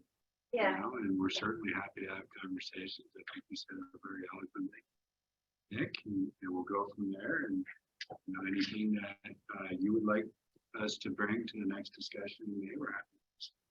Thanks. Yeah. I'm just going to go ahead and express a little bit of frustration that I feel like probably half of this conversation was not about our ecological reserves or this plan, but about whether hunting is a good thing or not, for conservation, for ethical purposes, et cetera, which is not an unimportant conversation to have, but it didn't really move us forward on this item other than to sort of establish that people have very, very different views about it. So I'm just going to express that frustration because I would have liked to get more input on the specifics of this package, this proposed package. It's exciting. It's awesome to have new lands proposed, new opportunities for the public, whatever activities they may be interested in pursuing on them. So I want to just call that out as a great thing. And it's also exciting. So new lands and then old names. A couple of people spoke to this, but it's really, really encouraging to see efforts up front to work with tribal members to establish, we're calling it renaming, but maybe it's restoring old names. And somebody brought up Peace Valley and the possibility of renaming there as well. That was one of 3 areas that's new, but that was the only one where I didn't hear about that. So be curious about the possibility of doing that there as well. I have a note here about why boats and horses are in the same subsection, how those go together, but that's just me being silly. On this question of archery, it would be helpful to hear back in May about, you mentioned, Christy, it's a public safety concern, and I'd love to just understand better. I think a number of us would like to understand better why is it a public safety concern, like when, and in relation to what activities, and just to understand that better, because it's really clear there's a lot of interest all around and what's going to happen in the fate of archery at that particular site. We Scott. want to give a little clarification. We're trying to do a little homework over here. Just information. Okay, You know, not necessarily arguing this further at this point. There is a section 551 CC 4F. That's really kind of the parent. It's under this section of incompatible uses. And it says basically archery equipment shall not be used during the waterfowl and pheasant seasons on type A and type B. We don't know the history. We weren't in these chairs when it was allowed at Los Banos, and there is a concern being expressed that it is an incompatible activity, and that's why we initially brought it. Yeah, I think there's, so the language there, at one time, this commission approved and pushed through that regulation change that talks about that language. It also provided for an exception, and that exception is in 551U, which is what's in there now, which specifically calls out Los Banos as that exception. And so the package being presented or discussed today is about cleaning that up because it's not consistent with all others and making it consistent. And looking at the history of the law, the code, which is what I was trying to do, to go back and see, it looks like in 2017 and maybe 2020, both of those sections were addressed and amended. I do not have that history in front of me. We'll have to do some digging, but it does look like CC4F was addressed through amendments and discussed at that time. So that's part of our homework, I think, is to go back and make sure that we can fully understand that and look at that consistency in determining whether this removal or cleanup is still appropriate. okay, so just so I'm clear, I think I just understood this right. It's no archery during the period when hunting is available for waterfowl on those same sites by other means using firearms. Correct. So And the incompatibility is between firearm hunting and archery hunting. Correct. Okay, That's not between, for instance, hunters and bikers. And I mean, yeah, between hunters and bikers, and hunters and bikers. No, okay. Yeah, somebody raised the question. We can talk more about it, like what the history is. I just need to understand that better. Why not archery more broadly at sites where there's firearm hunting occurring at the same time? we will I just need to certainly have educate that myself. discussion. Okay, But at a point, it was, you know, considered, again, this is a section of incompatible activities. okay. And there's this, you know, whole slew of specifics in here. In some way, I'm not sure what the right way is. I think that some of the public spoke to just an interest in understanding, for instance, for mountain biking or for biking, you know, under certain circumstances, we know it's a problem for wildlife. Under other circumstances, like if it's on the road fire, it's totally compatible. And so if there's some way to look critically at impacts or just understand like what the framework is for deciding site by site, how a use is going to be permitted or eliminated, like the loss of camping from one of the sites. It's hard for me to sort of dig into how we're going to talk through this because there's so many components to this, but there were some questions about, like, for instance, camping at one site in particular, maybe in the binder, even though it's going to be a lot of material, shed some clarity on that. Well, and this was useful as an initial because we're hearing the points that you know, we want clarification. So we'll see. Anything else, Deb?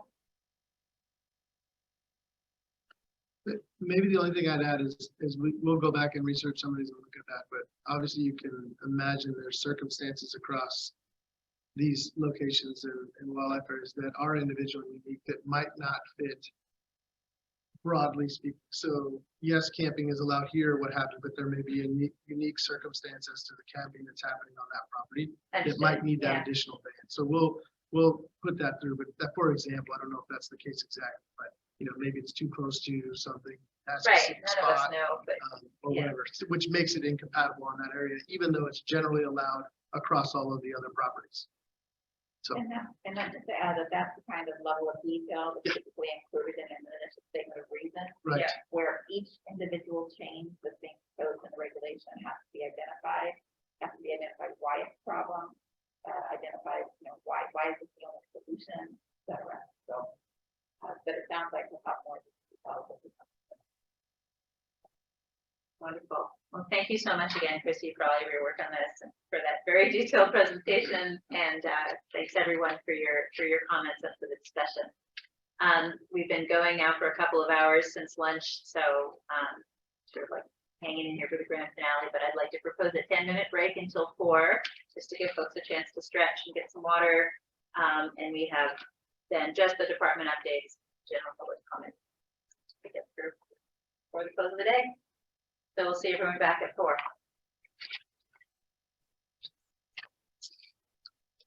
I think she's.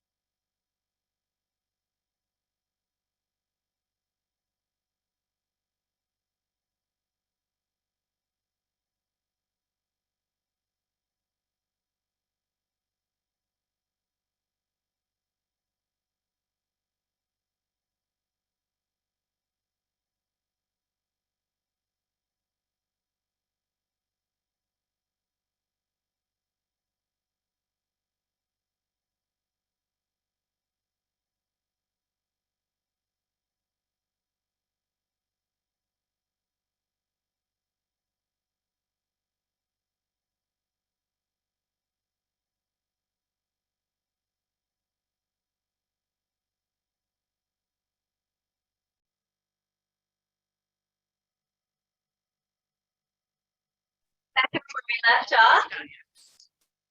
And our next item is item 11, department updates. And we're going to switch up the order a little bit here to do the fisheries branch update first and take comment on that.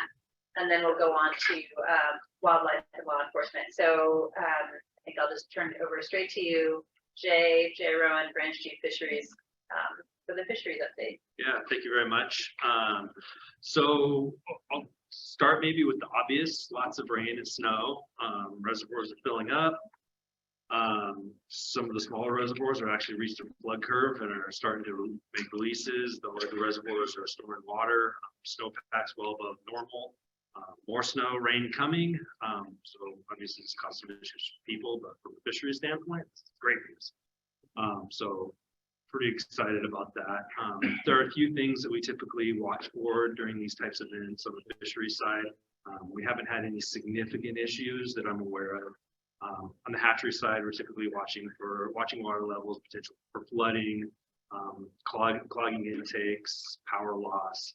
We have had some power loss at a few of our hatcheries, but fortunately, backup generators are working great, so no major issues there. We're seeing a few impacts on our fisheries monitoring, some minor impacts to sampling programs. Typically, when we get big flows like this, we'll have impacts to some of our screw trapping sites. Rotary screw traps sit in the water, float in the water. Big trees coming down tend to impinge on them and cause issues. So we'll often have to pull the cones up, pull them to the side, which means we may have some gaps in salmon monitoring, downstream migration, juvenile salmon monitoring. And then with our angler surveys, particularly those that are boat-based, we've had to adjust some things around. Again, not major issues though, which is great. We've also had our flood control infrastructure in the valley has been activated. Yellow Sutter bypasses flooding up, which is again a good thing. Floodplain habitat, which is they're allowing access to that, so that's great. We do anticipate there to be some stranding issues as those areas start to dewater come spring. Nothing we're not prepared for. We have the areas identified that these things usually happen at, and we'll be prepared to rescue fish as needed. But we are getting some help on that front from a recently installed fish ladder at the Fremont Weir. This was put in several years ago. It appears to be functioning very well with documented sturgeon passing during previous flood events, which sturgeon are particularly difficult to build fish ladders for. So it's good to see they're not real jumpers, so it's good to see something, a structure like this working well for them. And then there's also some other projects on the horizon, flood control structures to make them more fish friendly and allow volitional passage during flood events. So we're excited to see those get implemented here in the future. And then moving on, I'll talk about sturgeon a little bit at the request of commission staff and Commissioner Zavaleta. And I think the reason most of you folks are in here, thank you very much for sticking around today and make your voices heard and sitting through the full day with us. So we wanted to talk about the recent op-ed that came from a group of researchers expressing concerns about the status of white sturgeon and making a recommendation that the department adopt an emergency catch and release sport fish regulation following this year's harmful algal bloom in the San Francisco and San Pablo Bays, which resulted in the death of tens of thousands of fish. Pretty bad situation there. And most notably an estimated around 600 white sturgeon, which I think most of the experts agree is probably a low-end estimate, just given sturgeon don't explode when they die. So this is something we're absolutely concerned about and something we've been monitoring as well. So the department does have a sturgeon technical work group that's been evaluating the sturgeon population and fishery on an ongoing basis for years. And we've actually been in discussions on next steps to address sturgeon potential regulations well before last summer's harmful algal. So our population data monitoring data is very limited. Sturgeon are not the easiest fish to collect monitoring data on, but we do have some new modeling tools that are helping us look at population and harvest using our sturgeon report card data as well as some tag return data, and there does appear to be a declining population over the last decade. As we've heard a lot today, given drought, other stressors going on in the Central Valley, that's probably not particularly surprising news to folks. That being said, given the current population estimates we have from those models, we don't feel that there's a need to eliminate all harvest right now and go to a catch and release fishery. But we do believe there is a need to reduce white sturgeon harvest to some extent to maintain populations. So, you know, we don't want to be real broad brush about this. We want to be very strategic about it and bring anglers, stakeholders into the process to get input on what that actually looks like out on the water. You know, the harvest target number that we're going to shoot for is going to be driven largely by science, but how we accomplish that number is definitely up for discussion. So we can get to a place that's both protective of the fishery and allows the most opportunity that we can. So our team is currently working through some modeling efforts. We're putting together some options for a regulatory package. And we're anticipating having an update on that ready for the May WRC to daylight some of the modeling data that we have, some of the other information that we have, and gather input. And then we're planning after that May WRC to start engaging more directly with stakeholders, the fishing community, with the goal of having a recommendation ready to bring at the September WRC. And then moving forward with the regulation change package to the commission 2024 sport fish package cycle. So it's something that we are working towards, but we want to make sure we're thoughtful about it. That we are, like I said, both being protective and maximizing opportunity to the best. So, and really getting the input from the folks that are here. So, and Great. Can we expect, can I ask for a presentation at the next WRC? You think you're coming with options, and sometimes that's before. I think a presentation would help partly because just some of the background, like the life history of white sturgeon, would be helpful content. yeah, we can bring some of that life history stuff. We can bring some of the modeling data that we have, kind of show some of the population trend data that we do have. Again, it's sturgeon are tough to market. They're not an easy fish to figure out, especially on the population side of things. So, but we do have some pretty good modeling going on. We've got a lot of really smart people working on this. So we'll have them put together a presentation for the main. All right. I want to make sure we have plenty of time for public comment and start here in the room because I know there's a number of folks who'd like to comment on this. At least I think there are. So yeah, should I take us off? I'm going to take my mask off so I can use my outdoor voice more efficiently. Thank you. Madam Chair, members of the commission, and department staff, I appreciate the chance to speak a little bit about sturgeon here. I'm one of the researchers who's involved in that op-ed, and I'm really glad to hear that there is an effort by the department, and has been actually for some time, reconsidering the current management regulation. One comment I want to make is that, or I want to agree with you that sturgeon are really hard to monitor. And their life stages use a lot of different habitat. And that's really, really challenging. But I want to make the point that drawing conclusions from the existing data, knowing that data are not perfect, no data is perfect, right? But data that we know are lacking. We know that the return rate on the report cards is around 30%, or at least that figure is in a publication soon to come out. It would be really great if we had a better understanding of not only harvest mortality, but mortality from other sources for adult white sturgeon as well. And that's something that a group of us are particularly interested in. But I also know that funding for monitoring is great. So that's the point I want to make as well. I know the department's doing as good a job as they can, but they've actually just lost a big important federal funding source, which really limits them, and maybe not everyone should have heard of that. But and last, I want to mention that the fact that all of the folks that are here for sturgeon stayed through this whole thing shows how important this resource is. So I'm coming from the perspective of the sturgeon biologist, but so I'm thinking about that maybe more in a conservation bent. I have lots of experience with fish in the wild, but folks who are handling fish in the wild every day, like they also love the fish. Like I think we can all work together and come up with a plan that's going to protect the resource and protect the fishery into the future, so people can pass on, this heritage. Thank you. My apologies, I missed it. Did you introduce yourself? That's a good question. I don't know. I'm Andrea Schreier, UC Davis. Sorry about that. Appreciate it. All right. Who'd like to go next? Well, I'll speak. Right. My name is Captain Steve Mitchell. I'm the owner of Hooked Up Sport Fishing, charter boat. I'm on a couple of charter boats, and operating out of Berkeley as well as Pittsburgh.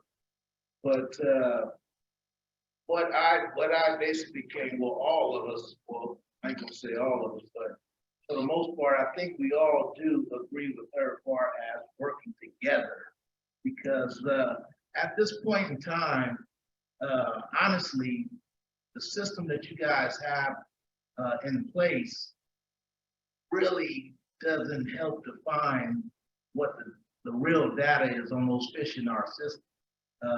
What we're seeing is, like she said, 30% of the people don't even turn in their tags, all right?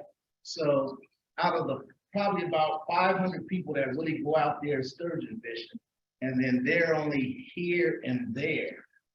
They're not really out there fishing, really catching these fish like we do.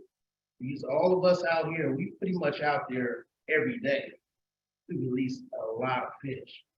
Now, I'm not saying that the system has been depleted, and I'm not saying that it's overpopulated, but I will say, since you guys put in the, implemented the 3 fish limit per year, where we went from catching a couple of fish, now we're catching multiple fish, let's put it like that. And the scores is really saying what we're really out there doing. Now, my thing is, being that only like a portion of these guys are turning in their tags or what have you, and you guys aren't really putting no enforcement down on people who don't turn in their tags at the end of the year, it's just like a cakewalk for them. So you guys get half the data, and then even at that, a lot of the guys, even though when they're out there with their tags, they don't even mark down on their tags when they're releasing a shaker or an oversized. The only time most of them pull out their tags is when they want to put a tag on the fish that they're going to keep. And this is just a proven fact. We see it every day, So if we don't tell them on our boat, hey, you got to fill out your report card for that shaker, that small fish, they wouldn't do it, So we can imagine what the sporties are doing on their own, right? So this is what I'm advocating for. Well, my friend Zach over here, he is already working with, I'm imagining maybe her or whoever it is, him and Virginia is doing their thing for us, helping you guys tag fish. Now, if we're releasing a lot of fish every day, just imagine what you in 5 to 10 years, what your data will really start to look like. Because right now, to be honest with you, I know you guys aren't getting it. And it's all on a guessing thing right now. It's all on assumptions. Assumptions don't really work, when you really pay attention to what's really going on right now, your report cards doesn't say, like I said, it doesn't say if it's a shaker or oversized or slot fish. So if you write on that report card, you just release the fish. How do you know if the fishery is going backwards or forward? Because you don't know if it's a whole bunch of shakers being caught. You don't know if it's a whole bunch of oversized being caught. The brood stock is what we really want to make sure that we do have, but at the same time, we also want to make sure that we got the shakers doing their thing too, right? So in my eyes, I feel like if we could all work with the biologists in some type of way, like far as tagging the fish, and I know it's expensive. We had this discussion on the way up here. Digitally, it probably would cost a lot for the state to probably put a monitor in all of our hands or whatever, and then have digital tags or what have you. But we have noticed in other fisheries, in BC, in Washington, in Oregon, all the guys are doing it, and their fishery is smoking us. They're smoking us left and right, and they're able to keep track. And that helps you guys in the long run by looking at, if this fish was caught last year, and then 3 years later it's caught by somebody else or one of us, and we're able to run that tag number or whatever and see what that fish did, we're able to report back data to you guys and let you know what the fishery is doing, what that one particular fish did, how much it grew within that time span. And at the end of the day, that's more than what a lot of you guys got, because what we see, we know you guys got the draggers, but we see the draggers go out every day in the same place. And we understand that the dragger they have to drag in the same place every day, every year, so they can run a comparison from the previous year or previous years. But we see them go out every day, and they don't have hardly anything in their nets, ever. They're dragging for what? Delta smelt, they're dragging for the sturgeon, and probably whatever else there is. But hook, line, and sinker, we run circles around them. I'm serious. And I'm not trying to put a 10 on the 2, but what I am saying is that we would be more of assistance to you guys than to her as a biologist, because I'm sure if she's on the boat with them sometimes, she's probably saying, man, I get on the boat with Zach and he's catching way more fish than you guys are dragging a net. And you would think that everything would get caught all up in a net, but it's not happening like that. So imagine 20 Zachs out there doing the same thing. You know, I believe we could be of more of assistance helping you guys out. But at the same time, it helps us to know what's really going on in that water too, as well as it's helping you. And in that way, we don't play no guessing game about if we're doing damage to the fishery, or if we actually the fishery is actually flourishing and we're sustaining. So that's where I'm at with it, and I'm just trying to put that out there. If that could be something that we could talk about in this next meeting, I think that would really help out. And like I said, the tagging, it doesn't have to be the digital. We was talking about it. What way would be the cheapest way to tag the fish, where the state could afford it? The white tags that you stick through the fin with the numbers on, right? Other than up underneath the skin, And that way, what that little tag, probably pennies on the dollar, the state could afford that. The other stuff, maybe it might be an issue if she's saying that we got a problem with funding or whatever, but this is just my spiel, so, yeah. Great. Thank you, Captain Mitchell. That sounds like, I'd love to hear from others about the idea of harnessing all the folks who are out on the water to improve monitoring in whatever ways we can. Thank you. Yeah. Okay. Other folks in the room who'd like to speak to this topic? Two. Yeah. I'm Captain Mike from Bedrock Sport Fishing. I'm out of Sioux City. I think it's Your important. outside boy. A little bit louder, Mike. Yeah. Speak into the mic. Okay. I think it's important that as a group, as all of us captains, we've talked about, we do catch a lot of fish. And compared to a lot of the regular sport fishermen, all of us know we have a lot of the regular sport fishermen come out with this and try to see what we're doing to catch fish, because they want to know what we're doing, because this is what we do. This is as many years as we put in, and we all want this fishery to be healthy. I think the important thing is getting data. That's really important. And like emphasizing, we all have our logs. I think something to implement on the logs is when we have the fish that we tame and release, maybe adding, because I know it's all electronic now, basically, add another column to see what size we're releasing, because we're the biggest data out there, basically, compared to everybody else. We're the ones catching fish. We're the ones releasing. Well, I know because I keep my own log in a notebook, and I've released more fish than I have retained every year. It's like that. I've released a lot more fish than I've retained. So I think that's important, is getting the correct data that we need. And, you know, like Captain Steve said, if trying to get all of us on some type of tagging program would be great. You know, I know I talked to somebody before and they said the state just can't afford it. So, you know, I mean, one way to figure it out is, you know, we all work together out there. We all want this fishery not to go away because, you know, we love this fish. It's a fun fish to catch. I know a lot of my clients, they can't wait to get on the board and take one to take home. And all you hear is them talk about saying, man, I can't wait to feed my uncle, my cousin. You know, we're blessed to have this type of fishery in our system, you know. And I think the important thing, like I said, it all comes down to data. We can somehow log that every year and show that, because I know it's to me the fishery has gotten a lot stronger. When I was a kid,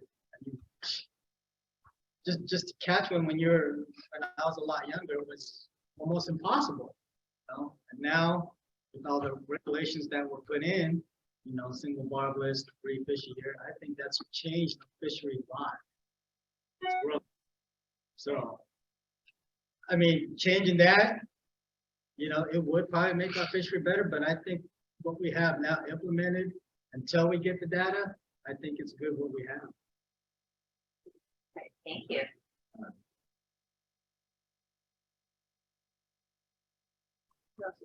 Yes. Kyle Wise, headhunter, sport fishing owner operator. I think we can all agree there's not enough data on the sturgeon population.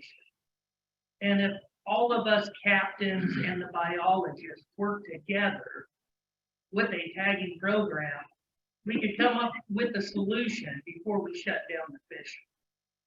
I know Zach's been doing it for years, but the only problem I see with the digital tag, who could report that data besides you? If we could put a tag on a fish like a reward disc, you know, we have, 10, 12 captains doing that plus Zach. Whoever catches that fish could report that fish to Fish and Wildlife. And we'll have that data versus the digital way that Zach's doing it. I just think we can retain more information if we take that route, and it's actually cheaper. Don't need as much funding. So we're all here to work together. Yeah. Thank you. Can I add something to that? Yeah, go ahead. Okay, so he said, even the public can jump in on this, right? So just think of it like this. If we rearrange the report cards, right? Two things we add to it. One would be a slot where you can put an O, or you can put an S, or you can put a U. U for undersized, S for slot fish, or O for oversized fish. That's kind of let you guys know what was caught without even so much having to say measurement, right? And then on the side of that, if we did the tagging, like what he said, the disc tag with that number on it, you know what tags I'm talking about, like the ones you guys used to have with the $150 reward or $50. You put those tags on there with that number. On the side on the report card as well, it's a slot to put that number right there too. Because even on the report cards now, it says, is there a tag on it? And you say no or yes if it was a tag. So you have that where that same slot to where you can put the numbers that was on that tag, and that when that report card is turned in at the end of the year, even if you guys didn't hear it, if the public caught it, it'll still show up on that tag at the end of the year saying that fish was removed from the system or whatever, because here's the numbers right here, right? And that also helps you guys keep track of the fish just as well. Now you don't only have the captains and the biologists at it, you got the general public in there helping you out as well, you know? Thank you. Okay, so some different ideas about ways to collect more data. There's still a number of folks in the room. I want to make sure I have an opportunity to speak. And then I want to just suggest to folks online. I see a number of hands raised. Thanks for your patience. It's 4:26 right now. I want to close the queue for additional hands in 2 minutes, I'm gonna say, like at 4:28. So folks online, if you want to comment, go ahead and get your hand raised soon. And that way we have a sense of how many people are actually going to contribute. Here in the room, are there other comments folks would like to make? Sure. Yeah. So again, data. I'm not gonna say that 38 times, but you know, I'm seeing a lot of, you know, the creel census guys that are driving around. Haven't seen them very much lately, you know, and when they do come by, they were coming by, taking the fish. They were, you know, taking them on board their vessel, right? Whatever they were doing with them, you know, I'm assuming they were taking a fin sample or something to that effect, taking a measurement, bringing our fish back, right? I'm not seeing those guys around anymore. And I don't know how many of those guys you got. I'm kind of seeing the same people. There's probably 4 or 5. There's a whole bunch of guys at this Pittsburgh marina. We all show up every morning at 6 o'clock. There is no reason why you can't put those krill census guy actually on our boat to collect data from our boat. There's no reason why that guy couldn't show up at 6 o'clock in the morning and jump on any one of those boats, because I don't think any guy in this room would tell that guy no. You know, so that would be an option for more collection. Might, you know, you wouldn't have to use that boat, you know, that you guys have going up and down the river all the time. I mean, you can park that and you guys can go out and collect data with us. You know, I mean, it's, you know, we see fish a lot. These guys are going to tell you they catch more than anybody else in the world. That's great, you know, but obviously the data collection thing is key, and I think that would be a good solution. You know, for saving money, a cheaper way to do what you're doing with the krill census. I think we could help you guys a lot there. Recently, there's been a lot of fright. You know, there's been some articles put out, and I think it's frightening a lot of people. You know, and you know, there's been talk about catch and release and boat limits, you know, and size requirements. And I think we can say that the size requirements are fine. Your brood stock is fine, whether you catch and release or whether you don't catch and release. You know, there's still plenty of big fish that we're releasing, and it doesn't matter who you are, you have to throw back that fish at 60 inches or better. You know, and to me, I think you guys are doing a great job that way. That was a good change. That was totally awesome. You know, I was just listening to the boat limits thing, you know, the boat limits thing that we were talking about up above the Carquinez Bridge. I don't know how that would impact, you know, our fishery. I don't know, you know, the sturgeon thing. Man, it'd be nice to be able to get our fish and get off the water, you know, instead of sitting around all day. If we did make a boat limit, some people are probably going to talk about boat limits, maybe limit it to 2 or 3. I honestly don't think that's a good idea. The only reason why is because I think it's going to put even a bigger strain or bigger impact on these fish. And the reason why I say that, if I got 2 people and 2 tags, then if I got 6 people and I got 2 tags, do I stay to make sure that everybody gets the tug on a fish? And if I do I catch 6 or 7 more fish, put a hole in their lip, put them in a net, you know, and throw them overboard? You know, I can't tell you how many fish I catch with a, you know, with a tail that's cut, or, you know, infections and things, and, you know, just rings around their mouth like this, you know. I mean, you know, I can show you pictures of, you know, fish that are just, you know, it's like they got a really bad case of chapped lips, you know, all the way around. You know, I'm not a firm believer in catch and release. And the only reason why is we catch 4 fish and go home. And I think catch and release is one of those things where you may have an impact on 15 fish that day, you know, and why, you know, whereas we could have just took 4 fish and got out of there, you know.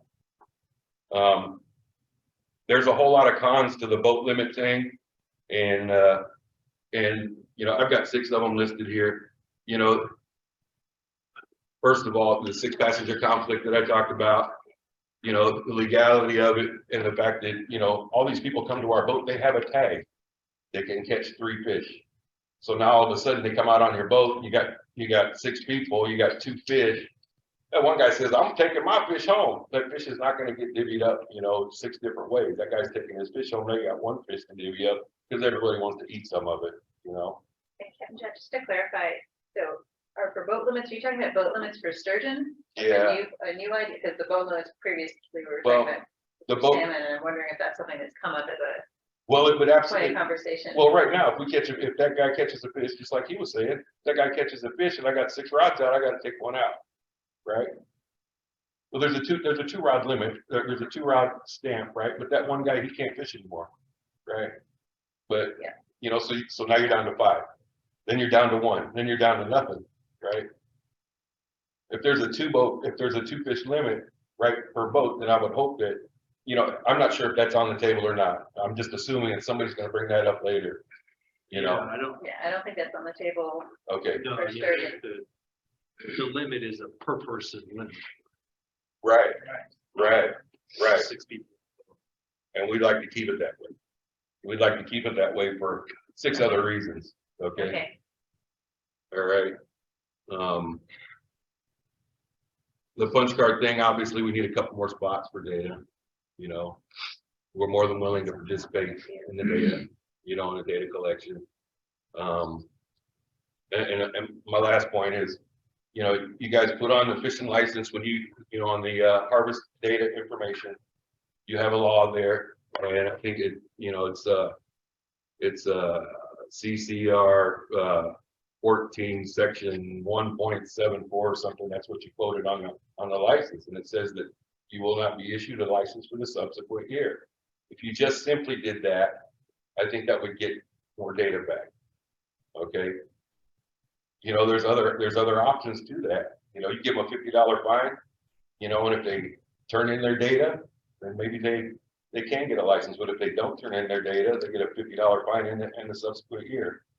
You know, just make it, you know, I've talked to a lot of older guys, and the older guys, they think that collecting data is going to affect their ability to catch a sturgeon in the future. And, you know, I always put them back in their place, and I said, we need that data. You guys, you know, recent meetings I've been to and everything like that, you know, the old guys did say that. I said, it's got nothing to do with that. We need that data so we can figure out how many fish are in the system. You know, how many fish are being caught, you know? So, I mean, you know, to convince people to do what's right by the sturgeon punch card is, you know, yeah, I mean, there has to be a more gallant effort, especially by you guys, be it the media, be it, you know, any informational thing that you can put out to convince people how important it is for the punch card, you know, would be a great, you know, great opportunity to collect more data. Yeah, otherwise people will think the report card is a joke. They won't take it serious. okay, so I'm hearing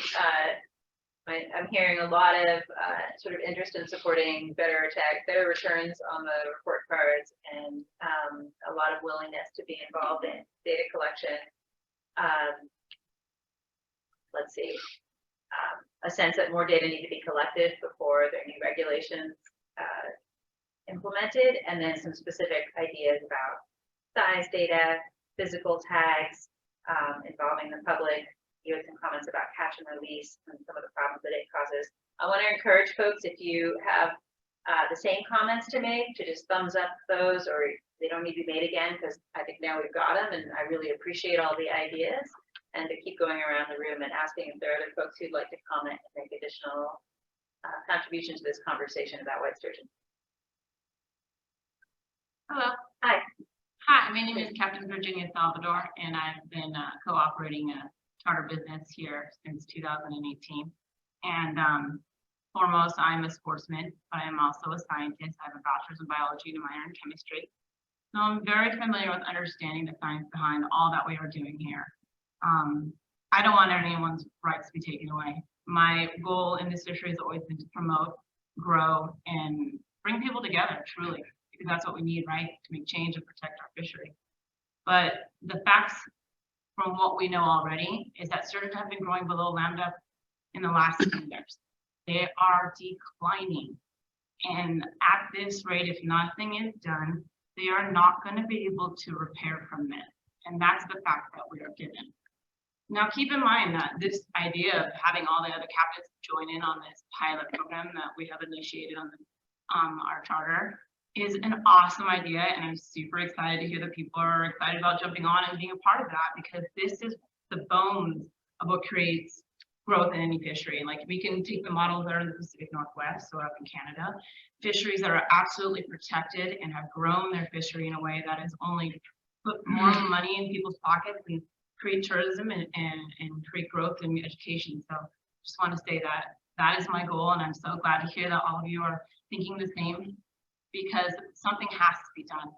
Science is saying it, and I've been on these waters for 8 years, a lot, and I've seen the decline as well with my own eyes. Thanks, Captain Zelda.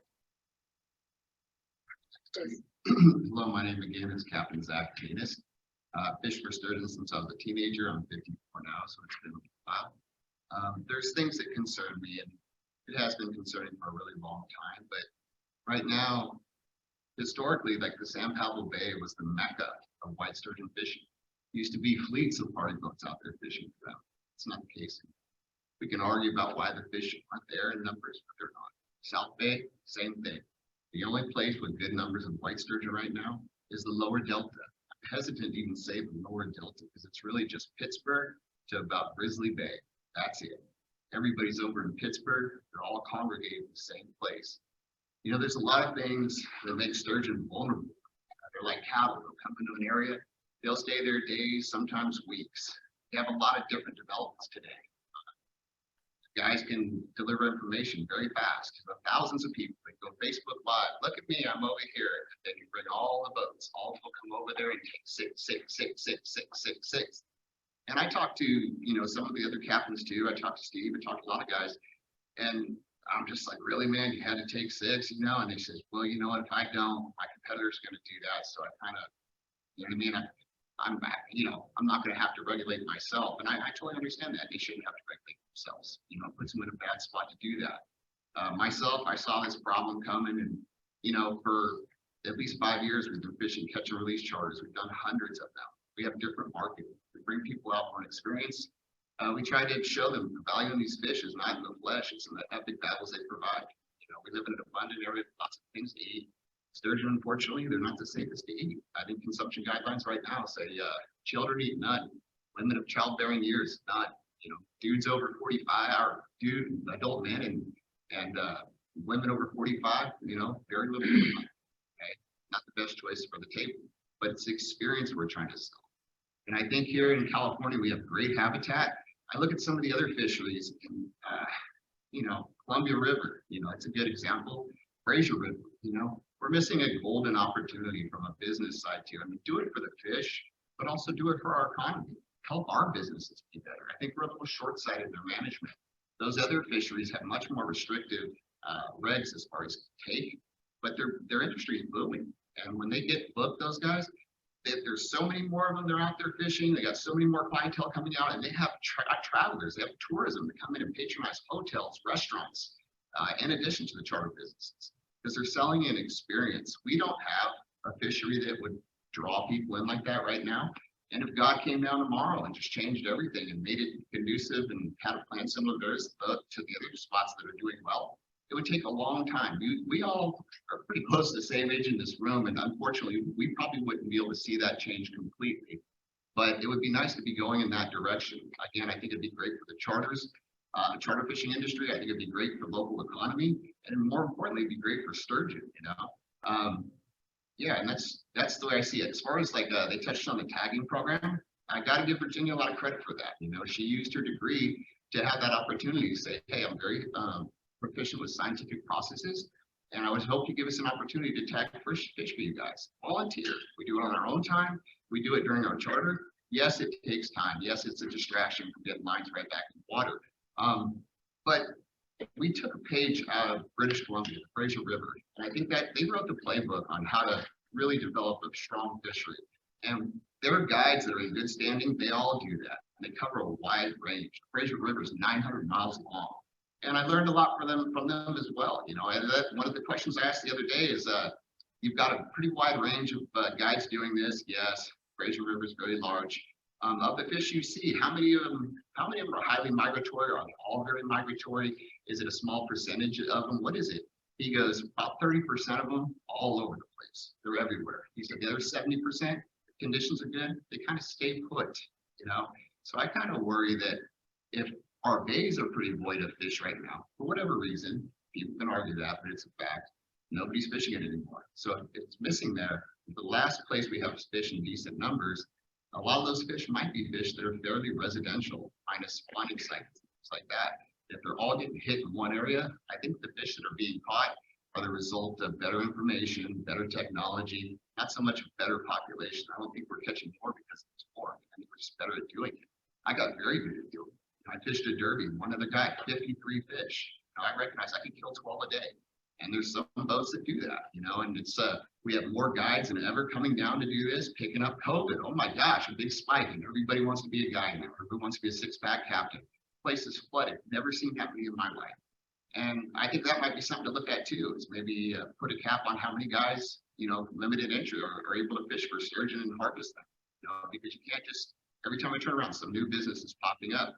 So it's a lot of pressure on a fish that's already struggling. And again, I think if we managed it differently, we could develop this thing. We could even develop to a level where we have tourism. We fish for king salmon. King salmon is not without its problems, but out in San Francisco, boy, do we get people come from all over the world. I booked a boat yesterday to some people in Germany. They're going to come out. We don't get that with sturgeon. All that business is going to Columbia River. It's going to the Fraser River. We're not managing it right here. And look at their management. Columbia River, they have a great balance of some harvest and a lot of catch and release. Below the Bonneville Dam, catch and release only. Above that, they have quotas. I think what Captain John said, they have a creel census person come down there. I see them in San Francisco every day for a salmon. Hey, Zach, salmon fish today. How'd you make out? I show them the fish, provide data. That would probably be a good idea to have something like that. It's a very good thing that they do travel on the water because not everybody comes out of the same harbor.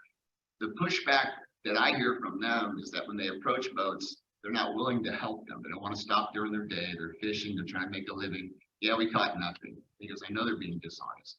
So it's like, if you really want to provide data, if you are a boat that's out there fishing for a living, don't brush those guys off. Don't disrespect them because they're not law enforcement. Contribute to the science. And I'm not directing that at anybody here because it might be other people, but that's the problem with things like that. And the tagging thing that she was able to work out with Fish and Wildlife, it's a pilot program. Okay, we started off being able to scan them, no pit tags. We kept good records, which of course we did. Then we could talk about pit tagging. This is the first year we're pit tagging. Pilot program to gain that trust with the long-term goal of guys like these guys to be able to do it as well. And actually Dylan Snopp, biologist for Fish and Wildlife, he did a great PowerPoint, and maybe some of you have already saw his presentation. And it was all about involving you guys in this program. But we have to be very mindful that we don't screw that up. So I don't want to get into what I think the solutions are right now to maybe make our population better, but I think we should have a plan for growth, not just like, oh, let's just kind of keep it the way it is. It's fine. It's not. We need to grow this thing. We're falling way behind all these other places. California is a progressive place, but I think we need to admit that we don't have this dial. We need some help. We should reach out to some other places for better management. Thank you very much. All right, being mindful of the time, it is 4:45 and we still have 10 speakers on Zoom. I just want to ask again whether there's anyone in the room who'd like to speak who hasn't spoken yet. And if not, we'll go to the folks on Zoom. Could I just note that yes, you have closed the window for speakers at 4:28, and at that point in time, Alice B was the last speaker, and so she's our last speaker for the Zoom. Okay, thanks. All right, I'm going to ask everyone please to be concise to the extent possible because I know that folks have got to wrap up the day here soon. John Rosenfield is our first speaker. Please go ahead. Hi, thank you. And thanks to the commission and board staff and everyone in the room for sticking with this discussion for so long and being committed to the sturgeon. I'm John Rosenfield. I'm a fish conservation biologist and senior scientist with San Francisco Baykeeper. Baykeeper, on behalf of its 5,000 members and supporters, patrols San Francisco Bay and its watershed, looking for pollution and areas where enforcement is needed, and then we hold polluters accountable and agencies accountable when more enforcement is needed. We have a pollution hotline, and at the end of August this year, we received the first reports of dead sturgeon on the shores of San Mateo County, and I and my colleague investigated them, took pictures of dead sturgeon. This was following on a harmful algal bloom that we've been tracking for over a month. And subsequent to those first reports, we saw dozens of dead sturgeon personally. And as was noted, hundreds of sturgeon were reported to DFW. And that translates in all probability to thousands of dead white sturgeon, because as was noted, they don't typically float. You don't usually see sturgeon on land. We were seeing hundreds on land. So I'm commenting in support of the request for an interim change in the fishing regulations for white sturgeon to be catch and release. White sturgeon were already declining. Research shows that prior to the fish kill, the population was declining on the order of 5% per year. That's a huge decline. That's a very rapid decline. There are species of special concern, and now we just likely lost thousands of the adult broodstock. Again, these fish don't reproduce very often. It takes them a long time to begin to reproduce, and then adults live a long time. They're designed not to die. So when you lose thousands of them at once, that's a huge impact to the population.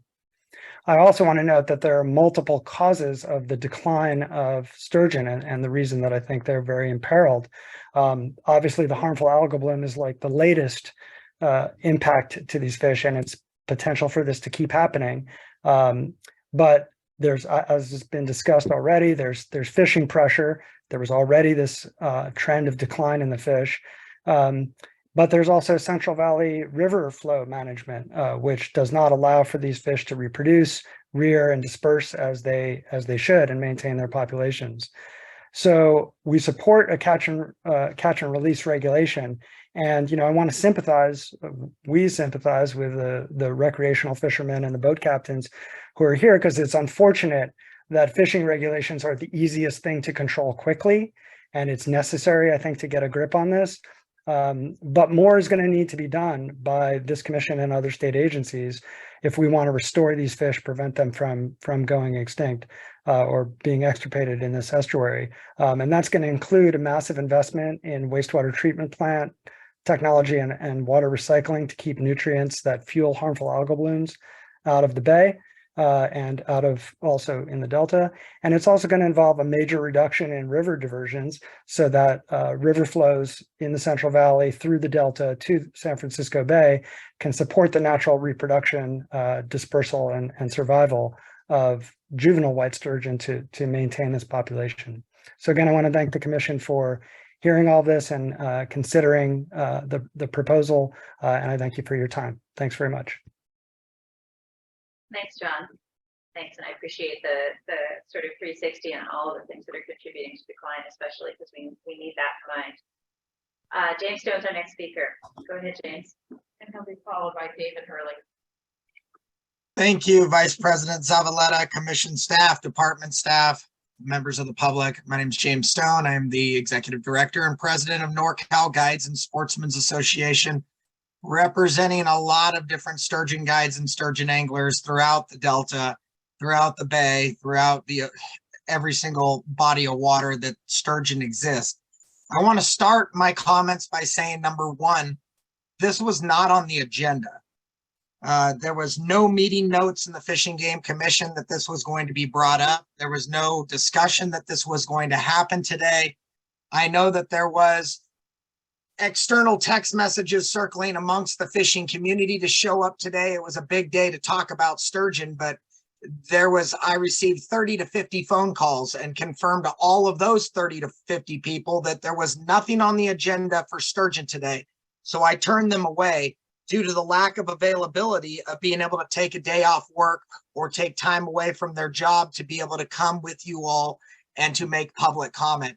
So getting into starting to talk about the last speaker about petitions to close sturgeon and catch and release and all of these things, I think we're putting the cart way in front of the horse. Although I totally respect public comment and everyone's allowed to make their comment of what they would like to do, I think that it is an imperative that we should have been more transparent that we were going to discuss sturgeon today, so a lot of us could have been more prepared that deal with the sturgeon fishery on a daily basis. I've already emailed the department in our our desire to be involved in this process moving forward. If there is a emergency regulation taking place, we've talked and been involved, our organization, with the department for many years on sturgeon, and this is the first to hear of it at this time. So thank you very much. And I really wish that we would have been more proactive so that many more people could have been involved, because this is a very small percentage of the community that you're hearing from. So thank you. Thanks, James. Yeah, and rest assured, you know, this came up sort of late as a single reach out, and I just I asked the department to just provide in the update a little bit of insight on white sturgeon as a starting point for conversation. So I am actually surprised at the turnout and surprised at the engagement on this topic today, because this is just the beginning of the conversation, and I don't think we have any designs on like running full steam ahead with anything, but it's clear there's a lot of interest. So we're gonna have to sort of pick this up and continue to discuss it. Yes, the sturgeon community is just like the striped bass community, so it's going to fill the hall. All right, and the benefit of the initial conversation is that it's made it clear that there is a very strong community here that wants to participate, wants to engage, and wants to be of assistance in helping to better manage the species. And so today is a great start to hopefully make that happen. Absolutely, yeah. I'll also bring up one last thing because it needs to be said, but we have developed our app, which is in beta testing, FLAME, which stands for Fisherman-Led Assessment Monitoring Experiment, with Humboldt State students. And we have expanded that into multiple fish now. And so we are able to start tracking sturgeon as of last week, and it is live. So I can have an update for the department and everyone offline. Thank you. Okay, thank you. Okay, we still have a number of speakers on the line. I thought we had, there's one hand that's gone down. David Hurley, you're next.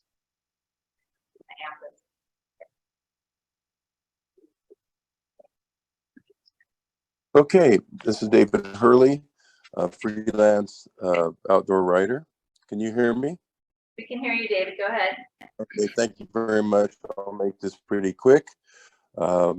Thank you very much for this opportunity to talk about that.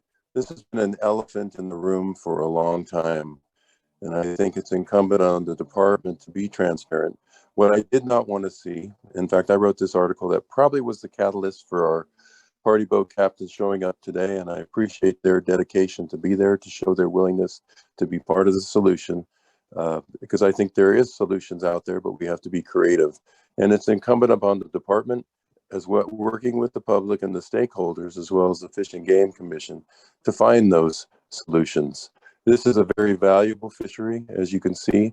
There's a lot of passion behind it, and it's one that is on the precipice in many ways. It's been closed before. As you know, it was closed down until 19.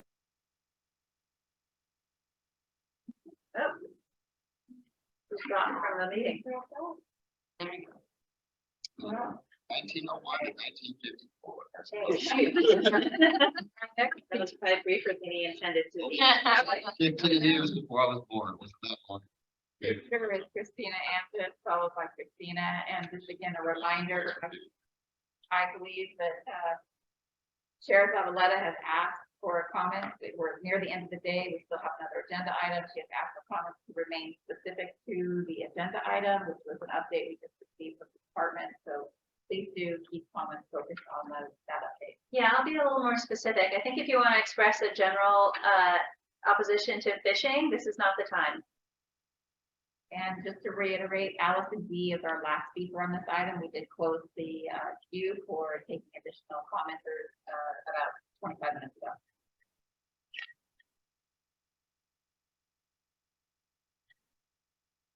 Christina, Is it my turn? Yeah. Oh, thank you. Okay, hello again. I appreciate the idea of the fishermen operating to help collect data, but I think I would be opposed to them reporting data for their own fishery. I was opposed to the hunters and members of the public providing the data for the bear management plan, and I don't feel like these are reliable sources of data. I think it might get skewed towards private interest. I think it might work with some supervision from the department with specific tags. I remember in Alaska when I was working there, Fish and Game always showed up when the boats came in and they would do their own fish counts. They were doing some type of study the years I was there, digging out ear bones of salmon. And also, I'm just kind of opposed to catch and release as a solution to the declining sturgeon population. I feel like that would harm them more than help. And thank you very much. Thank you. Christina. Yeah, followed by Pat Caviello. Actually, I just have another logistical question. Is the next item 11A1? The next is going to be 11A, yes. So we switched up the order, that's right, we're not on it yet. The next is going to be, okay, because I know a lot of folks are confused and they were waiting for that to be posted. So we'll appreciate that if you do that. And then thank you very much. Thank you. Pat? Yeah, I have the same issue as the previous caller. I was on for the bear management plan, so I'm off. Okay, thanks. Yeah, so if you're commenting on your management plan, you can lower your hand, and that'll be the next item. All right, Allison, you're our last speaker. I just wanted to second John Rosenfield's comment. Thank you.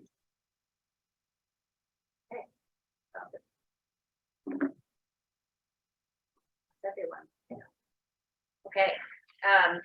Well, a lot more turnout for this item than we expected, given that it was a department update, but thank you, Jay, for providing the update across the board. I just want to circle back and say that it's great news to hear that, you know, things are looking up for fisheries, even if it's kind of a little difficult on the people, the big picture.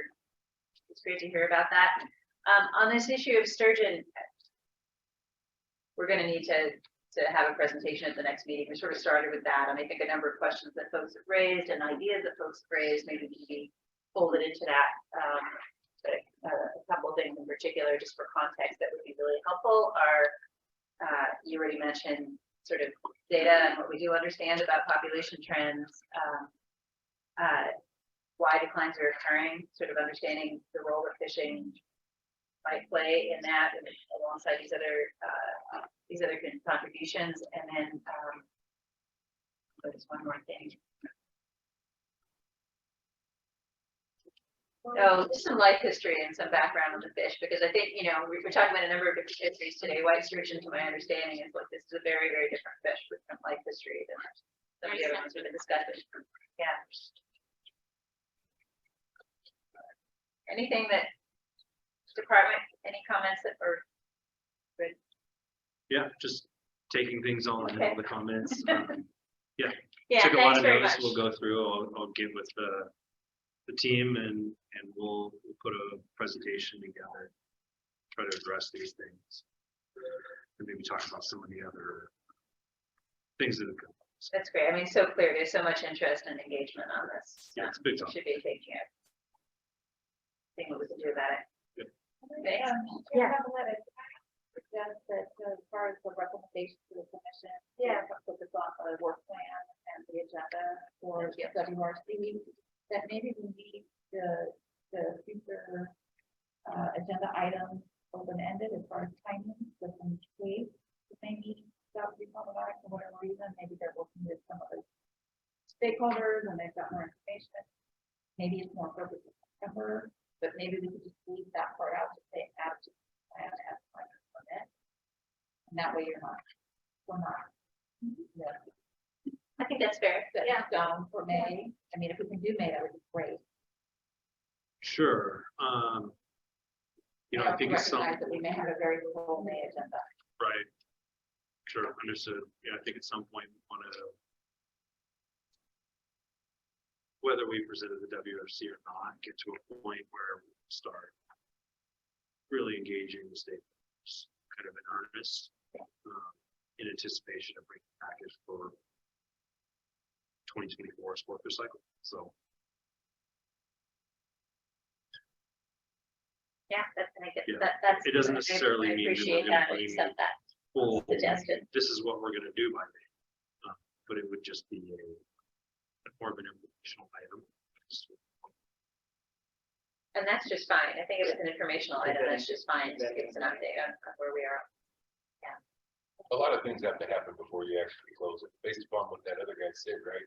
I mean, Before we make any sort of an adjustments or regulation on it. A lot. It's just it's a very long process to get it to a point that's ready for any kind of regulations, for putting in front of the commission. So we sufficient time to not only crunch the data that we have to crunch, put things together, but also but recognizing the agendas before. Can I say something? I just want to say that, sorry, distracting me. I just want to say that, you know, some of the people were talking about catch and release and the trauma that it might cause fish. There's science behind that. Treasure River is catch and release only. They have a program where they involve all their guys in scanning. Just they tolerate the very durable fish. And I hope this fishery would be the type of fishery that could have harvest and, catch and release, and, whatever has to happen in the interim is whatever, but I want to see it grow, so we allow it. I respect, a lot of these people that spoke today, whether they're anti-hunting or whatever, they're just, even though I might feel a certain way, I respect that fish, catch fish, but it. I just would like to see it. Right now.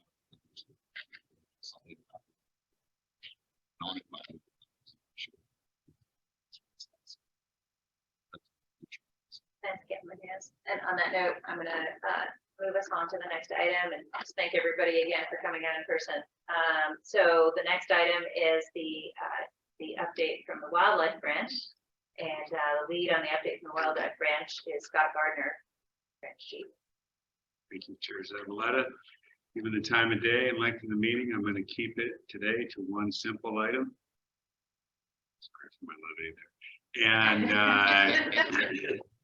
Dr. Brett Furness, who you've all met before, is going to give us an update on the bear management plan. And maybe I would just preface to say that this is just simply a brief update on where we're at in the process.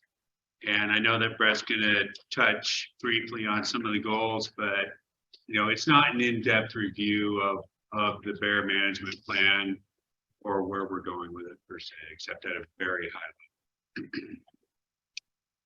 Yeah, maybe between the two of you, you can just provide a little bit of context for what the bear management plan is. Yeah, you bet. Thank you for joining. And maybe more importantly, what it is not. Yeah, but you touched on yesterday. Well, what it is. Seeing that it's 5:03.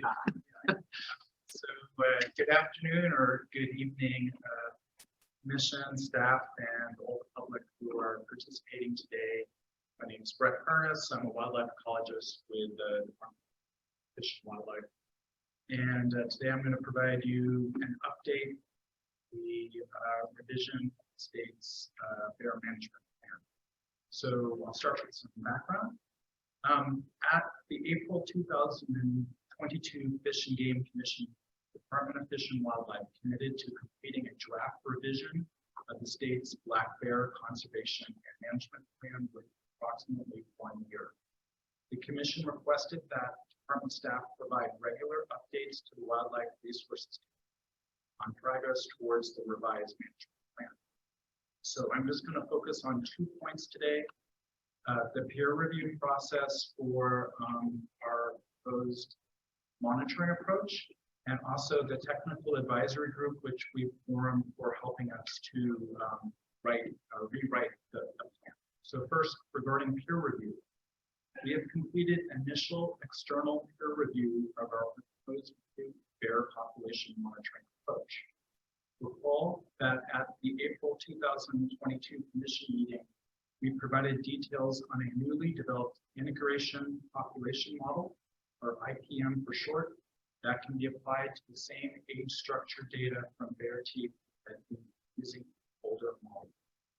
We demonstrated use of the IPM, which showed that a statewide population of about 35,000 bears has been generally stable over the past decade. So we shared these results with wildlife researchers at UC Berkeley in September. We received written comments back in October and met in December with them to discuss those comments. Overall, the peer reviewers were supportive of our proposed monitoring approach using the IPM, but they provided a number of useful suggestions on how to improve the methods further. For example, they recommended that we apply the IPM separately within different regions of the state to accommodate potential different conditions for bears in those regions. We plan on incorporating the peer review comments into the revised plan. So the next item is the technical advisory group. So we formed a technical advisory group, or TAG for short, to help rewrite the bear plan. The TAG includes a representative from each department region except marine, and department experts in ecology, genetics, wildlife health, human-wildlife conflict, social science, and tribal consultation. The TAG has met on 3 occasions so far, which has helped us to complete an outline of chapters and sections. We have also completed the introduction chapter, which includes overarching bear conservation and management goals, and an approach for using the data to inform conservation and management decisions. So the overall goal of the plan that we have drafted so far is to conserve abundant, healthy, genetically diverse, and resilient bear populations statewide and locally.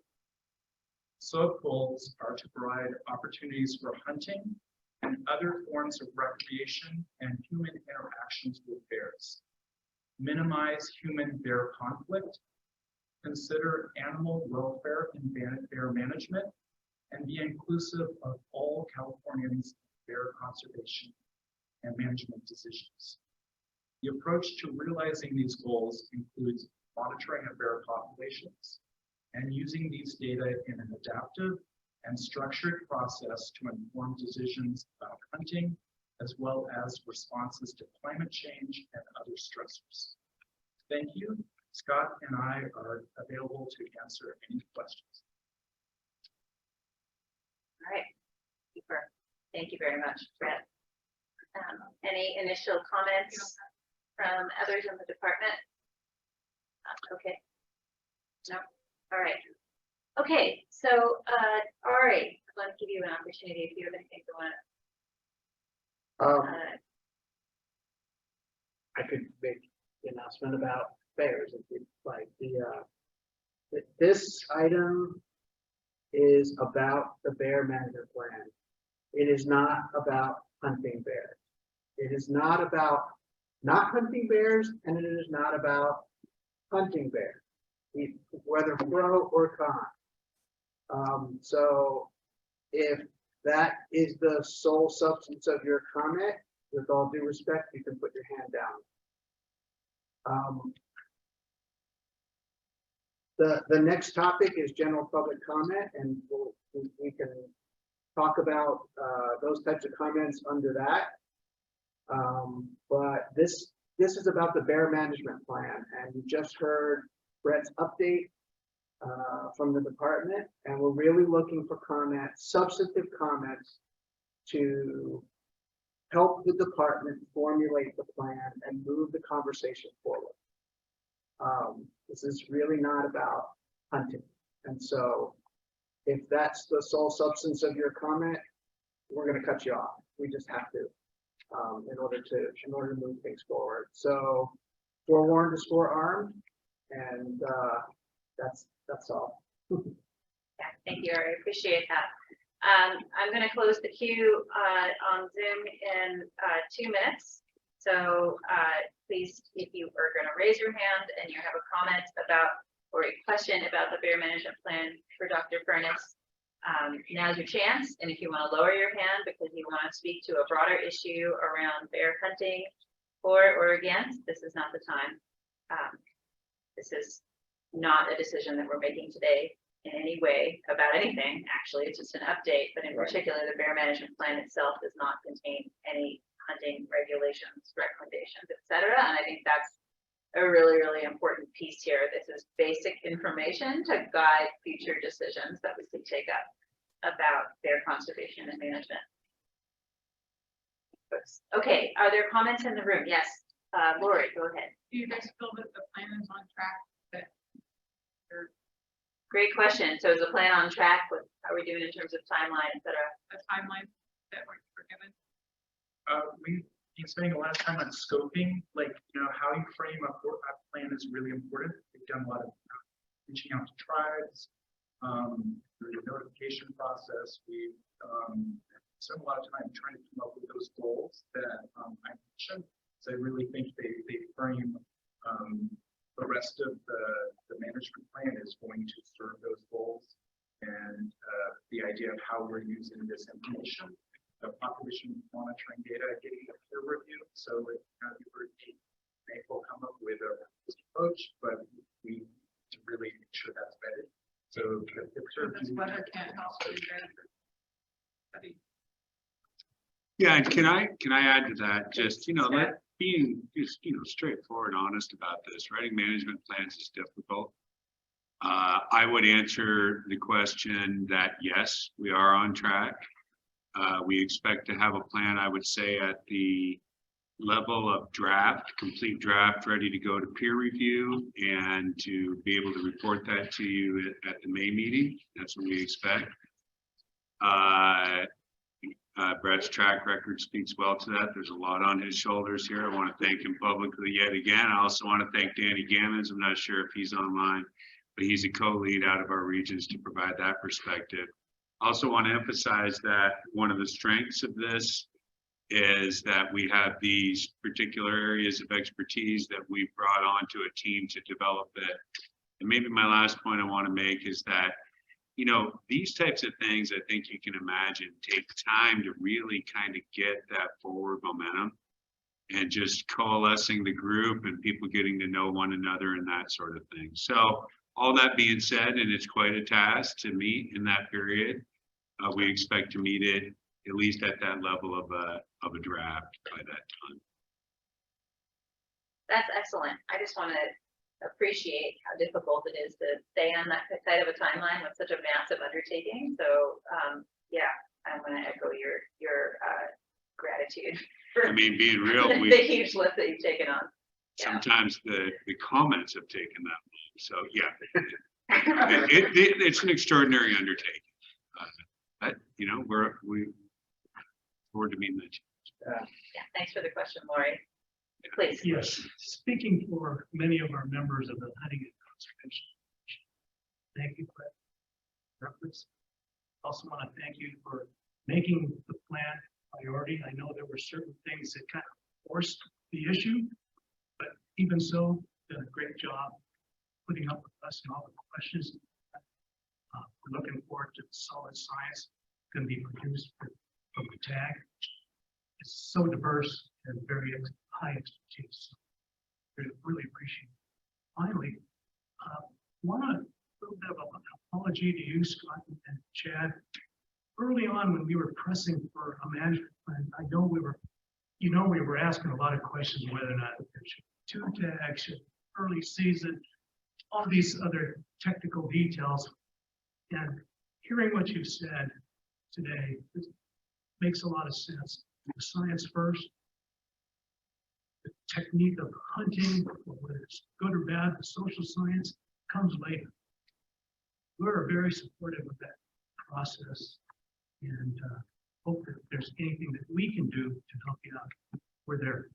So good luck. We're looking forward to hearing. So, thank you again. Appreciate the opportunity we have with the coalition.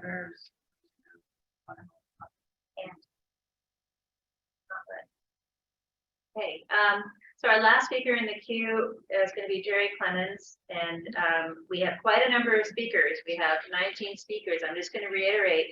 I know many of you have questions and comments about the bear management plan, and if you don't, I am going to cut you off because it is well after 5 already, and we need to be respectful of everyone's evening here as well as of the agenda items. So I'm going to go ahead and recognize Roger. You're our first speaker on Zoom.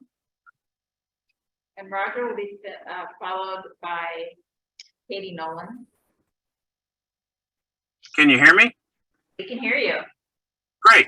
Well, I'm kind of disappointed I didn't get to comment or was called on the last item, but that appears your general operandi. I had comments to make on fishing. I was never called upon. Roger, the queue closed before your hand was raised. Unfortunately, I noticed that and I was sorry to see that, but it's the only way that we're going to get out of here before really late.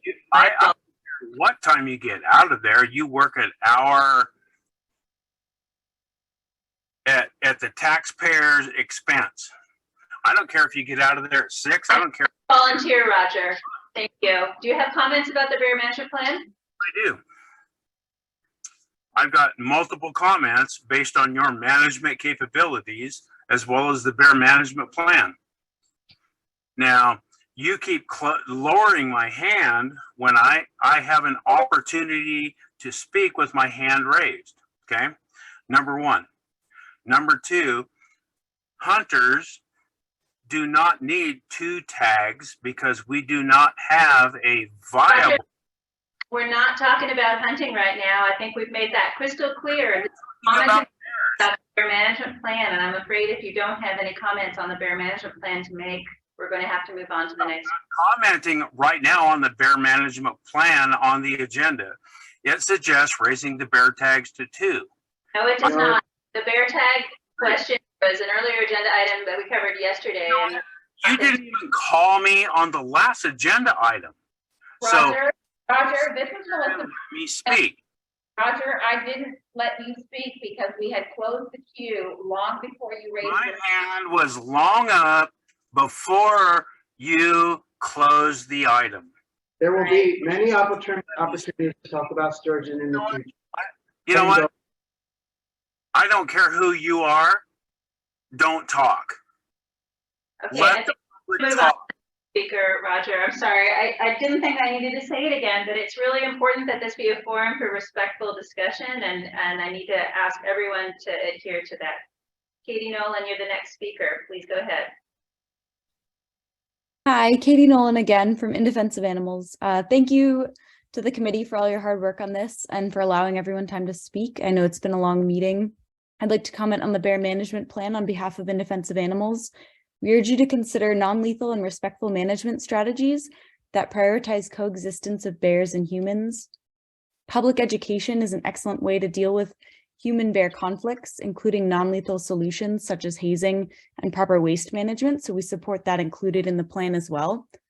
Also, I'm not sure that an archery ban would fall into the scope of the management plan, but if it does, we would encourage you to consider a ban on archery equipment for the use of hunting black bears within the plan. To conclude, we support a management plan that prioritizes non-lethal bear management, and we urge you to consider a ban on archery equipment if that falls within the scope of the management plan. Thank you for your time.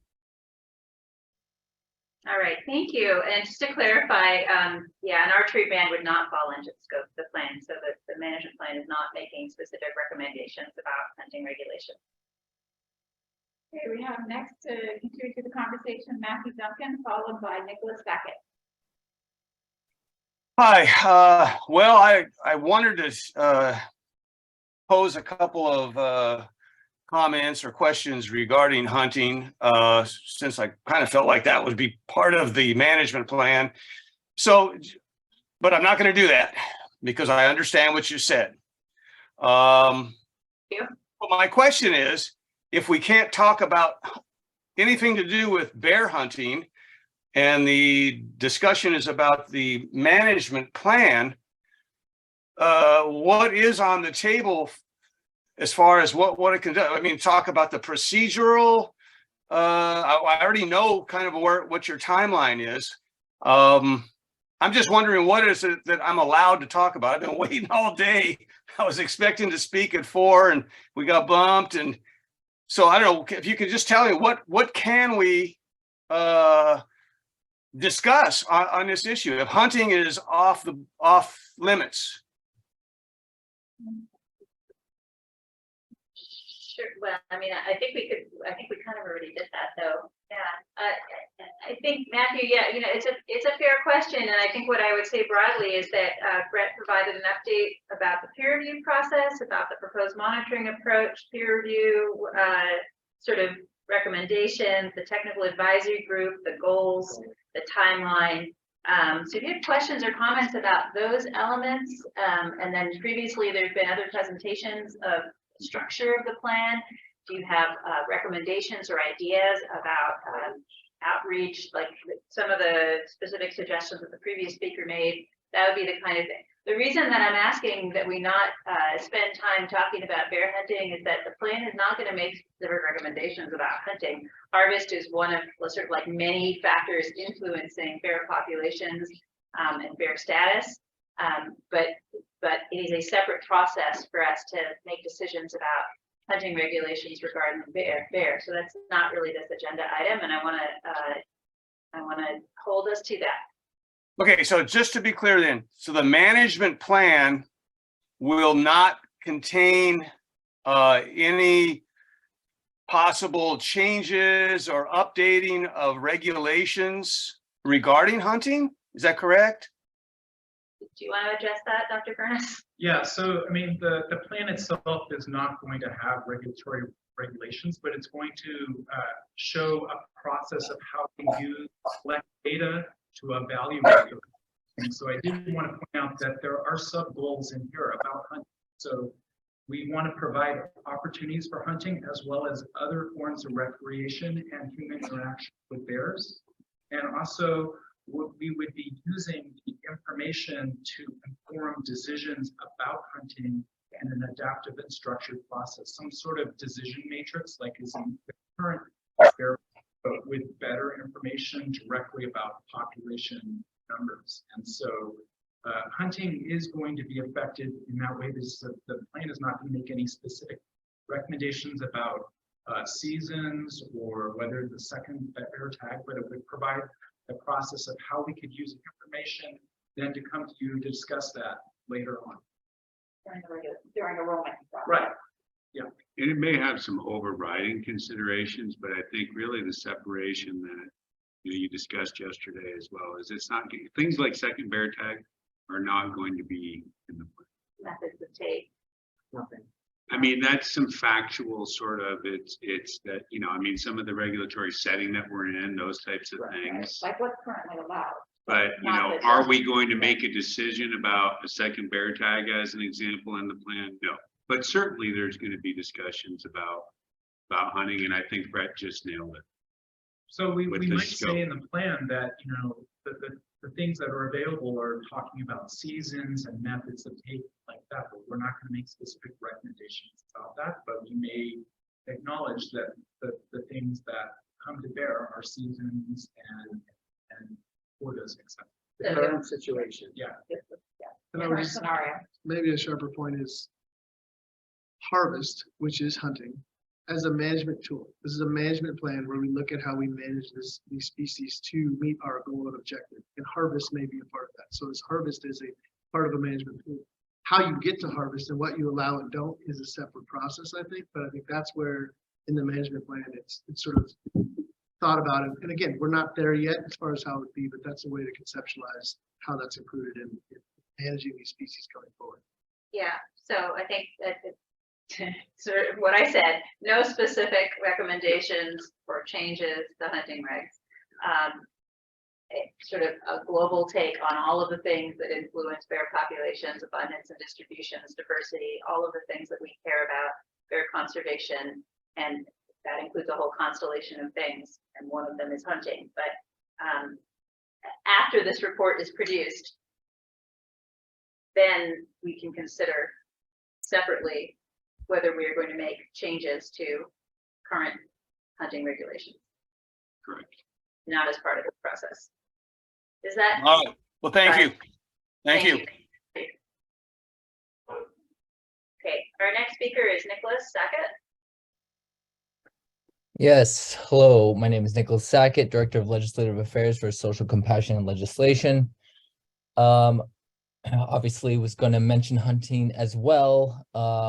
We would hope that that wouldn't be a focus of any management plan, but to move it more generally, we would also hope that the department and the commission view the definition of sustainability as not something that we just keep the current number of bears stable and, allow for those numbers to go down to somewhere barely above endangered, but to view sustainability with a broader view towards the past and what we really should be seeing in nature.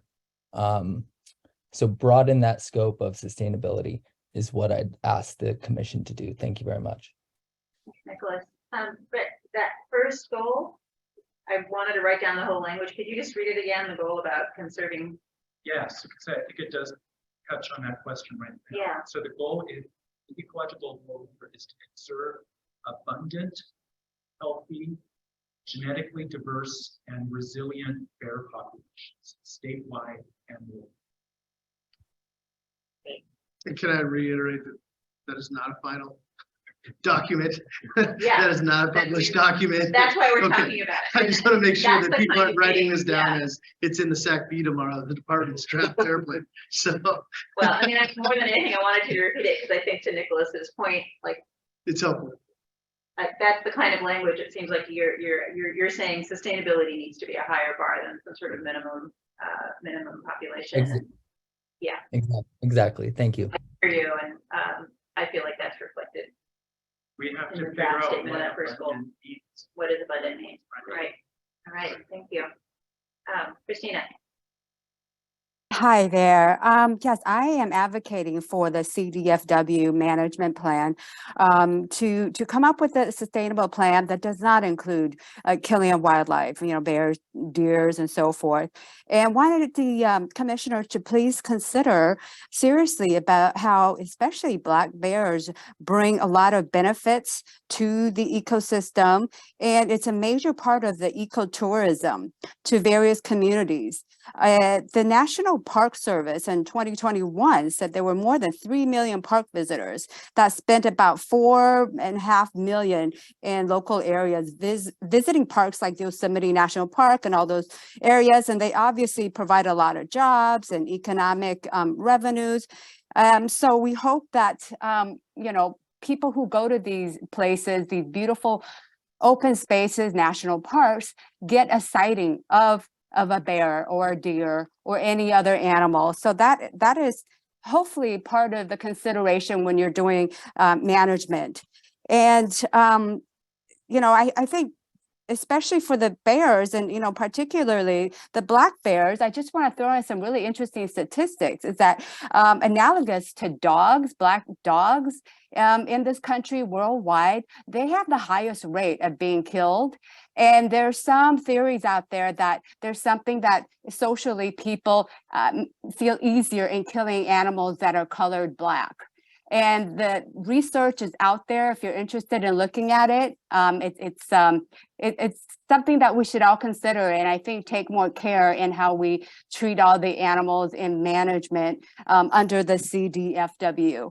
And we appreciate you listening to this. And again, part of the management should not include archery hunting, as we know, long, prolonged pain and suffering and death. And thank you. Yeah, thank you. Our next speaker is Denise. Hi, thank you. I just wanted to say that I agree that the definition for sustainable needs to be a much higher bar. And I also hope that this black bear management plan reflects the vast majority of Californians, not the special interest groups' values. I know people want to kill the bears, and you can't say I can't talk about killing bears because it's going to be included as a component. Okay, you just let me finish my comments. And legally, I'm not even sure you're allowed to cut me off. I feel like we've been listening. I have heard you. I get it. I have not said anything but one other comment. How can you have heard me? I'd never talked about black bears. How could you have heard me? You're not listening to me if you think you've heard me. I think it's really rude the way you're conducting this meeting. I have to say, I agree with that hunter at the beginning of the call that you can't tell people what they can and can't say in public comments. If it pertains to the subject matter, it pertains. I mean, feel like we've had quite a bit of discussion over the last 2 days. You've about- had a lot of discussion with the people in the room. We've been sitting here listening to you for hours. And I would invite you to please participate and comment on the bear management plan. So I'm trying to, but I'm not allowed to say word kill because then you won't let me talk. It's a ridiculous position you're holding, and it's not legal under the California First Amendment, free speech law. Anyway, the point here I'm trying to get to is I also hope that you guys consider the loss of habitat bears are experiencing and all wildlife's experiencing, because that also has a impact on the bears, but also should have an impact on how we manage them, not at a lower population level, but now we have to be even more, I think, giving towards the population because we've taken away some of their habitat. I know that there are problems with black bears, and I think that education and all that and public engagement should be the #1 go-to. And that's basically all. I do not support lethal management in any form, but thank you. Neither do the vast majority of Californians. Understood. Thank you. Our next speaker is Allison. Hi, thank you. I'm Dr. Allison Dahlman, Cambria, California. I'm concerned about the management plan because according to the CDFW report from 2020, there was an estimate of 15,934 plus or minus 6,000 bears inhabiting the black bear hunt area prior to the start of the 2020 bear hunting season. The current estimating method only estimates bears within the bear kill zone prior to the beginning of the previous year's hunt season, which means you don't even know how many lives are taken before allowing more to be killed. It's just illogical. The hunt area is 87% of the bear range, and on page 2, it states that the remaining portions of the state where bear hunting is permissible, more hunting opportunities were offered. So greater than 87% of the bear range is hunted, therefore suggesting the statewide population is likely greater is a stretch. On page 13, figure 7, the bear population is drastically down from 35,000 in 2013 to 15,000 in 2020. So basic math precludes bear hunting based on your own data, and a plus or minus of 6,000 is alarming. The population estimate relies on reported kills, not accounting for poaching, vehicle strikes, severe weather, drought, wildfires, late season frosts, habitat destruction, and all decreasing their survival. Since the 2020 bear estimate ranged from 15,000 to 9,000, why does the CDFW website estimate that we have 30 to 40,000 when your own data contradicts it? Basic math, 99% of Californians and the ecosystem balance mandate that black bears not be hunted. Help me understand why this is continuing. Thank you. Allison, just for clarification, I think you must be referring to page numbers from the old bear management plan, and I just want to make sure I understand that right. I can pull it up. It was from 2020. Okay. Which sounds pretty recent. Yeah, and I think a lot of the rationale for us developing this new bear management plan is in order to develop better estimates and to sort of update the models, because that was the concern. So I appreciate and agree with the shortcomings of our previous plan. Thank you. Thank you. We have with us, joining us today, and would like to join this conversation. It's the director of the Natural Resources Department for the Yurok tribe, Tiana Williams. I don't know if she's prepared to speak at this time, but wanted to give her that opportunity. Yeah, thank you. Appreciate you noticing that. That'd be great. And just so folks understand, elected officials and tribal representatives, typically we take comments from first. So I'm remiss in not having noticed that we had one in the queue. Yes, and thank you to Chuck Strickland for pointing that out. If Tiana, if you're available and ready and would like to speak now. Sure. Thank you very much. I did not put that I was from the Yurok tribe today. I was mostly listening in, but I do have some thoughts. And as mentioned, I'm the director of the Yurok tribe's wildlife department. I was going to wait to the end of the queue because I actually would really like to hear from my biologist, Preston Taylor, who's kind of been the lead on our bear issues and things like that. But just some thoughts that I had I would be very interested to know or would support making sure that any bear management plan that is produced definitely takes into account interspecies interactions and things like that. In particular, I'm thinking about in our corner of the world in far northwestern California, we do have a very abundant bear population. We also have a healthy mountain lion population, and I support both of those. We're running into the issue, though, for example, that mountain lions who typically kill sporadically are having food taken by bears, and how do we account for that when it comes to things like prey impact and things like that? We, of course, are very firm in wanting to improve habitat for all species in our area. So I would second anybody who says that we really need to be considering habitat when it comes to bear management, and ours has been degraded and could definitely be improved on a whole bunch of fronts when it comes to bear management in order to more healthfully and in a balanced fashion support their healthy populations. And that's really all I had gotten to in my thoughts at this point. But I would love to, we've been reached out to. I do apologize for those involved that I've not had the time and opportunity to respond. We remain very interested in bear management as a species of deep cultural concern to the tribe. I'd love if we could share the opportunity to talk with our biologist, Preston Taylor, as well, who's more our specialist. Okay, thanks, Jana.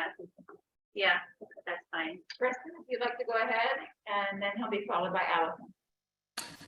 Thank you very much, Commissioner and Commission staff, for your time. I'd also like to thank the department staff for your tireless and often unacknowledged work. I have some ideas on how to conduct non-invasive, inexpensive mark recapture survey methods for black bears. And so I'm wondering who's the best contact to discuss that. Would that be Brett Furness? Yeah. So Brett, can I send Ari my email and have him give it to you? Absolutely, we can set up a time to talk. Okay, great, thank you. That was the main thing I want to discuss, and thank you for your time. Excellent, thanks, Preston. For our next speaker, I'm sorry, it's actually Pat Cuviello and followed by Randall Massaro. Yes, hello. I got to say, I've never seen an open a public comment period session so micromanaged as this one. We're allowed to talk about the management plan. The goal of the management plan includes hunting, but we're not allowed to talk about hunting. This is utterly ridiculous. I have to say, it's utterly ridiculous. It's not even in line with the constitutional right as the meetings or the Open Meetings Act. Anyway, and you spend so much time arguing with people about talking about hunting. We could have probably been all through this comment period already if you didn't do that. In either case, and I'm going to finish my comment. In either case, I think the bear management plan should be exactly like the California mountain lion management plan, and there should be no recreational hunting of bears at all in California. Thank you. Thank you. Randall, followed by J.R. Young. Hello, can you hear me? Yes, we can hear you. Yes, hi, I'm Randall Massaro, National President of Union Members for the Preservation of Wildlife International, a Teamster-based and Native American-based animal rights organization. I'm also a former Greenpeace representative. First of all, I'd like to thank the board for suggesting no second bear tag. I commend you, and thank you for treating us with the utmost respect at the Arcadia meeting. I don't know which one of you were there. And again, I'd like to thank you for your professionalism. I do not agree. I hate censorship like many of the other pro-hunter and non-pro hunting people, but I would hate for you to be the subject, since I'm an associate producer of an animal rights TV show out of Hollywood, California, to be the subject of our next campaign on animals. But again, we are against the second bear tag. We do have many wildlife biologists. Keep in mind that the world is watching you right now from Hollywood. Many actors are associated with animal rights.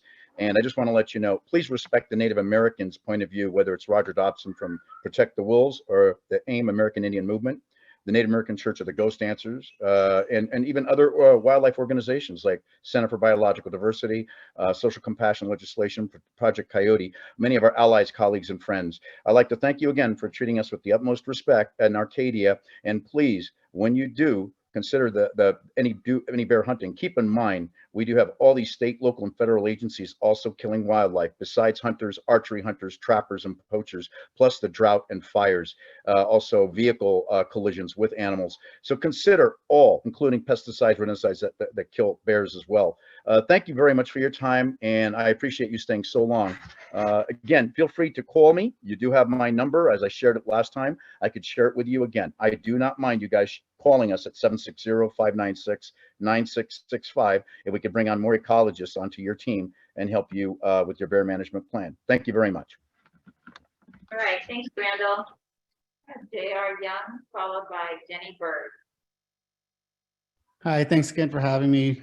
J.R. Young, Vice Chair of the North American Board of Backcountry Hunters and Anglers. I don't know if this is a point of question and maybe not relevant. We can certainly answer it offline. But with the updates to the IPM, based on your time spent of applying that separately throughout the state, are you still like working through that process of like how big of an area do you assess? It definitely at the surface, it seems like the right choice. It's more strategic to look into areas. So I'd be curious about that, and happy to send you an email if that's a better option. But I'd like to echo Nicholas's point earlier about a broader goal of sustainability. I think definitely is a group that we represent hunters and public lands. Sustainability is critical, and I'd love to see something to the extent of in the bear management plan that we're looking towards like a scientific carrying capacity as opposed to social tolerance. There certainly conflicts will occur, and many conflicts do need to be mitigated. But often, we've seen, so often that those conflicts tend to outweigh. I don't know if I'd say scientific benefit's the right term, but a more scientific carrying capacity look at what is sustainable for bear populations. And I think that's something that we should look at, and certainly a whole host of other things to include in the plan. I know more wildlife crossings are coming to California. That's something that I think the state as a whole has been behind the curve on. I think that's a definitely opportunity, for that broader goal of sustainability. And also, as mentioned before, I've spoken with various biologists in I think it was the Tahoe National Forest area as it relates to bears, and there is a lot of kleptoparasitism, and seeing how those interactions play a role within the plan, what happens with bears when that happens. So thank you so much. It's been a long day, but hopefully you guys can get out of there soon. And thank you so much for your tireless efforts again. Thank you. All right, Jenny, you're up next, followed by Mike Costello. Good evening. Thank you for the opportunity to speak with you and for your patience these past few days.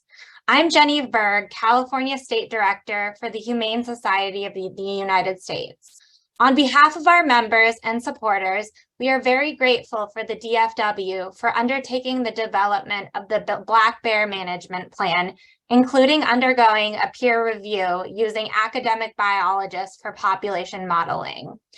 I'm wondering if there is going to be a broader stakeholder process where the department will seek out other input apart from the committee meetings or general public comment once the draft is completed.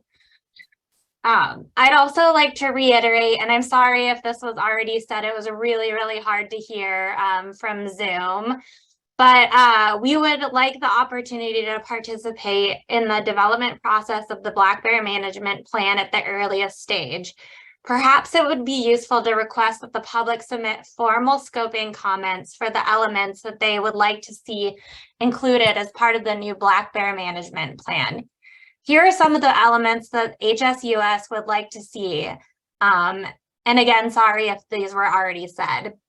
A look at California's values concerning black bears, including considerable ecotourism benefits, the ecological benefits of bears included, such as seed dispersal and indirect benefits to gray foxes, update California bear genetics and study natality and cub survival, use gold standard methods to estimate California's black bear population, assess the considerable changes in black bears' home because of growth and sprawl, the climate crisis, including mega drought and how catastrophic flooding has affected them. Consider the detrimental effects of hunting and push for continued funding for robust and innovative black bear coexistence programs, including working with local governments and other partners. Consider how the agency can broaden its economic portfolio to include revenues from other stakeholder groups similar to Colorado's Keep Colorado Wild Pass, a funding source that comes from all citizens. We want to emphasize that substantial new social and scientific information about black bears has emerged in the last 25 years since California's last black bear management plan was published. And we hope that the DFW will emerge from this process with an excellent black bear management plan that is keeping with California's values. Thank you so much for the opportunity to speak with you today. Thanks, Jenny. And to your question about the opportunity for public input, maybe I'll just ask for So the answer is yes. Yeah, thank you. I mean, I think we yes. committed to that in October with this conversation. No. Sorry, it's hard to hear. Yes. Yes. Okay, great. Thank you. Sorry. It was better when I was in the room yesterday. Yeah, no, yes, that's always been part of this. We discussed this in April a year ago, or half a year ago, whatever, when we first made this commitment. It's all about that timing, like we talked about earlier, with what can we bring back to you in April? Obviously, there's peer review that needs to happen. We're very interested in peer review. We feel at this point, peer review is an important step prior to public. We don't want to go to the public without something that we feel that we've scientifically evaluated and an external party has scientifically evaluated. So that's in the process and the steps of trying to get to April to come back to the commission with a plan. Whether not a full plan, as Scott mentioned earlier, but it really comes into that timeline. All of this takes time to process. You can tell by the conversations we've had, there's going to be extensive public comment, which it adds another layer of complexity to just responding and getting through all of the comments we get and sort of working through that. So the answer to your question is yes. Timeline on that yet, we do not know, but the answer is yes. That's always been the intention. That's how we typically do our management plans, or really any of the scientific documents the department puts out. Absolutely. And I think I'm recalling that in September, when you gave the most recent update prior to this one, you had presented a list of topics that are included in the plan. And so I would encourage folks, if you want to go see what that list of topics is, it's in the materials from the September WRC meeting. And that's a place that you could, you know, I know folks welcome comment anytime if you have comment on things that could be included in there that aren't on the, for example. An opportunity for members of the public to watch the video from that and the conversation that took place, the presentation, et cetera. So yeah, thanks for that reminder as well. To learn more. And we've been updating that based on what we've heard. So there's a point about ecotourism. So we put that in. I mean, we are listening and taking these as point. Absolutely, and I'm scribbling too. I appreciate very much all of these ideas about things to address. Wildlife crossings, there's a whole list that Jenny just gave. I know many of these are things that you had already incorporated. A lot of more. Yeah, terrific. Okay, our next speaker is Mike Costello. Followed by Christina Ampet. Hey there, commissioners, commission staff, and department. Thanks so much. This is a huge issue, obviously. I'm a hunter. I hunt bear intentionally. I also love the prospect and the fact that I can go out and see bear in person or on trail cameras, 9 months of the year. The ecotourism aspect, I think, is incredible. I think ecotourism and hunting have coexisted in the state for years, and I'm looking forward to this report coming out so that we can see where the bear population has grown along with both of those activities being so great in the state. So I'm excited to see the bear management plan come out and show us where our bear densities are, where the populations have grown statewide in specific zones, perhaps even seeing geographic spread of bears throughout the state in areas where they weren't, where we didn't see them before. And so I think we're going to see, and I'm optimistic, maybe too optimistic, but I think we're going to see that bears have been incredibly successful in this state. And I look forward to a management plan that creates guardrails that support that success, but also support all of the various users, consumers and non-consumers of this tremendous resource in the state. So thank you for taking this on. It is overdue, but we're all standing behind you. And I know that hunters in California are advocates for more critters on the landscape of all species. We want to see biodiversity. We want to see bears. We want to see all the other animals out there too. And, you know, hunting them is not trying to take them away. It's actually a participant activity where we engage with them because they're there and we want them there. So thanks a lot, applauding your efforts and looking forward to the product. Okay, thanks, Mike. Our next speaker is Christina Anthony. Hello, I just wanted to state that I agree with Nicholas Sackett, Christina, Allison D, and Jenny Berg. I just had a few questions for Dr. Furness. Is that okay? Sure. Okay. Well, first of all, Dr. Furness, I just wanted to thank you very much for having your plan peer reviewed. That's really important for the validity of the study. And I wanted to ask, did anyone else besides UC Berkeley participate in that? At this point, just UC Berkeley, but like Chad said, you know, there's going to be plenty of opportunity for folks to look at all the details of the plan, including the population modeling approach. But we just wanted really a technical modeling approach that was looking at the Bayesian coding and basically all the assumptions. But there will be an opportunity for everyone to fully inspect and look at the monitoring. That would be a central part of the plan, and we will have that ready in May. That is great news. Thank you. Also, are the specific updates that they suggested available to the general public, and where can we find those? I didn't follow that. The updates that UC Berkeley made to the plan, or the suggestions they made to it, the changes they suggested, are those available for us to review, or will they be coming out at a later date? Not this time. We're still working through everything that we're getting, but we will have transparency as we roll this out as to what's been reviewed, what we've received, comments, what have you. But at this point, we're still trying our best to keep this internal as we're developing it and incorporating the information we're receiving.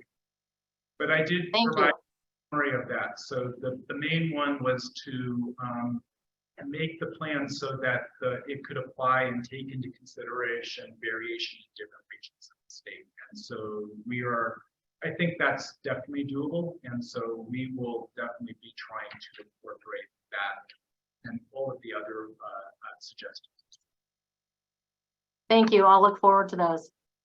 Also, I just wanted to ask, when you rolled out the plan, I think it was back in April, you mentioned that the data collection equipment was 50 years old at the time of the study. Has there been any improvements in that equipment? Well, so what I had said at that point is that we actually have really good data. So the hunters are providing basically around 1,000 teeth a year, which gives us an estimate of the age distribution. And that we were using an older model, which at the time was really the best one available. There's been a lot of advances in the last 5 years in Bayesian models and computing capacity. And now we're able to use that exact same data in something called an integrated population model based on a publication from 2018 that was not available before. So the data is good, as I said in April, but the model is outdated. And the reason why we saw that population apparently drop, it was just an artifact of violation of the model when we changed the dog. Now that we are using the IPM, which is now available, and it's much more robust to the changes in success. Thank you for that clarification. And thank you for doing your best with the resources that you have available to you. All right, thanks, Christina. Great questions. We have 3 more speakers. I just want to remind folks that the queue closed some time ago, so Jerry Clemens will be our last speaker. Our next speaker is Anthony Fresquez. Ed? Hello, can you hear me? Yes, hi. Hi, hey, thank you guys for the opportunity to speak. I appreciate the updates on the bear plan. I think it's great. I'm glad that it's being peer reviewed, and that I know that the suggestion in regards to UC Berkeley saying that they want more statewide data. I'd like you guys to consider, a lot of us hunters run trail cameras throughout the state. We, run them in areas that were affected by, wildfires years ago, or, wherever it may be. We're spread throughout the state. If there was ever a need for additional data in regards to, photography or video footage, for example, I've photographed and had videos of at least 15 bears on one logging road within 1 square mile of national forest. There's a lot of interactions that I see on those cameras, and if that would be helpful to biologists, I think it'd be great to set up some sort of program to get us in touch with those biologists, and to allow our time to be volunteered to contributing to this bear plan over time. I know it's still in the works, but as it goes on, I'd like that to be considered where we can contribute other than just teeth samples, because we really do collect a lot of data over time, and it'd be great if that could be considered. So thank you so much. Thanks for the comment. Our next speaker is Randy. And just note that after Randy is Jerry Clemens. Jerry was the last person in the queue when we closed the queue earlier this evening. And so Jerry was last. Madam Chair, this is Robert Vanderhook. I did have my hand up at the very beginning, very, very beginning. I know I did. I've been good about doing that throughout this 2 days. I think it must have been a mistake if somehow my hand got lowered. I'm not sure why or how, but please let me speak too. Yeah, Robert, I don't really know what happened. None of us actually have a sense of that, but I do know that we noted that Jerry was the last one in the queue, so I need to respect that, and there'll be opportunity to comment in May. And I think the department has made it clear, anyone who doesn't have an opportunity to speak today, that they're welcoming contributions at any time and conversation at any time, and we'll be revisiting this again in May. Okay, you ready for me? Yes, Randy, go ahead. Thanks for being patient. Okay, that's fine. Good evening. I'm a wildlife advocate and volunteer. I believe that the new management plan should consider that since it was last updated in 1998, California's landscape has radically changed for bears, including, as we all know, the climate crisis, the mega drought, which we're hoping to overcome, but that was the worst drought in 1,200 years, along with record wildfires and extreme heat waves. All of these factors combined mean that bears must work so much harder to find food, resulting in record numbers of bear collisions, especially from mother bears with cubs. The management plan should also consider disallowing or recommending against archery equipment for hunting of the black bears.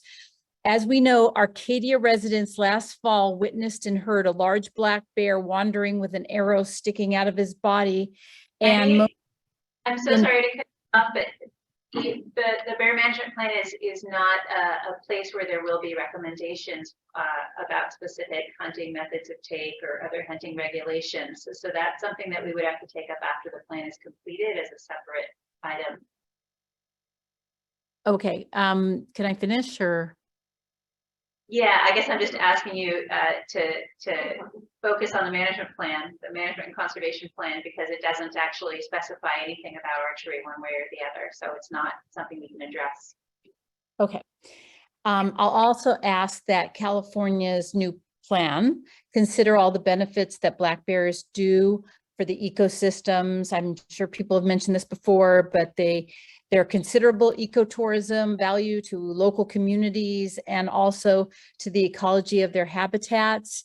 And as we know, in 2021, there was more than 3 million park visitors that spent $450 million in local getaway regions while visiting Yosemite National Park. And all of that creates tourism and revenue.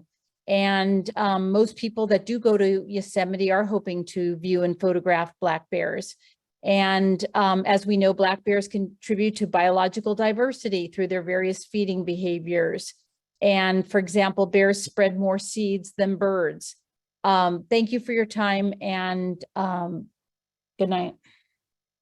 Thanks, Randy. Okay, our final speaker is Jerry Clemens. Okay, I had to learn how to unmute myself. I wish I would have been here yesterday because I missed all of that and I missed most of today.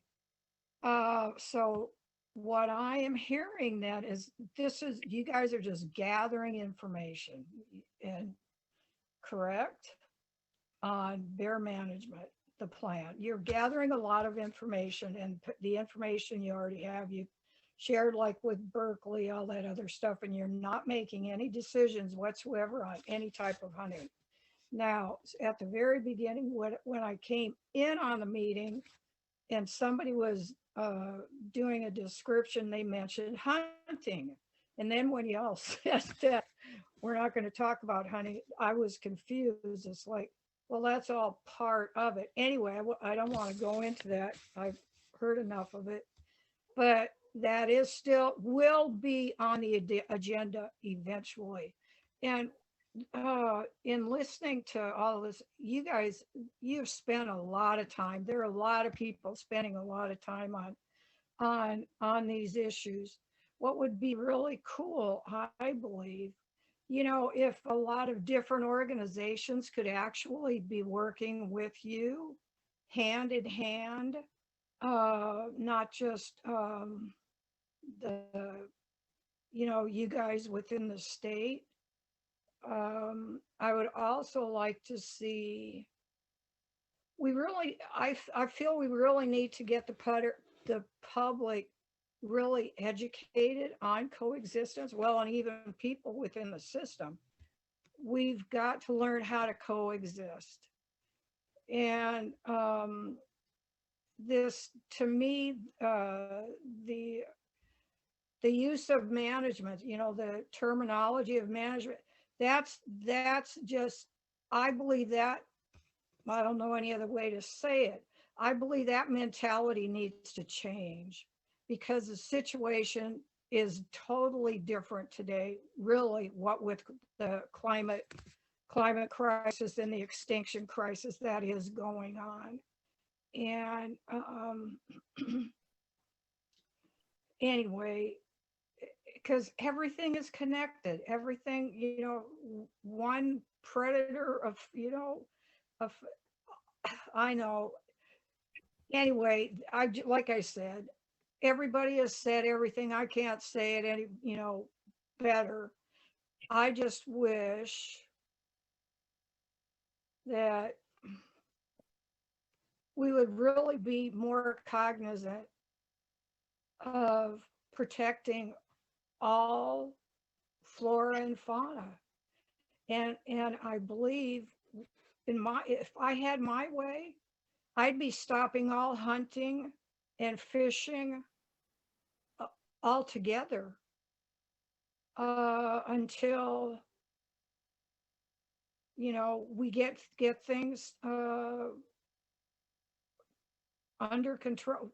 That's the thing. We are trying to continually to control Mother Nature. And in so many respects, we have screwed with Mother Nature. We have made things different. I mean, really, really hard on life, a human life, as well as, you know, the animal life. Anyway, I just want us to exist, to continue to exist. And I appreciate you listening to me. I know I rambled, but that's okay.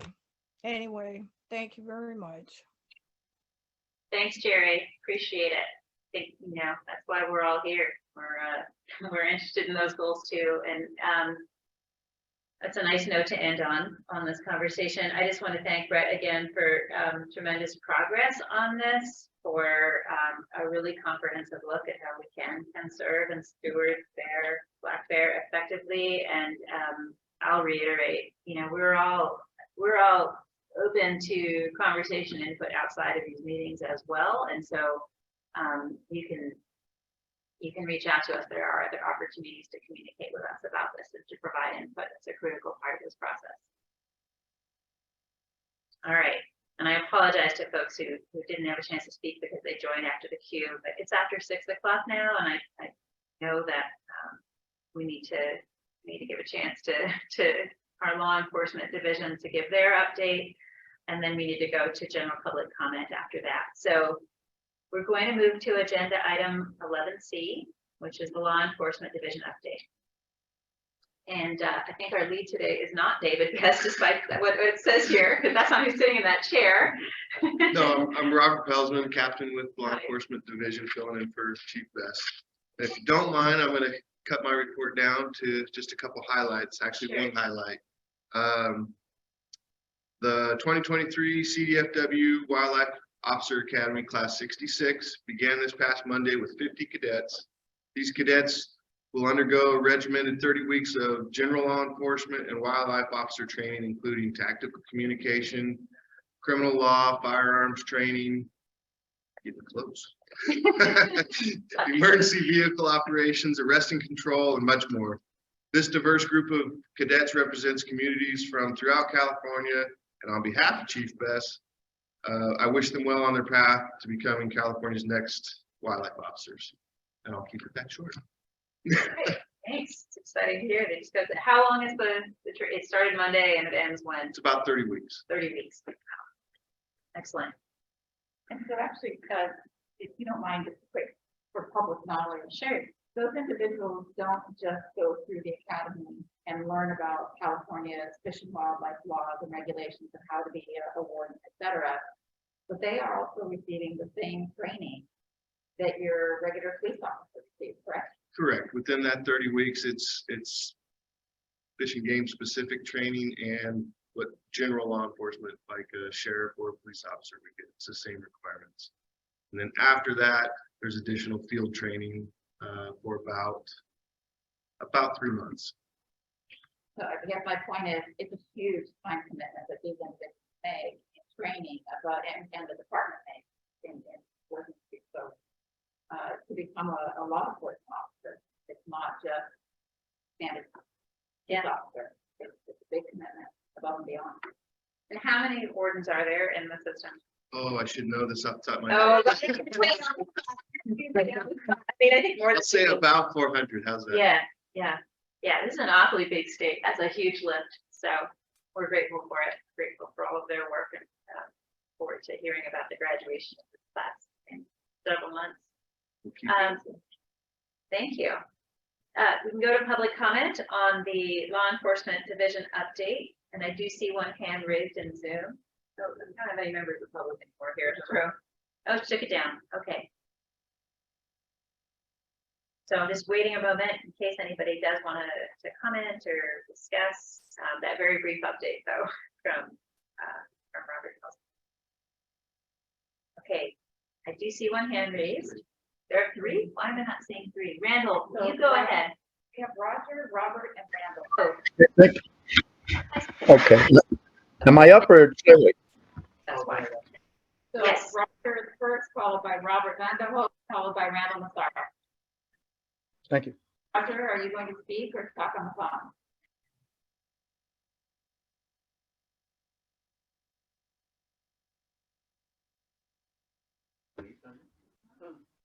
Is Robert up first or am I supposed to speak? Roger was supposed to be first. Okay. Roger?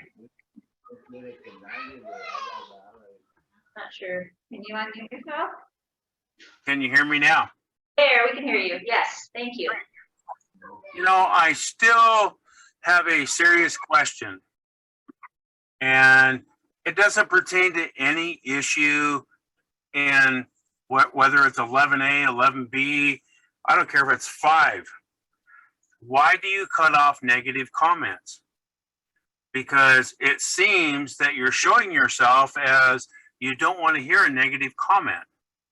And which is the press release that my organization, as well as many others, are going to bring forward. I'm looking for a response now. Okay, yeah, I mean, I think that I've tried to maintain an atmosphere of constructive and focused conversation throughout the last 2 days. That's really my goal. I don't think that negative is the issue, and so I guess I would. When we disagree with a management plan, regardless of what it is, whether fish, bears, elk, doesn't matter. We get muzzled, just like Randy Filich, just like myself, just like Randall Massaro. Well, he didn't bring anything up negative, but we're here as an NGO trying to make a difference for our children's resources. And when you cut us off, when you just terminate my conversation, that's pretty negative as to your standing. And you're the leader of the meeting. Roger, I understand. Or the one with the face mask on that terminated my conversation, but one of you is definitely wrong. So Roger, my name is Melissa. I'm the one with the face mask. And I don't think our goal is to terminate the conversation. You did. You did. You cut me off just like Randy Filich when she tried to step in and speak over Randy. You don't want to hear any negative comments. You don't want to hear anything that's biased as to a management plan for bears, elk, or fishing. So let's wake up here and smell the roses. You cut off negative commenters just like Randy, myself, Randall Massaro, Matt Duncan.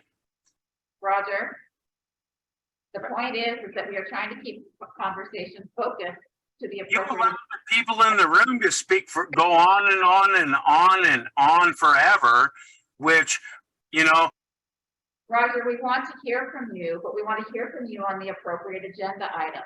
And if you have something that you want to say about hunting and that you do or don't like hunting, or you want specific hunting activities to be allowed or not allowed, we would love to hear that. And that's appropriate under general public comment.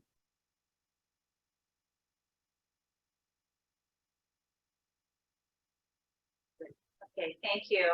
Thanks, Roger. We hear you. Obviously, it's not, because you keep me.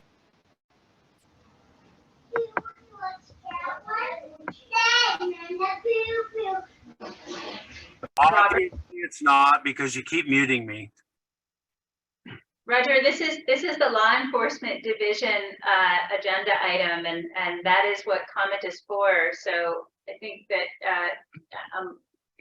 You've already muted my comment on multiple items, so it doesn't really matter. When I'm getting to the comment, you mute me. Just like Randy Filich, just like everybody else, that my organization, my Native American organization, is associated with. So I'm sorry, I call BS. Item that we're on right now, and if you would like to follow up outside of the meeting or in the general public comment item, we can do that. But I suggest you call me after the meeting's over. 714-750-6878. Your refusal to respond will tell me greatly about you. Thank you very much. Our next speaker is Robert Roy Vanderhook.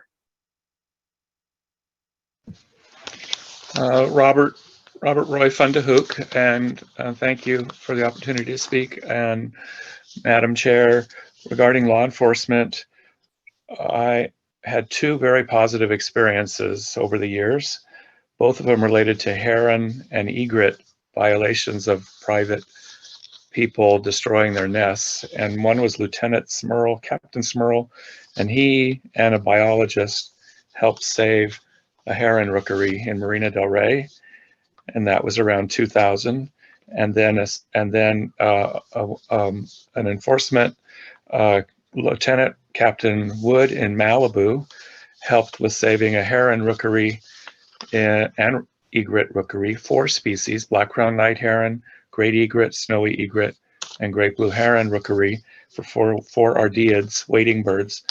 And they both went, and that was on private property, and it really worked well. And I really appreciate the law enforcement coming in to really help in both those situations, and a biologist assisted with the one in Marina del Rey. And Smurl went on to do a senior citizen volunteer warden. I'm wondering, I hope that's still continuing and not getting phased out. That's one question for the enforcement. And the second one is, what is the gender makeup, women versus men, and minority with the 400 wardens? Is it? I'd be interested to know roughly what that is. Thank you. Robert, if you were prepared to answer that question, Robert. We know it as the volunteer program is the NRBP program. And yes, it's expanded across the state. There's different chapters, if you will, Northern California, Central and Southern California. As far as the makeup, I don't know the exact numbers. If you're interested in the exact numbers, I can get them to you. Yeah, that's. Thank you. I don't have an answer right now. Okay, thanks. We have 4 more commenters, and I'd like to close the queue after those commenters because we've had ample time for folks to get their hands up. But our next speaker is Randall. Randall, please. Oh, okay. Can you hear me? Yes, we can hear you. Hi. Okay, thank you. Yeah, it cuts on and off on my side, so I get bits and pieces of all of you. So please understand. First of all, I want to direct this to your law enforcement officer. I want to thank him for a brother in law enforcement. I'm a retired state peace officer in California.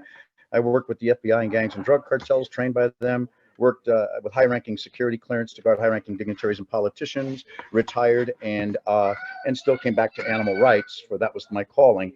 I do want to thank him for his service. So again, my respects to you for working in law enforcement. I did want to bring some questions up that I brought up, I think, before in your Arcadia meeting, is that while most people think that U.S. Fish and Game or State Fish and Game or U.S. Fish and Wildlife Services, the Bureau of Land Management, Department of Natural Resources, National Park Service, all protect and preserve wildlife, it's a misnomer. We often, when we do our presentations, we show the undercover footage that we showed you that time in Van Nuys when I think Jack Bayless turned us off when we showed the killing of bobcats, but we ended up winning the fight to ban bobcat trapping in America, in California. I hope we're still banning that fight to kill bobcats. But for law enforcement, how do we still allow these cities, because we called Victoria at your Sacramento office, who's in charge of CEQA, the California Environmental Quality Act, and 150-yard rule. How come those laws are not being enforced in many cities when it comes to killing coyotes?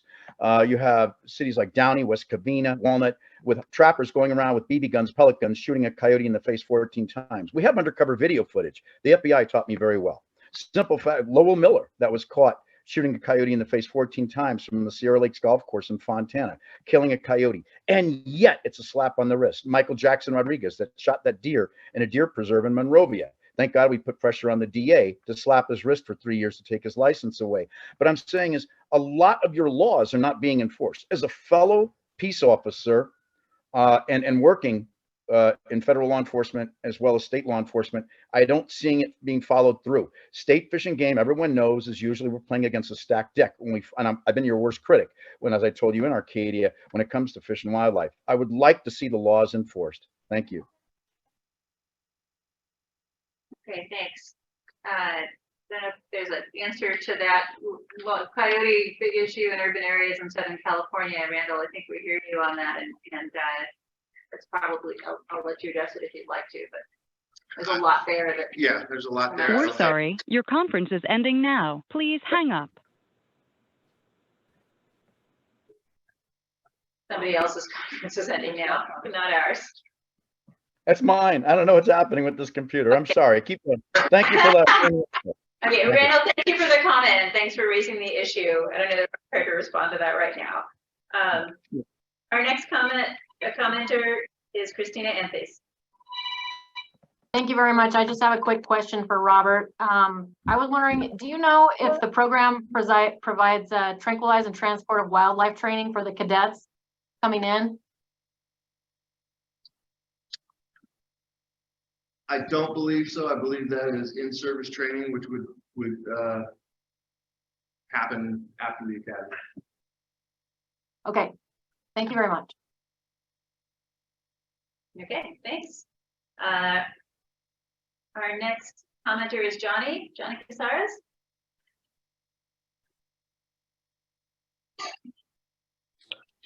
All right, thank you guys. I do apologize for that delay.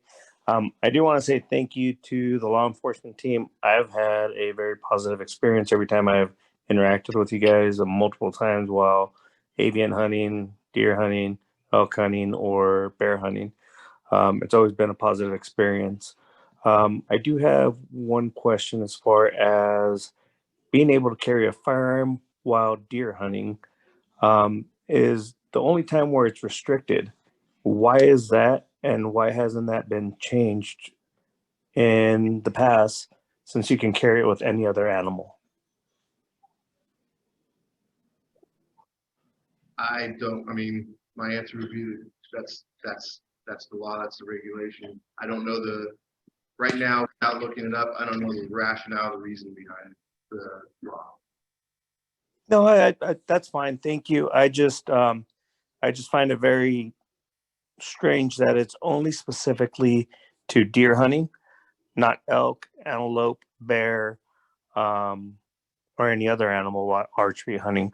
So that's probably a law that should be reviewed, either changed or changed across the board, just to be consistent across the board for all of it. Hey, Johnny, thanks for the comment. Thank you. And our last speaker on this item is Jerry Clemens. Hi, can you tell me, have they found the people that killed the gray wolves in Northern California?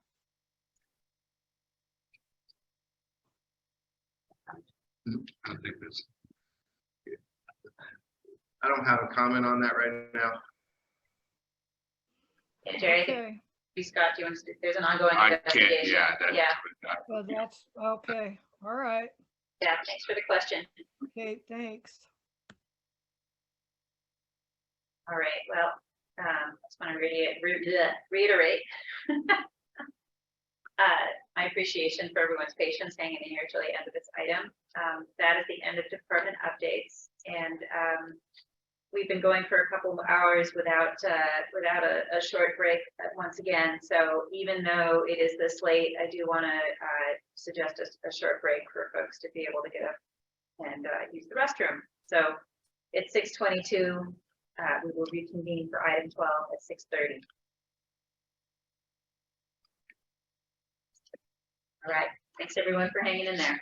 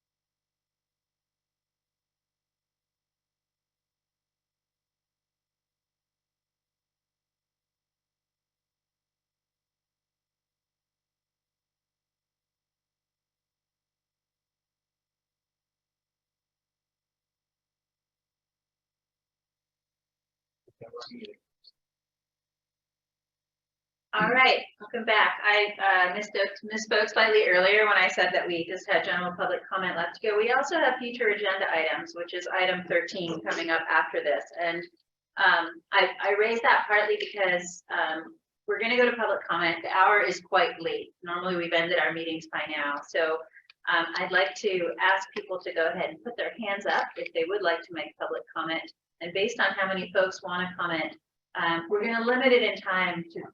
Yes. I'm sorry. Yeah, I should be more clear. I'd like to see a show of hands of folks who would like to make general public comment for items not on the agenda, which is our next item. And given the late hour, I'm going to just go ahead and use a time limit. I don't like to do that in the working group meetings, in the committee meetings, but we do that in the full commission meetings sometimes because we have to accommodate everybody and make sure everyone has a chance to speak. So I want to encourage folks to be concise. I'm going to seeing the number of hands pop up, so I haven't said how long yet because I want to reflect what's possible. And just encourage folks, you know, this is the Wildlife Resources Committee. It's a great opportunity for you to raise other items that you would like to see on the agenda at a future meeting. Or other items that you would like us to take up discussion of, ask the department for a presentation on, etc. Okay, I see last call For general public comment on item 12, not on the agenda. Yes. And we will take a screenshot of those who have raised their hand for general public comment. Thank you for that. So we know who's on that list. Because what we will do is we will drop all of your hands in case you want to speak to the other agenda item. So this is last call for general public comment. Anyone who wants to speak to that, please raise it. Okay, we still have quite a number of speakers. I see 9 hands raised. Okay, so I'm going to ask folks to speak for about a minute each. I'm going to set a timer, and I say about a minute because I don't want to be cutting anyone off mid-sentence, but please let us know what we can get on the agenda for future or other feedback that you have. And our first speaker is Rebecca Dimitrick. Hi, good evening. Thank you so much for your patience and for this opportunity. Again, just a reminder of your mission as a trustee agency to protect California wildlife. And yet you seem to be turning a blind eye to the city of Torrance's acts of genocide, 365 days a year trapping and killing of coyotes. How is this in any way in alignment with your mission, policy, code, or regulations? I've asked this repeatedly throughout last year and never got a clear answer. Your Office of General Counsel did respond by indicating a person in compliance with all other applicable laws could trap a coyote to protect human health and safety or property, even if the coyote has not harmed any human or damaged any property, noting a missing comma in a sentence in 4152. Are you kidding? Really? Rebecca? Respect. No, respect. Yes. Yeah, I just want to clarify that the commission is not whose legal counsel you've been speaking with. That's the department, the California Department of Fish and Wildlife. And so I just want to clarify that because that's okay. Not, yeah. Understood, but I got the email. Office of General Counsel has told me that about the missing comma. And so respectfully, I want them to read it again because this is neither legal nor is it acceptable. And so I hope you'll take a serious look, all of you, the whole agency, the commission, look at this and please put a stop to this indiscriminate killing of coyotes in Torrance. You know as well as any of us in this room that lethal control does not work to solve the conflicts, nor does it work with coyotes to reduce their population size. And in fact, Torrance has not experienced a reduction in the coyotes or problems. So I would like this to be agendized, is let's talk about if it's a loophole, if it's a missing comma, whatever it is, this needs to be fixed. Thank you so much. Thanks for your time. Thanks, Rebecca. I appreciate the comment, and we'll circle back to the future agenda on the next item. I appreciate that. Our next speaker is Roger. Go ahead, Roger. Unmuting. Can you hear me now? Yeah, we can hear you. Hi, go ahead. Okay. I would like a very specific agenda item on the next agenda. One, actually several, but the first one is going to be not cutting public commenters off on Zoom when they're trying to make a comment based on an item. When they have a comment to make on a previous item, because you refuse to call on whoever had their hands raised, those people still need to be heard. I'm sorry, it's it's only 6:30. It's not that late. You know, the meeting that we met you face to face at in San Diego, you terminated because there wasn't anybody else, but we were there. So in interest of all involved, pro or against, you need to hear all of our comments. That is the first agenda item I would like to propose. The second item is, regardless of whether it's on this agenda or not, you need to start listening to Native American input. Okay? I am the co-founder of a Native American nonprofit, and you either need to involve us in these meetings, or you're going to choose to not. Okay, Roger, thanks. And I also want to bring to your attention that we also have a tribal committee, and that committee is and that is not the only place that we welcome input from Indigenous Californians and other Native Americans. I want to convey how important I feel that is. So appreciate that and recognize that. I would ask you to consider what would happen if we let folks speak if they wanted on any item. We wouldn't be able to. Let me speak to inviting tribes.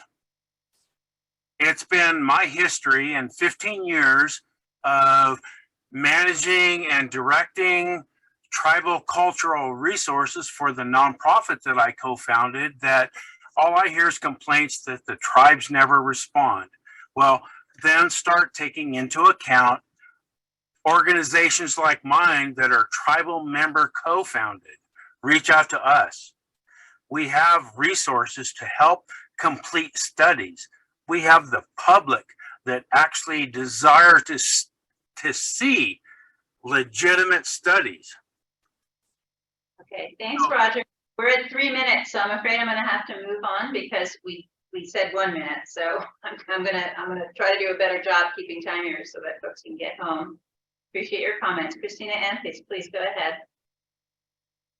We need another and a wiser and perhaps more mystical concept of animals.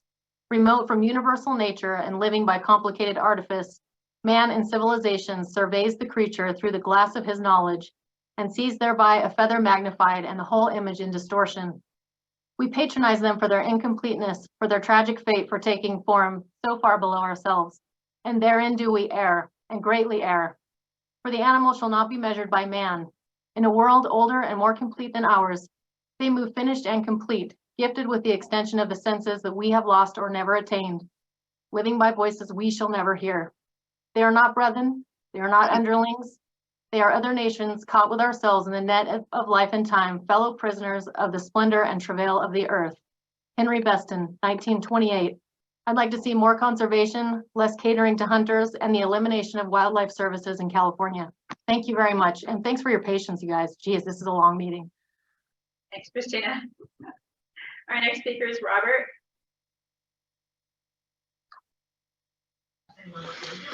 Thank you, Madam Chair and Vice President of the Commission. I first want to say, based on what Christina said, I just wanted to build on that there's an incredible amount of patience and tolerance and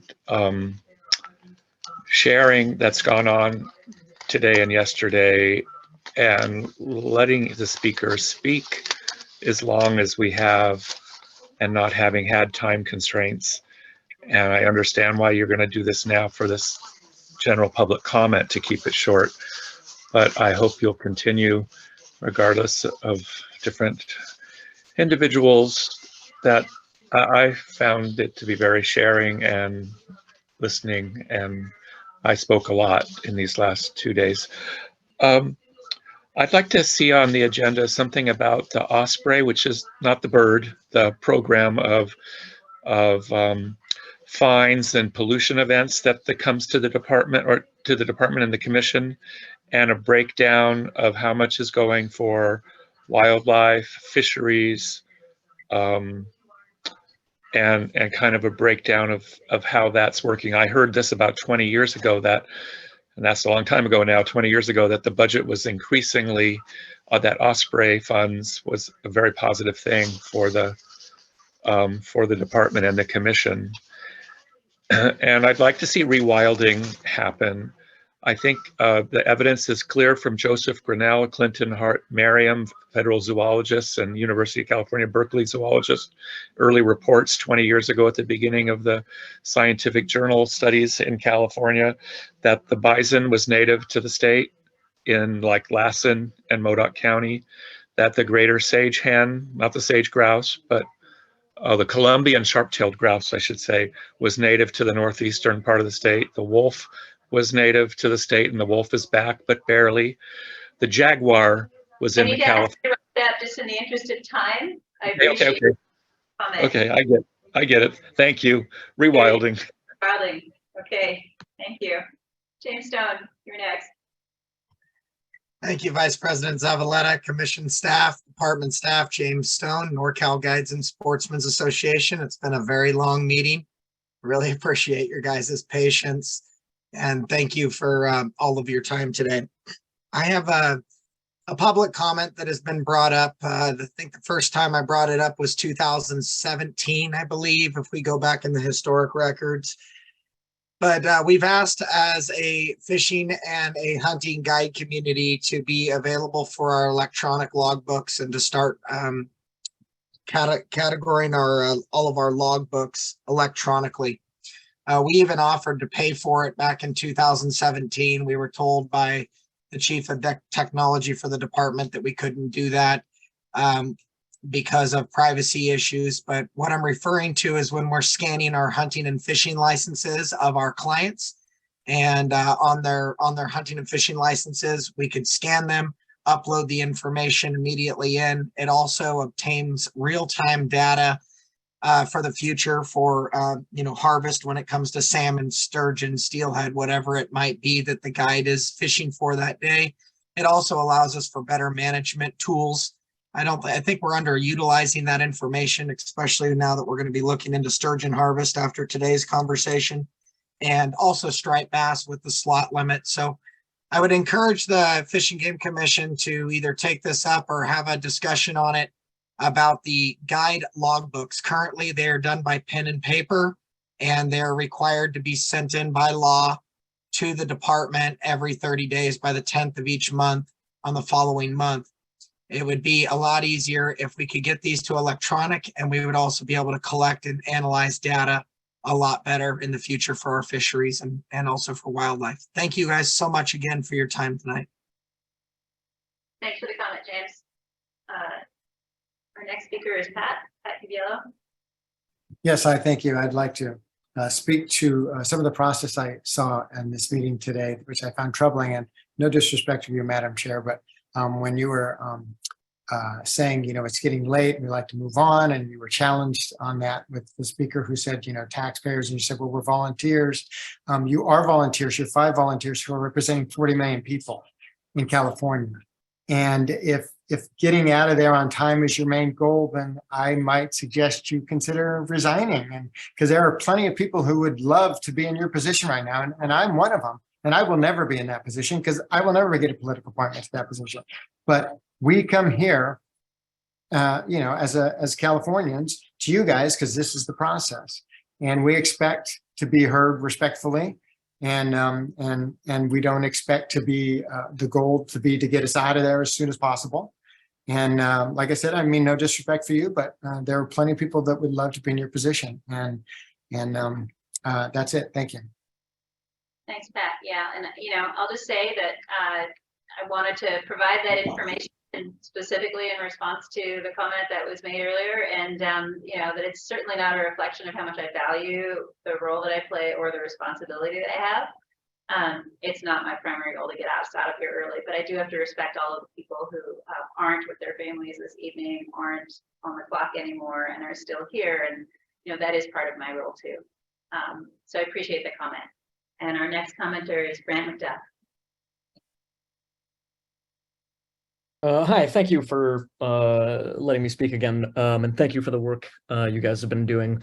My name is Brant. I'm a conservation historian, and I just wanted to. I'm out. I didn't get much of a. I didn't get the opportunity to speak about the frogs and turtles earlier in the day, and I just wanted to understand more about the committee's connection to the pet trade. I think the pet trade is often kept separate or thought of separately from wildlife resources, but they do often have that connection when people go into a pet store and they see these animals that generally were particular wildlife species that are now for sale in a pet shop, and then people go into the pet shop and they think, well, it must be fine for me to own that animal as a pet because it's for sale in the pet shop, and that's how we get a lot of introduced and invasive species. Not all introduced species are invasive, but that is how we get most of them, is the pet trade. And I think it is sort of the silent, unsung villain of wildlife and habitat, and that if possible, more attention could be given to the pet trade in the state of California and how that looks and how it affects wildlife resources. I do also always end up talking in these committee meetings about the idea of public commentary and how it's a very nice thing, but it's also kind of a dangerous thing. The FAA does not let the general public decide airline safety regulations. And wildlife resources, habitat issues, these are real sciences that have real scientists and biologists working on them. So I think it's always best when we let the scientists stay in control of the science and not the public. Thank you.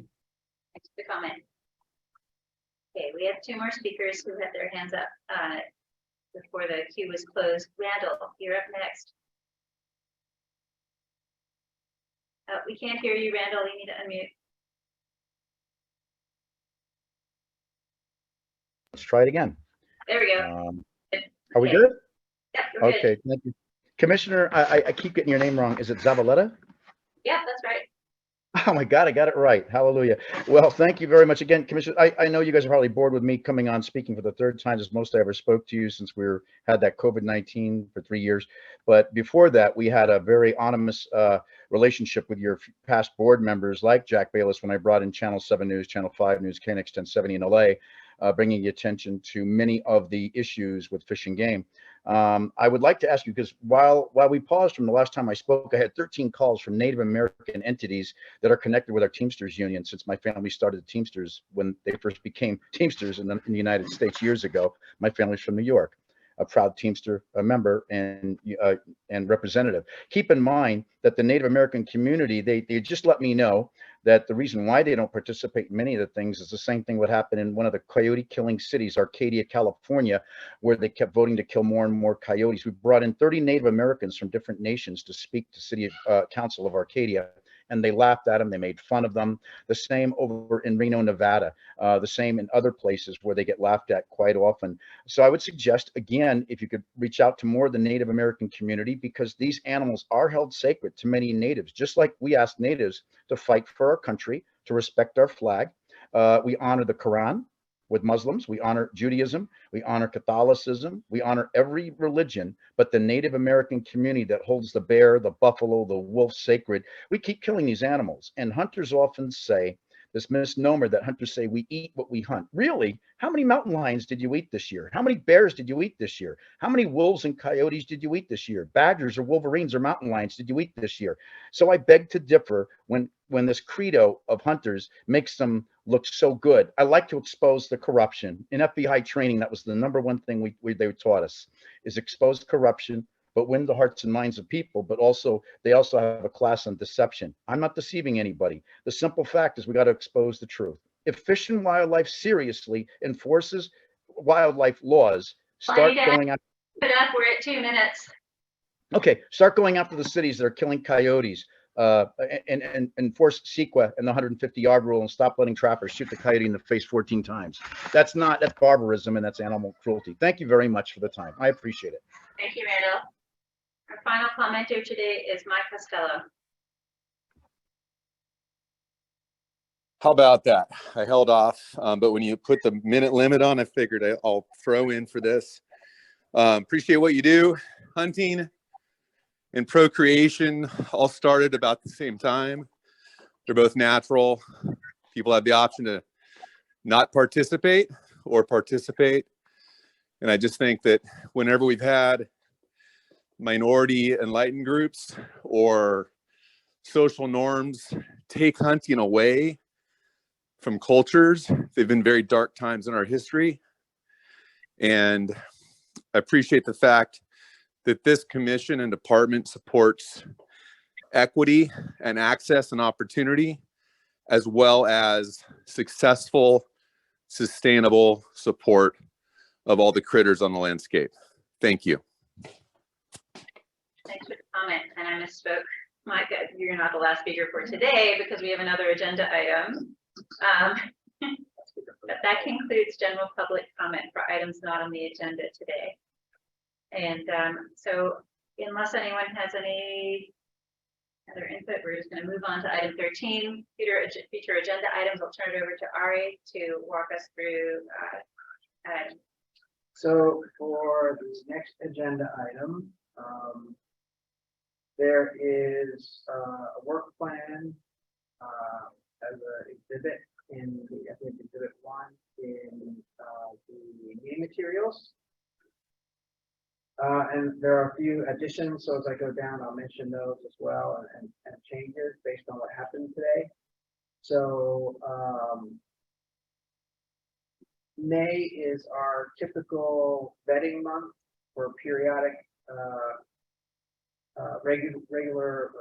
periodic rulemakings, and so we will be getting updates and initial vetting on future regulations, potential future regulations. For our normal suite of topics, which include upland resident game birds, mammal hunting, waterfowl hunting, Central Valley sport fishing, Klamath River basin sport fishing, and inland sport fishing. We will get another discussion update and a potential recommendation for wildlife rehabilitation. Another discussion and potential recommendation for wildlife areas and public lands. Another discussion and potential recommendation for American bullfrog and non-native turtle stakeholder engagement project. And further discussion of their management plan development with an update of that. And adding white sturgeon to the work plan for a potential future meeting. Potentially May, but we'll be in discussions with the department about that. Did I miss anything? I don't think so. There's a lot of today. Okay. You really need more? I can feel the anxiety already. Okay, so that is the proposal for the future agenda and timeline. And I don't have any further comments. I mean, we have a very, very full docket. You know, a lot going on, a lot for you, a lot for us. We're gonna have another long meeting in May. That's clear. especially with some of these sort of complex issues that are coming down the pike for potential recommendation. So I think this is not the time to try to add anything new. And I guess I'm going to open it up for public comment one last time on this agenda item, future agenda items. There are no public members left in the room. So we have folks who would like to comment specifically on this proposal for the next agenda. This is the time. And the work plan, excuse me, the agenda and the work plan. Work plan, I can't really see the work plan, my eyes are that good, it's too tiny. Teasing. Okay, we have two speakers. I'm going to go ahead and close the queue. Last call. Okay, those are our two speakers. And again, I'd ask you to please be concise, and we'll go to Roger first.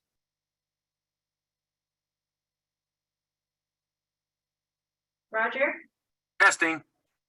Hi, we can hear you. Okay. I have one question. Why was California Fish and Game's position on the extra bear tag not made public on this venue? California recommends against it, the Fish and Game Department, from what I'm learning. And I have great concerns. They are sacred animals to Native Americans. I'm sorry if you can't get Native American input, contact my organization. We have multiple tribal leaders that we, as a Native American member founded organization, can reach out to and ask them for input. So Roger, we appreciate your input. Yeah, so we made a recommendation yesterday in the course of this meeting about that item, the second bear tag, in the context of petition 2021-017. So that was when that came up. There wasn't a decision in the materials because it was part of this same meeting that we're in right now. But thank you for the comment, and yeah, that's right. We recommend rejecting it this time. Our next commenter is Pamela.